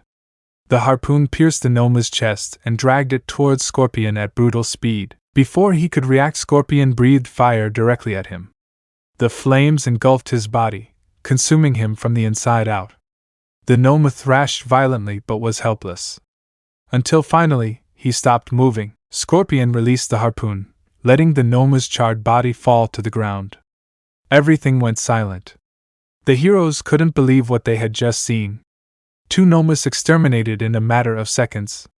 Scorpion turning his back on the smoldering remains. Scorpion's mind, I must return quickly. He started walking, ready to leave. But then a voice stopped him. Endeavor, with a stern tone, stop right there, Scorpion. Scorpion turned slowly. Looking around, the heroes surrounded him. The heat in the air was stifling, but there was something heavier in the air, tension. The heroes surrounded them, ready to intervene, but none dared to make the first move. Endeavor, with a firm voice. You can't just walk away. Not after all this and what you've done. Scorpion slowly turned his head, his mask reflecting the flames. Scorpion, calm down. And who's going to stop me? Endeavor snarled and advanced, his fist engulfed in blue fire. Endeavor, Hell Spider screaming, unleashed a shower of hellish flames directly upon Scorpion. The fire engulfed the street, melting the pavement. But when the flames dissipated, Scorpion was still there. Not a single scratch. Scorpion, I hope you didn't bet everything on that. Endeavor tensed up. Endeavor, Prominence burned screaming. A gigantic column of blue fire swallowed Scorpion whole. The heroes covered their faces from the intensity.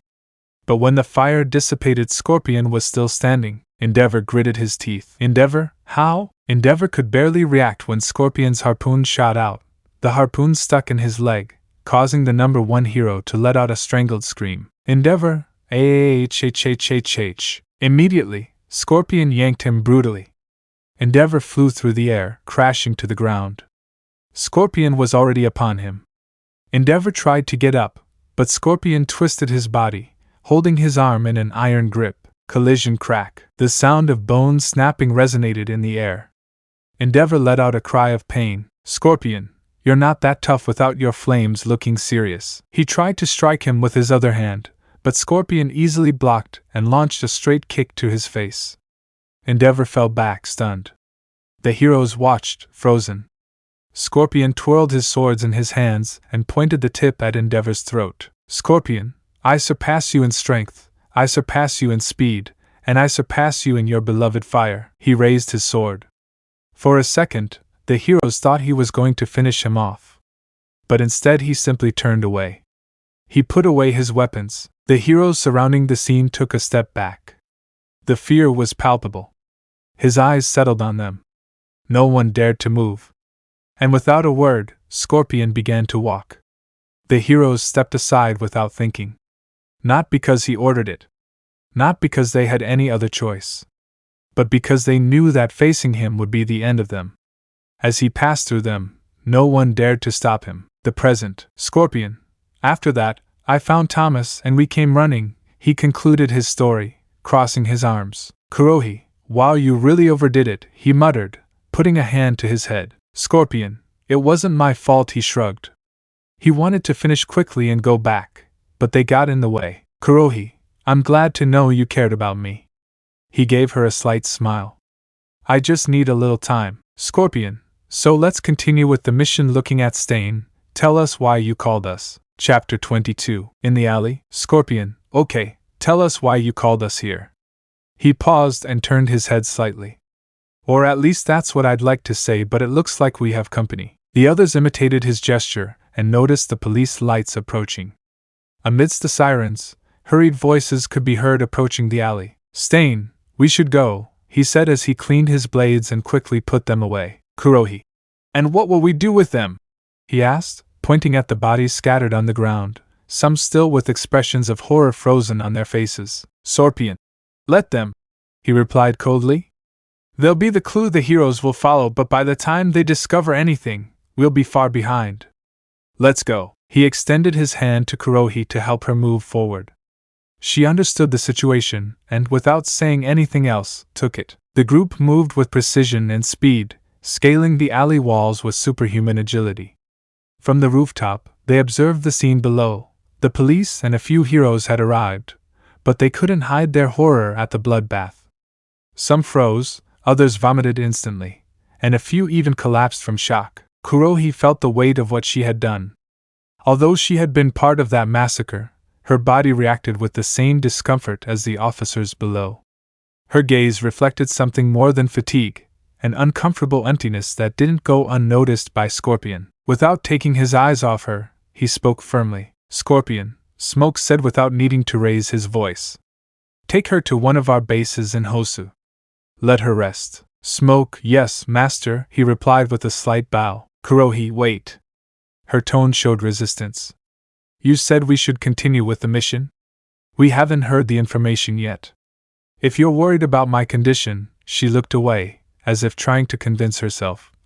I'm fine. Scorpion looked at her silently for a moment before answering. Scorpion, no, you're not, he said bluntly. The body recovers quickly, but the mind that needs time. He stepped forward and placed a firm hand on her shoulder. Scorpion, rest and think about what happened today. Although I would love to say that this will not happen again, it would be a lie. But this is what we do. For a moment, Kurohi wanted to answer, but the words died in her throat. With no other choice, she nodded and let Thomas lead her out of the room. From the rooftop, Scorpion and Stain watched as the heroes and police officers tried to process the scene in the alley. Stain, I thought I was already part of the clan. Scorpion remained silent for a few seconds before answering, his gaze still on the city illuminated by patrol lights and flames. Scorpion, it's what everyone wants, laughing a little. Even I would like to have her by my side, but that's just my selfish desire. In the end, it's her who decides. Stain, it seems you still lack experience in judging people laughing. Scorpion, what do you mean by asking? Stain, nothing, you'll soon realize it, smiling to himself. Stain's memory. Kurohi. I am Kurohi, a member of the Shirairyu. That girl has already made her decision. Izuku, the Ether Vigilante. Izuku, a descendant of the Midoriya clan, is immutable with a single mission: to maintain the balance between real villains and true heroes. With Ochako, the city was quieter at that hour, but the atmosphere still felt heavy. Thomas walked a few steps ahead, with Ochako following silently behind him. Neither of them said anything, and the tension between them grew with every minute. Thomas sighed internally and decided to break the ice. Thomas, my lady, I know what the master said may have seemed harsh, but I'm sure he meant well. He paused briefly before adding, after all, you are the most important thing to him. Ochako sighed, her gaze lost on the ground. Ochako. I know her voice sounded calm, but full of thoughts. Only if it were louder. Thomas, don't get me wrong, my lady turned to her. I'm not saying I'm not strong. But strength isn't measured only in battles or how much pain you can endure. Sometimes, admitting you need a break is also a show of strength. Ochako narrowed her eyes, processing his words. Ochako. TCH, now you sound like him. Thomas gave a light laugh. Thomas, maybe? But if I do it, it's because he's right. Ochako sighed once more, but this time with a slight smile on her lips. Ochako, you're a pain, you know that? Thomas, I've heard that before, he replied with a slight shrug. The atmosphere between them eased a little. Although the weight of their thoughts was still there, it no longer felt so oppressive. Thomas, I'm glad you're feeling better, my lady, because we've arrived. Thomas and Ochako stopped in front of an old, dilapidated hotel with a rusty sign and flickering bulbs that barely illuminated its name. Paradise Hotel. The facade was riddled with cracks, the broken windows were boarded up with old planks, and a musty smell permeated the air. From the outside, it looked like a place no one in their right mind would stay. Ochako raised an eyebrow. Ochako, is this a joke? Thomas smiled and walked toward the front door. As he pushed it, a rusty creak echoed inside. Upon entering, the lobby was covered in dust, with old furniture and mold on the walls. Nevertheless, Thomas walked confidently to the reception desk and pressed a button hidden beneath the desk. With a click, the ground beneath their feet trembled slightly. A panel in the wall slid aside, revealing a metal hallway lit with white lights. Thomas, welcome to Hosu Base. Upon crossing the threshold, the transformation was striking. What looked like an abandoned building from the outside was, on the inside, an operations center. Holographic screens projected information onto the walls, specialized weapons and equipment were organized in hidden compartments, and a security system. But what surprised Ochako most was the presence of several members of the Shirairyu clan. Men and women dressed in dark attire with gold details stopped in their tasks upon noticing her arrival. One by one, they bowed their heads in respect. Clan member, welcome, madam, said one of them in a firm voice. Ochako felt a chill when she heard it. Ochako, no matter how many times I hear it, I still can't get used to it. Thomas smiled at Ochako's reaction. Thomas, everyone here knows that you're important to the teacher. And therefore important to us. Ochako felt a slight blush on her cheeks, but quickly regained her composure and nodded. As they moved forward, more members of the clan watched her respectfully, some bowing their heads or stepping aside slightly to let her pass. Thomas walked up to a wooden door and opened it with a smooth movement, revealing the interior of the room. Thomas, this is your room, my lady. He stepped back to let her pass. And, in case you're wondering, it's the master's too. Ochako sighed in resignation as she crossed the threshold. Ochako, I thought so in the mansion, the maids did the same thing. Thomas smiled slightly. Thomas, though I doubt the master will be back tonight. Whenever he's in town, He always makes it his mission to help out as much as he can. He gave a small bow. With that, have a good night, Ochako. I guess at least I'll have a quiet night, she muttered as she turned around and walked into the room. The room was simple, with a functional yet cozy design. It had a private bathroom and a closet with several items of clothing, though all were clearly men's. Ochako looked through some of them, looking for something that would fit her. Ochako, well, it makes sense this room was only Izuku's. She chose the most comfortable thing she could find and, after changing, she let herself fall onto the bed, enjoying for a moment the feeling of being alone. Ochako, it's the first time since I've been with the clan that I've slept alone, she smiled to herself. It's nicer than I thought, or at least, that's what he thought. Minutes passed, and Ochako began to toss and turn, unconsciously searching for the familiar warmth beside her. Her body moved instinctively, hoping to find Izuku there, but the bed was empty. He opened his eyes and let out a frustrated sigh. Ochako, damn, I can't sleep. He remained silent, hugging the pillow. Late that same night, Izuku moved stealthily through the dark corridors of the base, his footsteps barely a murmur on the wooden floor. He had arrived later than expected, but at least everything in the city was in order for now. Standing in front of her bedroom door, she carefully turned the knob, making sure not to make a sound. She slipped inside and slowly closed it, holding her breath. When he turned around, he thought Ochako was asleep. Her silhouette was motionless under the sheets, her breathing calm, or so he thought. Ochako, you're late. Izuku froze on the spot. He looked at the bed, and saw Ochako turn over, her eyes shining in the darkness with a faint glint of reproach. Izuku, I thought you'd be asleep by now, he whispered, scratching the back of his neck. Ochako, I tried to sleep, she murmured, her voice heavy with tiredness, but I couldn't. Izuku. Sorry, he whispered, approaching cautiously. I took longer than I planned, but it was for a good reason. There were a few. He didn't finish the sentence. Ochako sat up suddenly and, without warning, hugged him tightly. Ochako, tell me later, she murmured against his chest, her tone softer. Before Izuku could react, she firmly pushed him onto the bed. He fell into a sitting position and barely had time to adjust himself when Ochako curled up next to him, wrapping her arms around him as if she was afraid he would run away again. Ochako, I'm very sleepy now, she whispered, closing her eyes. Izuku, rest, Ochako whispered, running a hand through her hair gently. The next morning, the first rays of sunlight filtered through the window when Ochako slowly opened her eyes. She was still cuddled with Izuku, who was still asleep, her breathing steady and calm. With a soft smile, she carefully sat up, without completely breaking contact. He reached into the drawer by the bed and pulled out a small, shiny object. He held it between his fingers, observing it in the morning light. Ochako, whispering after experiencing it firsthand. Memories of the past few days flashed through her mind. The camaraderie of the clan, the loyalty they showed her, the battles she had fought side by side with them, the weight of every decision she had made. Her gaze fell on Izuku, still asleep beside her. A smile spread across his face as he determinedly, Ochako, this is the best choice, slipped the ring on her ring finger. Without taking her eyes off him, she murmured, Ochako, I know you're awake. Izuku half opened his eyes and let out a small sigh before slowly sitting up. Izuku, scratching the back of his neck. When did you notice? Ochako, laughing softly. You taught me to be observant. Your breathing, your small movements, everything gave you away. Izuku looked down for a moment before gently taking Ochako's hand, noticing the ring. Izuku, in a serious voice, are you sure? Yesterday. Before he could finish, Ochako firmly interrupted him. Ochako, yesterday I made a decision. I won't lie, it affected me, but I don't regret it at all. I stopped my first villain, and I got it from the start. Besides, the clan has been amazing to me, it's only natural to want to reciprocate.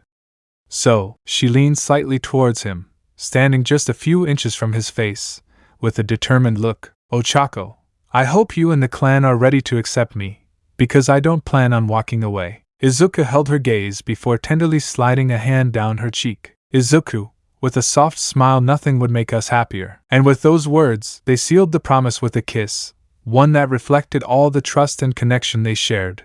After a pleasant moment for both, they separated. Izuku, in a soft voice, I'd love to stay like this all day, but we have work to do. And don't forget your internships, he laughed slightly. Ochako, parting ways with him with everything that's happened. I almost forgot about that size. What am I supposed to say when they ask me at UA? Izuku standing up. I'm sure you'll come up with something. But for now, we should get back to base. Ochako, frowning as she walks to the bathroom. Huh? So fast? I thought I'd have more villain fights. Izuku, smiling sideways. That was the plan, but after what happened yesterday we put the whole city on alert. You know, chuckle when the cat is around, the mice hide. Ochako, coming out of the bathroom already changed, crossing her arms. Are you saying they're scared of you? Izuku, approaching with an intense gaze. I say they're afraid of us. Rumors about the new ninja Kurohi are already spreading in the criminal world, a ninja with the ability to fight on par with the hero killer, and as lethal as the leader of the Shirairyu. Ochako, glancing at him as he walks out of the room. Don't you think they're overreacting a little? Izuku, following her with a slight smile. Maybe, but fear is also a form of control. Stain, interrupting with a dry laugh. In my opinion, it's the best way. Izuku, turning to him. No surprise, Stain, it's weird seeing you so early. Stain, arching a mocking eyebrow. Early? It's already past noon. It seems the princess is the only one who can get the beast to sleep. He looks at Ochako with a sly smile. Ochako blinking, confused. Princess? Izuku, sighing, patiently. Unfortunately for you, I'm in a good mood today, so nothing you say will bother me. Stain shrugs. Not funny then. Changing the subject. Are you sure you want to leave so soon? Izuku, nodding firmly. I am. We're quite far from home, and this city is already in good hands. He pats her on the shoulder with a half smile. Though it's a shame they're a little crazy. Stain, laughing, look who's talking. He watches them as they start walking down the hall. Before they get too far, he raises his voice. Stain, hey, princess. Ochako stops and turns around, raising an eyebrow. Stain, with a smirk, take good care of that psychopath. He tends to do crazy things when no one is looking. Izuku, clicking his tongue, annoyed. They're always so irritating. Before he can reply, Ochako takes his arm and pulls him towards her, smiling confidently. Ochako, winking at Stain, leave it to me. She gives him a thumbs up confidently. Stain just chuckles before turning and walking off in the opposite direction. Izuku, sighing, trying to calm down. He always manages to get on my nerves. Ochako, crossing her arms with an amused smile. I'd say they actually get along quite well. She laughs softly. Before Izuku can respond, a deep, calm voice interrupts behind them. Thomas, appearing with a slight nod. My lords, everything is ready to go. Ochako, although it was short, I'm glad I came. She helped me choose better by playing with the ring on her finger. Izuku watches her gesture. His gaze softens. Ochako, but I miss being with everyone else, smiling at them. Izuku smiles slightly, nodding approvingly. Izuku, extending a hand towards her, then, let's go, Kurohi. Ochako takes his hand without hesitation. As they walk towards the exit, Thomas walks a few steps behind them, keeping his distance but alert. After a long return trip, the three finally arrived at the base. As soon as they set foot inside, they were greeted by the clan members. However, one in particular stepped forward with a firm step, quickly approaching. Dabi, with a crooked smile, stopping in front of Izuku. Hey, green-haired, I saw what you did. I saw it on TV. They stood face to face. The tension in the air was undeniable. Dabi, serious, crossing his arms. You beat Endeavor. Izuku, giving a cocky smile. Yeah, that's right. Any problem with that? Without answering, Dabi slowly raised his hand. A dancing blue flame emerged from his palm.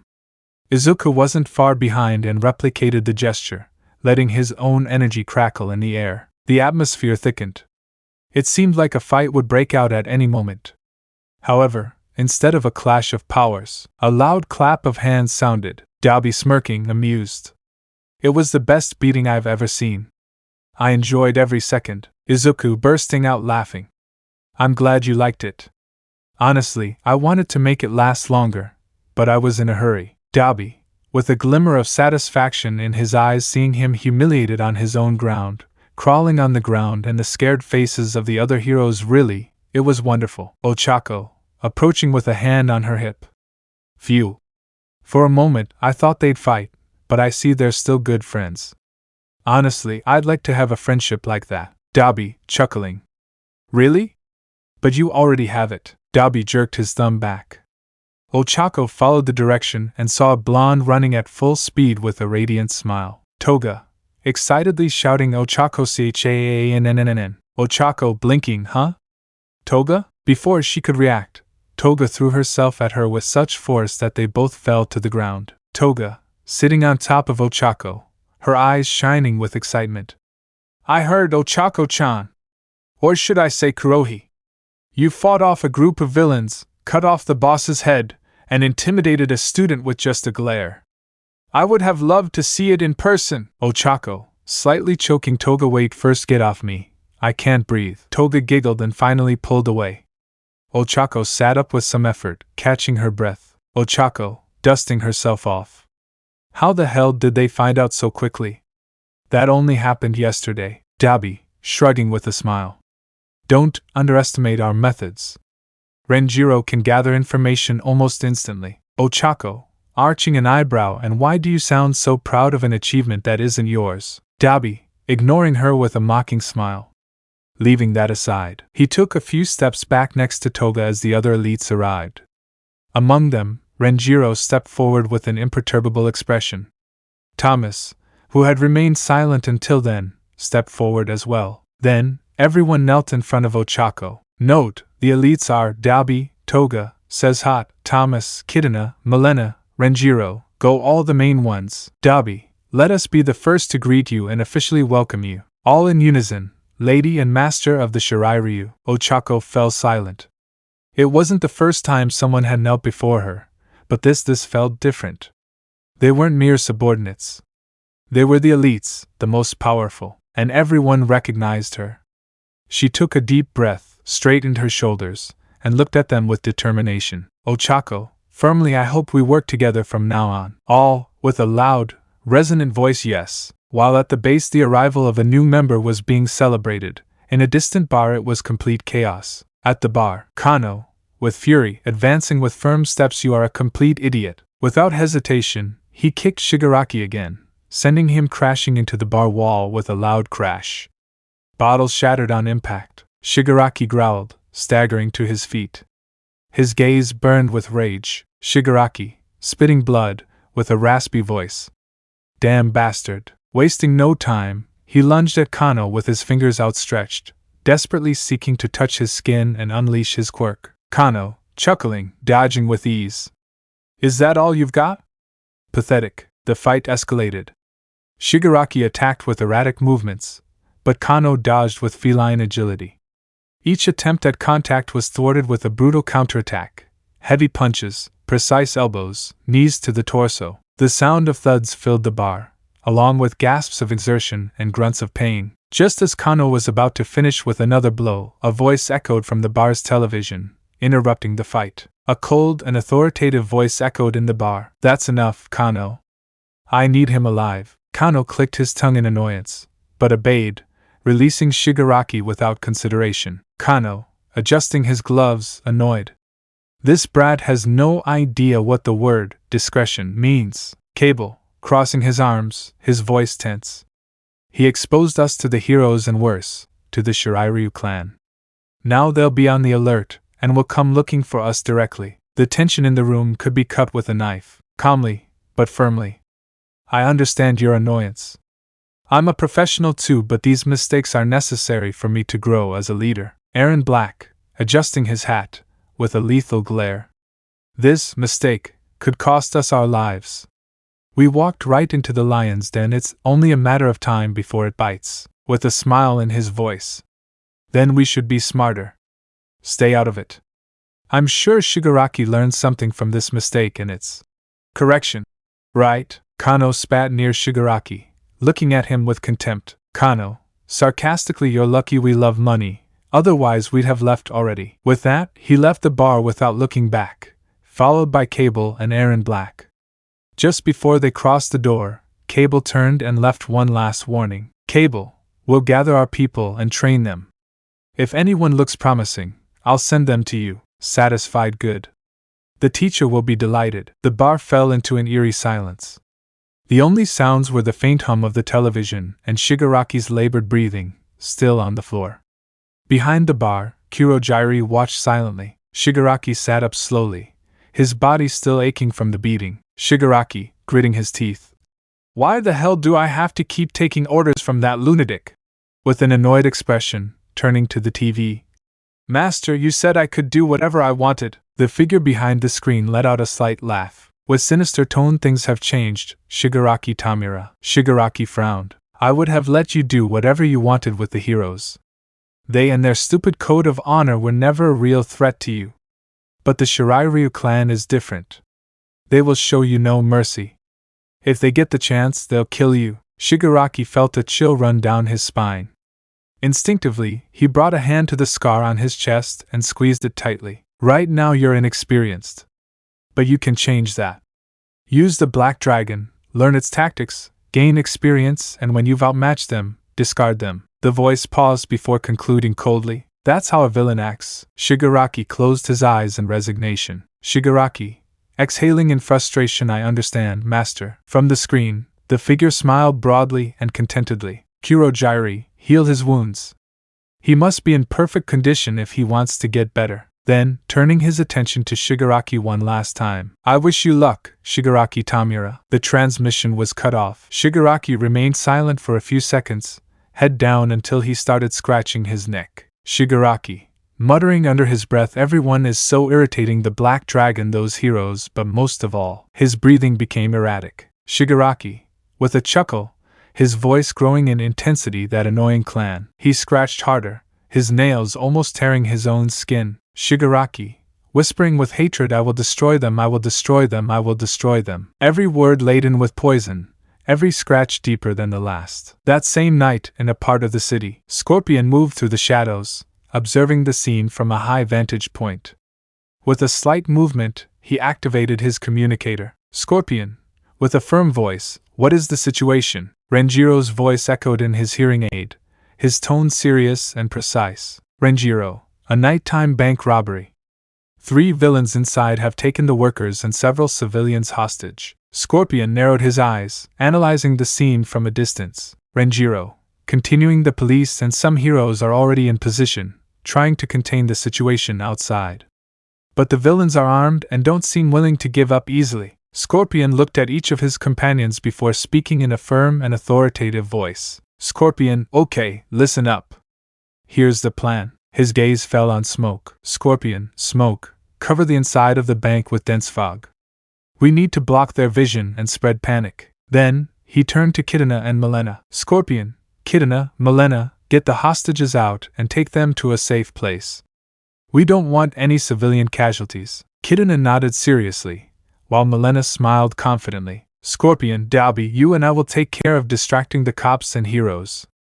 Let them focus on us and not on what's happening inside. Dobby, he let out a light laugh. That sounds fun. Scorpion paused and his gaze fell on Toga and Reptile. Scorpion, Toga, Reptile. Before continuing, a figure emerged from the shadows. The new member of the team advanced with elegance and lethality.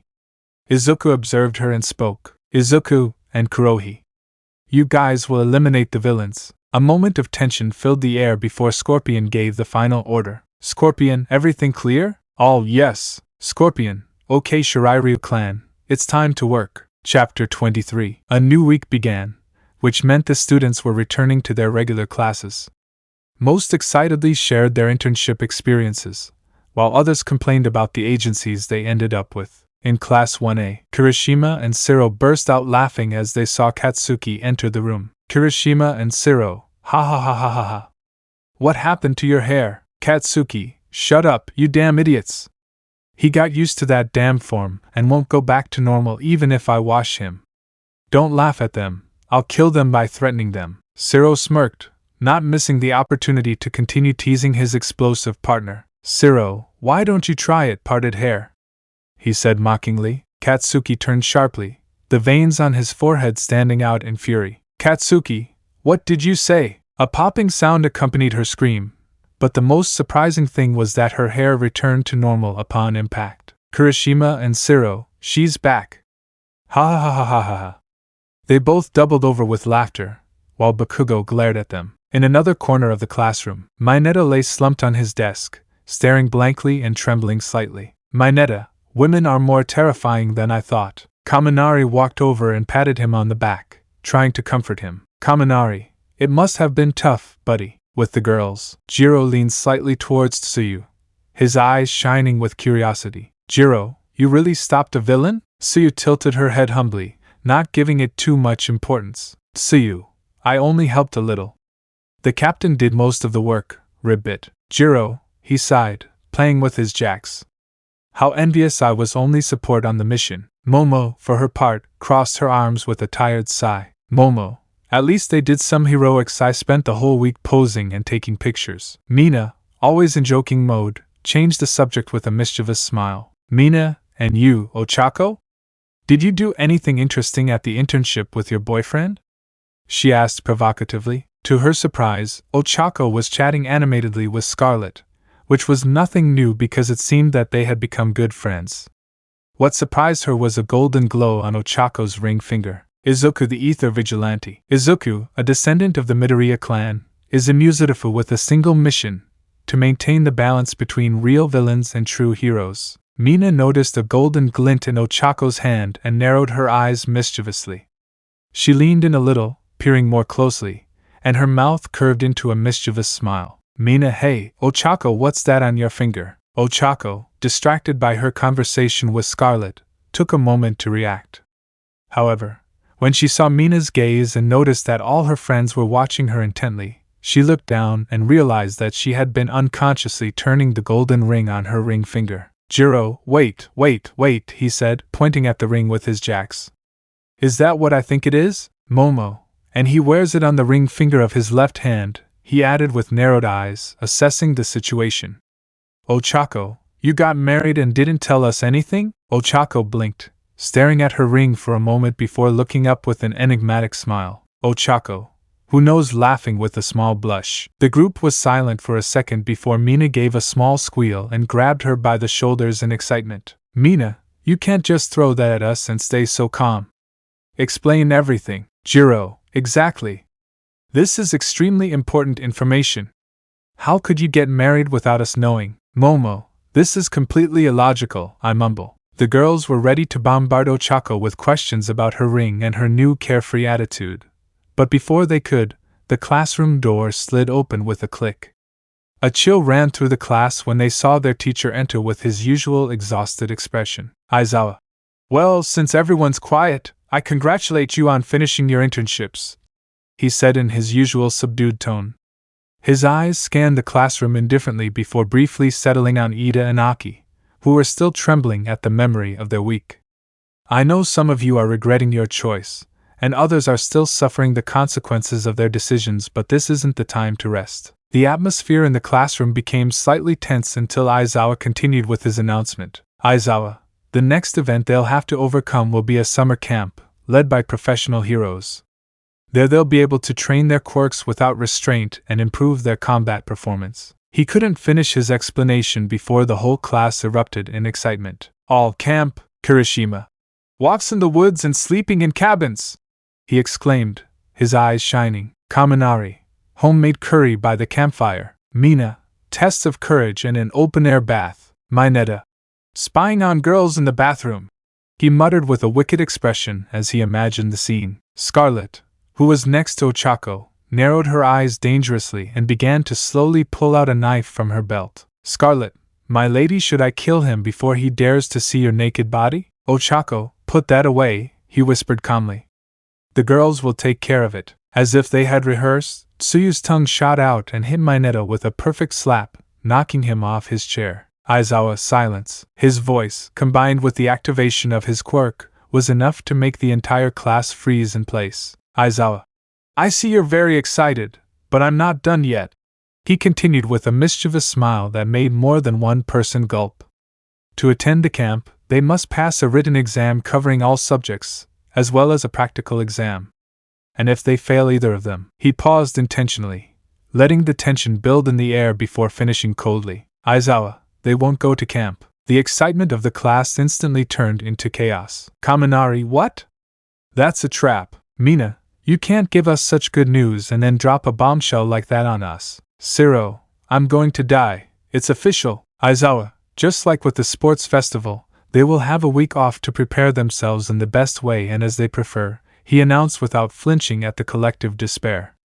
I wish them luck. And without further ado, he left the classroom with a grim smile, leaving behind the echo of his students' wails. Kaminari, the practical test is one thing, but I'm terrible at math, he lamented, slumping onto his desk with a defeated expression. Mina, and in English he sighed with the same discouragement. Similar complaints began to echo throughout the hall. Amidst the murmurs and moans, a calm but firm voice rose above the din. Momo, so, how about we create a study group at my house? She proposed enthusiastically. I could help them with the subjects they find most difficult. Her proposal was met with a chorus of approval. Several students immediately joined in, excited by the idea of studying together and, above all, of receiving help from someone as brilliant as Momo.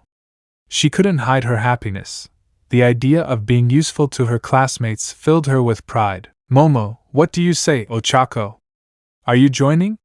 She asked, her eyes shining with excitement. Ochako, sorry, Momo, but I already have something to do this afternoon. But thanks for the invitation. Momo blinked in surprise at the refusal, but quickly smiled in understanding. Momo, oh, no problem. Maybe another time. However, the rejection did not go unnoticed. Mina, that was suspicious, he's probably hiding something, she whispered with a mischievous look. Jiro, first the ring, then his change of attitude, and now his mysterious plans, he added, crossing his arms with a frown. Momo, come on, girls, we shouldn't pry into their personal lives. She tried to calm the situation down, although deep down she was also curious. Tsuyu, you're right. Now we should focus on the exams. Reluctantly, the other girls stopped pressuring Ochako, though the suspicious glances persisted. However, Mina and Jiro shared a knowing look. Mina, this isn't going to end here. We have to find out what he's hiding. Jiro, definitely, but you have to do it with subtlety. Meanwhile, Ochako just sighed, feeling her friends' gazes fixed on her.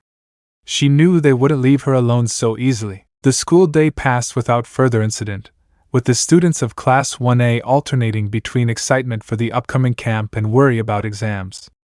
As the final bell rang, everyone began packing up their things and heading for the exit. Among the crowd of students leaving the UA, Mina and Jiro exchanged a knowing look. Mina, okay, Detective Jiro, our mission begins now. Jiro, just make sure you don't make any noise. I don't want us to get caught in the first 5 minutes. Following an unsuspecting Ochako, the two girls moved stealthily among the students, making sure to always maintain a safe distance. Oblivious to her pursuers, Ochako walked at a relaxed pace through the streets of Mizurifu, a slight smile on her lips. Mina, where do you think he's going? Jiro, I don't know, but it doesn't seem like a secret date. After a few minutes of following, the girls saw Ochako stop in front of a large building. An elementary school. Before they could process the information, they saw her stride forward. Mina, what are you doing here? It didn't take long for them to discover him. From their hiding place, they could see Ochako leaving the building minutes later, accompanied by 4 small children running around her. Yuna. Mom! Today in art class I drew a picture of us fighting villains. Look, it has explosions and everything, she exclaimed excitedly, jumping from one foot to the other while waving her paper. Ochako, wow! What energy! I bet we win your drawing, right? Smiling. Yuna, of course. We look great. Proud. Sora, calm down. Yuna, don't shout in the street, sighed the older man in a serene tone, placing a hand on her shoulder to stop her from jumping. Ochako, thanks as always for your help, Sora, giving her a smile. At this, Sora looked away a little to hide his blushing face. Sora, there is no need to be grateful. It is the work of the greatest. Haruto, my teacher said I made a lot of progress in math, he whispered shyly, glancing at Ochako to see her reaction. Ochako, that's amazing, Haruto. You're very smart, she said, ruffling his hair affectionately. Mina and Jiro looked at each other in disbelief. Mina, whispering MOM. Jiro, whispering this doesn't make sense. Himari, who had been calm until now, hugged Ochako's arm with an innocent look. Himari, I behaved so well today that everyone let me win on the tightrope, she said with a sweet and honeyed voice. Sora, don't pretend to be cute and they didn't let you win. You used your quirk and made them fall. Himari, there is no proof of that, she replied with an angelic smile. Ochako laughed at this interaction while Mina and Jiro, still in shock, cowered behind a pole as they watched Ochako begin to walk with the children. Mina, Jiro, this is too much. First the ring, now this. Jiro, we definitely have to find out what's going on. Without hesitation, they both continued with their mission, now more intrigued than ever. But, Scarlet, and what do you think you're doing? The sudden appearance made Mina and Jiro jump in fright. Mina, oh well, we stammered nervously, looking for an excuse. Jiro, we're waiting for Mina's brother, he added quickly, trying to sound convincing. That answer not only surprised Scarlet, but also Mina, who had no siblings. Note, I don't know if Mina has siblings, but I put it there. Scarlet, do you have a brother? She asked, raising an eyebrow. Mina, why yeah, my parents asked me to pick him up today, she lied with a tight smile. Scarlet watched them for a moment before shrugging. Scarlet, okay, then I'll leave you. But a word of advice, if you're going to act like bullies, at least do it away from an elementary school. She said with a sarcastic smile before turning around. See you later. When Scarlet walked away, Mina and Jiro sighed in relief. Jiro, phew, that was close. Mina, yes, but come on, let's follow Ochako. However, as he turned to resume his pursuit, Jiro, huh? Where is she? I lost sight of her. She looked around, frustrated. Mina, me too. He can't have vanished so quickly. Meanwhile, Scarlet was walking calmly down a nearby street, her phone in her hand. Scarlet, all set, my lady? No one's following you anymore. Ochako, on the other end of the line. I appreciate it. I didn't think they'd be so persistent. Scarlet, don't worry, I'll always help you with whatever you need, she replied calmly before hanging up. With a satisfied smile, Scarlet continued on her way, leaving behind two confused girls with even more questions. The week passed in a flash, marked by stress and exam preparation. The 1A students immersed themselves in their studies in different ways. Momo organized review sessions at her house, where she helped several classmates with difficult subjects. Bakugo, true to form, locked himself in his room to study alone, ranting at anyone who tried to bother him, while Kaminari and Mina, desperate, tried to absorb last-minute knowledge without much success. For their part, Jiro and Mina spent the week trying to find more clues about the Ochako mystery, but their efforts were in vain. Ochako remained unusually reserved, dodging questions with a carefree smile and well-crafted excuses. Even when they tried to follow her again, Scarlet was always nearby, making sure they couldn't get too close. In the end, both girls gave up, for now, but the intrigue remained. As the week drew to a close, the atmosphere in the classroom was a mix of exhaustion and nervousness. The first part of the challenge, the written exam, was about to begin. The tension in the classroom was palpable. Some students frantically reviewed their last-minute notes, while others, resigned, just hoped their memory wouldn't betray them. Aizawa, okay, review time's over. He dropped a huge stack of papers on the desk. If you fail this, forget about camp. I don't want any crying afterwards, with a mocking smile. The students gulped as the papers began to be passed out. As soon as the first question was in front of them, the classroom fell silent, broken only by the sound of pencils scratching on paper and the occasional sigh of despair. At the end of the exam, when Aizawa collected the papers and announced the end of the test, most of the class breathed a sigh of relief or resignation. Now, only the practical test remained. Aizawa, I'll give you your results in the afternoon. His monotonous voice echoed in the classroom. This grade will be averaged with the practical test. So, if you think you did poorly on this part, try twice as hard tomorrow. You have the rest of the day free. And without further ado, he left the classroom. Mina let out a sigh of relief, stretching her arms before collapsing into her seat. Mina, I survived. Although I don't know if I should be more happy or worried. Jiro, now comes the hard part. Kaminari, who had been silent until then, turned to them with a carefree smile. Kaminari, I don't think so. He shrugged. The 1B students already did the practical test and said it's like the admissions test. We just have to fight robots. Kirishima's eyes sparkled with excitement as he bumped his hardened fists together. Kirishima, then it'll be a piece of cake. Mina, that makes me feel much more at ease. She slumped further into her seat, relaxing. The rest of the class began to relax after hearing the news. Some even smiled, relieved that the test wasn't any worse. However, not everyone shared that feeling of calm. In a corner of the classroom, Scarlet crossed her arms, her expression tense. "Scarlet, this is strange. Why would they do something so easy?" she muttered softly. Ochako, sitting next to her, frowned, her mind processing the information. "Ochako, it doesn't make sense." She pressed her lips together. The Yui would never let something like that leak out, and even less so the day before the exam. Scarlet nodded slowly, her eyes sharp as blades. "Scarlet, so, it's false information, a hoax to make us lower our guard." Ochako let out a sigh and stretched, as if the matter no longer concerned her. "Ochako, a simple but effective trick." She gave a slight smile. "But hey, it doesn't change anything. We still have to face whatever comes." Scarlet smiled sideways. "Scarlet, you're right. We adapt and move on." The rest of the day passed relatively calmly.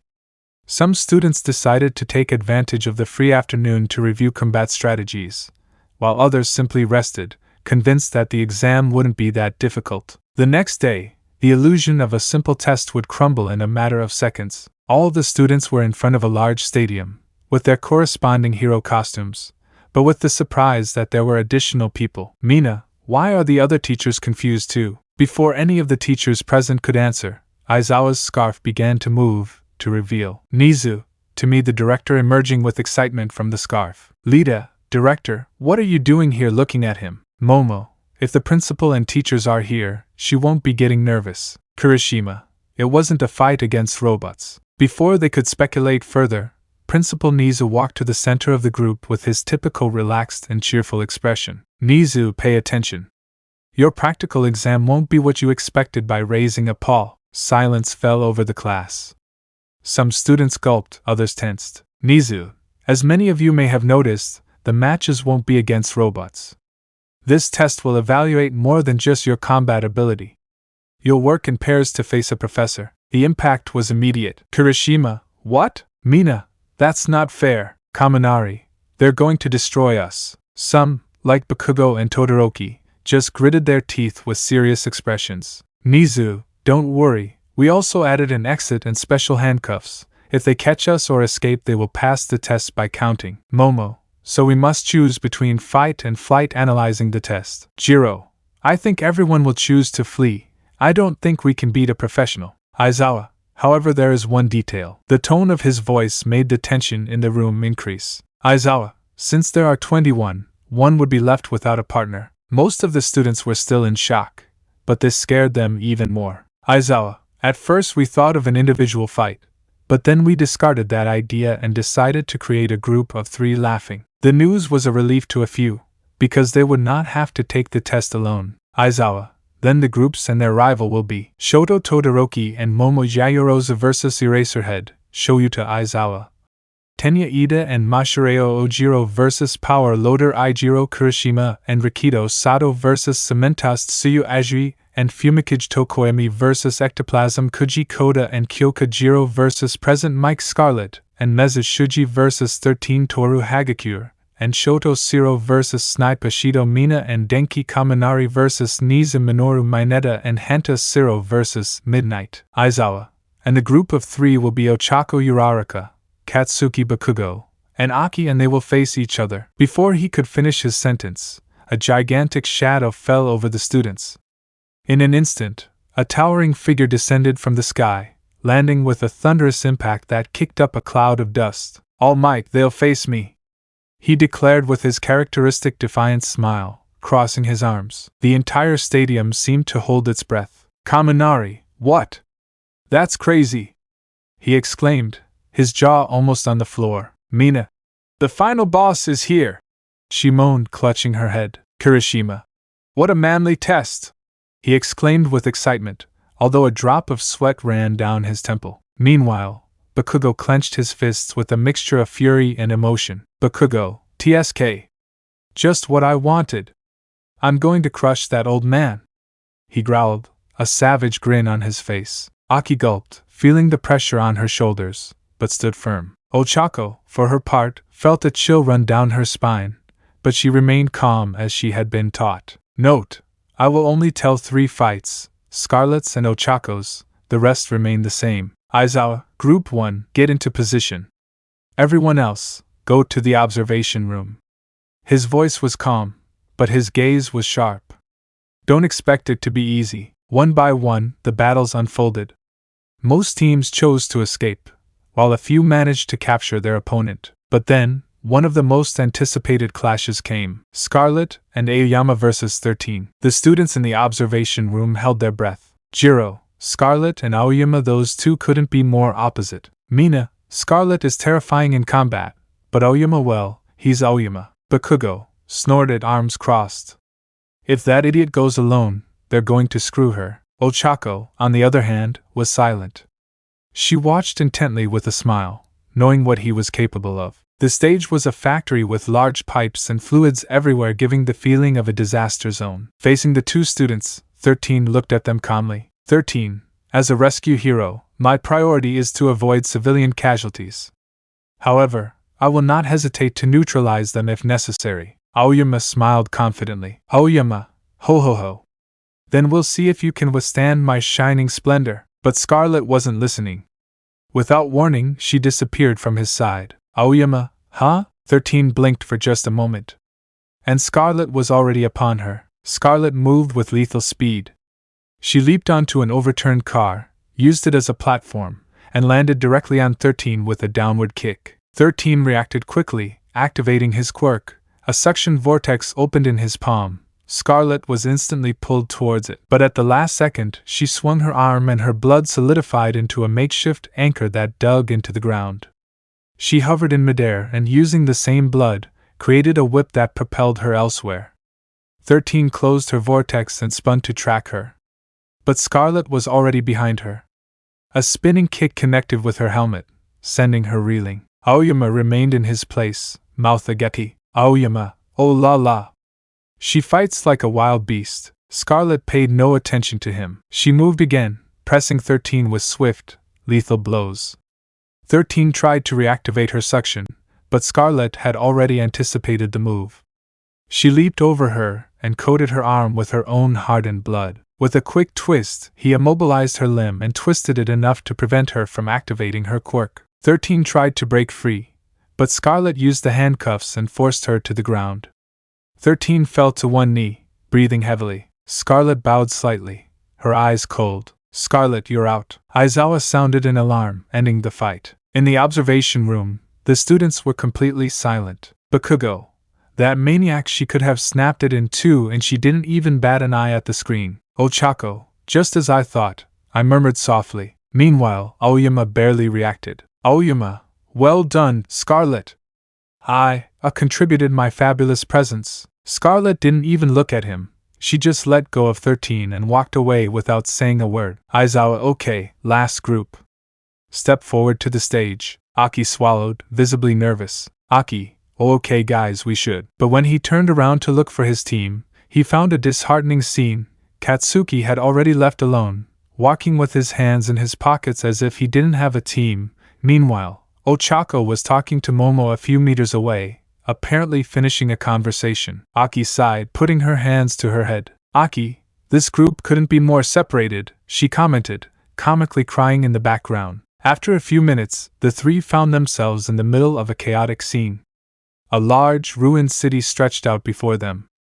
Collapsed buildings, broken streets, overturned cars, and smoke pouring from some structures. It was a perfect battlefield. Ochako was the first to speak, trying to bring some order to the team. Ochako, okay, what's the plan? She asked, looking at her companions. Katsuki clicked his tongue and lit his hands with small explosions. Katsuki, find it and destroy it, he said with an expression of pure confidence. Ochako blinked in disbelief and then frowned at him. Ochako, wait, your brilliant plan is to face him head on, crossing your arms. In case you haven't noticed, our rival is stronger and faster than you? Katsuki turned to her with a mocking smile. Katsuki, so what? You want to hide in the shadows and attack him from behind like a coward? Ochako frowned even more, getting dangerously close to him. Ochako, it's better than your stupid suicide plan. The atmosphere was tense. They glared at each other, as if they were about to fight each other instead of focusing on the real enemy. Aki, desperate, raised his hands in an attempt to calm the situation. Aki, hey, we're a team. We don't need to fight each other. We have to think of a strategy for. But Katsuki turned sharply and yelled in his face. Katsuki, shut the buck up! He growled, veins popping out on his forehead. Then he turned back to Ochako, pointing an accusing finger at her. Katsuki, you're just as cowardly as this round face. Aki sighed deeply. This is going to be a disaster. Let me know in the comments below if you guys want the next part. Also check out my other video that has been shown and left. Thank you for watching. If you enjoyed this video, please like and share this video. And have a fantastic day. Bye.